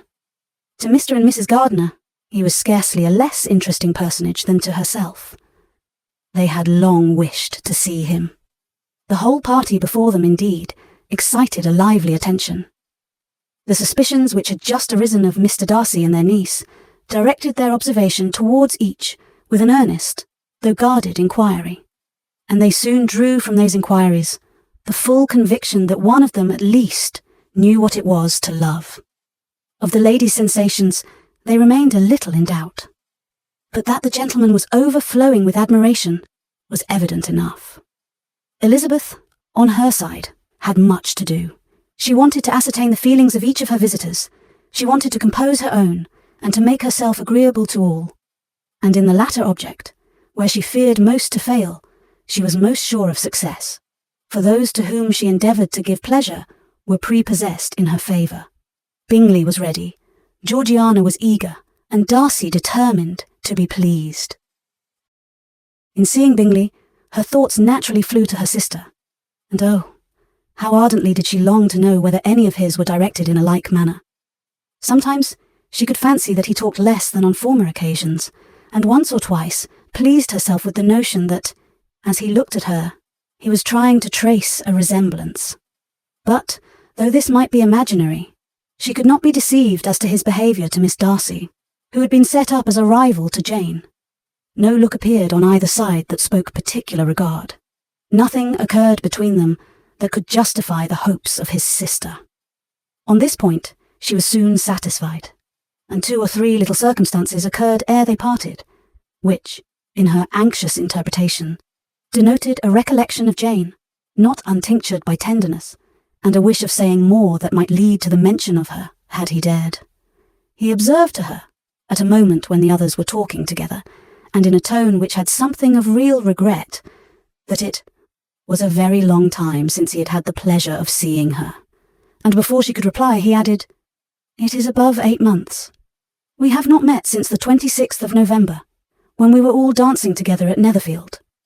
Elizabeth was pleased to find his memory so exact, and he afterwards took occasion to ask her, when unattended to by any of the rest, whether all her sisters were at Longbourn. There was not much in the question, nor in the preceding remark, but there was a look and a manner which gave them meaning. It was not often that she could turn her eyes on Mr. Darcy himself, but whenever she did catch a glimpse, she saw an expression of general complacence, and in all that he said, she heard an accent so far removed from hauteur or disdain of his companions, as convinced her that the improvement of manners which she had yesterday witnessed, however temporary its existence might prove, had at least outlived one day. When she saw him thus seeking the acquaintance, and courting the good opinion of people with whom any intercourse a few months ago would have been a disgrace, when she saw him thus civil, not only to herself, but to the very relations whom he had openly disdained, and recollected their last lively scene in Hunsford Parsonage, the difference, the change was so great, and struck so forcibly on her mind, that she could hardly restrain her astonishment from being visible. Never, even in the company of his dear friends at Netherfield, or his dignified relations at Rosings, had she seen him so desirous to please, so free from self-consequence or unbending reserve, as now, when no importance could result from the success of his endeavours, and when even the acquaintance of those to whom his attentions were addressed would draw down the ridicule and censure of the ladies both of Netherfield and Rosings. Their visitors stayed with them above half an hour, and when they arose to depart, Mr. Darcy called on his sister to join him in expressing their wish of seeing Mr. and Mrs. Gardiner and Miss Bennet to dinner at Pemberley before they left the country. Miss Darcy, though with a diffidence which marked her little in the habit of giving invitations, readily obeyed. Mrs. Gardiner looked at her niece, desirous of knowing how she, whom the invitation most concerned, felt disposed as to its acceptance, but Elizabeth had turned away her head, presuming, however, that this studied avoidance spoke rather a momentary embarrassment than any dislike of the proposal, and seeing in her husband, who was fond of society, a perfect willingness to accept it, she ventured to engage for her attendance, and the day after the next was fixed on. Bingley expressed great pleasure in the certainty of seeing Elizabeth again, having still a great deal to say to her, and many inquiries to make after all their Hertfordshire friends. Elizabeth, construing all this into a wish of hearing her speak of her sister, was pleased, and on this account, as well as some others, found herself, when their visitors left them, capable of considering the last half hour with some satisfaction, though while it was passing, the enjoyment of it had been little. Eager to be alone, and fearful of inquiries or hints from her uncle and aunt, she stayed with them only long enough to hear their favourable opinion of Bingley, and then hurried away to dress.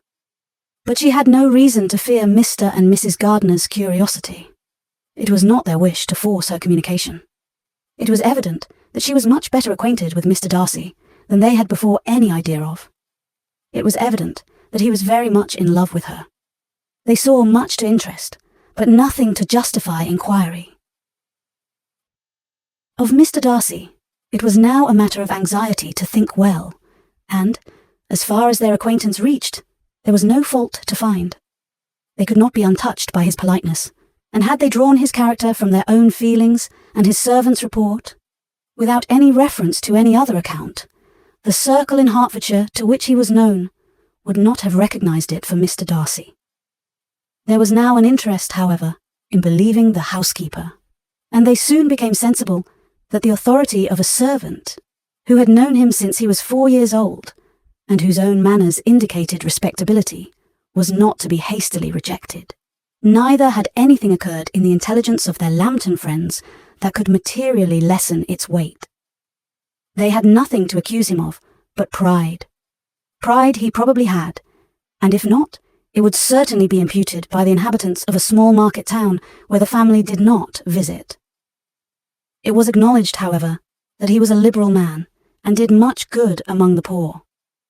With respect to Wickham, the travellers soon found that he was not held there in much estimation, for though the chief of his concerns with the son of his patron were imperfectly understood, It was yet a well-known fact that, on his quitting Derbyshire, he had left many debts behind him, which Mr. Darcy afterwards discharged.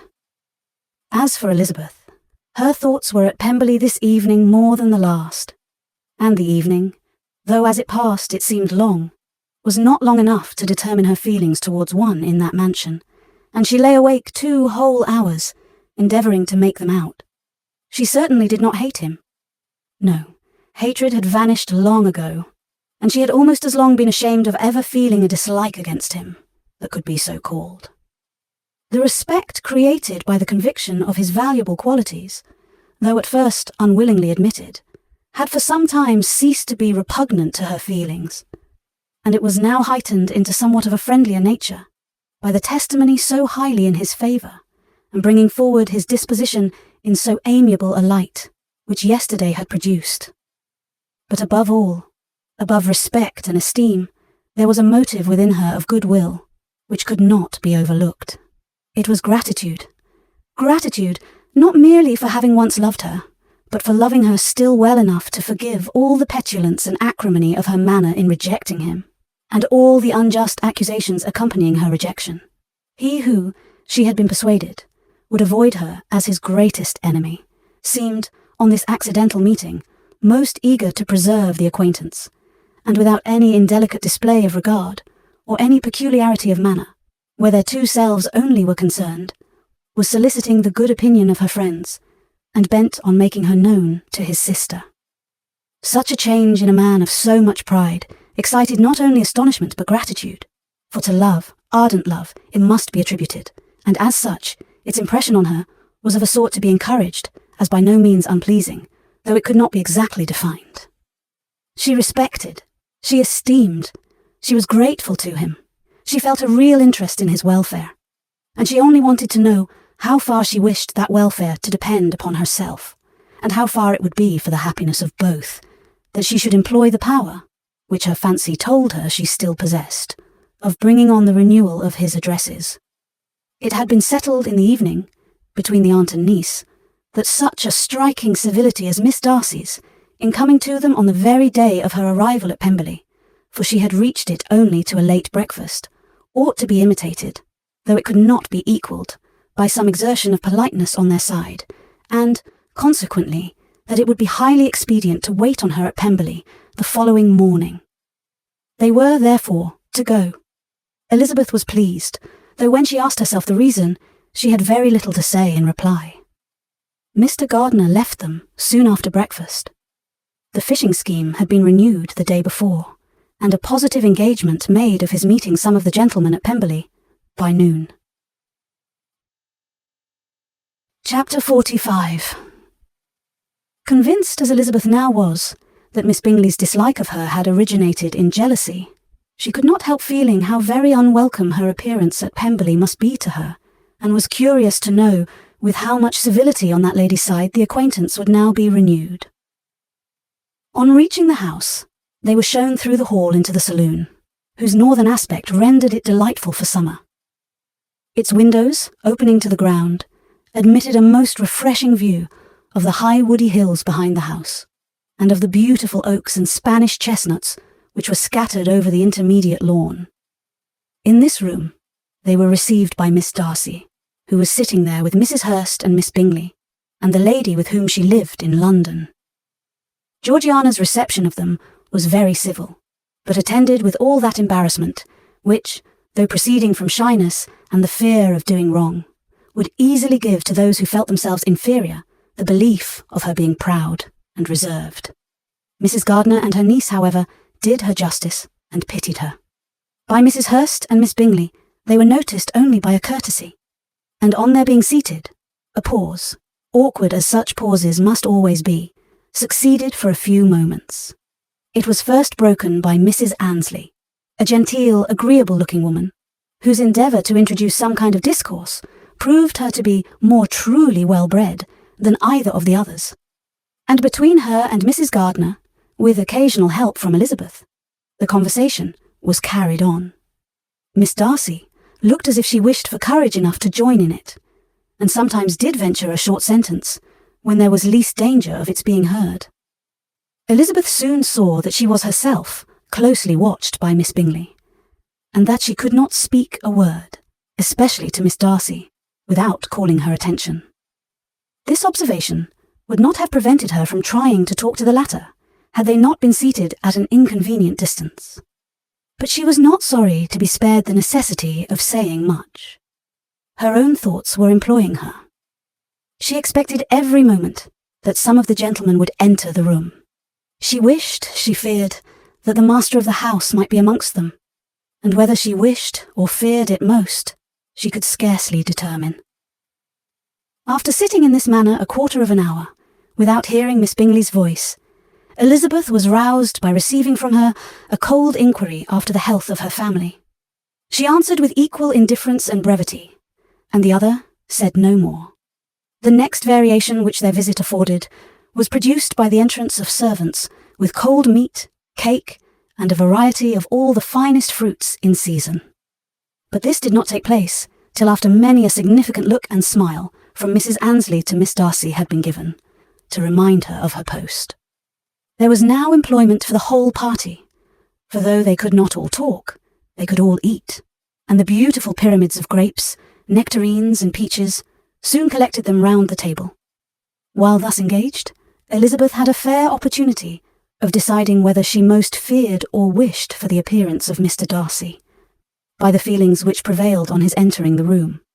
And then, though but a moment before she had believed her wishes to predominate, she began to regret that he came. He had been some time with Mr. Gardiner, who, with 2 or 3 other gentlemen from the house, was engaged by the river, and had left him only on learning that the ladies of the family intended a visit to Georgiana that morning. No sooner did he appear than Elizabeth wisely resolved to be perfectly easy and unembarrassed, a resolution the more necessary to be made, but perhaps not the more easily kept, because she saw that the suspicions of the whole party were awakened against them, and that there was scarcely an eye which did not watch his behaviour when he first came into the room. In no countenance was attentive curiosity so strongly marked as in Miss Bingley's, in spite of the smiles which overspread her face whenever she spoke to one of its objects. For jealousy had not yet made her desperate, and her attentions to Mr. Darcy were by no means over.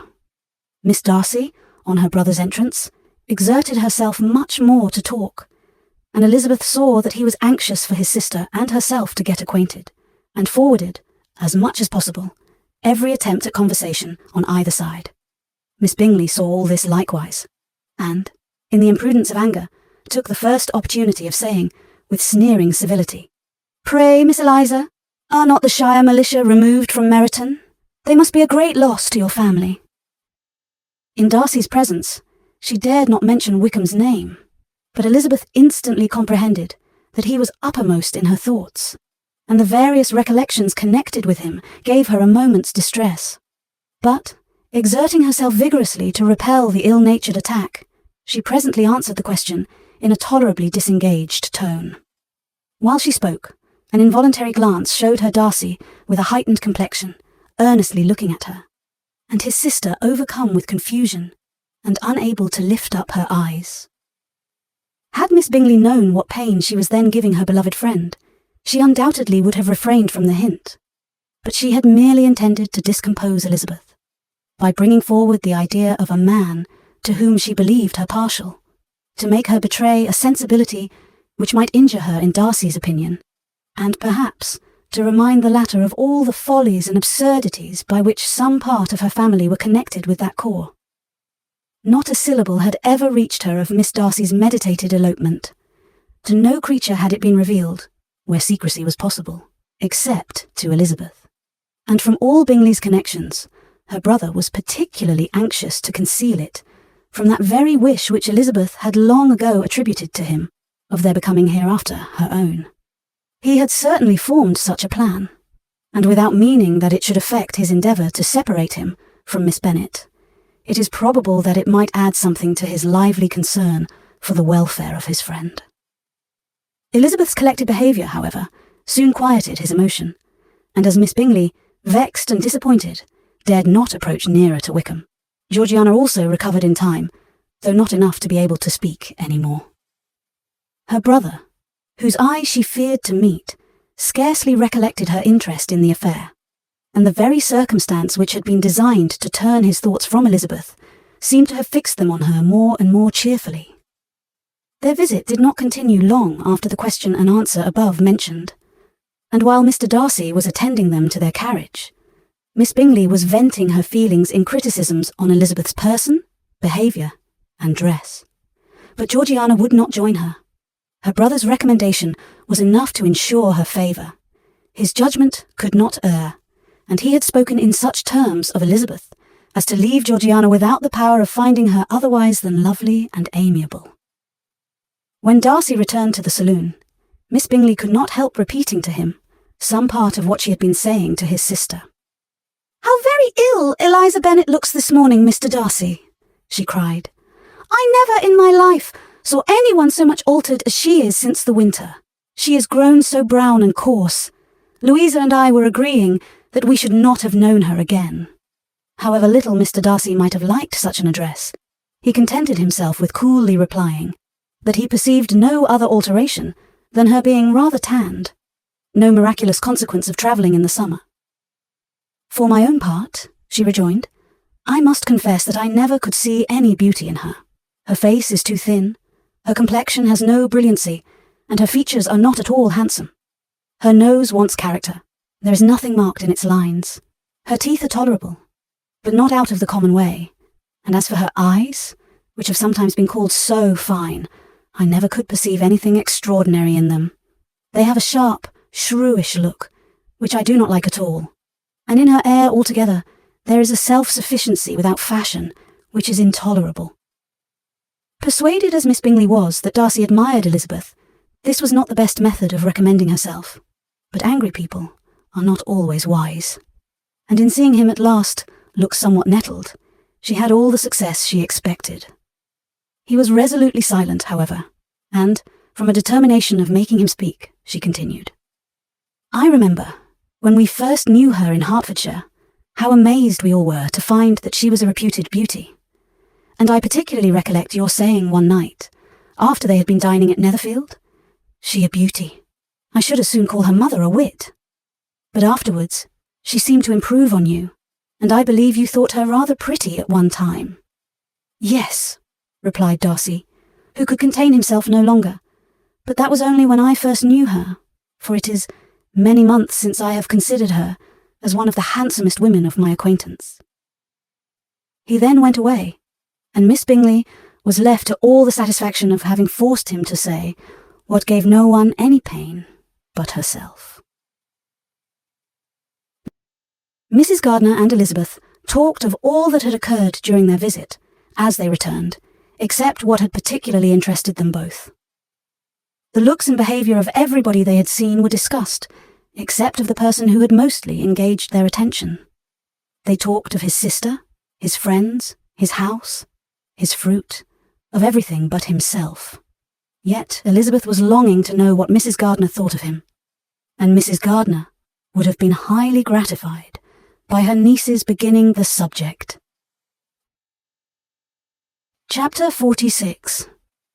Elizabeth had been a good deal disappointed in not finding a letter from Jane on their first arrival at Lambton, and this disappointment had been renewed on each of the mornings that had now been spent there.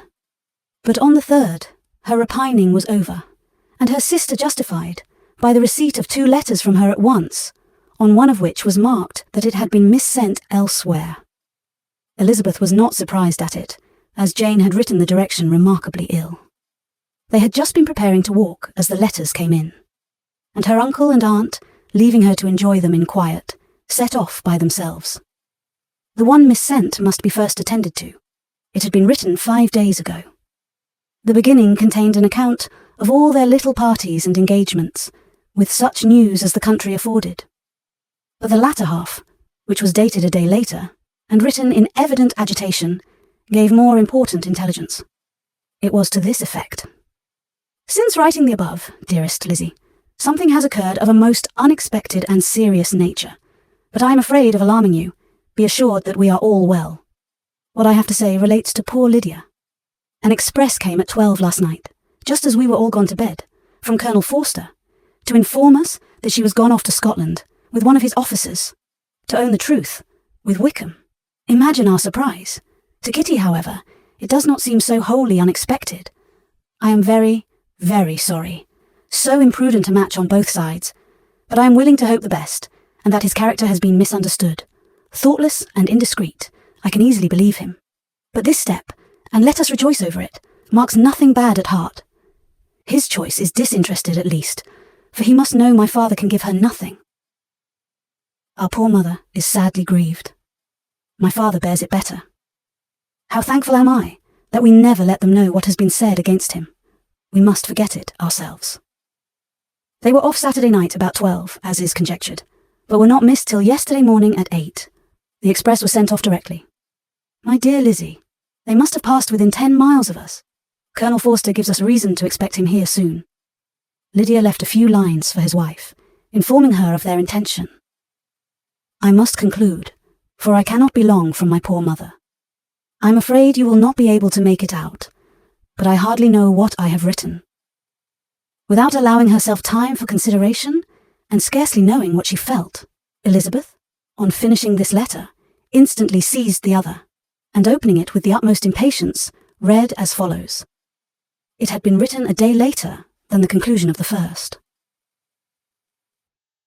By this time, my dearest sister, you have received my hurried letter.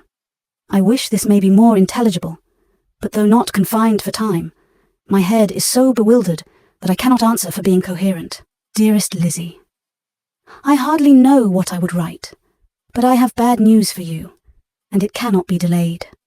Imprudent as a marriage between Mr. Wickham and our poor Lydia would be, we are now anxious to be assured it has taken place, for there is but too much reason to fear they are not gone to Scotland. Colonel Forster came yesterday, having left Brighton the day before, not many hours after the express. Though Lydia's short letter to Mrs. F. gave them to understand that they were going to Gretna Green, something was dropped by Denny, expressing his belief that W. never intended to go there, or to marry Lydia at all, which was repeated to Colonel F., who, instantly taking the alarm, set off from B, intending to trace their route. He did trace them easily to Clapham, but no farther, for on entering that place, they removed into a hackney coach and dismissed the chaise that brought them from Epsom. All that is known after this is that they were seen to continue the London road. I know not what to think. After making every possible inquiry on that side of London, Colonel F. came on into Hertfordshire, anxiously renewing them at all the turnpikes and at the inns in Barnet and Hatfield, but without any success. No such people had been seen to pass through. With the kindest concern, he came on to Longbourn, and broke his apprehensions to us in a manner most creditable to his heart. I am sincerely grieved for him, and Mrs. F., but no one can throw any blame on them. Our distress, my dear Lizzie, is very great. My father and mother believe the worst, but I cannot think so ill of him. Many circumstances might make it more eligible for them to be married privately in town than to pursue their first plan. And even if he could form such a design against a young woman of Lydia's connections, which is not likely, can I suppose her so lost to everything? Impossible. I grieve to find, however, that Colonel F. is not disposed to depend upon their marriage. He shook his head when I expressed my hopes, and said he feared W. was not a man to be trusted. My poor mother is really ill, and keeps her room. Could she exert herself, it would be better, but this is not to be expected. And as to my father, I never in my life saw him so affected. Poor Kitty has anger for having concealed their attachment. But as it was a matter of confidence, one cannot wonder. I am truly glad, dearest Lizzie, that you have been spared something of these distressing scenes. But now, as the first shock is over, shall I own that I long for your return? I am not so selfish, however, as to press for it, if inconvenient. Adieu. I take up my pen again to do what I have just told you I would not, but circumstances are such that I cannot help earnestly begging you all to come here as soon as possible. I know my dear uncle and aunt so well that I am not afraid of requesting it, though I have still something more to ask of the former. My father is going to London with Colonel Forster instantly to try to discover her. What he means to do, I am sure I know not, but his excessive distress will not allow him to pursue any measure in the best and safest way. and Colonel Forster is obliged to be at Brighton again tomorrow evening. In such an exigence, my uncle's advice and assistance would be everything in the world. He will immediately comprehend what I must feel, and I rely upon his goodness." "Oh, where is my uncle?" cried Elizabeth, darting from her seat as she finished the letter, in eagerness to follow him, without losing a moment of the time so precious.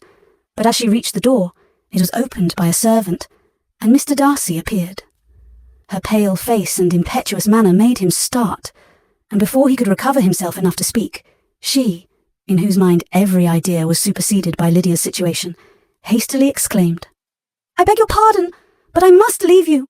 I must find Mr. Gardiner this moment on business that cannot be delayed. I have not an instant to lose." "Good God! What is the matter?" cried he, with more feeling than politeness. Then recollecting himself, "I will not detain you a minute, but let me, or let the servant, go after Mr. and Mrs. Gardiner. You are not well enough. You cannot go yourself." Elizabeth hesitated, but her knees trembled under her, and she felt how little would be gained by her attempting to pursue them. Calling back the servant, therefore, she commissioned him, though in so breathless an accent as made her almost unintelligible, to fetch his master and mistress home instantly. On his quitting the room, she sat down, unable to support herself, and looking so miserably ill that it was impossible for Darcy to leave her, or to refrain from saying, in a tone of gentleness and commiseration, "Let me call your maid. Is there nothing you could take to give you present relief? A glass of wine. Shall I get you one? You are very ill." "No, I thank you," she replied, endeavouring to recover herself. "There is nothing the matter with me. I am quite well. I am only distressed by some dreadful news which I have just received from Longbourn." She burst into tears as she alluded to it, and for a few minutes could not speak another word. Darcy, in wretched suspense, could only say something indistinctly of his concern, and observe her in compassionate silence. At length she spoke again. "I have just had a letter from Jane with such dreadful news. It cannot be concealed from anyone. My youngest sister has left all her friends, has eloped, has thrown herself into the power of Mr. Wickham. They are gone off together from Brighton. You know him too well to doubt the rest. She has no money, no connections, nothing that can tempt him to. She is lost forever." Darcy was fixed in astonishment. "When I consider," she added, in a yet more agitated voice, "that I might have prevented it, I who knew what he was, had I but explained some part of it only, some part of what I learnt to my own family. Had his character been known, this could not have happened, but it is all too late now." "I am grieved indeed," cried Darcy, "grieved, shocked. But is it certain, absolutely certain?" "Oh yes, they left Brighton together on Sunday night, and were traced almost to London, but not beyond. They are certainly not gone to Scotland." "And what has been done, what has been attempted, to recover her?" "My father has gone to London, and Jane has written to beg my uncle's immediate assistance. And we shall be off, I hope, in half an hour. But nothing can be done. I know very well that nothing can be done. How is such a man to be worked on? How are they even to be discovered? I have not the smallest hope. It is every way horrible." Darcy shook his head in silent acquiescence. "When my eyes were opened to his real character, oh, had I known what I ought, what I dared to do. But I knew not. I was afraid of doing too much. Wretched, wretched mistake." Darcy made no answer. He seemed scarcely to hear her, and was walking up and down the room in earnest meditation, his brow contracted, his air gloomy. Elizabeth soon observed, and instantly understood it. Her power was sinking. Everything must sink under such a proof of family weakness, such an assurance of the deepest disgrace. She could neither wonder nor condemn, but the belief of his self-conquest brought nothing consolatory to her bosom, afforded no palliation of her distress. It was, on the contrary, exactly calculated to make her understand her own wishes, and never had she so honestly felt that she could have loved him, as now, when all love must be vain. But self, though it would intrude, could not engross her. Lydia, the humiliation, the misery she was bringing on them all, soon swallowed up every private care, and covering her face with her handkerchief, Elizabeth was soon lost to everything else, and after a pause of several minutes, was only recalled to a sense of her situation by the voice of her companion, who, in a manner which, though it spoke compassion, spoke likewise restraint, said, "I am afraid you have been long desiring my absence, nor have I anything to plead in excuse of my stay, but real, though unavailing concern. Would to heaven that anything could be either said or done on my part, that might offer consolation to such distress. But I will not torment you with vain wishes, which may seem purposely to ask for your thanks. This unfortunate affair will, I fear, prevent my sister's having the pleasure of seeing you at Pemberley today. Oh, yes. Be so kind as to apologize for us to Miss Darcy. Say that urgent business calls us home immediately. Conceal the unhappy truth as long as it is possible. I know it cannot be long." He readily assured her of his secrecy, again expressed his sorrow for her distress, wished it a happier conclusion than there was at present reason to hope, and, leaving his compliments for her relations, with only one serious parting look, went away.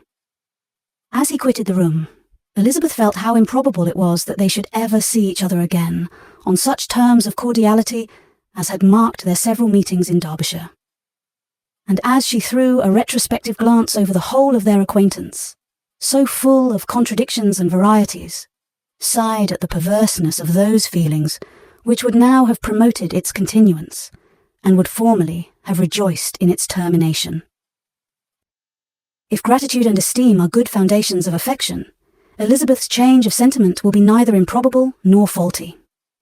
But if otherwise, if the regard springing from such sources is unreasonable or unnatural, in comparison of what is so often described as arising on a first interview with its object, and even before 2 words have been exchanged, nothing can be said in her defence, except that she had given somewhat of a trial to the latter method, in her partiality for Wickham, and that its ill success might, perhaps, authorise her to seek the other less interesting mode of attachment.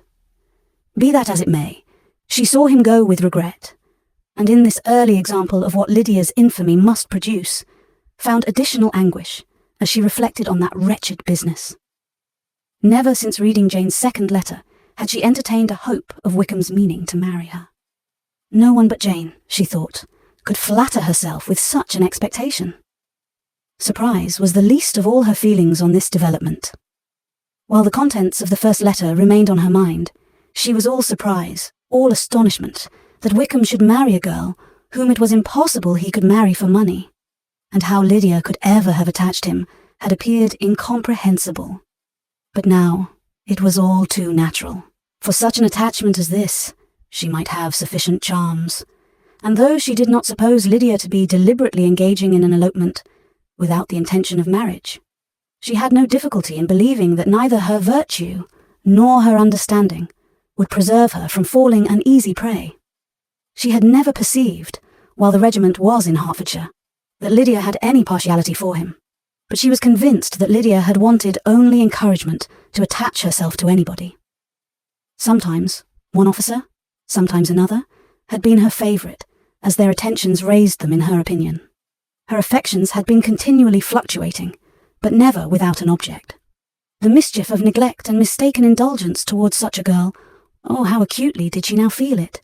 She was wild to be at home, to hear, to see, to be upon the spot, to share with Jane in the cares that must now fall wholly upon her, in a family so deranged, a father absent, a mother incapable of exertion and requiring constant attendance. And though almost persuaded that nothing could be done for Lydia, her uncle's interference seemed of the utmost importance. Until he entered the room, the misery of her impatience was severe. Mr. and Mrs. Gardiner had hurried back in alarm, supposing by the servant's account that their niece was taken suddenly ill, but satisfying them instantly on that head, she eagerly communicated the cause of their summons, reading the 2 letters aloud, and dwelling on the postscript of the last with trembling energy. Though Lydia had never been a favourite with them, Mr. and Mrs. Gardiner could not but be deeply affected. Not Lydia only, but all were concerned in it, and after the first exclamations of surprise and horror, Mr. Gardiner readily promised every assistance in his power. Elizabeth, though expecting no less, thanked him with tears of gratitude, and all 3 being actuated by one spirit, everything relating to their journey was speedily settled. They were to be off as soon as possible. "But what is to be done about Pemberley?" cried Mrs. Gardiner. John told us Mr. Darcy was here when you sent for us. Was it so? Yes, and I told him we should not be able to keep our engagement. That is all settled. What is all settled? Repeated the other, as she ran into her room to prepare. And are they upon such terms as for her to disclose the real truth? Oh, that I knew how it was. But wishes were vain, or at best, could serve only to amuse her in the hurry and confusion of the following hour. Had Elizabeth been at leisure to be idle, she would have remained certain that all employment was impossible to one so wretched as herself. But she had her share of business, as well as her aunt, and amongst the rest, there were notes to be written to all their friends at Lambton, with false excuses for their sudden departure. An hour, however, saw the whole completed, and Mr. Gardiner, meanwhile, having settled his account at the inn, nothing remained to be done but to go, and Elizabeth, after all the misery of the morning, found herself, in a shorter space of time than she could have supposed, seated in the carriage and on the road to Longbourn. Chapter 47. I have been thinking it over again, Elizabeth, said her uncle, as they drove from the town, and really, upon serious consideration, I am much more inclined than I was to judge as your eldest sister does of the matter. It appears to me so very unlikely that any young man should form such a design against a girl who is by no means unprotected or friendless, and who is actually staying in his colonel's family, that I am strongly inclined to hope the best. Could he expect that her friends would not step forward? Could he expect to be noticed again by the regiment, after such an affront to Colonel Forster? His temptation is not adequate to the risk. Do you really think so? Cried Elizabeth, brightening up for a moment. Upon my word, said Mrs. Gardiner, I begin to be of your uncle's opinion. It is really too great a violation of decency, honour and interest for him to be guilty of it. I cannot think so very ill of Wickham. Can you yourself, Lizzie, so wholly give him up as to believe him capable of it? Not perhaps of neglecting his own interest, but of every other neglect I can believe him capable, if indeed it should be so. But I dare not hope it. Why should they not go on to Scotland, if that had been the case? In the first place, replied Mr. Gardiner, there is no absolute proof that they are not gone to Scotland. Oh, but their removing from the chaise into a hackney coach is such a presumption. And besides, no traces of them were to be found on the Barnet Road. Well then, supposing them to be in London, they may be there, though for the purpose of concealment, for no more exceptionable purpose. It is not likely that money should be very abundant on either side, and it might strike them that they could be more economically, though less expeditiously, married in London than in Scotland. But why all this secrecy? Why any fear of detection? Why must their marriage be private? Oh, no, this is not likely. His most particular friend, you see, by Jane's account, was persuaded of his never intending to marry her. Wickham will never marry a woman without some money. He cannot afford it. And what claims has Lydia?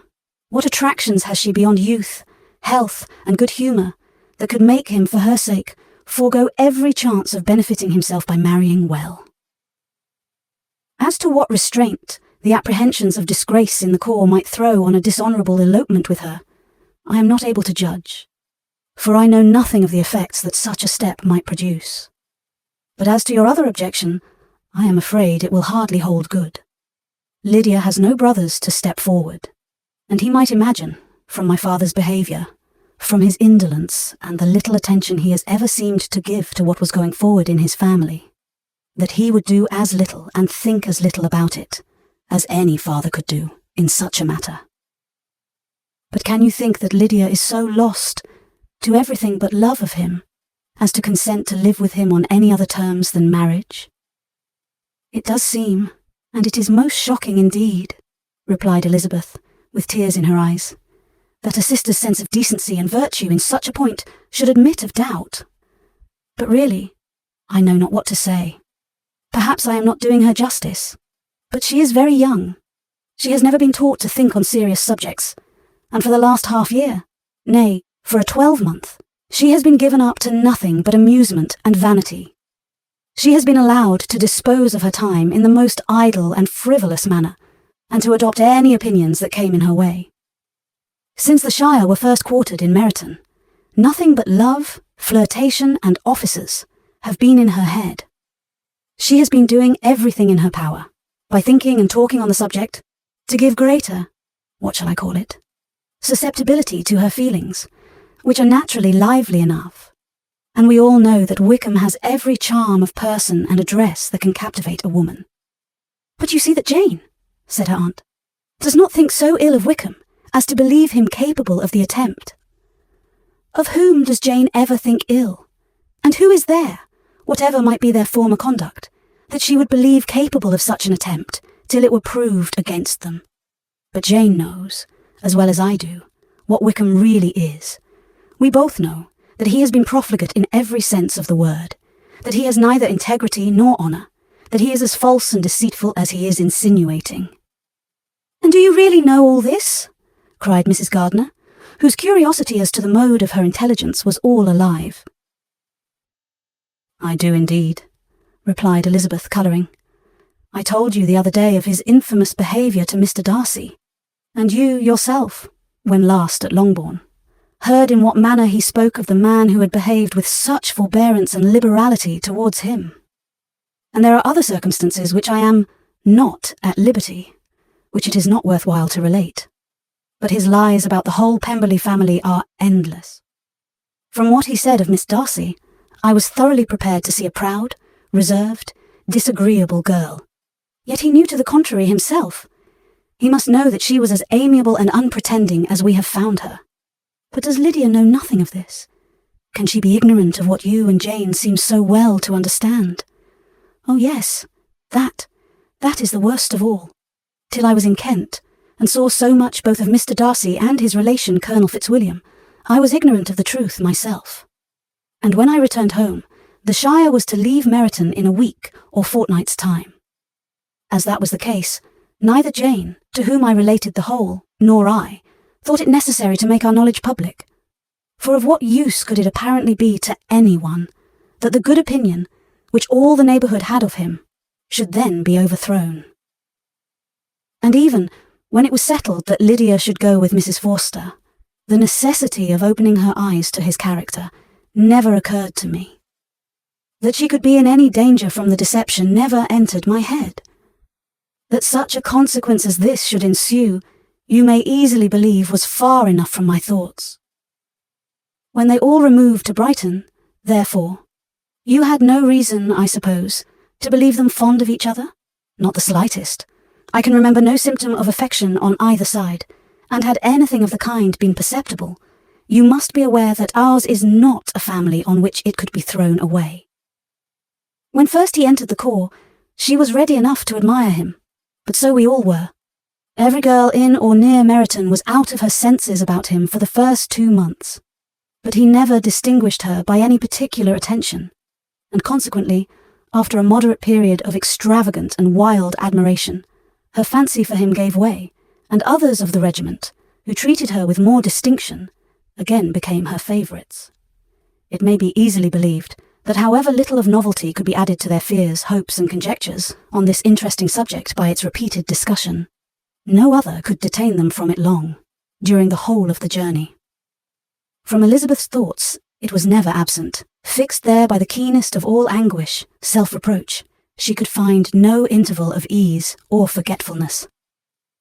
They travelled as expeditiously as possible, and sleeping one night on the road, reached Longbourn by dinner-time the next day. It was a comfort to Elizabeth to consider that Jane could not have been wearied by long expectations. The little Gardiners, attracted by the sight of a chaise, were standing on the steps of the house as they entered the paddock, and when the carriage drove up to the door, the joyful surprise that lighted up their faces and displayed itself over their whole bodies in a variety of capers and frisks was the first pleasing earnest of their welcome. Elizabeth jumped out, and after giving each of them a hasty kiss, hurried into the vestibule, where Jane, who came running downstairs from her mother's apartment, immediately met her. Elizabeth, as she affectionately embraced her, whilst tears filled the eyes of both, lost not a moment in asking whether anything had been heard of the fugitives. "Not yet," replied Jane. "But now that my dear uncle is come, I hope everything will be well." "Is my father in town?" "Yes, he went on Tuesday, as I wrote you word." And have you heard from him often? We have heard only once.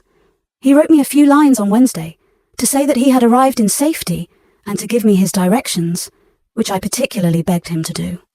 He merely added that he should not write again till he had something of importance to mention. And my mother, how is she? How are you all? My mother is tolerably well, I trust, though her spirits are greatly shaken. She is upstairs, and will have great satisfaction in seeing you all. She does not yet leave her dressing room. Mary and Kitty, thank heaven, are quite well. But you, how are you? Cried Elizabeth. You look pale. How much you must have gone through. Her sister, however, assured her of her being perfectly well, and their conversation, which had been passing while Mr. and Mrs. Gardiner were engaged with their children, was now put an end to by the approach of the whole party. Jane ran to her uncle and aunt, and welcomed and thanked them both, with alternate smiles and tears.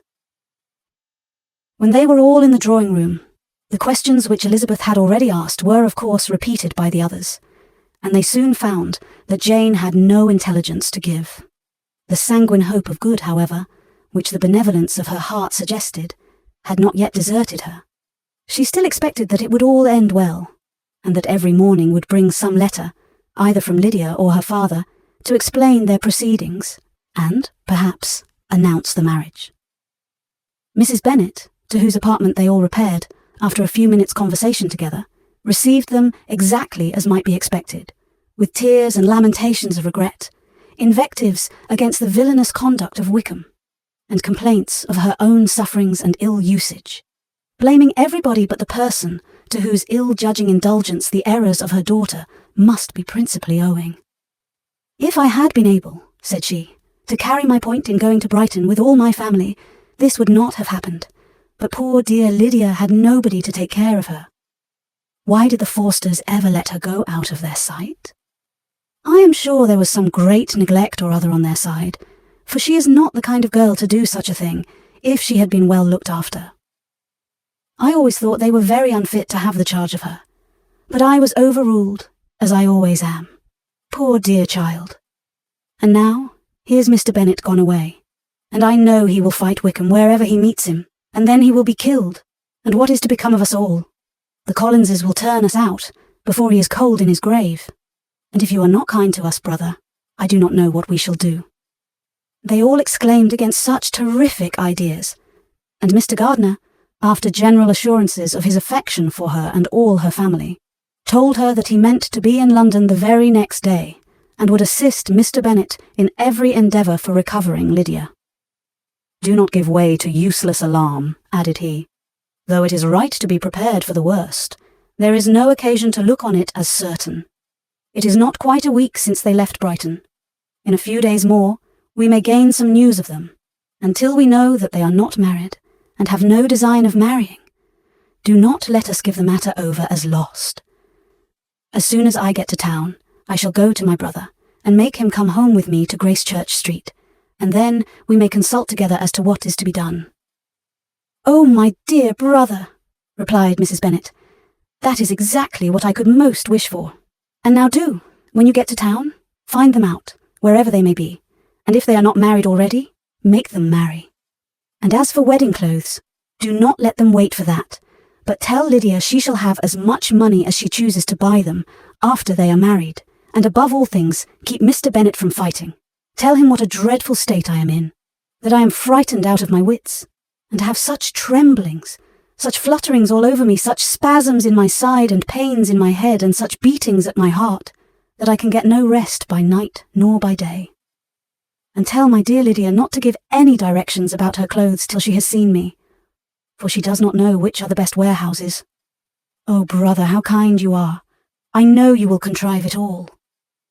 But Mr. Gardiner, though he assured her again of his earnest endeavours in the cause, could not avoid recommending moderation to her, as well in her hopes as her fears, and after talking with her in this manner till dinner was on table, they left her to vent all her feelings on the housekeeper, who attended in the absence of her daughters.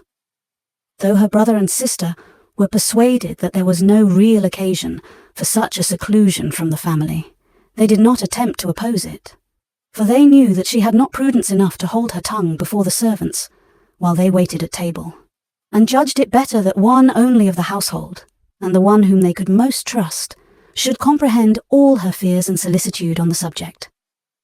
In the dining room, they were soon joined by Mary and Kitty, who had been too busily engaged in their separate apartments to make their appearance before. One came from her books, and the other from her toilette. The faces of both, however, were tolerably calm, and no change was visible in either, except that the loss of her favourite sister, or the anger which she had herself incurred in the business, had given something more of fretfulness than usual to the accents of Kitty. As for Mary, she was mistress enough of herself to whisper to Elizabeth, with a countenance of grave reflection, soon after they were seated at table, "This is a most unfortunate affair, and will probably be much talked of, but we must stem the tide of malice, and pour into the wounded bosoms of each other the balm of sisterly consolation." Then, perceiving in Elizabeth no inclination of replying, she added, "Unhappy as the event must be for Lydia, we may draw from it this useful lesson, that loss of virtue in a female is irretrievable, that one false step involves her in endless ruin, that her reputation is no less brittle than it is beautiful, and that she cannot be too much guarded in her behaviour towards the undeserving of the other sex." Elizabeth lifted up her eyes in amazement, but was too much oppressed to make any reply. Mary, however, continued to console herself with such kind of moral extractions from the evil before them. In the afternoon, the two elder Miss Bennets were able to be for half an hour by themselves, and Elizabeth instantly availed herself of the opportunity of making any inquiries which Jane was equally eager to satisfy. After joining in general lamentations over the dreadful sequel of this event, which Elizabeth considered as all but certain, and Miss Bennet could not assert to be wholly impossible, the former continued the subject by saying, "But tell me all and everything about it, which I have not already heard. Give me further particulars. What did Colonel Forster say? Had they no apprehension of anything before the elopement took place? They must have seen them together for ever." Colonel Forster did own that he had often suspected some partiality, especially on Lydia's side, but nothing to give him any alarm. "I am so grieved for him. His behaviour was attentive and kind to the utmost. He was coming to us, in order to assure us of his concern, before he had any idea of their not being gone to Scotland. When that apprehension first got abroad, it hastened his journey." And was Denny convinced that Wickham would not marry? Did he know of their intending to go off? Had Colonel Forster seen Denny himself? Yes, but when questioned by him, Denny denied knowing anything of their plan, and would not give his real opinion about it. He did not repeat his persuasion of their not marrying, and from that I am inclined to hope he might have been misunderstood before. Until Colonel Forster came himself, not one of you entertained a doubt, I suppose, of their being really married. How was it possible that such an idea should enter our brains? I felt a little uneasy, a little fearful of my sister's happiness with him in marriage, because I knew that his conduct had not been always quite right. My father and mother knew nothing of that. They only felt how imprudent a match it must be. Kitty then owned, with a very natural triumph on knowing more than the rest of us, that in Lydia's last letter she had prepared her for such a step. She had known, it seems, of their being in love with each other many weeks. But not before they went to Brighton. No, I believe not. And did Colonel Forster appear to think ill of Wickham himself? Does he know his real character? I must confess that he did not speak so well of Wickham as he formerly did. He believed him to be imprudent and extravagant, and since this sad affair has taken place, it is said that he left Meryton greatly in debt, but I hope this may be false. Oh, Jane, had we been less secret, had we told what we knew of him, this could not have happened. Perhaps it would have been better, replied her sister. But to expose the former faults of any person, without knowing what their present feelings were, seemed unjustifiable. We acted with the best intentions. Could Colonel Forster repeat the particulars of Lydia's note to his wife? He brought it with him for us to see. Jane then took it from her pocketbook and gave it to Elizabeth. These were the contents. "My dear Harriet, you will laugh when you know where I am gone, and I cannot help laughing myself at your surprise tomorrow morning, as soon as I am missed. I am going to Gretna Green, and if you cannot guess with who, I shall think you a simpleton. For there is but one man in the world I love, and he is an angel. I should never be happy without him, so think it no harm to be off. You need not send them word at Longbourn of my going, if you do not like it, for it will make the surprise the greater when I write to them, and sign my name Lydia Wickham. What a good joke it will be. I can hardly write for laughing. Pray, make my excuses to Pratt for not keeping my engagement, and dancing with him tonight. Tell him I hope he will excuse me when he knows all, and tell him I will dance with him at the next ball we meet with great pleasure. I shall send for my clothes when I get to Longbourn, but I wish you would tell Sally to mend a great slit in my worked muslin gown before they are packed up. Goodbye. Give my love to Colonel Forster. I hope you will drink to our good journey. Your affectionate friend, Lydia Bennet. Oh, thoughtless, thoughtless Lydia, cried Elizabeth, when she had finished it. What a letter is this, to be written at such a moment. But at least it shows that she was serious in the object of her journey. Whatever he might afterwards persuade her to, it was not on her side a scheme of infamy. My poor father, how he must have felt it. I never saw anyone so shocked. He could not speak a word for full 10 minutes. My mother was taken ill immediately, and the whole house in such confusion. Oh, Jane, cried Elizabeth, was there a servant belonging to it who did not know the whole story before the end of the day? I do not know. I hope there was. But to be guarded at such a time is very difficult. My mother was in hysterics, and though I endeavoured to give her every assistance in my power, I am afraid I did not do so much as I might have done. But the horror of what might possibly happen almost took from me my faculties. Your attendance upon her has been too much for you. You do not look well. Oh, that I had been with you. You have had every care and anxiety upon yourself alone. Mary and Kitty have been very kind, and would have shared in every fatigue, I am sure. But I did not think it right for either of them. Kitty is slight and delicate, and Mary studies so much that her hours of repose should not be broken in on. My Aunt Phillips came to Longbourn on Tuesday, after my father went away, and was so good as to stay till Thursday with me. She was of great use and comfort to us all, and Lady Lucas has been very kind. She walked here on Wednesday morning to condole with us, and offered her services, or any of her daughters, if they could be of use to us. She had better have stayed at home, cried Elizabeth. Perhaps she meant well, but under such a misfortune as this, one cannot see too little of one's neighbours. Assistance is impossible, condolence insufferable. Let them triumph over us at a distance, and be satisfied. She then proceeded to inquire into the measures which her father had intended to pursue, while in town, for the recovery of his daughter. He meant, I believe, replied Jane, to go to Epsom, the place where they last changed horses, see the postilions, and try if anything could be made out from them. His principal object must be to discover the number of the hackney coach which took them from Clapham. It had come with a fare from London, and as he thought the circumstance of a gentleman and ladies removing from one carriage into another might be remarked, he meant to make inquiries at Clapham. If he could anyhow discover at what house the coachman had before set down his fare, he determined to make inquiries there, and hoped it might not be impossible to find out the stand and number of the coach. I do not know of any other designs that he had formed, but he was in such a hurry to be gone, and his spirits so greatly discomposed, that I had difficulty in finding out even so much as this. Chapter 48. The whole party were in hopes of a letter from Mr. Bennet the next morning, but the post came in without bringing a single line from him. His family knew him to be, on all common occasions, a most negligent and dilatory correspondent, but at such a time they had hoped for exertion. They were forced to conclude that he had no pleasing intelligence to send, but even of that they would have been glad to be certain. Mr. Gardiner had waited only for the letters before he set off.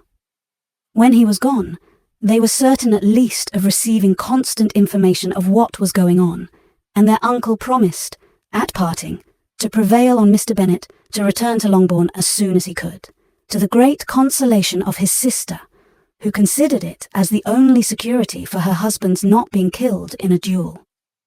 Mrs. Gardiner and the children were to remain in Hertfordshire a few days longer, as the former thought her presence might be serviceable to her nieces.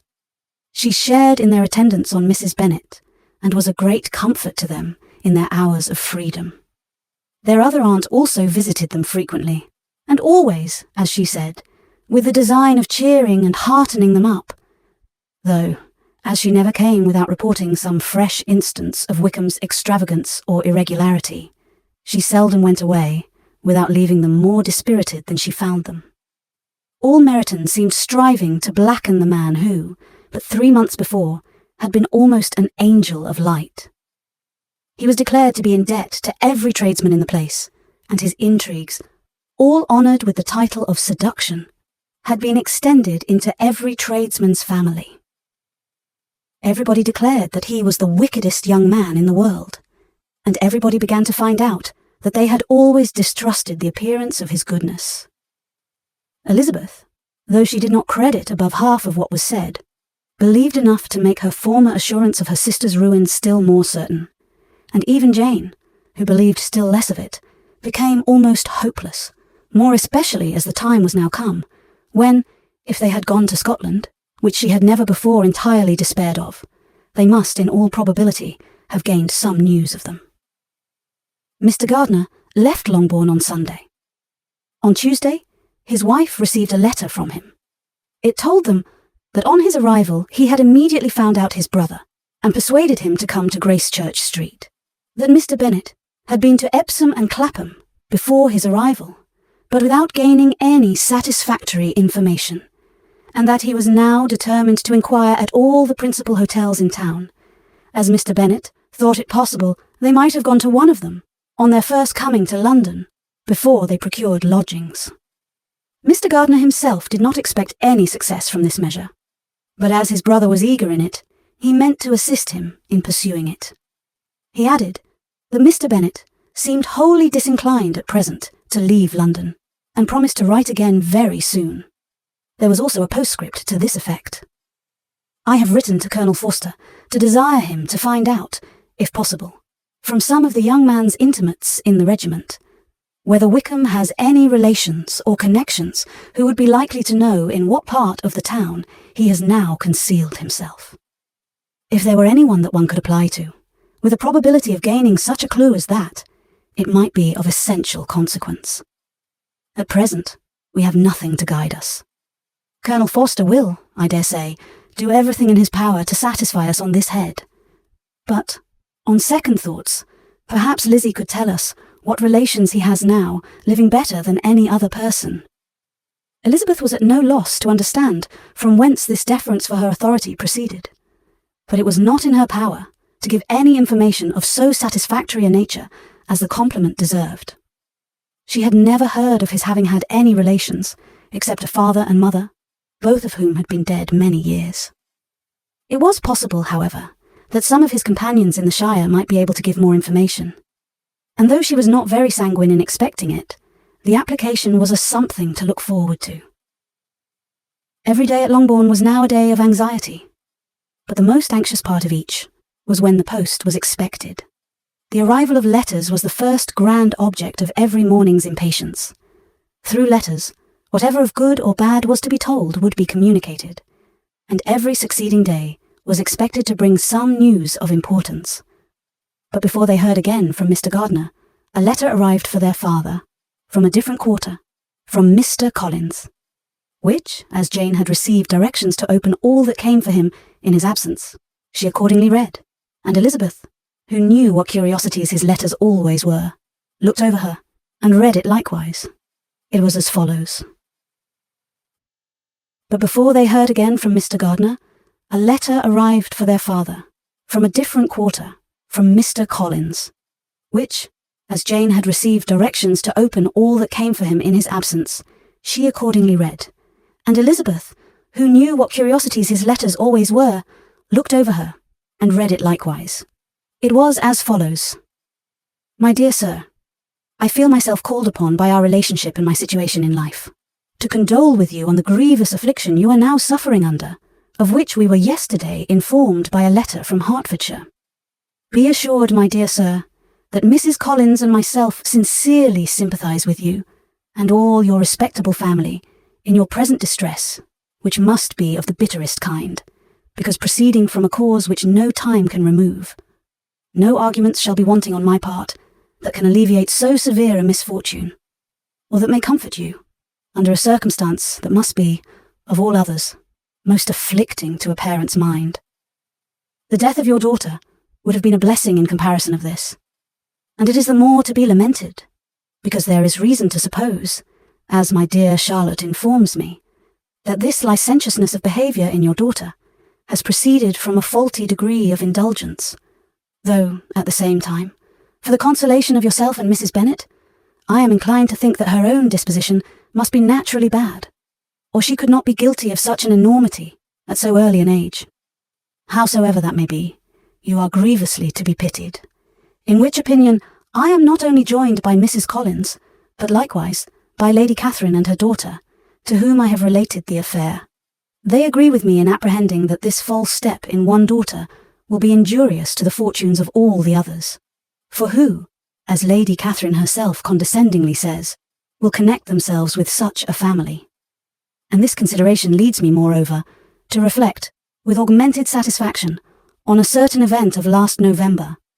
For had it been otherwise, I must have been involved in all your sorrow and disgrace.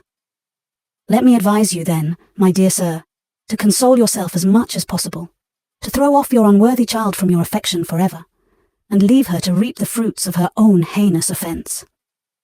I am, dear sir, etc., etc. Mr. Gardiner did not write again, till he had received an answer from Colonel Forster, and then he had nothing of a pleasant nature to send. It was not known that Wickham had a single relation with whom he kept up any connection, and it was certain that he had no near one living. His former acquaintance had been numerous, but since he had been in the militia, it did not appear that he was on terms of particular friendship with any of them. There was no one, therefore, who could be pointed out as likely to give any news of him. And in the wretched state of his own finances, there was a very powerful motive for secrecy, in addition to his fear of discovery by Lydia's relations, for it had just transpired that he had left gaming debts behind him to a very considerable amount. Colonel Forster believed that more than £1,000 would be necessary to clear his expenses at Brighton. He owed a good deal in the town, but his debts of honour were still more formidable. Mr. Gardiner did not attempt to conceal these particulars from the Longbourn family. Jane heard them with horror. "A gamester!" she cried. "This is wholly unexpected. I had not an idea of it." Mr. Gardiner added, in his letter, that they might expect to see their father at home on the following day, which was Saturday. Rendered spiritless by the ill success of all their endeavours, he had yielded to his brother-in-law's entreaty that he would return to his family and leave it to him to do whatever occasion might suggest to be advisable for continuing their pursuit. When Mrs. Bennet was told of this, she did not express so much satisfaction as her children expected, considering what her anxiety for his life had been before. "What? Is he coming home, and without poor Lydia?" she cried. "Sure he will not leave London before he has found them. Who is to fight Wickham and make him marry her, if he comes away?" As Mrs. Gardiner began to wish to be at home, it was settled that she and her children should go to London at the same time that Mr. Bennet came from it. The coach, therefore, took them the first stage of their journey and brought its master back to Longbourn. Mrs. Gardiner went away in all the perplexity about Elizabeth and her Derbyshire friend that had attended her from that part of the world. His name had never been voluntarily mentioned before them by her niece, and the kind of half-expectation which Mrs. Gardiner had formed of their being followed by a letter from him had ended in nothing. Elizabeth had received none since her return. That could come from Pemberley. The present unhappy state of the family rendered any other excuse for the lowness of her spirits unnecessary. Nothing, therefore, could be fairly conjectured from that, though Elizabeth, who was by this time tolerably well acquainted with her own feelings, was perfectly aware that, Had she known nothing of Darcy, she could have borne the dread of Lydia's infamy somewhat better. It would have spared her, she thought, one sleepless night out of 2. When Mr. Bennet arrived, he had all the appearance of his usual philosophic composure. He said as little as he had ever been in the habit of saying, made no mention of the business that had taken him away, and it was some time before his daughters had courage to speak of it. It was not till the afternoon, when he joined them at tea, that Elizabeth ventured to introduce the subject. And then, on her briefly expressing her sorrow for what he must have endured, he replied, "Say nothing of that. Who should suffer but myself? It has been my own doing, and I ought to feel it." "You must not be too severe upon yourself," replied Elizabeth. "You may well warn me against such an evil. Human nature is so prone to fall into it. No, Lizzie, let me once in my life feel how much I have been to blame. I am not afraid of being overpowered by the impression. It will pass away soon enough." "Do you suppose them to be in London?" "Yes. Where else can they be so well concealed?" "And Lydia used to want to go to London," added Kitty. "She is happy then," said her father dryly, "and her residence there will probably be of some duration." Then, after a short silence, he continued, "Lizzie, I bear you no ill will for being justified in your advice to me last May, which, considering the event, shows some greatness of mind." They were interrupted by Miss Bennet, who came to fetch her mother's tea. "This is a parade," cried he, "which does one good. It gives such an elegance to misfortune. Another day I will do the same. I will sit in my library, in my nightcap and powdering gown, and give as much trouble as I can, or perhaps I may defer it till Kitty runs away." "I am not going to run away, Papa," said Kitty, fretfully.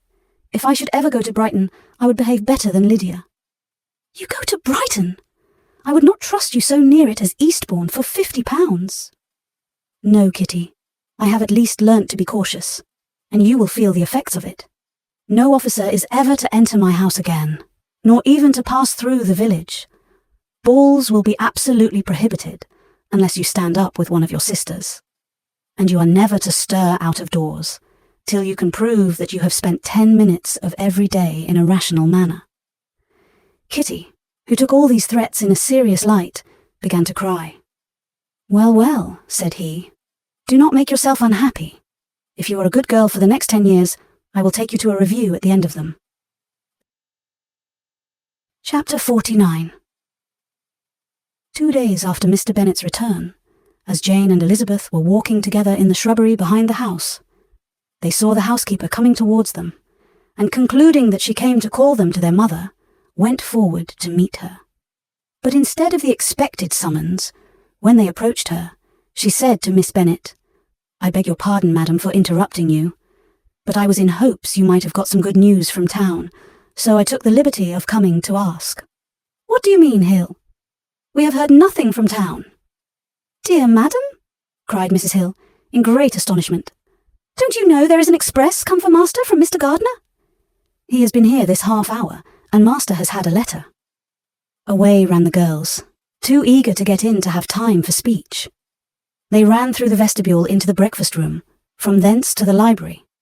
Their father was in neither, and they were on the point of seeking him upstairs with their mother, when they were met by the butler, who said, "If you are looking for my master, ma'am, he is walking towards the little copse." Upon this information, they instantly passed through the hall once more, and ran across the lawn after their father, who was deliberately pursuing his way towards a small wood on one side of the paddock. Jane, who was not so light, nor so much in the habit of running as Elizabeth, soon lagged behind, while her sister, panting for breath, came up with him and eagerly cried out, "Oh, Papa, what news? What news? Have you heard from my uncle?" "Yes, I have had a letter from him by express." "Well, and what news does it bring, good or bad?" "What is there of good to be expected?" said he, taking the letter from his pocket. "But perhaps you would like to read it." Elizabeth impatiently caught it from his hand. Jane now came up. "Read it aloud," said their father, "for I hardly know myself what it is about." Gracechurch Street, Monday, 2nd of August. "My dear brother, at last I am able to send you some tidings of my niece, and such as, upon the whole, I hope will give you satisfaction. Soon after you left me on Saturday, I was fortunate enough to find out in what part of London they were. The particulars I reserve till we meet. It is enough to know they are discovered. I have seen them both. Then it is as I always hoped, cried Jane. They are married. Elizabeth read on. I have seen them both. They are not married, nor can I find there was any intention of being so. But if you are willing to perform the engagements which I have ventured to make on your side, I hope it will not be long before they are. All that is required of you is to assure to your daughter, by settlement, her equal share of the £5,000, secured among your children after the decease of yourself and my sister. And moreover, to enter into an engagement of allowing her, during your life, £100 per annum. These are conditions which, considering everything, I had no hesitation in complying with, as far as I thought myself privileged, for you. I shall send this by express, that no time may be lost in bringing me your answer. You will easily comprehend, from these particulars, that Mr. Wickham's circumstances are not so hopeless as they are generally believed to be.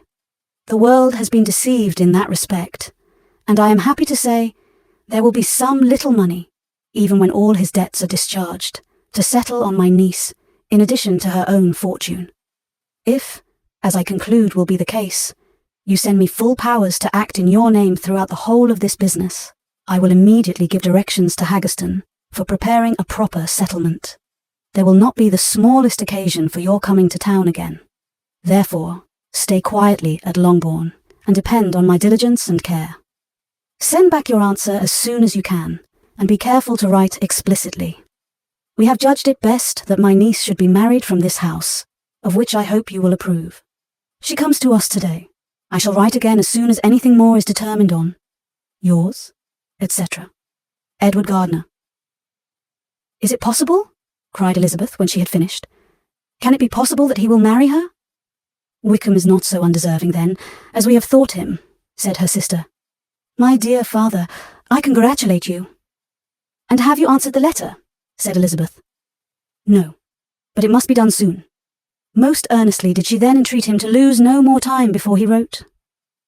Oh, my dear father, she cried, come back and write immediately. Consider how important every moment is in such a case. Let me write for you, said Jane, if you dislike the trouble yourself.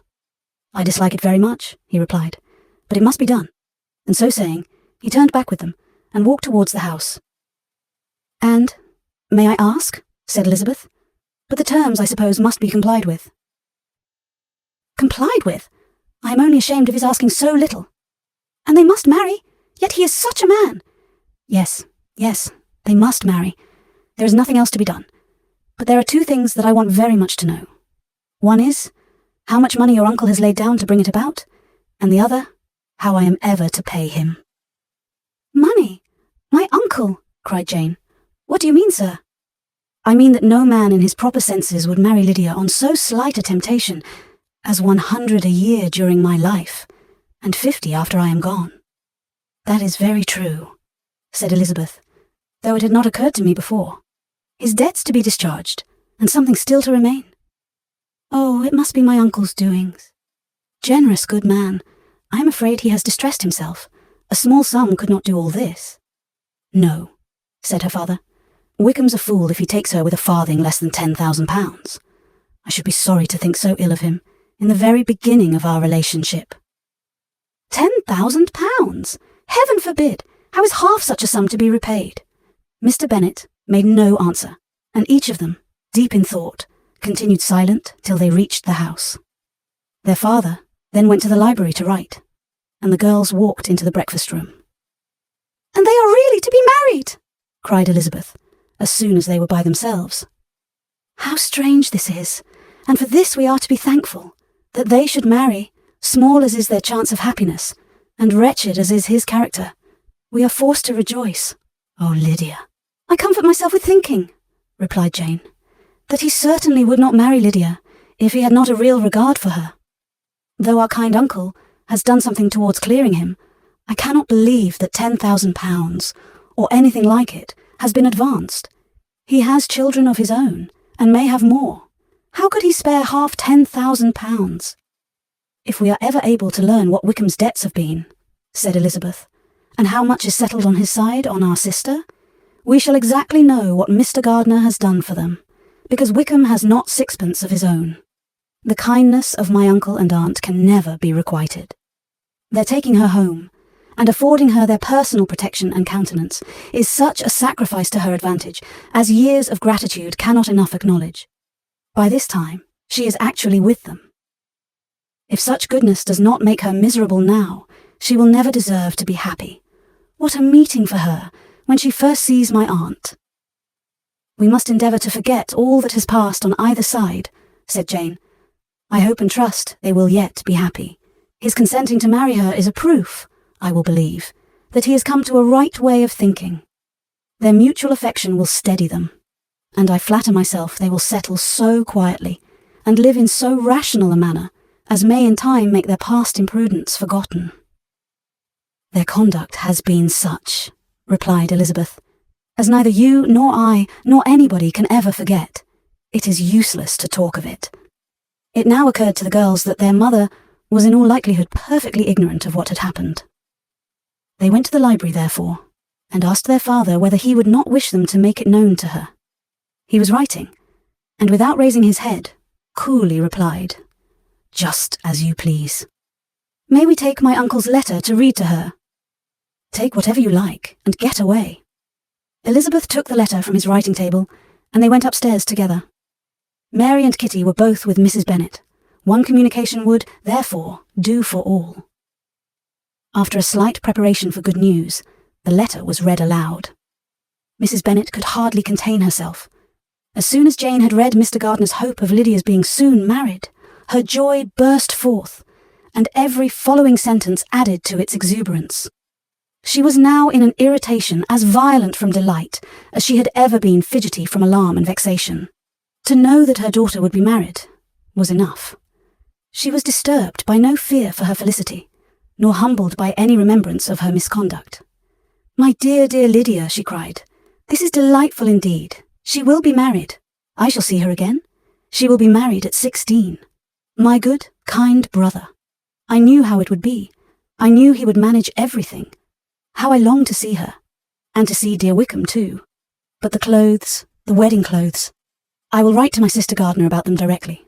Lizzie, my dear, run down to your father, and ask him how much he will give her. Stay, I will go myself. Ring the bell, Kitty, for Hill. I will put on my things in a moment. My dear, dear Lydia, how merry we shall be together when we meet." Her eldest daughter endeavoured to give some relief to the violence of these transports, by leading her thoughts to the obligations which Mr. Gardiner's behaviour laid them all under. "For we must attribute this happy conclusion," she added, "in a great measure to his kindness. We are persuaded that he has pledged himself to assist Mr. Wickham with money." "Well," cried her mother, "it is all very right. Who should do it but her own uncle? If he had not had a family of his own, I and my children must have had all his money, you know, and it is the first time we have ever had anything from him, except a few presents. Well, I am so happy. In a short time, I shall have a daughter married. Mrs. Wickham, how well it sounds. And she was only 16 last June. My dear Jane, I am in such a flutter that I am sure I can't write. So I will dictate, and you write for me. We will settle with your father about the money afterwards, but the things should be ordered immediately." She was then proceeding to all the particulars of calico, muslin, and cambric, and would shortly have dictated some very plentiful orders, had not Jane, though with some difficulty, persuaded her to wait till her father was at leisure to be consulted. One day's delay, she observed, would be of small importance, and her mother was too happy to be quite so obstinate as usual. Other schemes, too, came into her head. "I will go to Meryton," said she, "as soon as I am dressed, and tell the good news to my sister Phillips. And as I come back, I can call on Lady Lucas and Mrs. Long.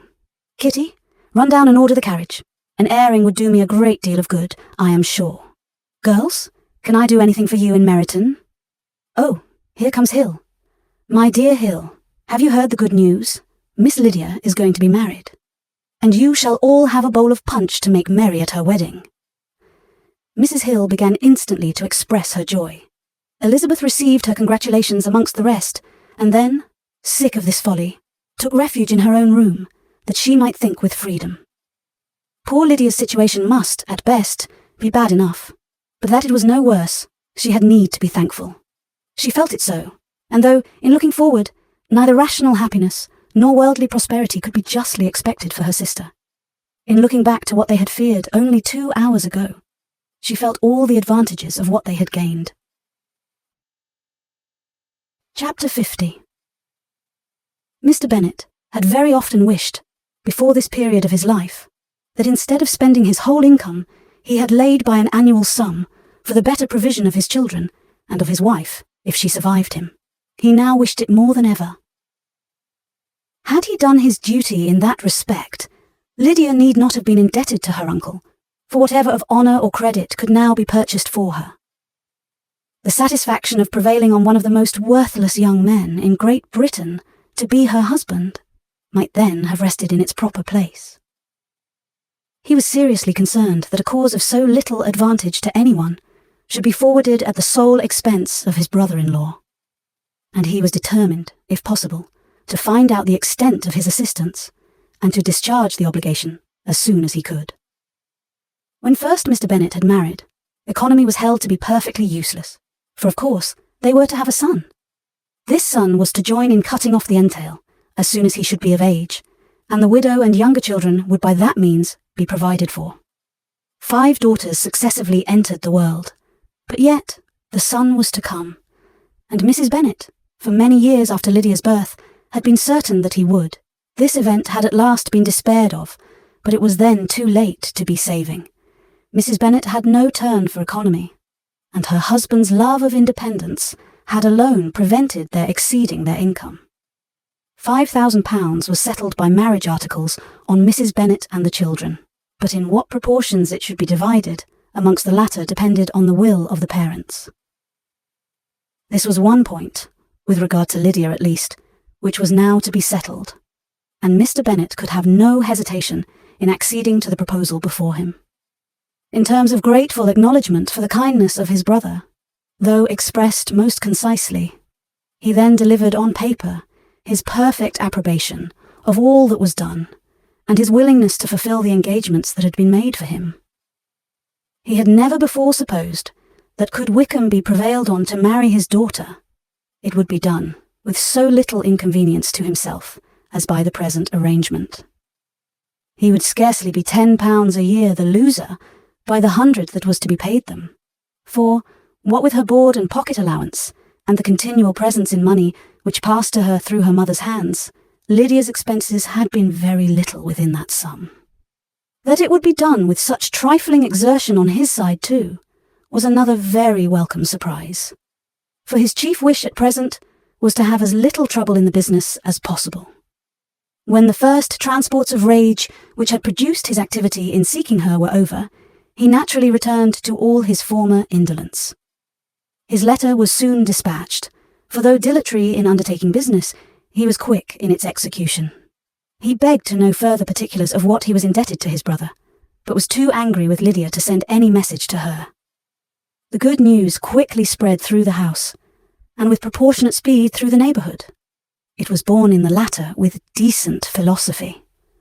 To be sure, it would have been more for the advantage of conversation had Miss Lydia Bennet come upon the town, or, as the happiest alternative, been secluded from the world in some distant farmhouse. But there was much to be talked of in marrying her, and the good-natured wishes for her well-doing, which had proceeded before from all the spiteful old ladies in Meryton, lost but little of their spirit in this change of circumstances, because with such a husband, her misery was considered certain. It was a fortnight since Mrs. Bennet had been downstairs, but on this happy day she again took her seat at the head of her table, and in spirits oppressively high. No sentiment of shame gave a damp to her triumph.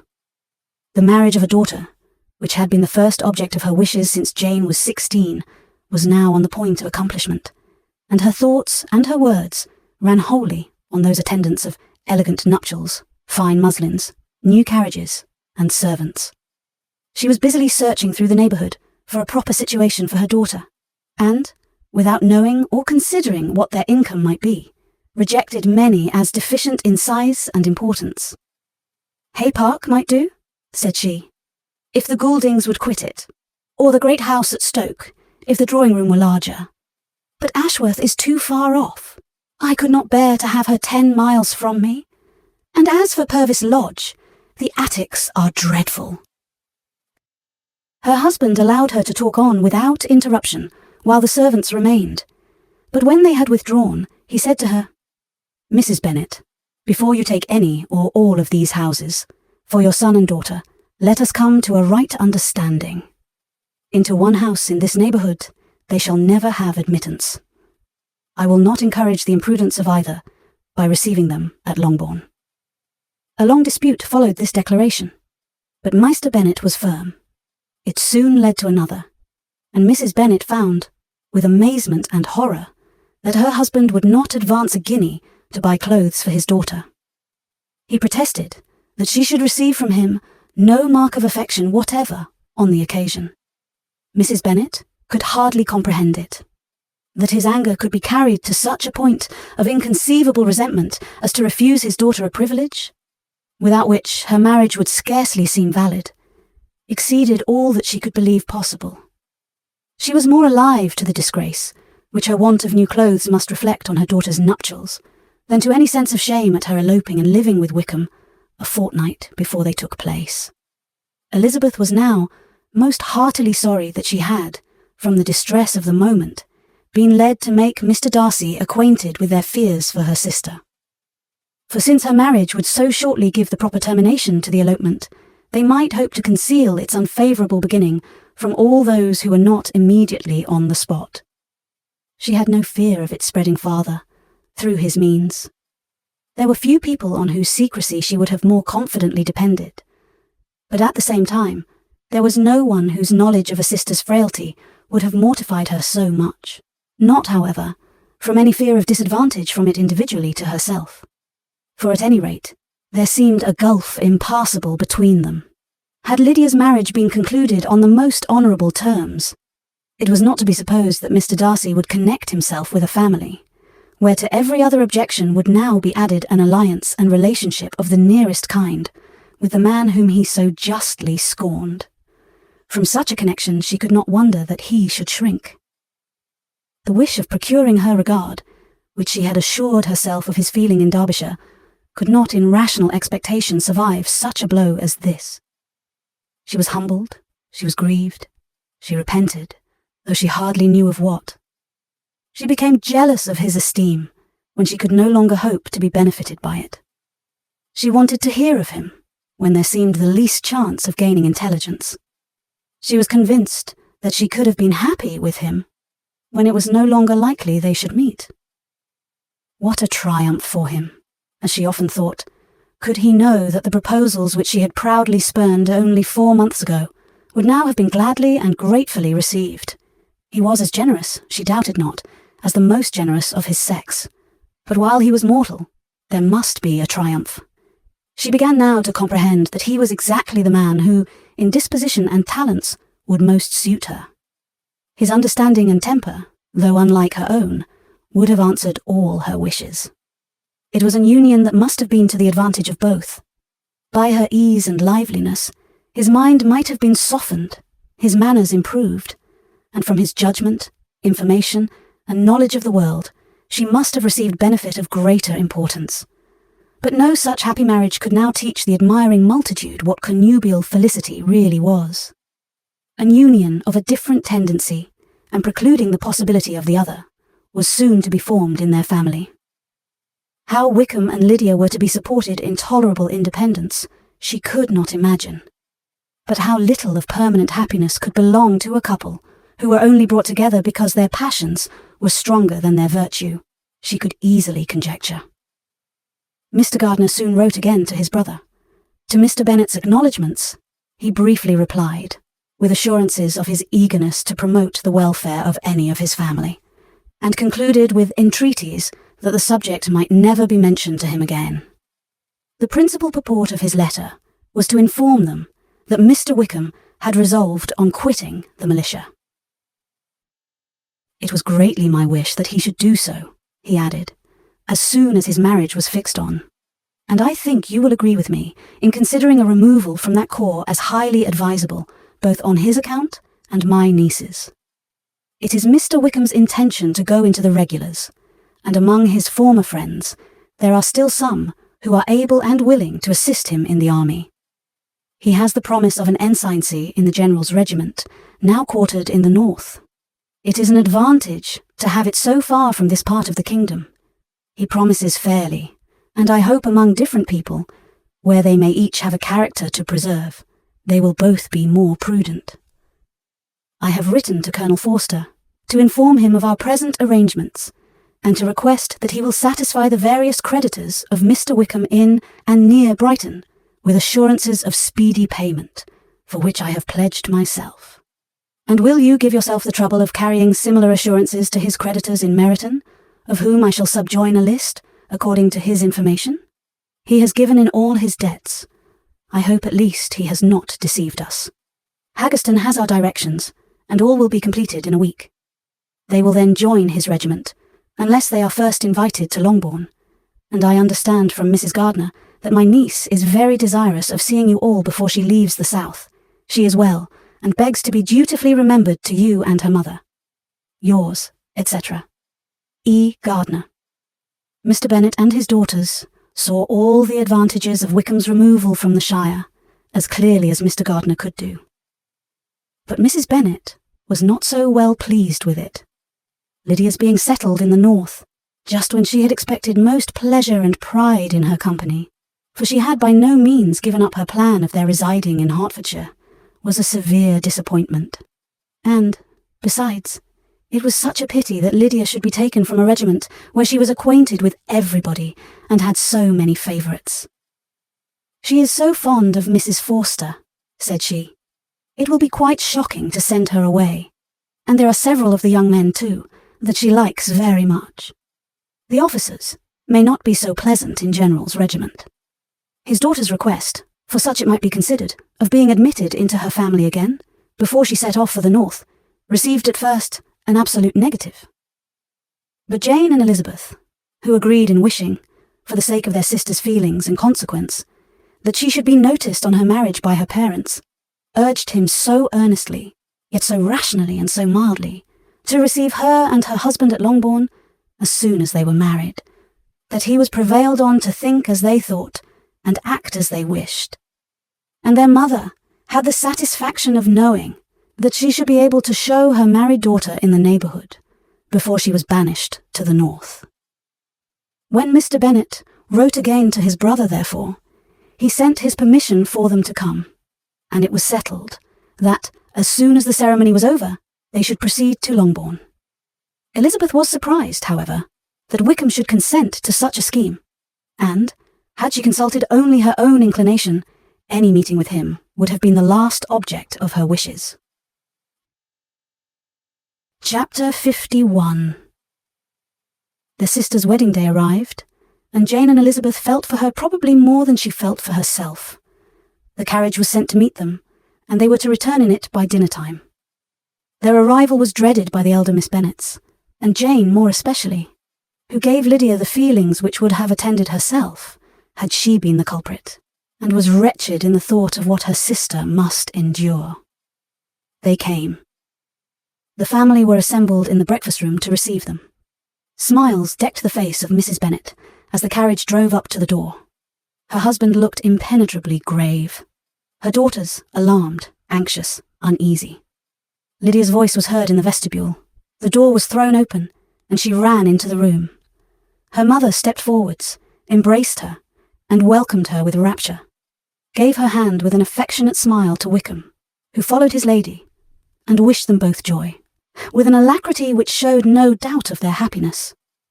Their reception from Mr. Bennet, to whom they then turned, was not quite so cordial. His countenance rather gained in austerity, and he scarcely opened his lips. The easy assurance of the young couple, indeed, was enough to provoke him. Elizabeth was disgusted, and even Miss Bennet was shocked. Lydia was Lydia still, untamed, unabashed, wild, noisy, and fearless. She turned from sister to sister, demanding their congratulations, and when at length they all sat down, looked eagerly round the room, took notice of some little alteration in it, and observed, with a laugh, that it was a great while since she had been there. Wickham was not at all more distressed than herself, but his manners were always so pleasing that, had his character and his marriage been exactly what they ought, his smiles and his easy address, while he claimed their relationship, would have delighted them all.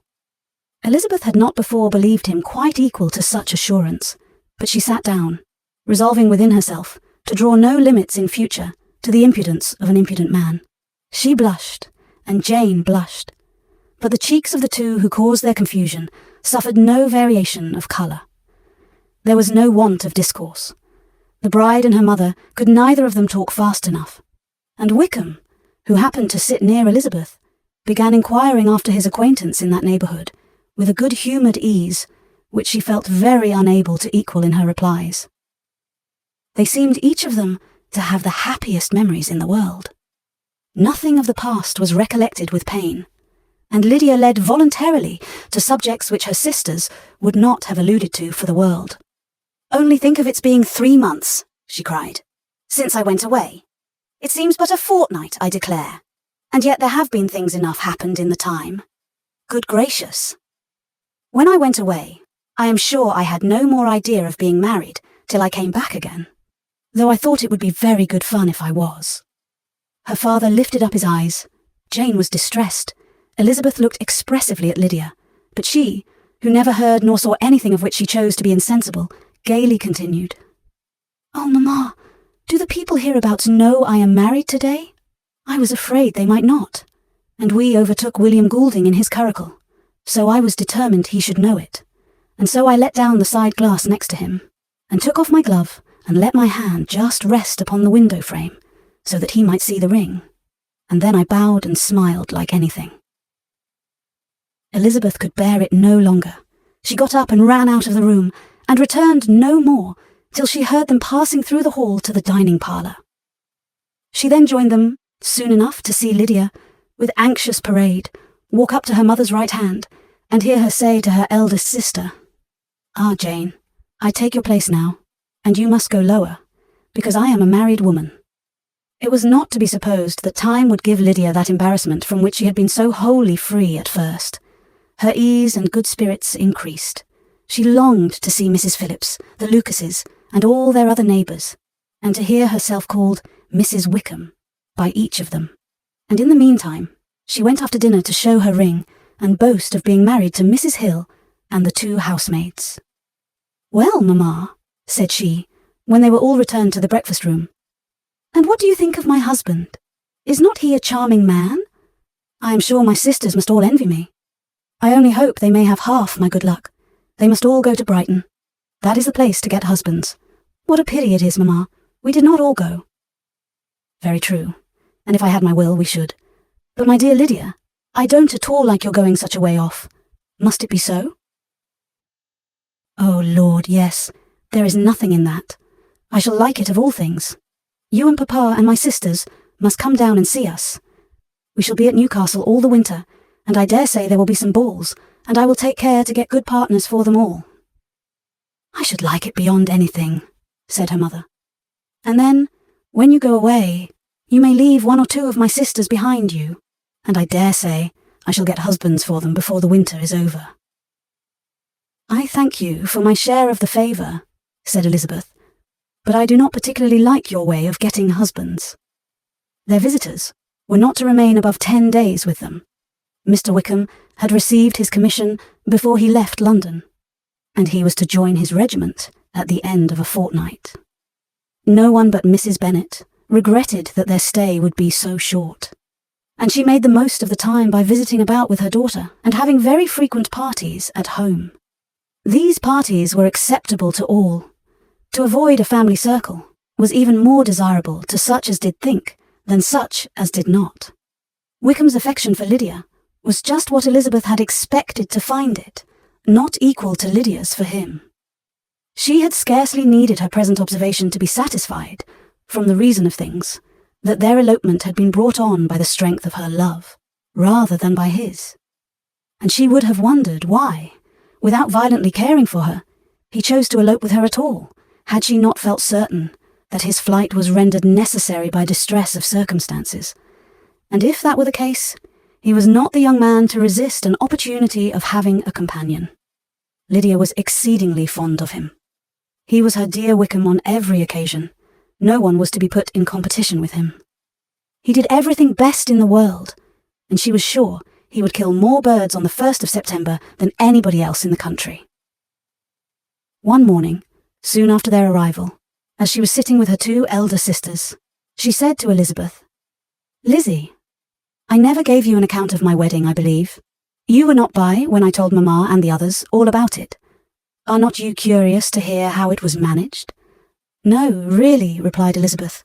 "I think there cannot be too little said on the subject." "La, you are so strange. But I must tell you how it went off. We were married, you know, at St. Clement's, because Wickham's lodgings were in that parish, and it was settled that we should all be there by 11 o'clock.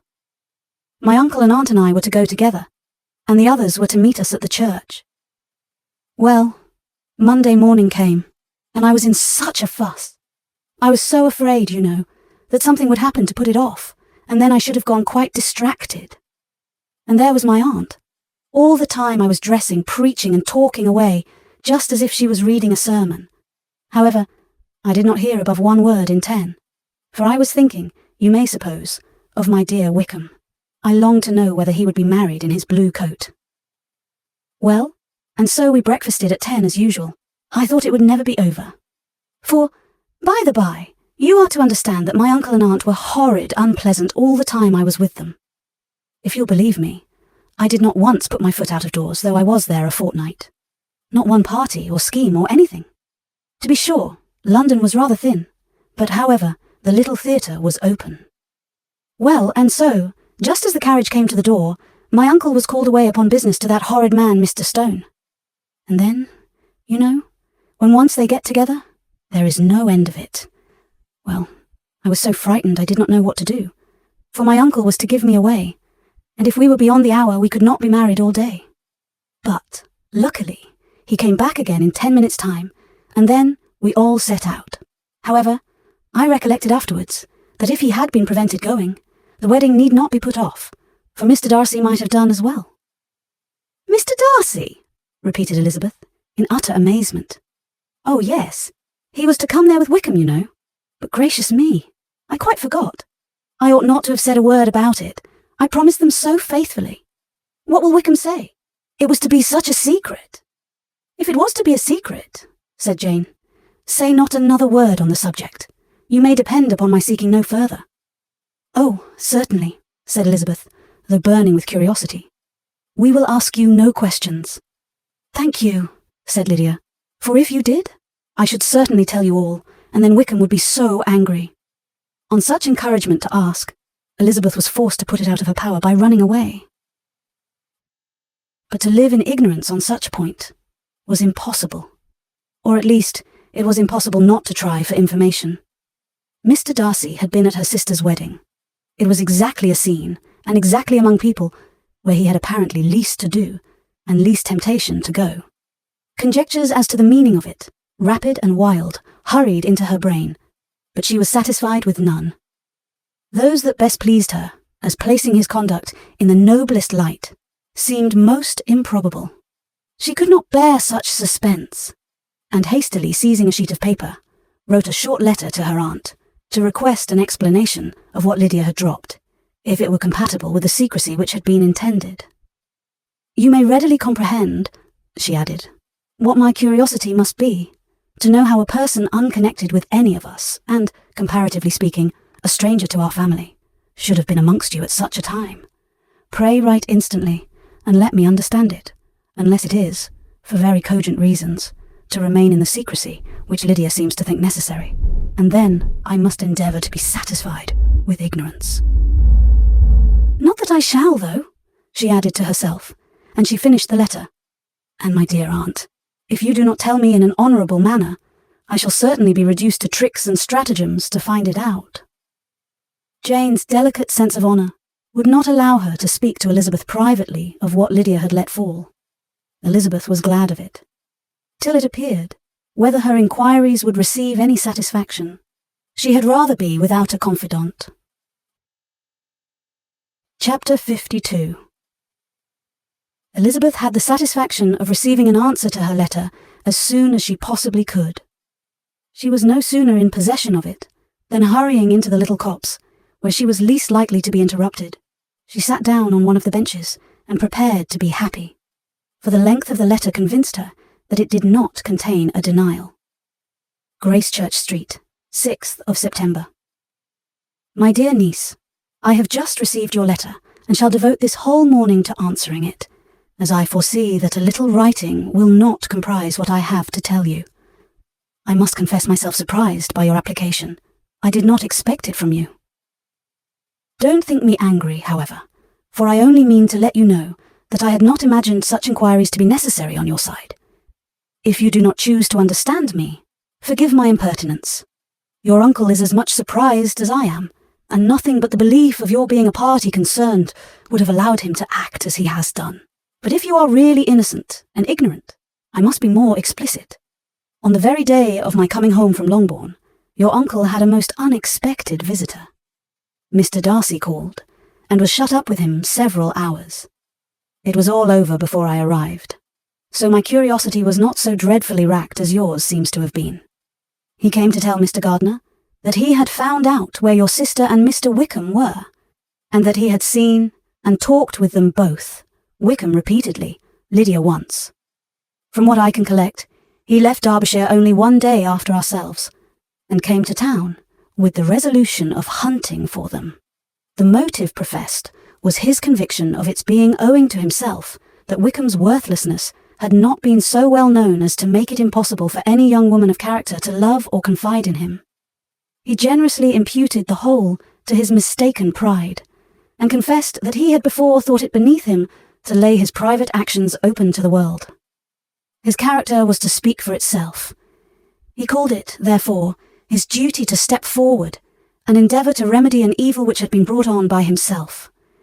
If he had another motive, I am sure it would never disgrace him. He had been some days in town before he was able to discover them, but he had something to direct his search, which was more than we had, and the consciousness of this was another reason for his resolving to follow us. There is a lady, it seems, a Mrs. Young, who was some time ago governess to Miss Darcy, and was dismissed from her charge on some cause of disapprobation, though he did not say what. She then took a large house in Edward Street, and has since maintained herself by letting lodgings. This Mrs. Young was, he knew, intimately acquainted with Wickham, and he went to her for intelligence of him as soon as he got to town. But it was 2 or 3 days before he could get from her what he wanted. She would not betray her trust, I suppose, without bribery and corruption, for she really did know where her friend was to be found. Wickham, indeed, had gone to her on their first arrival in London, and had she been able to receive them into her house, they would have taken up their abode with her. At length, however, our kind friend procured the wished-for direction. He saw Wickham, and afterwards insisted on seeing Lydia. His first object with her, he acknowledged, had been to persuade her to quit her present disgraceful situation, and return to her friends as soon as they could be prevailed on to receive her, offering his assistance as far as it would go. But he found Lydia absolutely resolved on remaining where she was. She cared for none of her friends. She wanted no help of his. She would not hear of leaving Wickham. She was sure they should be married some time or other, and it did not much signify when. Since such were her feelings, it only remained, he thought, to secure and expedite a marriage, which, in his very first conversation with Wickham, he easily learnt had never been his design. He confessed himself obliged to leave the regiment, on account of some debts of honour which were very pressing, and scrupled not to lay all the ill consequences of Lydia's flight on her own folly alone. He meant to resign his commission immediately, and as to his future situation, he could conjecture very little about it. He must go somewhere, but he did not know where, and he knew he should have nothing to live on. Mr. Darcy asked why he did not marry your sister at once. Though Mr. Bennet was not imagined to be very rich, he would have been able to do something for him, and his situation must have been benefited by marriage. But he found, in reply to this question, that Wickham still cherished the hope of more effectually making his fortune by marriage in some other country. Under such circumstances, however, he was not likely to be proof against the temptation of immediate relief. They met several times, for there was much to be discussed. Wickham, of course, wanted more than he could get, but at length was reduced to be reasonable. Everything being settled between them, Mr. Darcy's next step was to make your uncle acquainted with it, and he first called in Gracechurch Street the evening before I came home. But Mr. Gardiner could not be seen, and Mr. Darcy found, on further inquiry, that your father was still with him, but would quit town the next morning. He did not judge your father to be a person whom he could so properly consult as your uncle, and therefore readily postponed seeing him till after the departure of the former. He did not leave his name, until the next day it was only known that a gentleman had called on business. On Saturday he came again. Your father was gone, your uncle at home, and as I said before, they had a great deal of talk together. They met again on Sunday, and then I saw him too. It was not all settled before Monday. As soon as it was, the express was sent off to Longbourn, but our visitor was very obstinate. I fancy, Lizzie, that obstinacy is the real defect of his character after all. He has been accused of many faults at different times, but this is the true one. Nothing was to be done that he did not do himself, though I am sure, and I do not speak it to be thanked, therefore say nothing about it, your uncle would most readily have settled the whole. They battled it together for a long time, which was more than either the gentleman or lady concerned in it deserved. But at last, your uncle was forced to yield, and instead of being allowed to be of use to his niece, was forced to put up with only having the probable credit of it, which went sorely against the grain. And I really believe your letter this morning gave him great pleasure, because it required an explanation that would rob him of his borrowed feathers, and give the praise where it was due.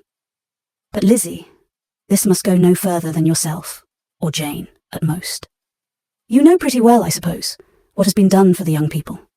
His debts are to be paid, amounting, I believe, to considerably more than £1,000, another 1,000 in addition to her own settled upon her, and his commission purchased. The reason why all this was to be done by him alone was such as I have given above. It was owing to him, to his reserve and want of proper consideration, that Wickham's character had been so misunderstood, and consequently that he had been received and noticed as he was. Perhaps there was some truth in this, though I doubt whether his reserve, or anybody's reserve, can be answerable for the event. But, in spite of all this fine talking, my dear Lizzie, you may rest perfectly assured that your uncle would never have yielded if we had not given him credit for another interest in the affair. When all this was resolved on, he returned again to his friends, who were still staying at Pemberley, but it was agreed that he should be in London once more when the wedding took place, and all money matters were then to receive the last finish. I believe I have now told you everything. It is a relation which you tell me is to give you great surprise. I hope at least it will not afford you any displeasure. Lydia came to us, and Wickham had constant admission to the house. He was exactly what he had been when I knew him in Hertfordshire. But I would not tell you how little I was satisfied with her behaviour while she stayed with us, if I had not perceived, by Jane's letter last Wednesday, that her conduct on coming home was exactly of a piece with it, and therefore what I now tell you can give you no fresh pain. I talked to her repeatedly in the most serious manner, representing to her the wickedness of what she had done, and all the unhappiness she had brought on her family. If she heard me, it was by good luck, for I am sure she did not listen. I was sometimes quite provoked, but then I recollected my dear Elizabeth and Jane, and for their sakes had patience with her. Mr. Darcy was punctual in his return, and, as Lydia informed you, attended the wedding. He dined with us the next day, and was to leave town again on Wednesday or Thursday. Will you be very angry with me, my dear Lizzie, if I take this opportunity of saying, what I was never bold enough to say before, how much I like him? His behaviour to us has, in every respect, been as pleasing as when we were in Derbyshire. His understanding and opinions all please me. He wants nothing but a little more liveliness, and that, if he marry prudently, his wife may teach him. I thought him very sly. He hardly ever mentioned your name. But slyness seems the fashion. Pray forgive me, if I have been very presuming, or at least do not punish me so far as to exclude me from P. I shall never be quite happy till I have been all round the park. A low phaeton, with a nice little pair of ponies, would be the very thing. But I must write no more. The children have been wanting me this half hour. Yours, very sincerely, Monsieur Gardiner. The contents of this letter threw Elizabeth into a flutter of spirits, in which it was difficult to determine whether pleasure or pain bore the greatest share. The vague and unsettled suspicions which uncertainty had produced, of what Mr. Darcy might have been doing to forward her sister's match, which she had feared to encourage, as an exertion of goodness too great to be probable, and at the same time dreaded to be just, from the pain of obligation, were proved beyond their greatest extent to be true. He had followed them purposely to town. He had taken on himself all the trouble and mortification attendant on such a research, in which supplication had been necessary to a woman whom he must abominate and despise, and where he was reduced to frequently meet, reason with, persuade, and finally bribe the man whom he always most wished to avoid, and whose very name it was punishment to him to pronounce. He had done all this for a girl whom he could neither regard nor esteem. Her heart did whisper that he had done it for her, but it was a hope shortly checked by other considerations, and she soon felt that even her vanity was insufficient when required to depend on his affection for her, for a woman who had already refused him, as able to overcome a sentiment so natural as abhorrence against relationship with Wickham. Brother-in-law of Wickham. Every kind of pride must revolt from the connection. He had, to be sure, done much. She was ashamed to think how much. But he had given a reason for his interference, which asked no extraordinary stretch of belief.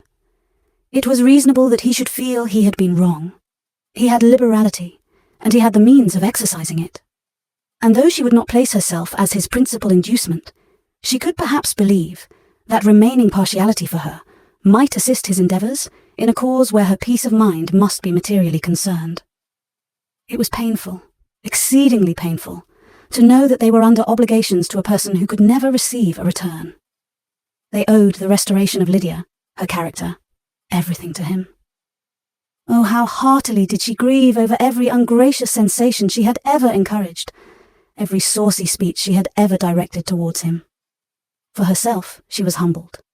But she was proud of him, proud that in a cause of compassion and honour, he had been able to get the better of himself. She read over her aunt's commendation of him again and again. It was hardly enough, but it pleased her. She was even sensible of some pleasure, though mixed with regret, on finding how steadfastly both she and her uncle had been persuaded that affection and confidence subsisted between Mr. Darcy and herself. She was roused from her seat and her reflections by someone's approach, and before she could strike into another path, she was overtaken by Wickham. "I am afraid I interrupt your solitary ramble, my dear sister," said he, as he joined her. "You certainly do," she replied with a smile, "but it does not follow that the interruption must be unwelcome." "I should be sorry indeed if it were. We were always good friends, and now we are better." "True. Are the others coming out?" "I do not know. Mrs. Bennet and Lydia are going in the carriage to Meryton, and so, my dear sister, I find, from our uncle and aunt, that you have actually seen Pemberley." She replied in the affirmative. "I almost envy you the pleasure, and yet I believe it would be too much for me, or else I could take it in my way to Newcastle. And you saw the old housekeeper, I suppose? Poor Reynolds, she was always very fond of me, but of course she did not mention my name to you." "Yes, she did. And what did she say?" "That you were gone into the army, and she was afraid had not turned out well. At such a distance as that, you know, things are strangely misrepresented." "Certainly," he replied, biting his lips. Elizabeth hoped she had silenced him, but he soon afterwards said, "I was surprised to see Darcy in town last month. We passed each other several times. I wonder what he can be doing there." "Perhaps preparing for his marriage with Mr. Bourke," said Elizabeth. "It must be something particular to take him there at this time of year." "Undoubtedly. Did you see him while you were at Lambton? I thought I understood from the gardeners that you had. Yes, he introduced us to his sister. And do you like her? Very much. I have heard, indeed, that she is uncommonly improved within this year or two. When I last saw her, she was not very promising. I am very glad you liked her. I hope she will turn out well. I dare say she will. She has got over the most trying age. Did you go by the village of Kimpton? I do not recollect that we did. I mention it because it is the living which I ought to have had. A most delightful place. Excellent parsonage house. It would have suited me in every respect. How should you have liked making sermons? Exceedingly well. I should have considered it as part of my duty, and the exertion would soon have been nothing. One ought not to repine, but to be sure it would have been such a thing for me. The quiet, the retirement of such a life, would have answered all my ideas of happiness. But it was not to be. Did you ever hear Darcy mention the circumstance when you were in Kent? I have heard from authority, which I thought as good, that it was left you conditionally only, and at the will of the present patron. You have? Yes, there was something in that. I told you so from the first, you may remember. I did hear, too, that there was a time when sermon-making was not so palatable to you as it seems to be at present, that you actually declared your resolution of never taking orders, and that the business had been compromised accordingly. You did, and it was not wholly without foundation. You may remember what I told you on that point, when first we talked of it. They were now almost at the door of the house, for she had walked fast to get rid of him, and unwilling, for her sister's sake, to provoke him. She only said in reply, with a good-humoured smile, "Come, Mr. Wickham, we are brother and sister, you know. Do not let us quarrel about the past. In future, I hope we shall be always of one mind." She held out her hand. He kissed it with affectionate gallantry, though he hardly knew how to look, and they entered the house. Chapter 53. Mr. Wickham was so perfectly satisfied with this conversation that he never again distressed himself or provoked his dear sister Elizabeth by introducing the subject of it, and she was pleased to find that she had said enough to keep him quiet. The day of his and Lydia's departure soon came, and Mrs. Bennet was forced to submit to a separation, which, as her husband by no means entered into her scheme of their all going to Newcastle, was likely to continue at least a 12-month. "Oh, my dear Lydia," she cried, "when shall we meet again?" "Oh, Lord, I don't know, not these 2 or 3 years, perhaps. Write to me very often, my dear. As often as I can, but you know, married women have never much time for writing. My sisters may write to me. They will have nothing else to do." Mr. Wickham's adieus were much more affectionate than his wife's. He smiled, looked handsome, and said many pretty things. "He is as fine a fellow," said Mr. Bennet, as soon as they were out of the house, "as ever I saw. He simpers and smirks and makes love to us all. I am prodigiously proud of him. I defy even Sir William Lucas himself to produce a more valuable son-in-law." The loss of her daughter made Mrs. Bennet very dull for several days. "I often think," said she, "that there is nothing so bad as parting with one's friends. One seems so forlorn without them." "This is the consequence, you see, madam, of marrying a daughter," said Elizabeth. "It must make you better satisfied that your other 4 are single. It is no such thing. Lydia does not leave me because she is married, but only because her husband's regiment happens to be so far off. If that had been nearer, she would not have gone so soon." But the spiritless condition which this event threw her into was shortly relieved, and her mind opened again to the agitation of hope by an article of news which then began to be in circulation. The housekeeper at Netherfield had received orders to prepare for the arrival of her master, who was coming down in a day or two to shoot there for several weeks. Mrs. Bennet was quite in the fidgets. She looked at Jane and smiled and shook her head by turns. "Well, well, and so Mr. Bingley is coming down, sister," for Mrs. Phillips first brought her the news. "Well, so much the better. Not that I care about it, though. He is nothing to us, you know, and I am sure I never want to see him again. But, however, he is very welcome to come to Netherfield, if he likes it. And who knows what may happen, but that is nothing to us. You know, sister, We agreed long ago never to mention a word about it, and so it is quite certain he is coming?" "You may depend on it," replied the other, "for Mrs. Nichols was in Meryton last night. I saw her passing by, and went out myself on purpose to know the truth of it, and she told me that it was certainly true. He comes down on Thursday, at the latest, very likely on Wednesday. She was going to the butcher's, she told me, on purpose to order in some meat on Wednesday, and she has got 3 couple of ducks just fit to be killed." Miss Bennet had not been able to hear of his coming without changing colour. It was many months since she had mentioned his name to Elizabeth, but now, as soon as they were alone together, she said, "I saw you look at me today, Lizzie, when my aunt told us of the present report, and I know I appeared distressed, but don't imagine it was from any silly cause. I was only confused for the moment, because I felt that I should be looked at. I do assure you that the news does not affect me either with pleasure or pain. I am glad of one thing, that he comes alone, because we shall see the less of him. Not that I am afraid of myself, but I dread other people's remarks." Elizabeth did not know what to make of it.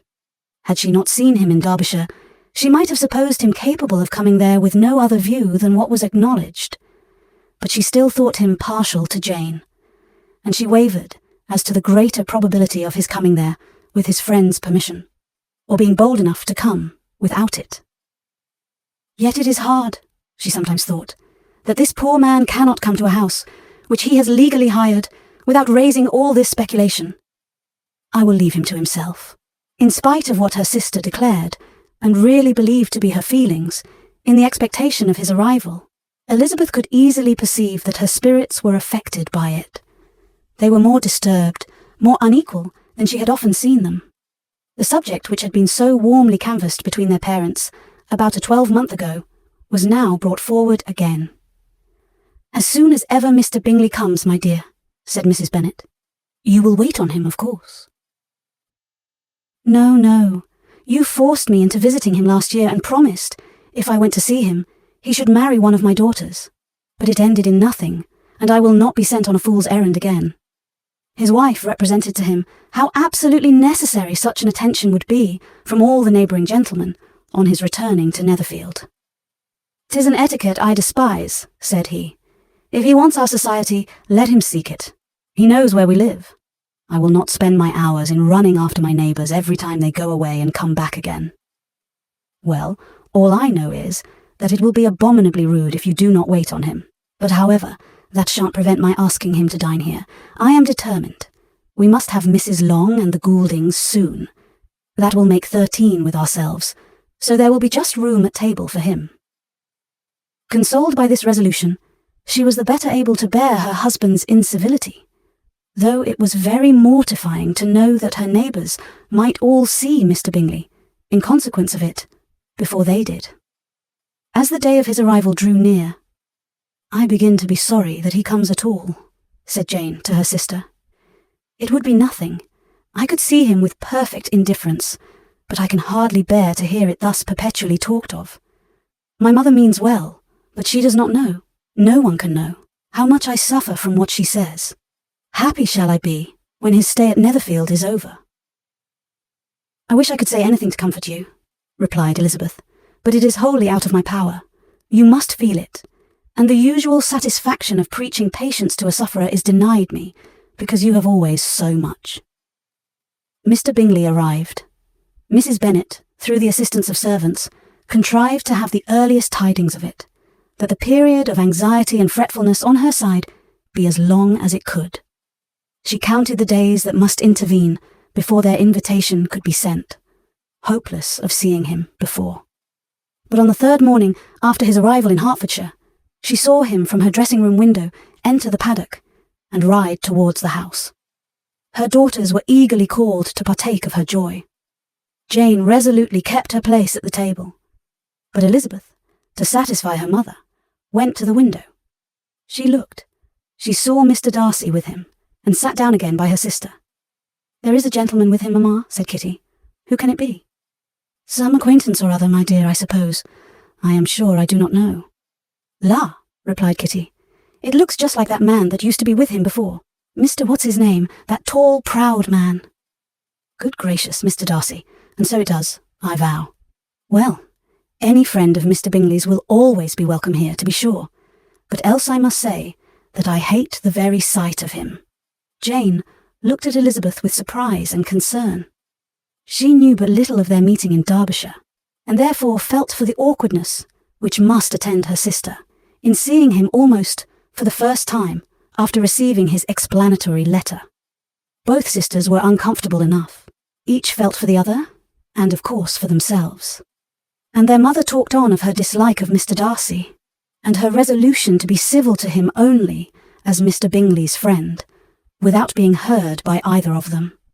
But Elizabeth had sources of uneasiness which could not yet be suspected by Jane, to whom she had never yet had courage to show Mrs. Gardiner's letter, or to relate her own change of sentiment towards him.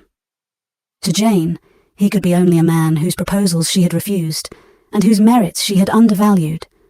But to her own more extensive information, he was the person to whom the whole family were indebted for the first of benefits, and whom she regarded herself with an interest, if not quite so tender, at least as reasonable and just as what Jane felt for Bingley.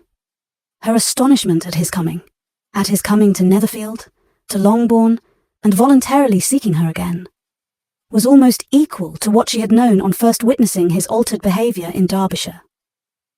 The colour which had been driven from her face returned for half a minute with an additional glow, and a smile of delight added lustre to her eyes, as she thought for that space of time that his affection and wishes must still be unshaken, but she would not be secure. "Let me first see how he behaves," said she. "It will then be early enough for expectation." She sat intently at work, striving to be composed, and without daring to lift up her eyes, till anxious curiosity carried them to the face of her sister as the servant was approaching the door. Jane looked a little paler than usual, but more sedate than Elizabeth had expected. On the gentleman's appearing, her colour increased, yet she received them with tolerable ease, and with a propriety of behaviour equally free from any symptom of resentment, or any unnecessary complaisance. Elizabeth said as little to either as civility would allow, and sat down again to her work, with an eagerness which it did not often command. She had ventured only one glance at Darcy. He looked serious as usual, and, she thought, more as he had been used to look in Hertfordshire, than as she had seen him at Pemberley. But perhaps he could not in her mother's presence be what he was before her uncle and aunt. It was a painful, but not an improbable conjecture. Bingley she had likewise seen for an instant, and in that short period saw him looking both pleased and embarrassed. He was received by Mrs. Bennet with a degree of civility which made her two daughters ashamed, especially when contrasted with the cold and ceremonious politeness of her courtesy and address of his friend. Elizabeth particularly, who knew that her mother owed to the latter the preservation of her favourite daughter from irremediable infamy, was hurt and distressed to a most painful degree by a distinction so ill applied. Darcy, after inquiring of her how Mr. and Mrs. Gardiner did, a question which she could not answer without confusion, said scarcely anything. He was not seated by her. Perhaps that was the reason of his silence, but it had not been so in Derbyshire. There he had talked to her friends when he could not to herself. But now several minutes elapsed without bringing the sound of his voice, and when occasionally, unable to resist the impulse of curiosity, she raised her eyes to his face, she as often found him looking at Jane as at herself, and frequently on no object but the ground. More thoughtfulness and less anxiety to please than when they last met were plainly expressed. She was disappointed and angry with herself for being so. "Could I expect it to be otherwise?" said she. "Yet why did he come?" She was in no humour for conversation with anyone but himself, and to him she had hardly courage to speak. She inquired after his sister, but could do no more. "It is a long time, Mr. Bingley, since you went away," said Mrs. Bennet. He readily agreed to it. "I began to be afraid you would never come back again. People did say you meant to quit the place entirely at Michaelmas. But, however, I hope it is not true. A great many changes have happened in the neighbourhood since you went away. Miss Lucas is married and settled, and one of my own daughters. I suppose you have heard of it. Indeed, you must have seen it in the papers. It was in the Times and the Courier. I know, though it was not put in as it ought to be. It was only said, Lately, George Wickham, ESQ, to Miss Lydia Bennet, without there being a syllable said of her father, or the place where she lived, or anything. It was my brother Gardiner's drawing up too, and I wonder how he came to make such an awkward business of it. Did you see it? Bingley replied that he did, and made his congratulations. Elizabeth dared not lift up her eyes. How Mr. Darcy looked, therefore, she could not tell. "It is a delightful thing, to be sure, to have a daughter well married," continued her mother. "But at the same time, Mr. Bingley, it is very hard to have her taken away from me. They are gone down to Newcastle, a place quite northward, it seems, and there they are to stay. I do not know how long.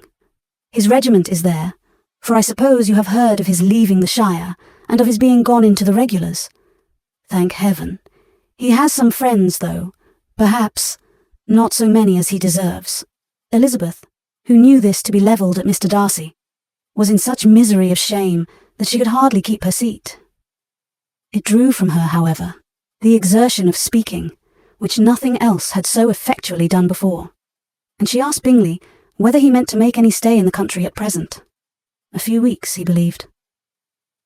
"When you have killed all your own birds, Mr. Bingley," said her mother, "I beg you will come here and shoot as many as you please on Mr. Bennet's manor. I am sure he will be vastly happy to oblige you, and will save all the best of the coveys for you." Elizabeth's misery increased at such unnecessary, such officious attention. Were the same fair prospect to arise at present, as had flattered them a year ago, everything, she was persuaded, would be hastening to the same vexatious conclusion. At that instant, she felt that years of happiness could not make Jane or herself amends for moments of such painful confusion. "The first wish of my heart," said she to herself, "is never more to be in company with either of them. Their society can afford no pleasure that will atone for such wretchedness as this. Let me never see either one or the other again." Yet, the misery, for which years of happiness were to offer no compensation, received soon afterwards material relief, from observing how much the beauty of her sister rekindled the admiration of her former lover. When first he came in, he had spoken to her but little, but every 5 minutes seemed to be giving her more of his attention. He found her as handsome as she had been last year, as good-natured, and as unaffected, though not quite so chatty. Jane was anxious that no difference should be perceived in her at all, and was really persuaded that she talked as much as ever. But her mind was so busily engaged that she did not always know when she was silent. When the gentlemen rose to go away, Mrs. Bennet was mindful of her intended civility, and they were invited and engaged to dine at Longbourn in a few days' time. "You are quite a visit in my debt, Mr. Bingley," she added, "for when you went to town last winter, you promised to take a family dinner with us as soon as you returned. I have not forgot, you see, and I assure you, I was very much disappointed that you did not come back and keep your engagement." Bingley looked a little silly at this reflection, and said something of his concern at having been prevented by business. They then went away. Mrs. Bennet had been strongly inclined to ask them to stay and dine there that day, but, though she always kept a very good table, she did not think anything less than 2 courses could be good enough for a man on whom she had such anxious designs, or satisfy the appetite and pride of one who had 10,000 a year. Chapter 54. As soon as they were gone, Elizabeth walked out to recover her spirits, or, in other words, to dwell without interruption on those subjects which must deaden them more. Mr. Darcy's behaviour astonished and vexed her. "Why, if he came only to be silent, grave, and indifferent?" said she. "Did he come at all?" She could settle it in no way that gave her pleasure. "He could be still amiable, still pleasing to my uncle and aunt, when he was in town, and why not to me? If he fears me, why come hither? If he no longer cares for me, why silent? Teasing, teasing man, I will think no more about him." Her resolution was, for a short time, involuntarily kept by the approach of her sister, who joined her with a cheerful look which showed her better satisfied with their visitors than Elizabeth. "Now," said she, "that this first meeting is over, I feel perfectly easy. I know my own strength, and I shall never be embarrassed again by his coming. I'm glad he dines here on Tuesday. It will then be publicly seen that on both sides we meet only as common and indifferent acquaintance." "Yes, very indifferent indeed," said Elizabeth laughingly. "Oh, Jane, take care." "My dear Lizzie, you cannot think me so weak as to be in danger now." "I think you are in very great danger of making him as much in love with you as ever." They did not see the gentleman again till Tuesday, and Mrs. Bennet, in the meanwhile, was giving way to all the happy schemes which the good humour and common politeness of Bingley, in half an hour's visit, had revived.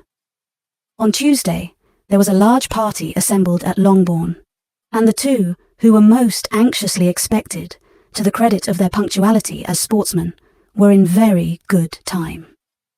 When they repaired to the dining-room, Elizabeth eagerly watched to see whether Bingley would take the place which, in all their former parties, had belonged to him by her sister. Her prudent mother, occupied by the same ideas, forbore to invite him to sit by herself. On entering the room, he seemed to hesitate, but Jane happened to look round and happened to smile. It was decided. He placed himself by her. Elizabeth, with a triumphant sensation, looked towards his friend. He bore it with noble indifference, and she would have imagined that Bingley had received his sanction to be happy, had she not seen his eyes, likewise turned towards Mr. Darcy, with an expression of half-laughing alarm. His behaviour to her sister was such during dinner-time as showed an admiration of her, which, though more guarded than formerly, persuaded Elizabeth that, if left wholly to himself, Jane's happiness, and his own, would be speedily secured. Though she dared not depend upon the consequence, she yet received pleasure from observing his behaviour. It gave her all the animation that her spirits could boast, for she was in no cheerful humour. Mr. Darcy was almost as far from her as the table could divide them. He was on one side of her mother. She knew how little such a situation would give pleasure to either, or make either appear to advantage. She was not near enough to hear any of their discourse, but she could see how seldom they spoke to each other, and how formal and cold was their manner whenever they did. Her mother's ungraciousness made the sense of what they owed him more painful to Elizabeth's mind, and she would, at times, have given anything to be privileged to tell him that his kindness was neither unknown nor unfelt by the whole of the family. She was in hopes that the evening would afford some opportunity of bringing them together, that the whole of the visit would not pass away without enabling them to enter into something more of conversation than the mere ceremonious salutation attending his entrance. Anxious and uneasy, the period which passed in the drawing-room before the gentleman came was wearisome and dull to a degree that almost made her uncivil. She looked forward to their entrance as the point on which all her chance of pleasure for the evening must depend. "If he does not come to me, then," said she, "I shall give him up forever." The gentleman came, and she thought he looked as if he would have answered her hopes, but alas, the ladies had crowded round the table where Miss Bennet was making tea, and Elizabeth pouring out the coffee, in so close a confederacy that there was not a single vacancy near her which would admit of a chair. And on the gentleman's approaching, one of the girls moved closer to her than ever, and said in a whisper, "The men shan't come and part us. I am determined. We want none of them, do we?" Darcy had walked away to another part of the room. She followed him with her eyes, envied everyone to whom he spoke, had scarcely patience enough to help anybody to coffee, and then was enraged against herself for being so silly. "A man who has once been refused, how could I ever be foolish enough to expect a renewal of his love? Is there one among the sex who would not protest against such a weakness as a second proposal to the same woman? There is no indignity so abhorrent to their feelings." She was a little revived, however, by his bringing back his coffee cup himself, and she seized the opportunity of saying, "Is your sister at Pemberley still?" "Yes.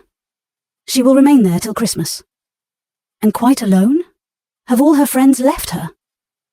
"Mrs. Annesley is with her. The others have been gone on to Scarborough these 3 weeks." She could think of nothing more to say, but if he wished to converse with her, he might have better success.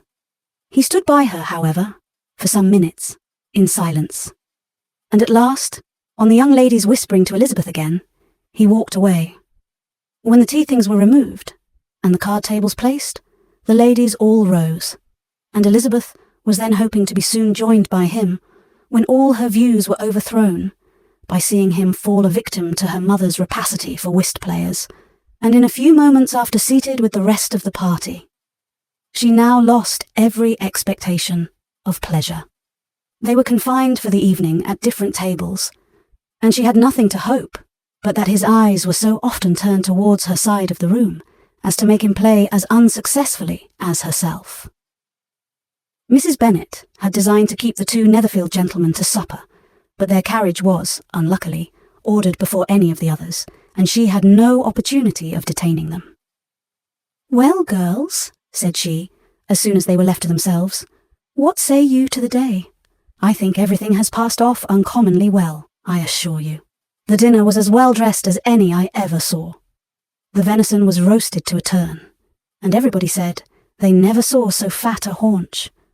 The soup was 50 times better than what we had at the Lucases last week, and even Mr. Darcy acknowledged that the partridges were remarkably well done, and I suppose he has 2 or 3 French cooks at least. And my dear Jane, I never saw you look in greater beauty. Mrs. Long said so too, for I asked her whether you did not. And what do you think she said besides? 'Ah, Mrs. Bennet, we shall have her at Netherfield at last.' She did indeed. I do think Mrs. Long is as good a creature as ever lived, and her nieces are very pretty behaved girls, and not at all handsome. I like them prodigiously." Mrs. Bennet, in short, was in very great spirits. She had seen enough of Bingley's behaviour to Jane to be convinced that she would get him at last, and her expectations of advantage to her family, when in a happy humour, was so far beyond reason that she was quite disappointed at not seeing him there again the next day to make his proposals.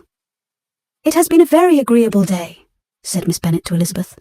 "The party seemed so well selected, so suitable one with the other. I hope we may often meet again." Elizabeth smiled. "Lizzie, you must not do so. You must not suspect me. It mortifies me.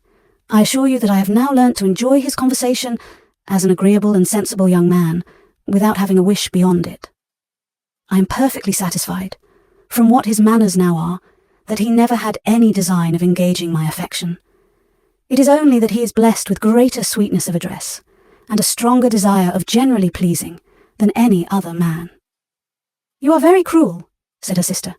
"You will not let me smile, and are provoking me to it every moment." "How hard it is in some cases to be believed, and how impossible in others. But why should you wish to persuade me that I feel more than I acknowledge?" "That is a question which I hardly know how to answer. We all love to instruct, though we can teach only what is not worth knowing. Forgive me, and if you persist in indifference, do not make me your confidant." Chapter 55. A few days after this visit, Mr. Bingley called again, and alone. His friend had left him that morning for London, but was to return home in 10 days' time. He sat with them above an hour, and was in remarkably good spirits. Mrs. Bennet invited him to dine with them, but, with many expressions of concern, he confessed himself engaged elsewhere. "Next time you call," said she, "I hope we shall be more lucky. He should be particularly happy at any time," etc., etc. And if she would give him leave, would take an early opportunity of waiting on them. "Can you come tomorrow?" Yes. He had no engagement at all for tomorrow, and her invitation was accepted with alacrity. He came, and in such very good time that the ladies were none of them dressed. In ran Mrs. Bennet to her daughter's room, in her dressing gown, and with her hair half finished, crying out, "My dear Jane, make haste and hurry down. He is come, Mr. Bingley is come. He is indeed. Make haste, make haste. Here, Sarah, come to Miss Bennet this moment, and help her on with her gown. Never mind Miss Lizzie's hair." "We will be down as soon as we can," said Jane. "But I dare say Kitty is forwarder than either of us, for she went upstairs half an hour ago." "Oh, hang Kitty! What has she to do with it? Come, be quick, be quick. Where is your sash, my dear?" But when her mother was gone, Jane would not be prevailed on to go down without one of her sisters. The same anxiety to get them by themselves was visible again in the evening. After tea, Mr. Bennet retired to the library, as was his custom, and Mary went upstairs to her instrument. 2 obstacles of the 5 being thus removed, Mrs. Bennet sat looking and winking at Elizabeth and Catherine for a considerable time, without making any impression on them. Elizabeth would not observe her, and when at last Kitty did, she very innocently said, "What is the matter, Mamma? What do you keep winking at me for? What am I to do?" "Nothing, child, nothing. I did not wink at you." She then sat still 5 minutes longer, but unable to waste such a precious occasion, she suddenly got up, and saying to Kitty, "Come here, my love, I want to speak to you," took her out of the room. Jane instantly gave a look at Elizabeth, which spoke her distress at such premeditation, and her entreaty that she would not give in to it. In a few minutes, Mrs. Bennet half opened the door and called out, "Lizzie, my dear, I want to speak with you." Elizabeth was forced to go. "We may as well leave them by themselves, you know," said her mother, as soon as she was in the hall. "Kitty and I are going upstairs to sit in my dressing room." Elizabeth made no attempt to reason with her mother, but remained quietly in the hall till she and Kitty were out of sight, then returned into the drawing room. Mrs. Bennet's schemes for this day were ineffectual. Bingley was everything that was charming, except the professed lover of her daughter. His ease and cheerfulness rendered him a most agreeable addition to their evening party, and he bore with the ill-judged officiousness of the mother, and heard all her silly remarks with a forbearance and command of countenance particularly grateful to the daughter. He scarcely needed an invitation to stay supper, and before he went away, an engagement was formed, chiefly through his own and Mrs. Bennet's means, for his coming next morning to shoot with her husband. After this day, Jane said no more of her indifference. Not a word passed between the sisters concerning Bingley, but Elizabeth went to bed in the happy belief that all must speedily be concluded, unless Mr. Darcy returned within the stated time. Seriously, however, she felt tolerably persuaded that all this must have taken place with that gentleman's concurrence. Bingley was punctual to his appointment, and he and Mr. Bennet spent the morning together, as had been agreed on. The latter was much more agreeable than his companion expected. There was nothing of presumption or folly in Bingley that could provoke his ridicule, or disgust him into silence, and he was more communicative and less eccentric than the other had ever seen him. Bingley, of course, returned with him to dinner, and in the evening Mrs. Bennet's invention was again at work to get everybody away from him and her daughter. Elizabeth, who had a letter to write, went into the breakfast room for that purpose soon after tea, for as the others were all going to sit down to cards, she could not be wanted to counteract her mother's schemes. But on her returning to the drawing room, when her letter was finished, she saw, to her infinite surprise, there was reason to fear that her mother had been too ingenious for her. On opening the door, she perceived her sister and Bingley standing together over the hearth, as if engaged in earnest conversation, and had this led to no suspicion, the faces of both, as they hastily turned round and moved away from each other, would have told it all. Their situation was awkward enough, but hers she thought was still worse. Not a syllable was uttered by either, and Elizabeth was on the point of going away again, when Bingley, who, as well as the other, had sat down, suddenly rose, and whispering a few words to her sister, ran out of the room. Jane could have no reserves from Elizabeth, where confidence would give pleasure, and instantly embracing her, acknowledged, with the liveliest emotion, that she was the happiest creature in the world. "'Tis too much," she added, "by far too much. I do not deserve it. Oh, why is not everybody as happy?" Elizabeth's congratulations were given with a sincerity, a warmth, a delight, which words could but poorly express. Every sentence of kindness was a fresh source of happiness to Jane. But she would not allow herself to stay with her sister, or say half that remained to be said, for the present. "I must go instantly to my mother," she cried. "I would not on any account trifle with her affectionate solicitude, or allow her to hear it from anyone but myself. He is gone to my father already. Oh, Lizzie, to know that what I have to relate will give such pleasure to all my dear family. How shall I bear so much happiness?" She then hastened away to her mother, who had purposely broken up the card party, and was sitting upstairs with Kitty. Elizabeth, who was left by herself, now smiled at the rapidity and ease with which an affair was finally settled, that had given them so many previous months of suspense and vexation. "And this," said she, is the end of all his friend's anxious circumspection, of all his sister's falsehood and contrivance, the happiest, wisest, and most reasonable end. In a few minutes, she was joined by Bingley, whose conference with her father had been short and to the purpose. "Where is your sister?" said he hastily, as he opened the door. "With my mother upstairs. She will be down in a moment, I dare say." He then shut the door, and coming up to her, claimed the good wishes and affection of a sister. Elizabeth honestly and heartily expressed her delight in the prospect of their relationship. They shook hands with great cordiality, and then, till her sister came down, she had to listen to all he had to say of his own happiness and of Jane's perfections. And in spite of his being a lover, Elizabeth really believed all his expectations of felicity to be rationally founded, because they had for basis the excellent understanding and super-excellent disposition of Jane, and a general similarity of feeling and taste between her and himself. It was an evening of no common delight to them all. The satisfaction of Miss Bennet's mind gave such a glow of sweet animation to her face, as made her look handsomer than ever. Kitty simpered and smiled, and hoped her turn was coming soon. Mrs. Bennet could not give her consent, or speak her approbation in terms warm enough to satisfy her feelings, though she talked to Bingley of nothing else, for half an hour. And when Mr. Bennet joined them at supper, his voice and manner plainly showed how really happy he was. Not a word, however, passed his lips in allusion to it, till their visitor took his leave for the night. But as soon as he was gone, he turned to his daughter and said, "Jane, I congratulate you. You will be a very happy woman." Jane went to him instantly, kissed him, and thanked him for his goodness. "You are a good girl," he replied, "and I have great pleasure in thinking you will be so happily settled. I have not a doubt of your doing very well together. Your tempers are by no means unlike. You are each of you so complying that nothing will ever be resolved on, so easy that every servant will cheat you, and so generous that you will always exceed your income." "I hope not so. Imprudence or thoughtlessness in money matters would be unpardonable in me." "Exceed their income?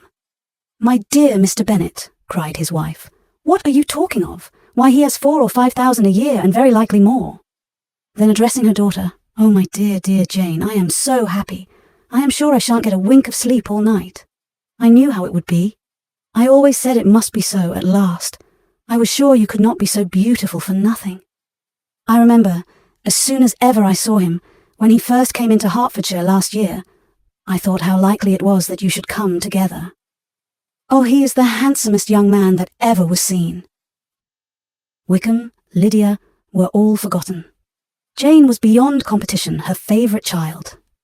At that moment, she cared for no other. Her younger sisters soon began to make interest with her for objects of happiness which she might in future be able to dispense. Mary petitioned for the use of the library at Netherfield, and Kitty begged very hard for a few balls there every winter. Bingley, from this time, was of course a daily visitor at Longbourn, coming frequently before breakfast, and always remaining till after supper, unless when some barbarous neighbour, who could not be enough detested, had given him an invitation to dinner, which he thought himself obliged to accept.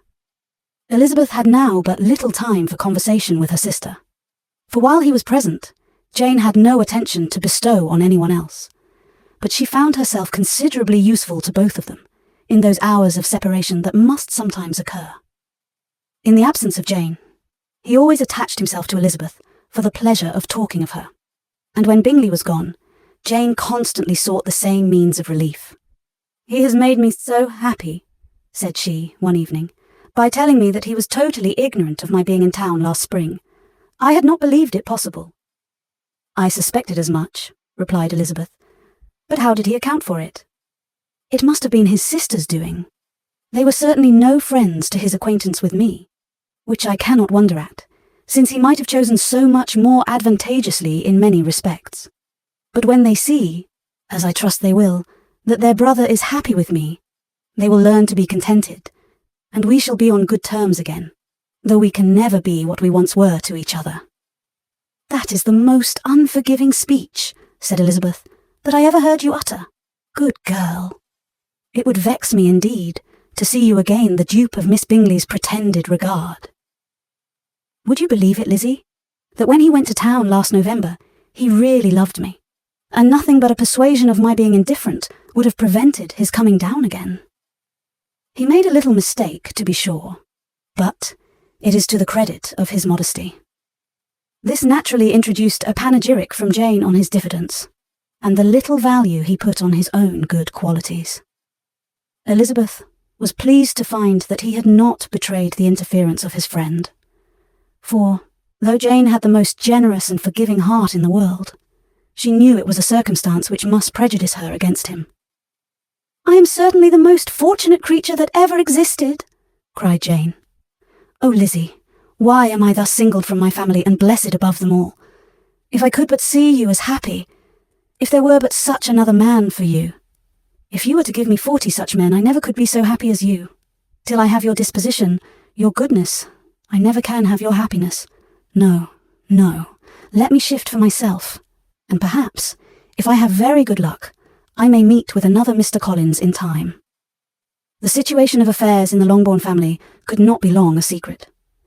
Mrs. Bennet was privileged to whisper it to Mrs. Phillips, and she ventured, without any permission, to do the same by all her neighbours in Meryton.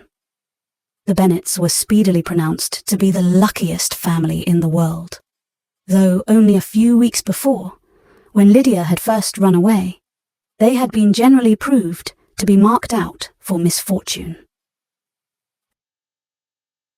Chapter 56. One morning, about a week after Bingley's engagement with Jane had been formed, as he and the females of the family were sitting together in the dining room, their attention was suddenly drawn to the window by the sound of a carriage, and they perceived a chaise and four driving up the lawn. It was too early in the morning for visitors, and besides, the equipage did not answer to that of any of their neighbours. The horses were post, and neither the carriage nor the livery of the servant who preceded it were familiar to them. As it was certain, however, that somebody was coming, Bingley instantly prevailed on Miss Bennet to avoid the confinement of such an intrusion, and walk away with him into the shrubbery. They both set off, and the conjectures of the remaining 3 continued, though with little satisfaction, till the door was thrown open and their visitor entered. It was Lady Catherine de Bourgh. They were, of course, all intending to be surprised, but their astonishment was beyond their expectation, and on the part of Mrs. Bennet and Kitty, though she was perfectly unknown to them, even inferior to what Elizabeth felt. She entered the room with an air more than usually ungracious, made no other reply to Elizabeth's salutation than a slight inclination of the head, and sat down without saying a word. Elizabeth had mentioned her name to her mother on her ladyship's entrance, though no request of introduction had been made. Mrs. Bennet, all amazement, though flattered by having a guest of such high importance, received her with the utmost politeness. After sitting for a moment in silence, she said, very stiffly to Elizabeth, "I hope you are well, Miss Bennet. That lady, I suppose, is your mother." Elizabeth replied very concisely that she was. "And that, I suppose, is one of your sisters?" "Yes, madam," said Mrs. Bennet, delighted to speak to a Lady Catherine. "She is my youngest girl but one. My youngest of all is lately married, and my eldest is somewhere about the ground, walking with a young man, who, I believe, will soon become a part of the family." "You have a very small park here," returned Lady Catherine, after a short silence. "It is nothing in comparison of Rosings, my lady, I dare say, but I assure you, it is much larger than Sir William Lucas's." "This must be a most inconvenient sitting-room for the evening in summer. The windows are full west." Mrs. Bennet assured her that they never sat there after dinner, and then added, "May I take the liberty of asking your ladyship whether you left Mr. and Mrs. Collins well?" "Yes, very well. I saw them the night before last." Elizabeth now expected that she would produce a letter for her from Charlotte, as it seemed the only probable motive for her calling. But no letter appeared, and she was completely puzzled. Mrs. Bennet, with great civility, begged her ladyship to take some refreshment, but Lady Catherine very resolutely, and not very politely, declined eating anything, and then, rising up, said to Elizabeth, "Miss Bennet, there seemed to be a prettyish kind of a little wilderness on one side of your lawn. I should be glad to take a turn in it, if you will favour me with your company." "Go, my dear," cried her mother, "and show her ladyship about the different walks. I think she will be pleased with the hermitage." Elizabeth obeyed, and running into her own room for her parasol, attended her noble guest downstairs. As they passed through the hall, Lady Catherine opened the doors into the dining parlour and drawing room, and pronouncing them, after a short survey, to be decent-looking rooms, walked on. Her carriage remained at the door, and Elizabeth saw that her waiting woman was in it. They proceeded in silence along the gravel walk that led to the copse. Elizabeth was determined to make no effort for conversation with a woman who was now more than usually insolent and disagreeable. "How could I ever think her like her nephew?" said she, as she looked in her face. As soon as they entered the copse, Lady Catherine began in the following manner. "You can be at no loss, Miss Bennet, to understand the reason of my journey hither. Your own heart, your own conscience, must tell you why I come." Elizabeth looked with unaffected astonishment. "Indeed, you are mistaken, madam. I have not been at all able to account for the honour of seeing you here." "Miss Bennet," replied her ladyship in an angry tone, "you ought to know that I am not to be trifled with. But however insincere you may choose to be, you shall not find me so. My character has ever been celebrated for its sincerity and frankness, and in a cause of such moment as this, I shall certainly not depart from it. A report of a most alarming nature reached me 2 days ago. I was told that not only your sister was on the point of being most advantageously married, but that Miss Elizabeth Bennet would, in all likelihood, be soon afterwards united to my nephew, my own nephew, Mr. Darcy. Though I know it must be a scandalous falsehood, though I would not injure him so much as to suppose the truth of it possible, I instantly resolved on setting off for this place, that I might make my sentiments known to you." "If you believed it impossible to be true," said Elizabeth, colouring with astonishment and disdain, "I wonder you took the trouble of coming so far. What could your ladyship propose by it? At once to insist upon having such a report universally contradicted." "You're coming to Longbourn, to see me and my family?" said Elizabeth coolly. "Will be rather a confirmation of it, if indeed such a report is in existence. If, do you then pretend to be ignorant of it? Has it not been industriously circulated by yourselves? Do you not know that such a report is spread abroad?" "I never heard that it was." "And can you likewise declare that there is no foundation for it?" "I do not pretend to possess equal frankness with your ladyship. You may ask questions which I shall not choose to answer." "This is not to be borne, Miss Bennet. I insist on being satisfied. Has my nephew, made you an offer of marriage?" "Your ladyship has declared it to be impossible." "It ought to be so, it must be so, while he retains the use of his reason, but your arts and allurements may, in a moment of infatuation, have made him forget what he owes to himself and to all his family. You may have drawn him in. If I have, I shall be the last person to confess it." "Miss Bennet, do you know who I am? I have not been accustomed to such language as this. I am almost the nearest relation he has in the world, and am entitled to know all his dearest concerns. But you are not entitled to know mine, nor will such behaviour as this ever induce me to be explicit. Let me be rightly understood. This match, to which you have the presumption to aspire, can never take place. No, never. Mr. Darcy is engaged to my daughter. Now, what have you to say?" "Only this, that if he is so, you can have no reason to suppose he will make an offer to me." Lady Catherine hesitated for a moment, and then replied, "The engagement between them is of a peculiar kind. From their infancy, they have been intended for each other. It was the favourite wish of his mother, as well as of hers, while in their cradles we planned the union.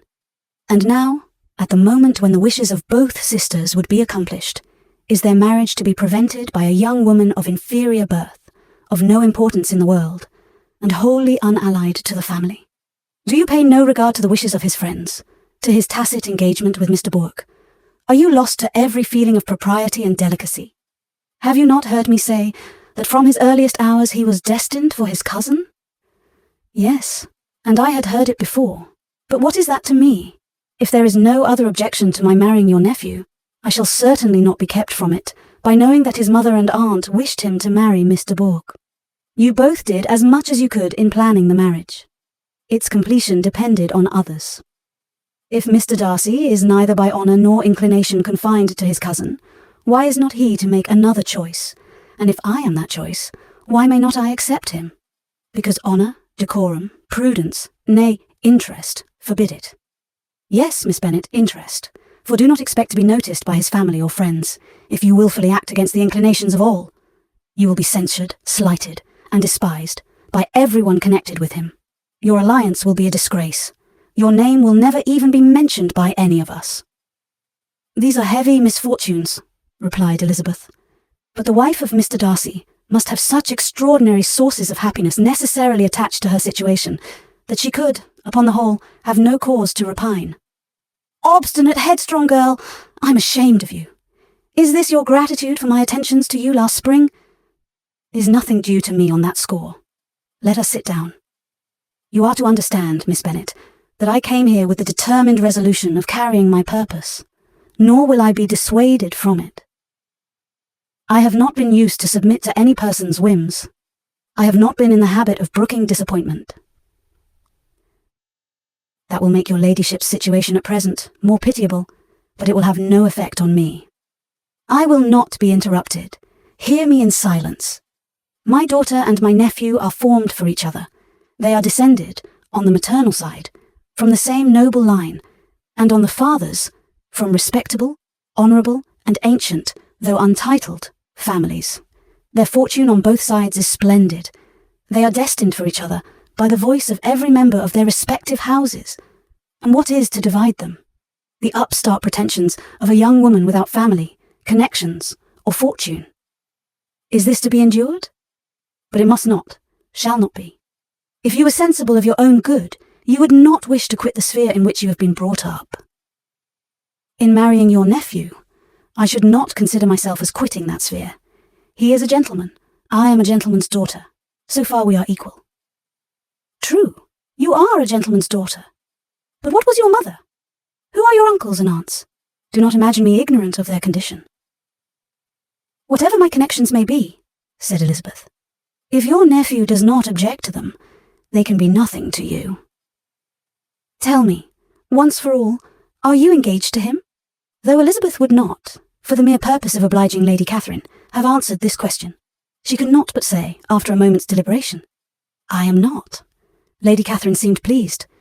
And will you promise me never to enter into such an engagement? I will make no promise of the kind. Miss Bennet, I am shocked and astonished. I expected to find a more reasonable young woman. But do not deceive yourself into a belief that I will ever recede.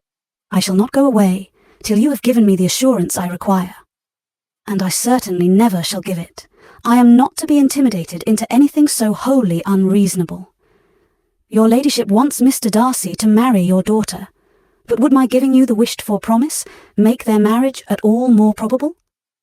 Supposing him to be attached to me, would my refusing to accept his hand make him wish to bestow it on his cousin? Allow me to say, Lady Catherine, that the arguments with which you have supported this extraordinary application have been as frivolous as the application was ill-judged. You have widely mistaken my character, if you think I can be worked on by such persuasions as these. How far your nephew might approve of your interference in his affairs, I cannot tell, but you have certainly no right to concern yourself in mine. I must beg, therefore, to be importuned no further on the subject. Not so hasty, if you please. I have by no means done. To all the objections I have already urged, I have still another to add. I am no stranger to the particulars of your youngest sister's infamous elopement. I know it all. That the young man's marrying her was a patched-up business, at the expense of your father and uncle. And is such a girl to be my nephew's sister? Is her husband, who is the son of his late father's steward, to be his brother? Heaven and earth, of what are you thinking? Are the shades of Pemberley to be thus polluted? You can now have nothing further to say, she resentfully answered. You have insulted me in every possible method. I must beg to return to the house. And she rose as she spoke. Lady Catherine rose also, and they turned back. Her ladyship was highly incensed. You have no regard, then, for the honour and credit of my nephew. Unfeeling, selfish girl, Do you not consider that a connection with you must disgrace him in the eyes of everybody? Lady Catherine, I have nothing further to say. You know my sentiments. You are then resolved to have him. I have said no such thing. I am only resolved to act in that manner which will, in my own opinion, constitute my happiness, without reference to you, or to any person so wholly unconnected with me. It is well. You refuse, then, to oblige me. You refuse to obey the claims of duty, honour, and gratitude. You are determined to ruin him in the opinion of all his friends, and make him the contempt of the world. Neither duty, nor honour, nor gratitude, replied Elizabeth, has any possible claim on me in the present instance. No principle of either would be violated by my marriage with Mr. Darcy. And with regard to the resentment of his family, or the indignation of the world, if the former were excited by his marrying me, it would not give me one moment's concern, and the world in general would have too much sense to join in the scorn. And this is your real opinion? This is your final resolve? Very well. I shall now know how to act. Do not imagine, Miss Bennet, that your ambition will ever be gratified. I came to try you. I hoped to find you reasonable.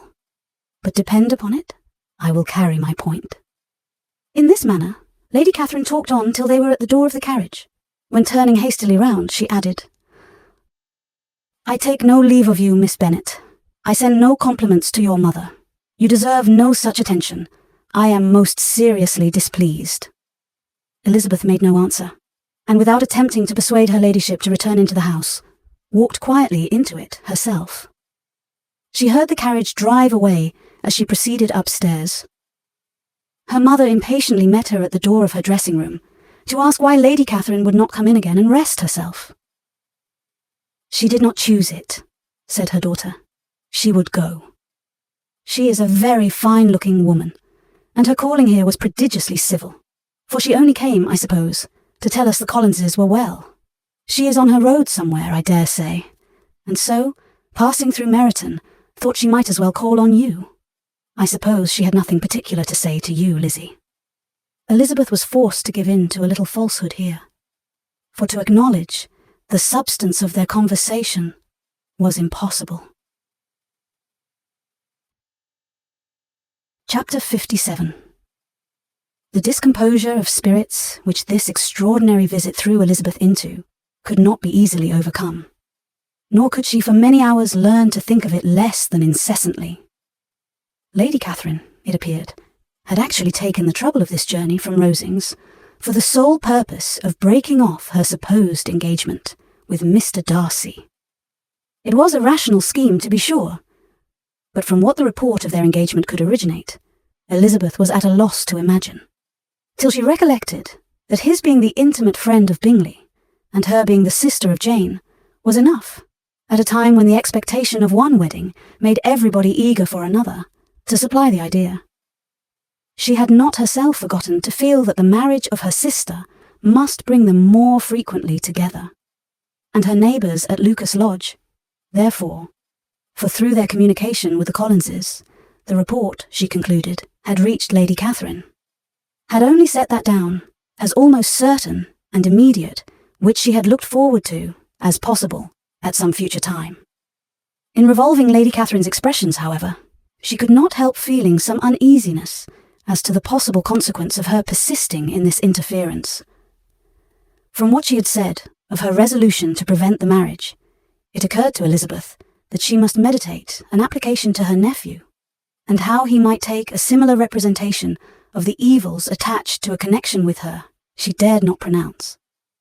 She knew not the exact degree of his affection for his aunt, or his dependence on her judgment, but it was natural to suppose that he thought much higher of her ladyship than she could do, and it was certain that in enumerating the miseries of a marriage with one whose immediate connections were so unequal to his own, his aunt would address him on his weakest side. With his notions of dignity, he would probably feel that the arguments, which to Elizabeth had appeared weak and ridiculous, contained much good sense and solid reasoning. If he had been wavering before as to what he should do, which had often seemed likely, the advice and entreaty of so near a relation might settle every doubt and determine him at once to be as happy as dignity unblemished could make him. In that case, he would return no more. Lady Catherine might see him in her way through town, and his engagement to Bingley of coming again to Netherfield must give way. If, therefore, an excuse for not keeping his promise should come to his friend within a few days, she added, I shall know how to understand it. I shall then give over every expectation, every wish of his constancy. If he is satisfied with only regretting me, when he might have obtained my affections and hand, I shall soon cease to regret him at all. The surprise of the rest of the family, on hearing who their visitor had been, was very great, but they obligingly satisfied it with the same kind of supposition which had appeased Mrs. Bennet's curiosity, and Elizabeth was spared from much teasing on the subject. The next morning, as she was going downstairs, she was met by her father, who came out of his library with a letter in his hand. Lizzie, said he, I was going to look for you. Come into my room. She followed him thither, and her curiosity to know what he had to tell her was heightened by the supposition of its being in some manner connected with the letter he held. It suddenly struck her that it might be from Lady Catherine, and she anticipated with dismay all the consequent explanations. She followed her father to the fireplace, and they both sat down. He then said, I have received a letter this morning that has astonished me exceedingly. As it principally concerns yourself, you ought to know its contents. I did not know before that I had 2 daughters on the brink of matrimony. Let me congratulate you on a very important conquest. The colour now rushed into Elizabeth's cheeks in the instantaneous conviction of its being a letter from the nephew instead of the aunt, and she was undetermined whether most to be pleased that he explained himself at all, or offended that his letter was not rather addressed to herself, when her father continued, You look conscious. Young ladies have great penetration in such matters as these, but I think I may defy even your sagacity to discover the name of your admirer. This letter is from Mr. Collins. From Mr. Collins? And what can he have to say? Something very much to the purpose, of course. He begins with congratulations on the approaching nuptials of my eldest daughter, of which, it seems, he has been told by some of the good-natured, gossiping Lucases. I shall not sport with your impatience by reading what he says on that point. What relates to yourself is as follows. Having thus offered you the sincere congratulations of Mrs. Collins and myself on this happy event, let me now add a short hint on the subject of another, of which we have been advertised by the same authority. Your daughter Elizabeth, it is presumed, will not long bear the name of Bennet, after her elder sister has resigned it, and the chosen partner of her fate may be reasonably looked up to as one of the most illustrious personages in this land. Can you possibly guess, Lizzie, who is meant by this? This young gentleman is blessed, in a peculiar way, with everything the heart of mortal can most desire: splendid property, noble kindred, and extensive patronage. Yet, in spite of all these temptations, let me warn my cousin Elizabeth, and yourself, of what evils you may incur by a precipitate closure with this gentleman's proposals, which, of course, you will be inclined to take immediate advantage of. Have you any idea, Lizzie, who this gentleman is? But now it comes out. My motive for cautioning you is as follows. We have reason to imagine that his aunt, Lady Catherine de Bourgh, does not look on the match with a friendly eye. Mr. Darcy, you see, is the man. Now, Lizzie, I think I have surprised you. Could he, or the Lucases, have pitched on any man, within the circle of our acquaintance, whose name would have given the lie more effectually to what they related? Mr. Darcy, who never looks at any woman but to see a blemish, and who probably never looked at you in his life. It is admirable. Elizabeth tried to join in her father's pleasantry, but could only force one most reluctant smile. Never had his wit been directed in a manner so little agreeable to her. Are you not diverted? Oh yes, pray read on. After mentioning the likelihood of this marriage to her ladyship last night, she immediately, with her usual condescension, expressed what she felt on the occasion, when it became apparent that, on the score of some family objections on the part of my cousin, she would never give her consent to what she termed so disgraceful a match. I thought it my duty to give the speediest intelligence of this to my cousin, that she and her noble admirer may be aware of what they are about, and not run hastily into a marriage which has not been properly sanctioned. Mr. Collins, moreover, adds, "I am truly rejoiced that my cousin Lydia's sad business has been so well hushed up, and am only concerned that their living together before the marriage took place should be so generally known. I must not, however, neglect the duties of my station, or refrain from declaring my amazement at hearing that you received the young couple into your house as soon as they were married. It was an encouragement of vice, and had I been the rector of Longbourn, I should very strenuously have opposed it. You ought certainly to forgive them as a Christian, but never to admit them in your sight, or allow their names to be mentioned in your hearing. That is his notion of Christian forgiveness." The rest of his letter is only about his dear Charlotte's situation, and his expectation of a young olive branch. But Lizzie, you look as if you did not enjoy it. You're not going to be missish, I hope, and pretend to be affronted at an idle report. For what do we live, but to make sport for our neighbours, and laugh at them in our turn? "Oh," cried Elizabeth, "I am exceedingly diverted, but it is so strange." "Yes, that is what makes it amusing. Had they fixed on any other man, it would have been nothing, but his perfect indifference and your pointed dislike make it so delightfully absurd. Much as I abominate writing, I would not give up Mr. Collins's correspondence for any consideration. Nay, when I read a letter of his, I cannot help giving him the preference even over Wickham, much as I value the impudence and hypocrisy of my son-in-law. And pray, Lizzie, what said Lady Catherine about this report? Did she call to refuse her consent?" To this question, his daughter replied only with a laugh, and as it had been asked without the least suspicion, she was not distressed by his repeating it. Elizabeth had never been more at a loss to make her feelings appear what they were not. It was necessary to laugh when she would rather have cried. Her father had most cruelly mortified her by what he said of Mr. Darcy's indifference, and she could do nothing but wonder at such a want of penetration, or fear that, perhaps, instead of his seeing too little, she might have fancied too much. Chapter 58. Instead of receiving any such letter of excuse from his friend, as Elizabeth half expected Mr. Bingley to do, he was able to bring Darcy with him to Longbourn, before many days had passed after Lady Catherine's visit. The gentleman arrived early, and before Mrs. Bennet had time to tell him of their having seen his aunt, of which her daughter sat in momentary dread, Bingley, who wanted to be alone with Jane, proposed their all walking out. It was agreed to. Mrs. Bennet was not in the habit of walking. Mary could never spare time, but the remaining 5 set off together. Bingley and Jane, however, soon allowed the others to outstrip them. They lagged behind, while Elizabeth, Kitty, and Darcy were to entertain each other. Very little was said by either. Kitty was too much afraid of him to talk. Elizabeth was secretly forming a desperate resolution, and, perhaps, he might be doing the same.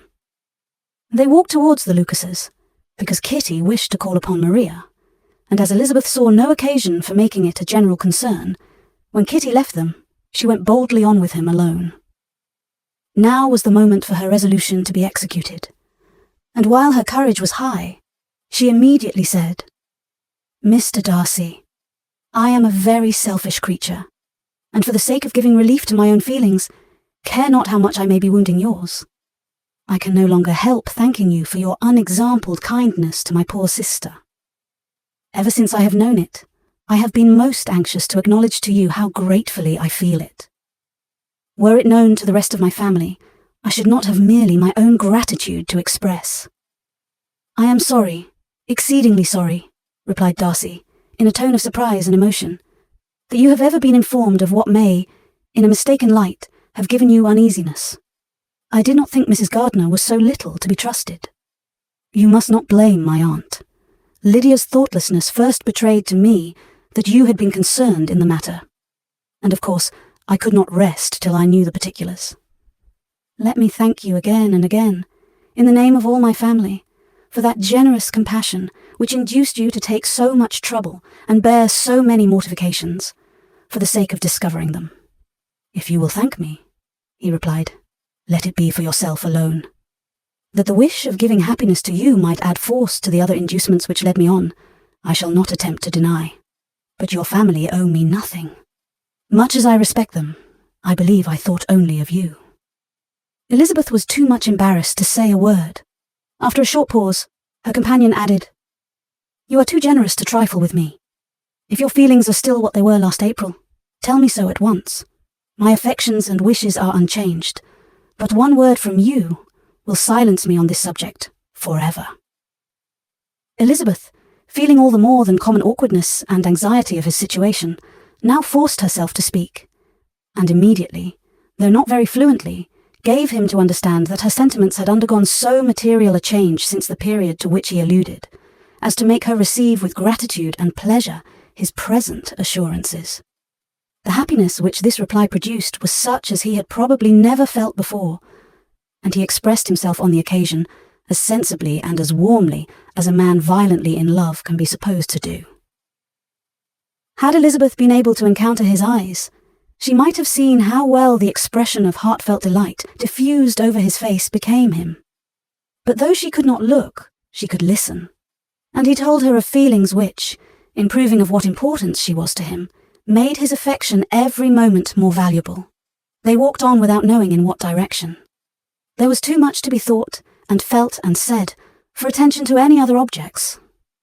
She soon learnt that they were indebted for their present good understanding to the efforts of his aunt, who did call on him in her return through London, and there relate her journey to Longbourn, its motive, and the substance of her conversation with Elizabeth, dwelling emphatically on every expression of the latter, which, in her ladyship's apprehension, peculiarly denoted her perverseness and assurance, in the belief that such a relation must assist her endeavours to obtain that promise from her nephew which she had refused to give. But, unluckily for her ladyship, its effect had been exactly contrariwise. "It taught me to hope," said he, "as I had scarcely ever allowed myself to hope before. I knew enough of your disposition to be certain that had you been absolutely, irrevocably decided against me, you would have acknowledged it to Lady Catherine frankly and openly." Elizabeth coloured and laughed as she replied, "Yes, you know enough of my frankness to believe me capable of that. After abusing you so abominably to your face, I could have no scruple in abusing you to all your relations." "What did you say of me that I did not deserve? For though your accusations were ill-founded, formed on mistaken premises, my behaviour to you at the time had merited the severest reproof. It was unpardonable. I cannot think of it without abhorrence." "We will not quarrel for the greater share of blame annexed to that evening," said Elizabeth. "The conduct of neither, if strictly examined, will be irreproachable, but since then we have both, I hope, improved in civility. I cannot be so easily reconciled to myself. The recollection of what I then said, of my conduct, my manners, my expressions during the whole of it, is now, and has been many months, inexpressibly painful to me. Your reproof, so well applied, I shall never forget. Had you behaved in a more gentlemanlike manner? Those were your words. You know not, you can scarcely conceive how they have tortured me, though it was some time, I confess, before I was reasonable enough to allow their justice. I was certainly very far from expecting them to make so strong an impression. I had not the smallest idea of their being ever felt in such a way." "I can easily believe it. You thought me then devoid of every proper feeling, I am sure you did. The turn of your countenance I shall never forget, as you said that I could not have addressed you in any possible way that would induce you to accept me. Oh, do not repeat what I then said. These recollections will not do at all. I assure you that I have long been most heartily ashamed of it." Darcy mentioned his letter. "Did it?" said he. "Did it soon make you think better of me? Did you, on reading it, give any credit to its contents?" She explained what its effects on her had been, and how gradually all her former prejudices had been removed. "I knew," said he, "that what I wrote must give you pain, but it was necessary. I hope you have destroyed the letter. There was one part, especially the opening of it, which I should dread your having the power of reading again. I can remember some expressions which might justly make you hate me." "The letter shall certainly be burnt, if you believe it essential to the preservation of my regard. But though we have both reason to think my opinions not entirely unalterable, they are not, I hope, quite so easily changed as that implies." "When I wrote that letter," replied Darcy, "I believed myself perfectly calm and cool, but I am since convinced that it was written in a dreadful bitterness of spirit." "The letter," perhaps began in bitterness, but it did not end so. The adieu is charity itself. But think no more of the letter. The feelings of the person who wrote and the person who received it are now so widely different from what they were then, that every unpleasant circumstance attending it ought to be forgotten. You must learn some of my philosophy. Think only of the past, as its remembrance gives you pleasure. I cannot give you credit for any philosophy of the kind. Your retrospections must be so totally void of reproach, that the contentment arising from them is not of philosophy, but, what is much better, of ignorance. But with me, it is not so. Painful recollections will intrude which ought not to be repelled. I have been a selfish being all my life, in practice, though not in principle. As a child, I was taught what was right, but I was not taught to correct my temper. I was given good principles, but left to follow them in pride and conceit. Unfortunately, an only son, for many years an only child, I was spoiled by my parents, who, though good themselves, my father particularly, all that was benevolent and amiable, allowed, encouraged, almost taught me to be selfish and overbearing, to care for none beyond my own family circle, to think meanly of all the rest of the world, to wish at least to think meanly of their sense and worth compared with my own. Such I was, from 8 to 28, and such I might still have been but for you, dearest, loveliest Elizabeth. What do I not owe you? You taught me a lesson, hard indeed at first, but most advantageous. By you I was properly humbled. I came to you without a doubt of my reception. You showed me how insufficient were all my pretensions to please a woman worthy of being pleased. Had you then persuaded yourself that I should? Indeed I had. What will you think of my vanity? I believed you to be wishing, expecting my addresses. My manners must have been in fault, but not intentionally, I assure you. I never meant to deceive you, but my spirits might often lead me wrong. How you must have hated me after that evening. Hate you? I was angry, perhaps, at first, but my anger soon began to take a proper direction. I am almost afraid of asking what you thought of me when we met at Pemberley. You blamed me for coming. No, indeed, I felt nothing but surprise. Your surprise could not be greater than mine in being noticed by you. My conscience told me that I deserved no extraordinary politeness, and I confess that I did not expect to receive more than my due. My object, then, replied Darcy, was to show you by every civility in my power that I was not so mean as to resent the past, and I hoped to obtain your forgiveness, to lessen your ill opinion, by letting you see that your reproofs had been attended to. How soon any other wishes introduced themselves, I can hardly tell, but I believe in about half an hour after I had seen you.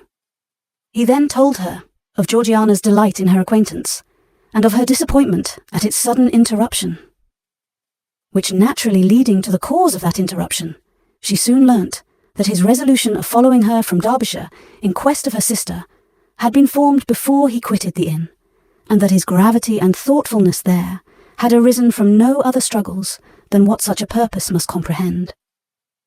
She expressed her gratitude again, but it was too painful a subject to each to be dwelt on farther. After walking several miles in a leisurely manner, and too busy to know anything about it, they found at last, on examining their watches, that it was time to be at home. What could have become of Mr. Bingley and Jane? Was a wonder which introduced the discussion of their affairs. Darcy was delighted with their engagement. His friend had given him the earliest information of it. I must ask whether you were surprised? Said Elizabeth. Not at all. When I went away, I felt that it would soon happen. That is to say, you had given your permission. I guessed as much. And though he exclaimed at the term, she found that it had been pretty much the case. On the evening before my going to London, said he, I made a confession to him, which I believe I ought to have made long ago. I told him of all that had occurred to make my former interference in his affairs absurd and impertinent. His surprise was great. He had never had the slightest suspicion. I told him, moreover, that I believed myself mistaken in supposing, as I had done, that your sister was indifferent to him, and as I could easily perceive that his attachment to her was unabated, I felt no doubt of their happiness together. Elizabeth could not help smiling at his easy manner of directing his friend. Did you speak from your own observation, said she, when you told him that my sister loved him, or merely from my information last spring? From the former. I had narrowly observed her during the 2 visits which I had lately made her here, and I was convinced of her affection. And your assurance of it, I suppose, carried immediate conviction to him. It did. Bingley is most unaffectedly modest. His diffidence had prevented his depending on his own judgment in so anxious a case, but his reliance on mine made everything easy. I was obliged to confess one thing, which for a time, and not unjustly, offended him. I could not allow myself to conceal that your sister had been in town 3 months last winter, that I had known it, and purposely kept it from him. He was angry, but his anger, I am persuaded, lasted no longer than he remained in any doubt of your sister's sentiments. He has heartily forgiven me now. Elizabeth longed to observe that Mr. Bingley had been a most delightful friend, so easily guided that his worth was invaluable. But she checked herself. She remembered that he had yet to learn to be laughed at, and it was rather too early to begin. In anticipating the happiness of Bingley, which of course was to be inferior only to his own, he continued the conversation till they reached the house. In the hall, they parted. Chapter 59. My dear Lizzie, where can you have been walking to? Was a question which Elizabeth received from Jane as soon as she entered the room, and from all the others when they sat down to table. She had only to say in reply that they had wandered about till she was beyond her own knowledge. She coloured as she spoke, but neither that nor anything else awakened a suspicion of the truth. The evening passed quietly, unmarked by anything extraordinary. The acknowledged lovers talked and laughed. The unacknowledged were silent. Darcy was not of a disposition in which happiness overflows in mirth, and Elizabeth, agitated and confused, rather knew that she was happy than felt herself to be so. For, besides the immediate embarrassment, there were other evils before her. She anticipated what would be felt in the family when her situation became known. She was aware that no one liked him but Jane, and even feared that with the others it was a dislike which not all his fortune and consequence might do away. At night, she opened her heart to Jane. Though suspicion was very far from Miss Bennet's general habits, she was absolutely incredulous here. You are joking, Lizzie. This cannot be. Engaged to Mr. Darcy? No, you shall not deceive me. I know it to be impossible. This is a wretched beginning indeed. My sole dependence was on you, and I am sure nobody else will believe me if you do not. Yet indeed, I am in earnest. I speak nothing but the truth. He still loves me, and we are engaged. Jane looked at her doubtingly. Oh, Lizzie, it cannot be. I know how much you dislike him. You know nothing of the matter. That is all to be forgot. Perhaps I did not always love him so well as I do now, but in such cases as these, a good memory is unpardonable. This is the last time I shall ever remember it myself. Miss Bennet still looked all amazement. Elizabeth again, and more seriously, assured her of its truth. Good heaven! Can it be really so? Yet now I must believe you, cried Jane. My dear, dear Lizzie, I do congratulate you. But are you certain, forgive the question, are you quite certain that you can be happy with him? There can be no doubt of that. It is settled between us already that we are to be the happiest couple in the world. But are you pleased, Jane? Shall you like to have such a brother? Very, very much. Nothing could give either Bingley or myself more delight. But we considered it. We talked of it as impossible. And do you really love him quite well enough? Oh, Lizzie, do anything, rather than marry without affection. Are you quite sure that you feel what you ought to do? Oh, yes. You will only think I feel more than I ought to do when I tell you all. What do you mean? Why, I must confess that I love him better than I do Bingley. I am afraid you will be angry. My dearest sister, now be serious. I want to talk very seriously. Let me know everything that I am to know without delay. Will you tell me how long you have loved him? It has been coming on so gradually that I hardly know when it began, but I believe I must date it from my first seeing his beautiful grounds at Pemberley. Another entreaty that she would be serious, however, produced the desired effect, and she soon satisfied Jane by her solemn assurances of attachment. When convinced on that article, Miss Bennet had nothing further to wish. Now I am quite happy, said she, for you will be as happy as myself. I always had a value for him. Were it for nothing but his love of you, I must always have esteemed him. But now, as Bingley's friend and your husband, there can be only Bingley and yourself, more dear to me. But, Lizzie, you have been very sly, very reserved with me.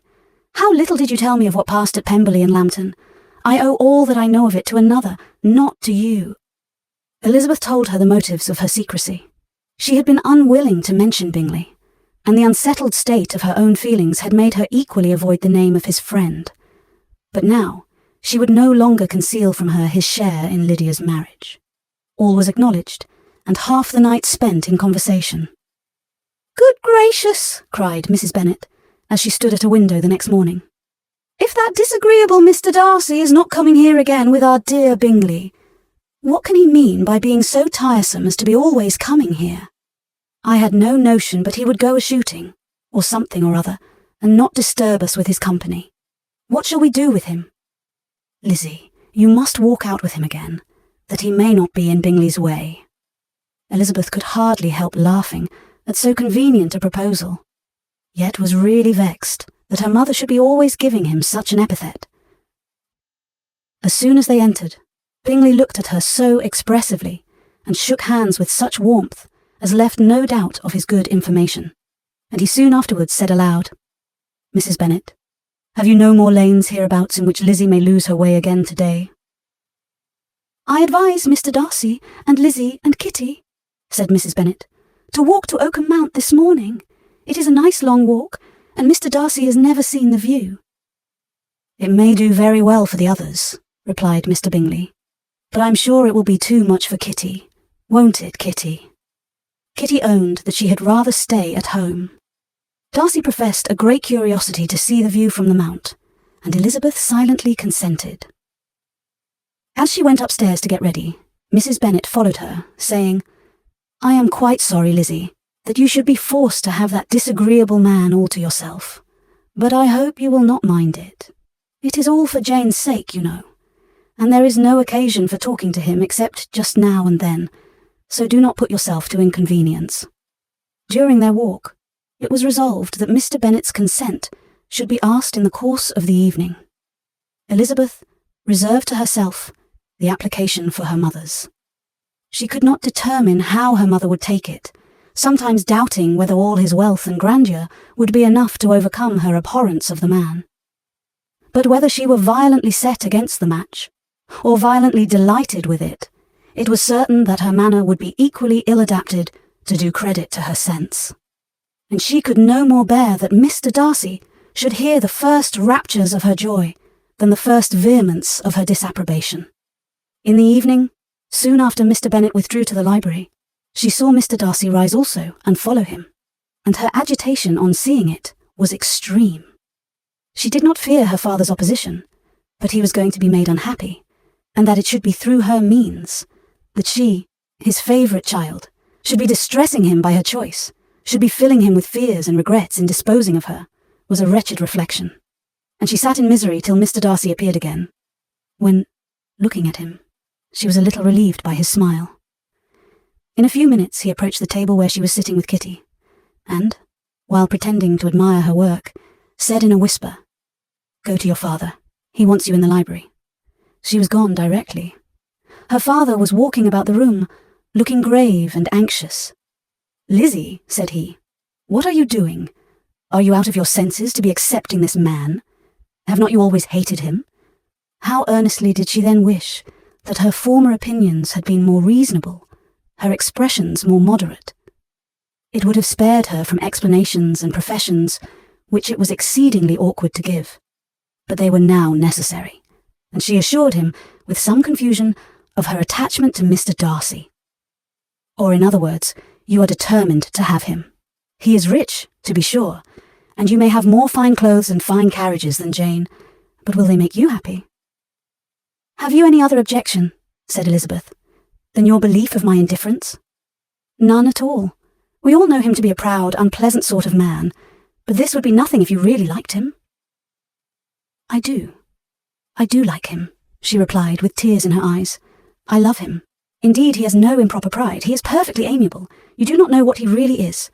Then pray do not pain me by speaking of him in such terms. Lizzie, said her father, I have given him my consent. He is the kind of man, indeed, to whom I should never dare refuse anything, which he condescended to ask. I now give it to you, if you are resolved on having him. But let me advise you to think better of it. I know your disposition, Lizzie. I know that you could be neither happy nor respectable, unless you truly esteemed your husband, unless you looked up to him as a superior. Your lively talents would place you in the greatest danger in an unequal marriage. You could scarcely escape discredit and misery. My child, let me not have the grief of seeing you unable to respect your partner in life. You know not what you are about.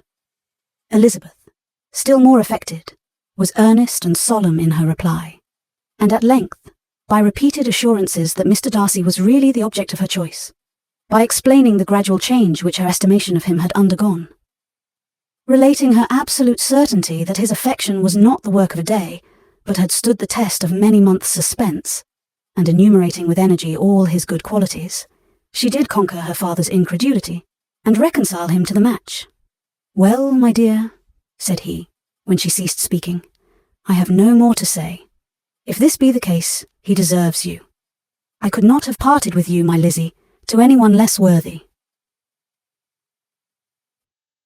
To complete the favourable impression, she then told him what Mr. Darcy had voluntarily done for Lydia. He heard her with astonishment. This is an evening of wonders indeed. And so, Darcy did everything, made up the match, gave the money, paid the fellow's debts, and got him his commission. So much the better. It will save me a world of trouble and economy. Had it been your uncle's doing, I must and would have paid him. But these violent young lovers carry everything their own way. I shall offer to pay him tomorrow. He will rant and storm about his love for you, and there will be an end of the matter. He then recollected her embarrassment, a few days before, on his reading Mr. Collins's letter, and after laughing at her some time, allowed her at last to go, saying, as she quitted the room, If any young men come for Mary or Kitty, send them in, for I am quite at leisure. Elizabeth's mind was now relieved from a very heavy weight, and, after half an hour's quiet reflection in her own room, she was able to join the others with tolerable composure. Everything was too recent for gaiety, but the evening passed tranquilly away. There was no longer anything material to be dreaded, and the comfort of ease and familiarity would come in time. When her mother went up to her dressing room at night, she followed her and made the important communication. Its effect was most extraordinary, for, on first hearing it, Mrs. Bennet sat quite still and unable to utter a syllable. Nor was it under many, many minutes that she could comprehend what she heard, though not in general backward to credit what was for the advantage of her family, or that came in the shape of a lover to any of them. She began at length to recover, to fidget about in her chair, get up, sit down again, wonder and bless herself. Good gracious, Lord bless me, only think, dear me, Mr. Darcy, who would have thought it? And is it really true? Oh, my sweetest Lizzie, how rich and how great you will be, what pin money, what jewels, what carriages you will have. Jane's is nothing to it, nothing at all. I am so pleased, so happy, such a charming man, so handsome, so tall. Oh, my dear Lizzie, pray apologise for my having disliked him so much before. I hope he will overlook it. Dear, dear Lizzie, a house in town, everything that is charming, 3 daughters married, 10,000 a year. Oh, Lord, what will become of me? I shall go distracted. This was enough to prove that her approbation need not be doubted, and Elizabeth, rejoicing that such an effusion was heard only by herself, soon went away. But before she had been 3 minutes in her own room, her mother followed her. My dearest child, she cried, I can think of nothing else. 10,000 a year, and very likely more. 'Tis as good as a lord, and a special licence. You must and shall be married by a special licence. But my dearest love, tell me what dish Mr. Darcy is particularly fond of, that I may have it tomorrow. This was a sad omen of what her mother's behaviour to the gentleman himself might be, and Elizabeth found that, though in the certain possession of his warmest affection, and secure of her relations' consent, there was still something to be wished for.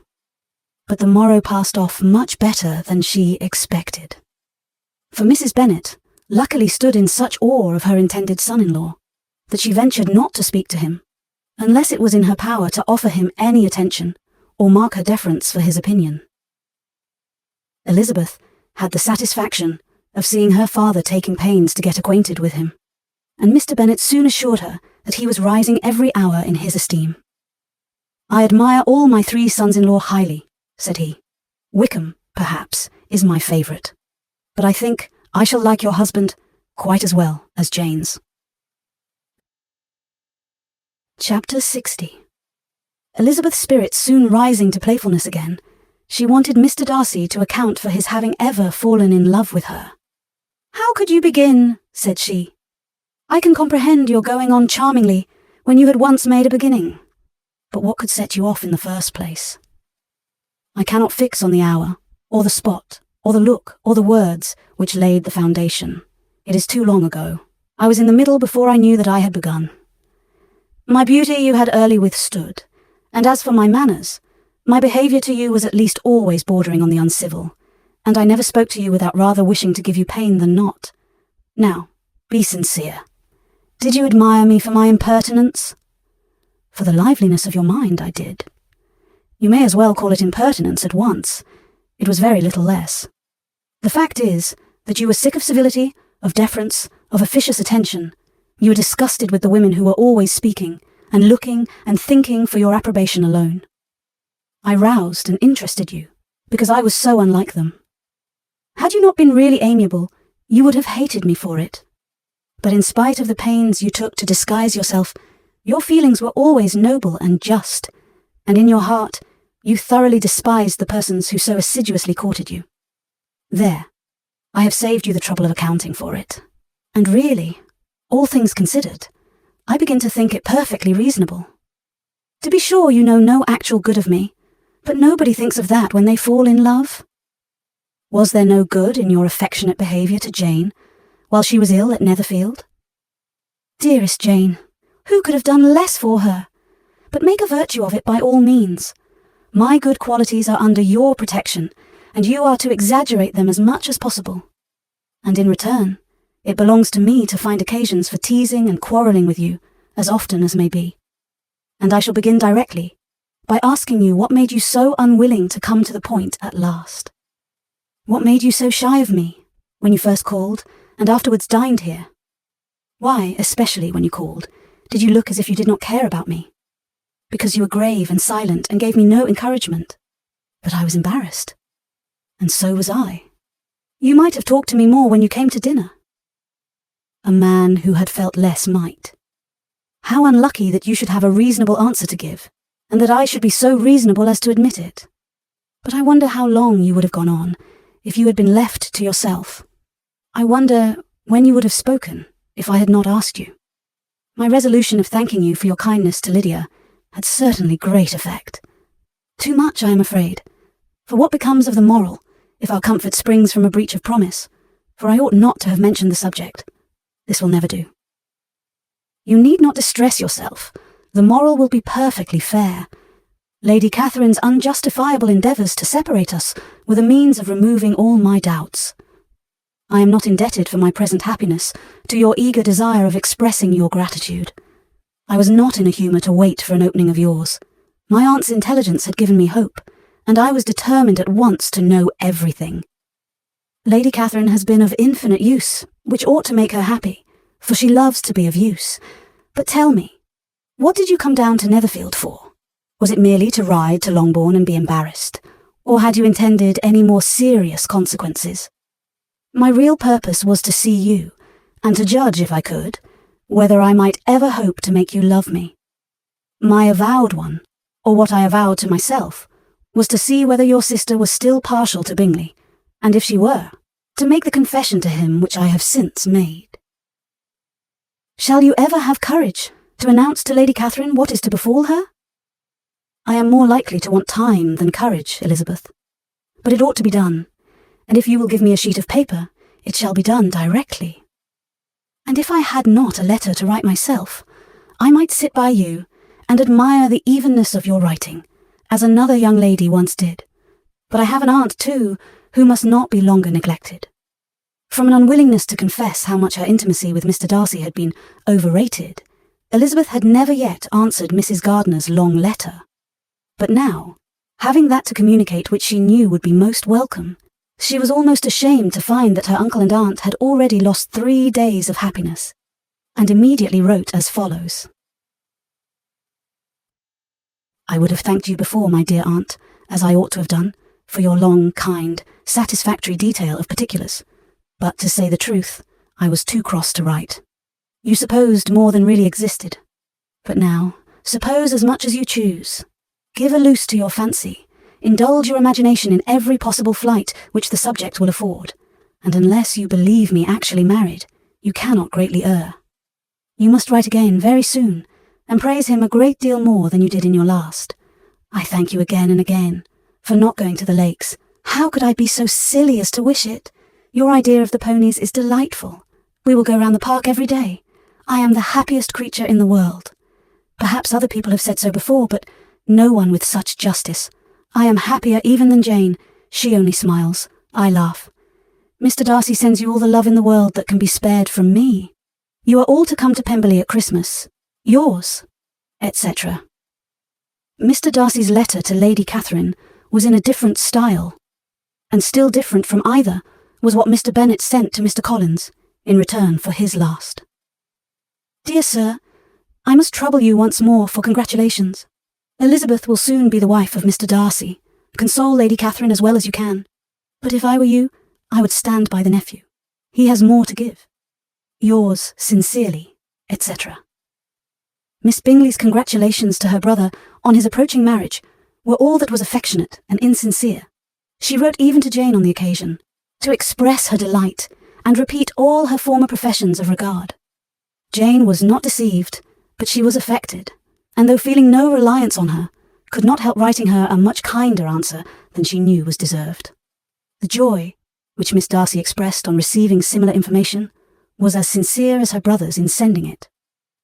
4 sides of paper were insufficient to contain all her delight, and all her earnest desire of being loved by her sister. Before any answer could arrive from Mr. Collins, or any congratulations to Elizabeth from his wife, the Longbourn family heard that the Collinses were come themselves to Lucas Lodge. The reason of this sudden removal was soon evident. Lady Catherine had been rendered so exceedingly angry by the contents of her nephew's letter that Charlotte, really rejoicing in the match, was anxious to get away till the storm was blown over.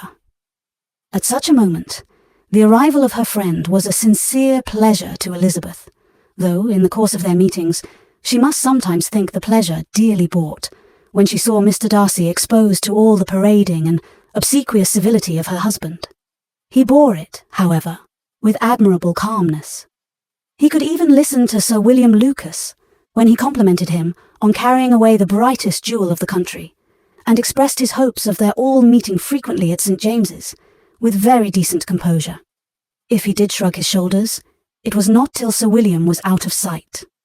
Mrs. Phillips's vulgarity was another, and, perhaps, a greater tax on his forbearance.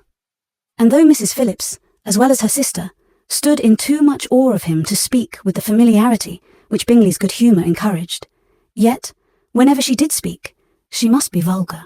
Nor was her respect for him, though it made her more quiet, at all likely to make her more elegant.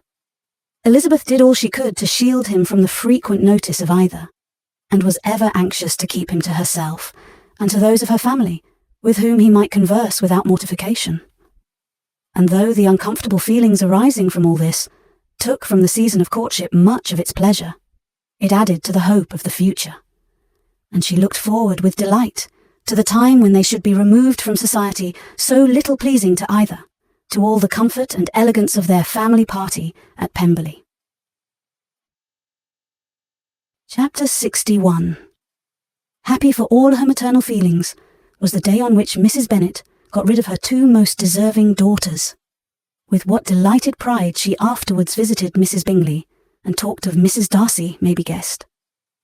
I wish I could say, for the sake of her family, that the accomplishment of her earnest desire in the establishment of so many of her children produced so happy an effect as to make her a sensible, amiable, well-informed woman for the rest of her life.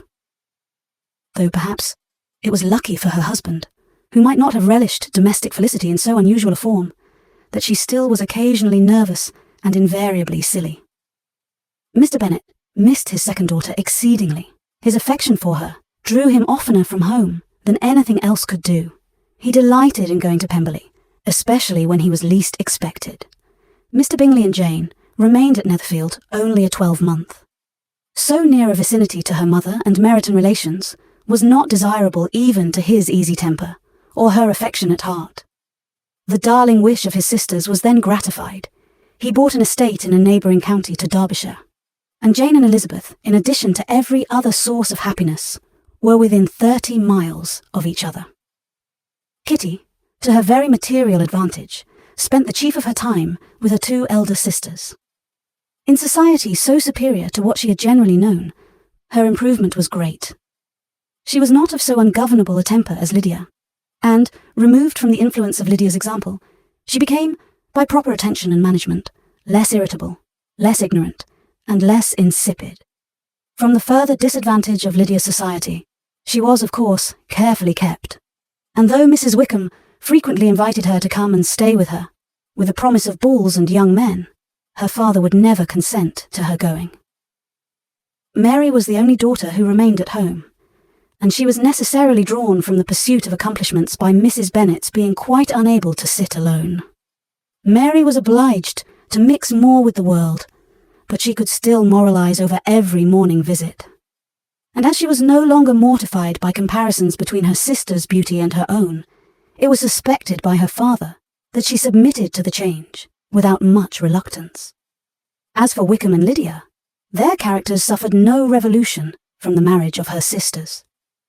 He bore with philosophy the conviction that Elizabeth must now become acquainted with whatever of his ingratitude and falsehood had before been unknown to her, and, in spite of everything, was not wholly without hope that Darcy might yet be prevailed on to make his fortune.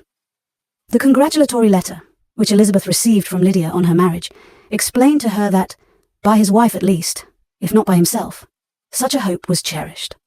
The letter was to this effect: "My dear Lizzie, I wish you joy. If you love Mr. Darcy half so well as I do my dear Wickham, you must be very happy. It is a great comfort to have you so rich, and when you have nothing else to do, I hope you will think of us. I am sure Wickham would like a place at court very much, and I do not think we shall have quite money enough to live upon without some help. Any place would do of about 300 or 400 a year. But, however, do not speak to Mr. Darcy about it, if you had rather not. Yours, etc." As it happened that Elizabeth had much rather not, she endeavoured in her answer to put an end to every entreaty and expectation of the kind. Such relief, however, as it was in her power to afford, by the practice of what might be called economy, in her own private expenses, she frequently sent them. It had always been evident to her that such an income as theirs, under the direction of two persons so extravagant in their wants, and heedless of the future, must be very insufficient to their support, and whenever they changed their quarters, either Jane or herself was sure of being applied to for some little assistance towards discharging their bills. Their manner of living, even when the restoration of peace dismissed them to a home, was unsettled in the extreme. They were always moving from place to place in quest of a cheap situation, and always spending more than they ought. His affection for her soon sunk into indifference. Hers lasted a little longer, and in spite of her youth and her manners, she retained all the claims to reputation which her marriage had given her. Though Darcy could never receive him at Pemberley, yet, for Elizabeth's sake, he assisted him further in his profession. Lydia was occasionally a visitor there, when her husband was gone to enjoy himself in London or Bath, and with the Bingleys, they both of them frequently stayed so long that even Bingley's good humour was overcome, and he proceeded so far as to talk of giving them a hint to be gone. Miss Bingley was very deeply mortified by Darcy's marriage, but as she thought it advisable to retain the right of visiting at Pemberley, she dropped all her resentment, was fonder than ever of Georgiana, almost as attentive to Darcy as heretofore, and paid off every arrear of civility to Elizabeth. Pemberley was now Georgiana's home, and the attachment of the sisters was exactly what Darcy had hoped to see. They were able to love each other, even as well as they intended. Georgiana had the highest opinion in the world of Elizabeth, though at first she often listened with an astonishment bordering on alarm at her lively, sportive manner of talking to her brother. He, who had always inspired in herself a respect which almost overcame her affection, she now saw the object of open pleasantry. Her mind received knowledge which had never before fallen in her way. By Elizabeth's instructions, she began to comprehend that a woman may take liberties with her husband, which a brother will not always allow in a sister more than 10 years younger than himself. Lady Catherine was extremely indignant on the marriage of her nephew, and as she gave way to all the genuine frankness of her character, in her reply to the letter which announced its arrangement, she sent him language so very abusive, especially of Elizabeth, that for some time all intercourse was at an end. But at length, by Elizabeth's persuasion, he was prevailed on to overlook the offence and seek a reconciliation, and, after a little further resistance on the part of his aunt, her resentment gave way, either to her affection for him or her curiosity to see how his wife conducted herself, and she condescended to wait on them at Pemberley, in spite of that pollution which its woods had received, not merely from the presence of such a mistress, but the visits of her uncle and aunt from the city. With the Gardiners, they were always on the most intimate terms. Darcy, as well as Elizabeth, really loved them, and they were both ever sensible of the warmest gratitude towards the persons who, by bringing her into Derbyshire, had been the means of uniting them. The end. Thank you for listening. If you like our recordings, consider liking this video and subscribing to our channel so you don't miss any more audiobooks.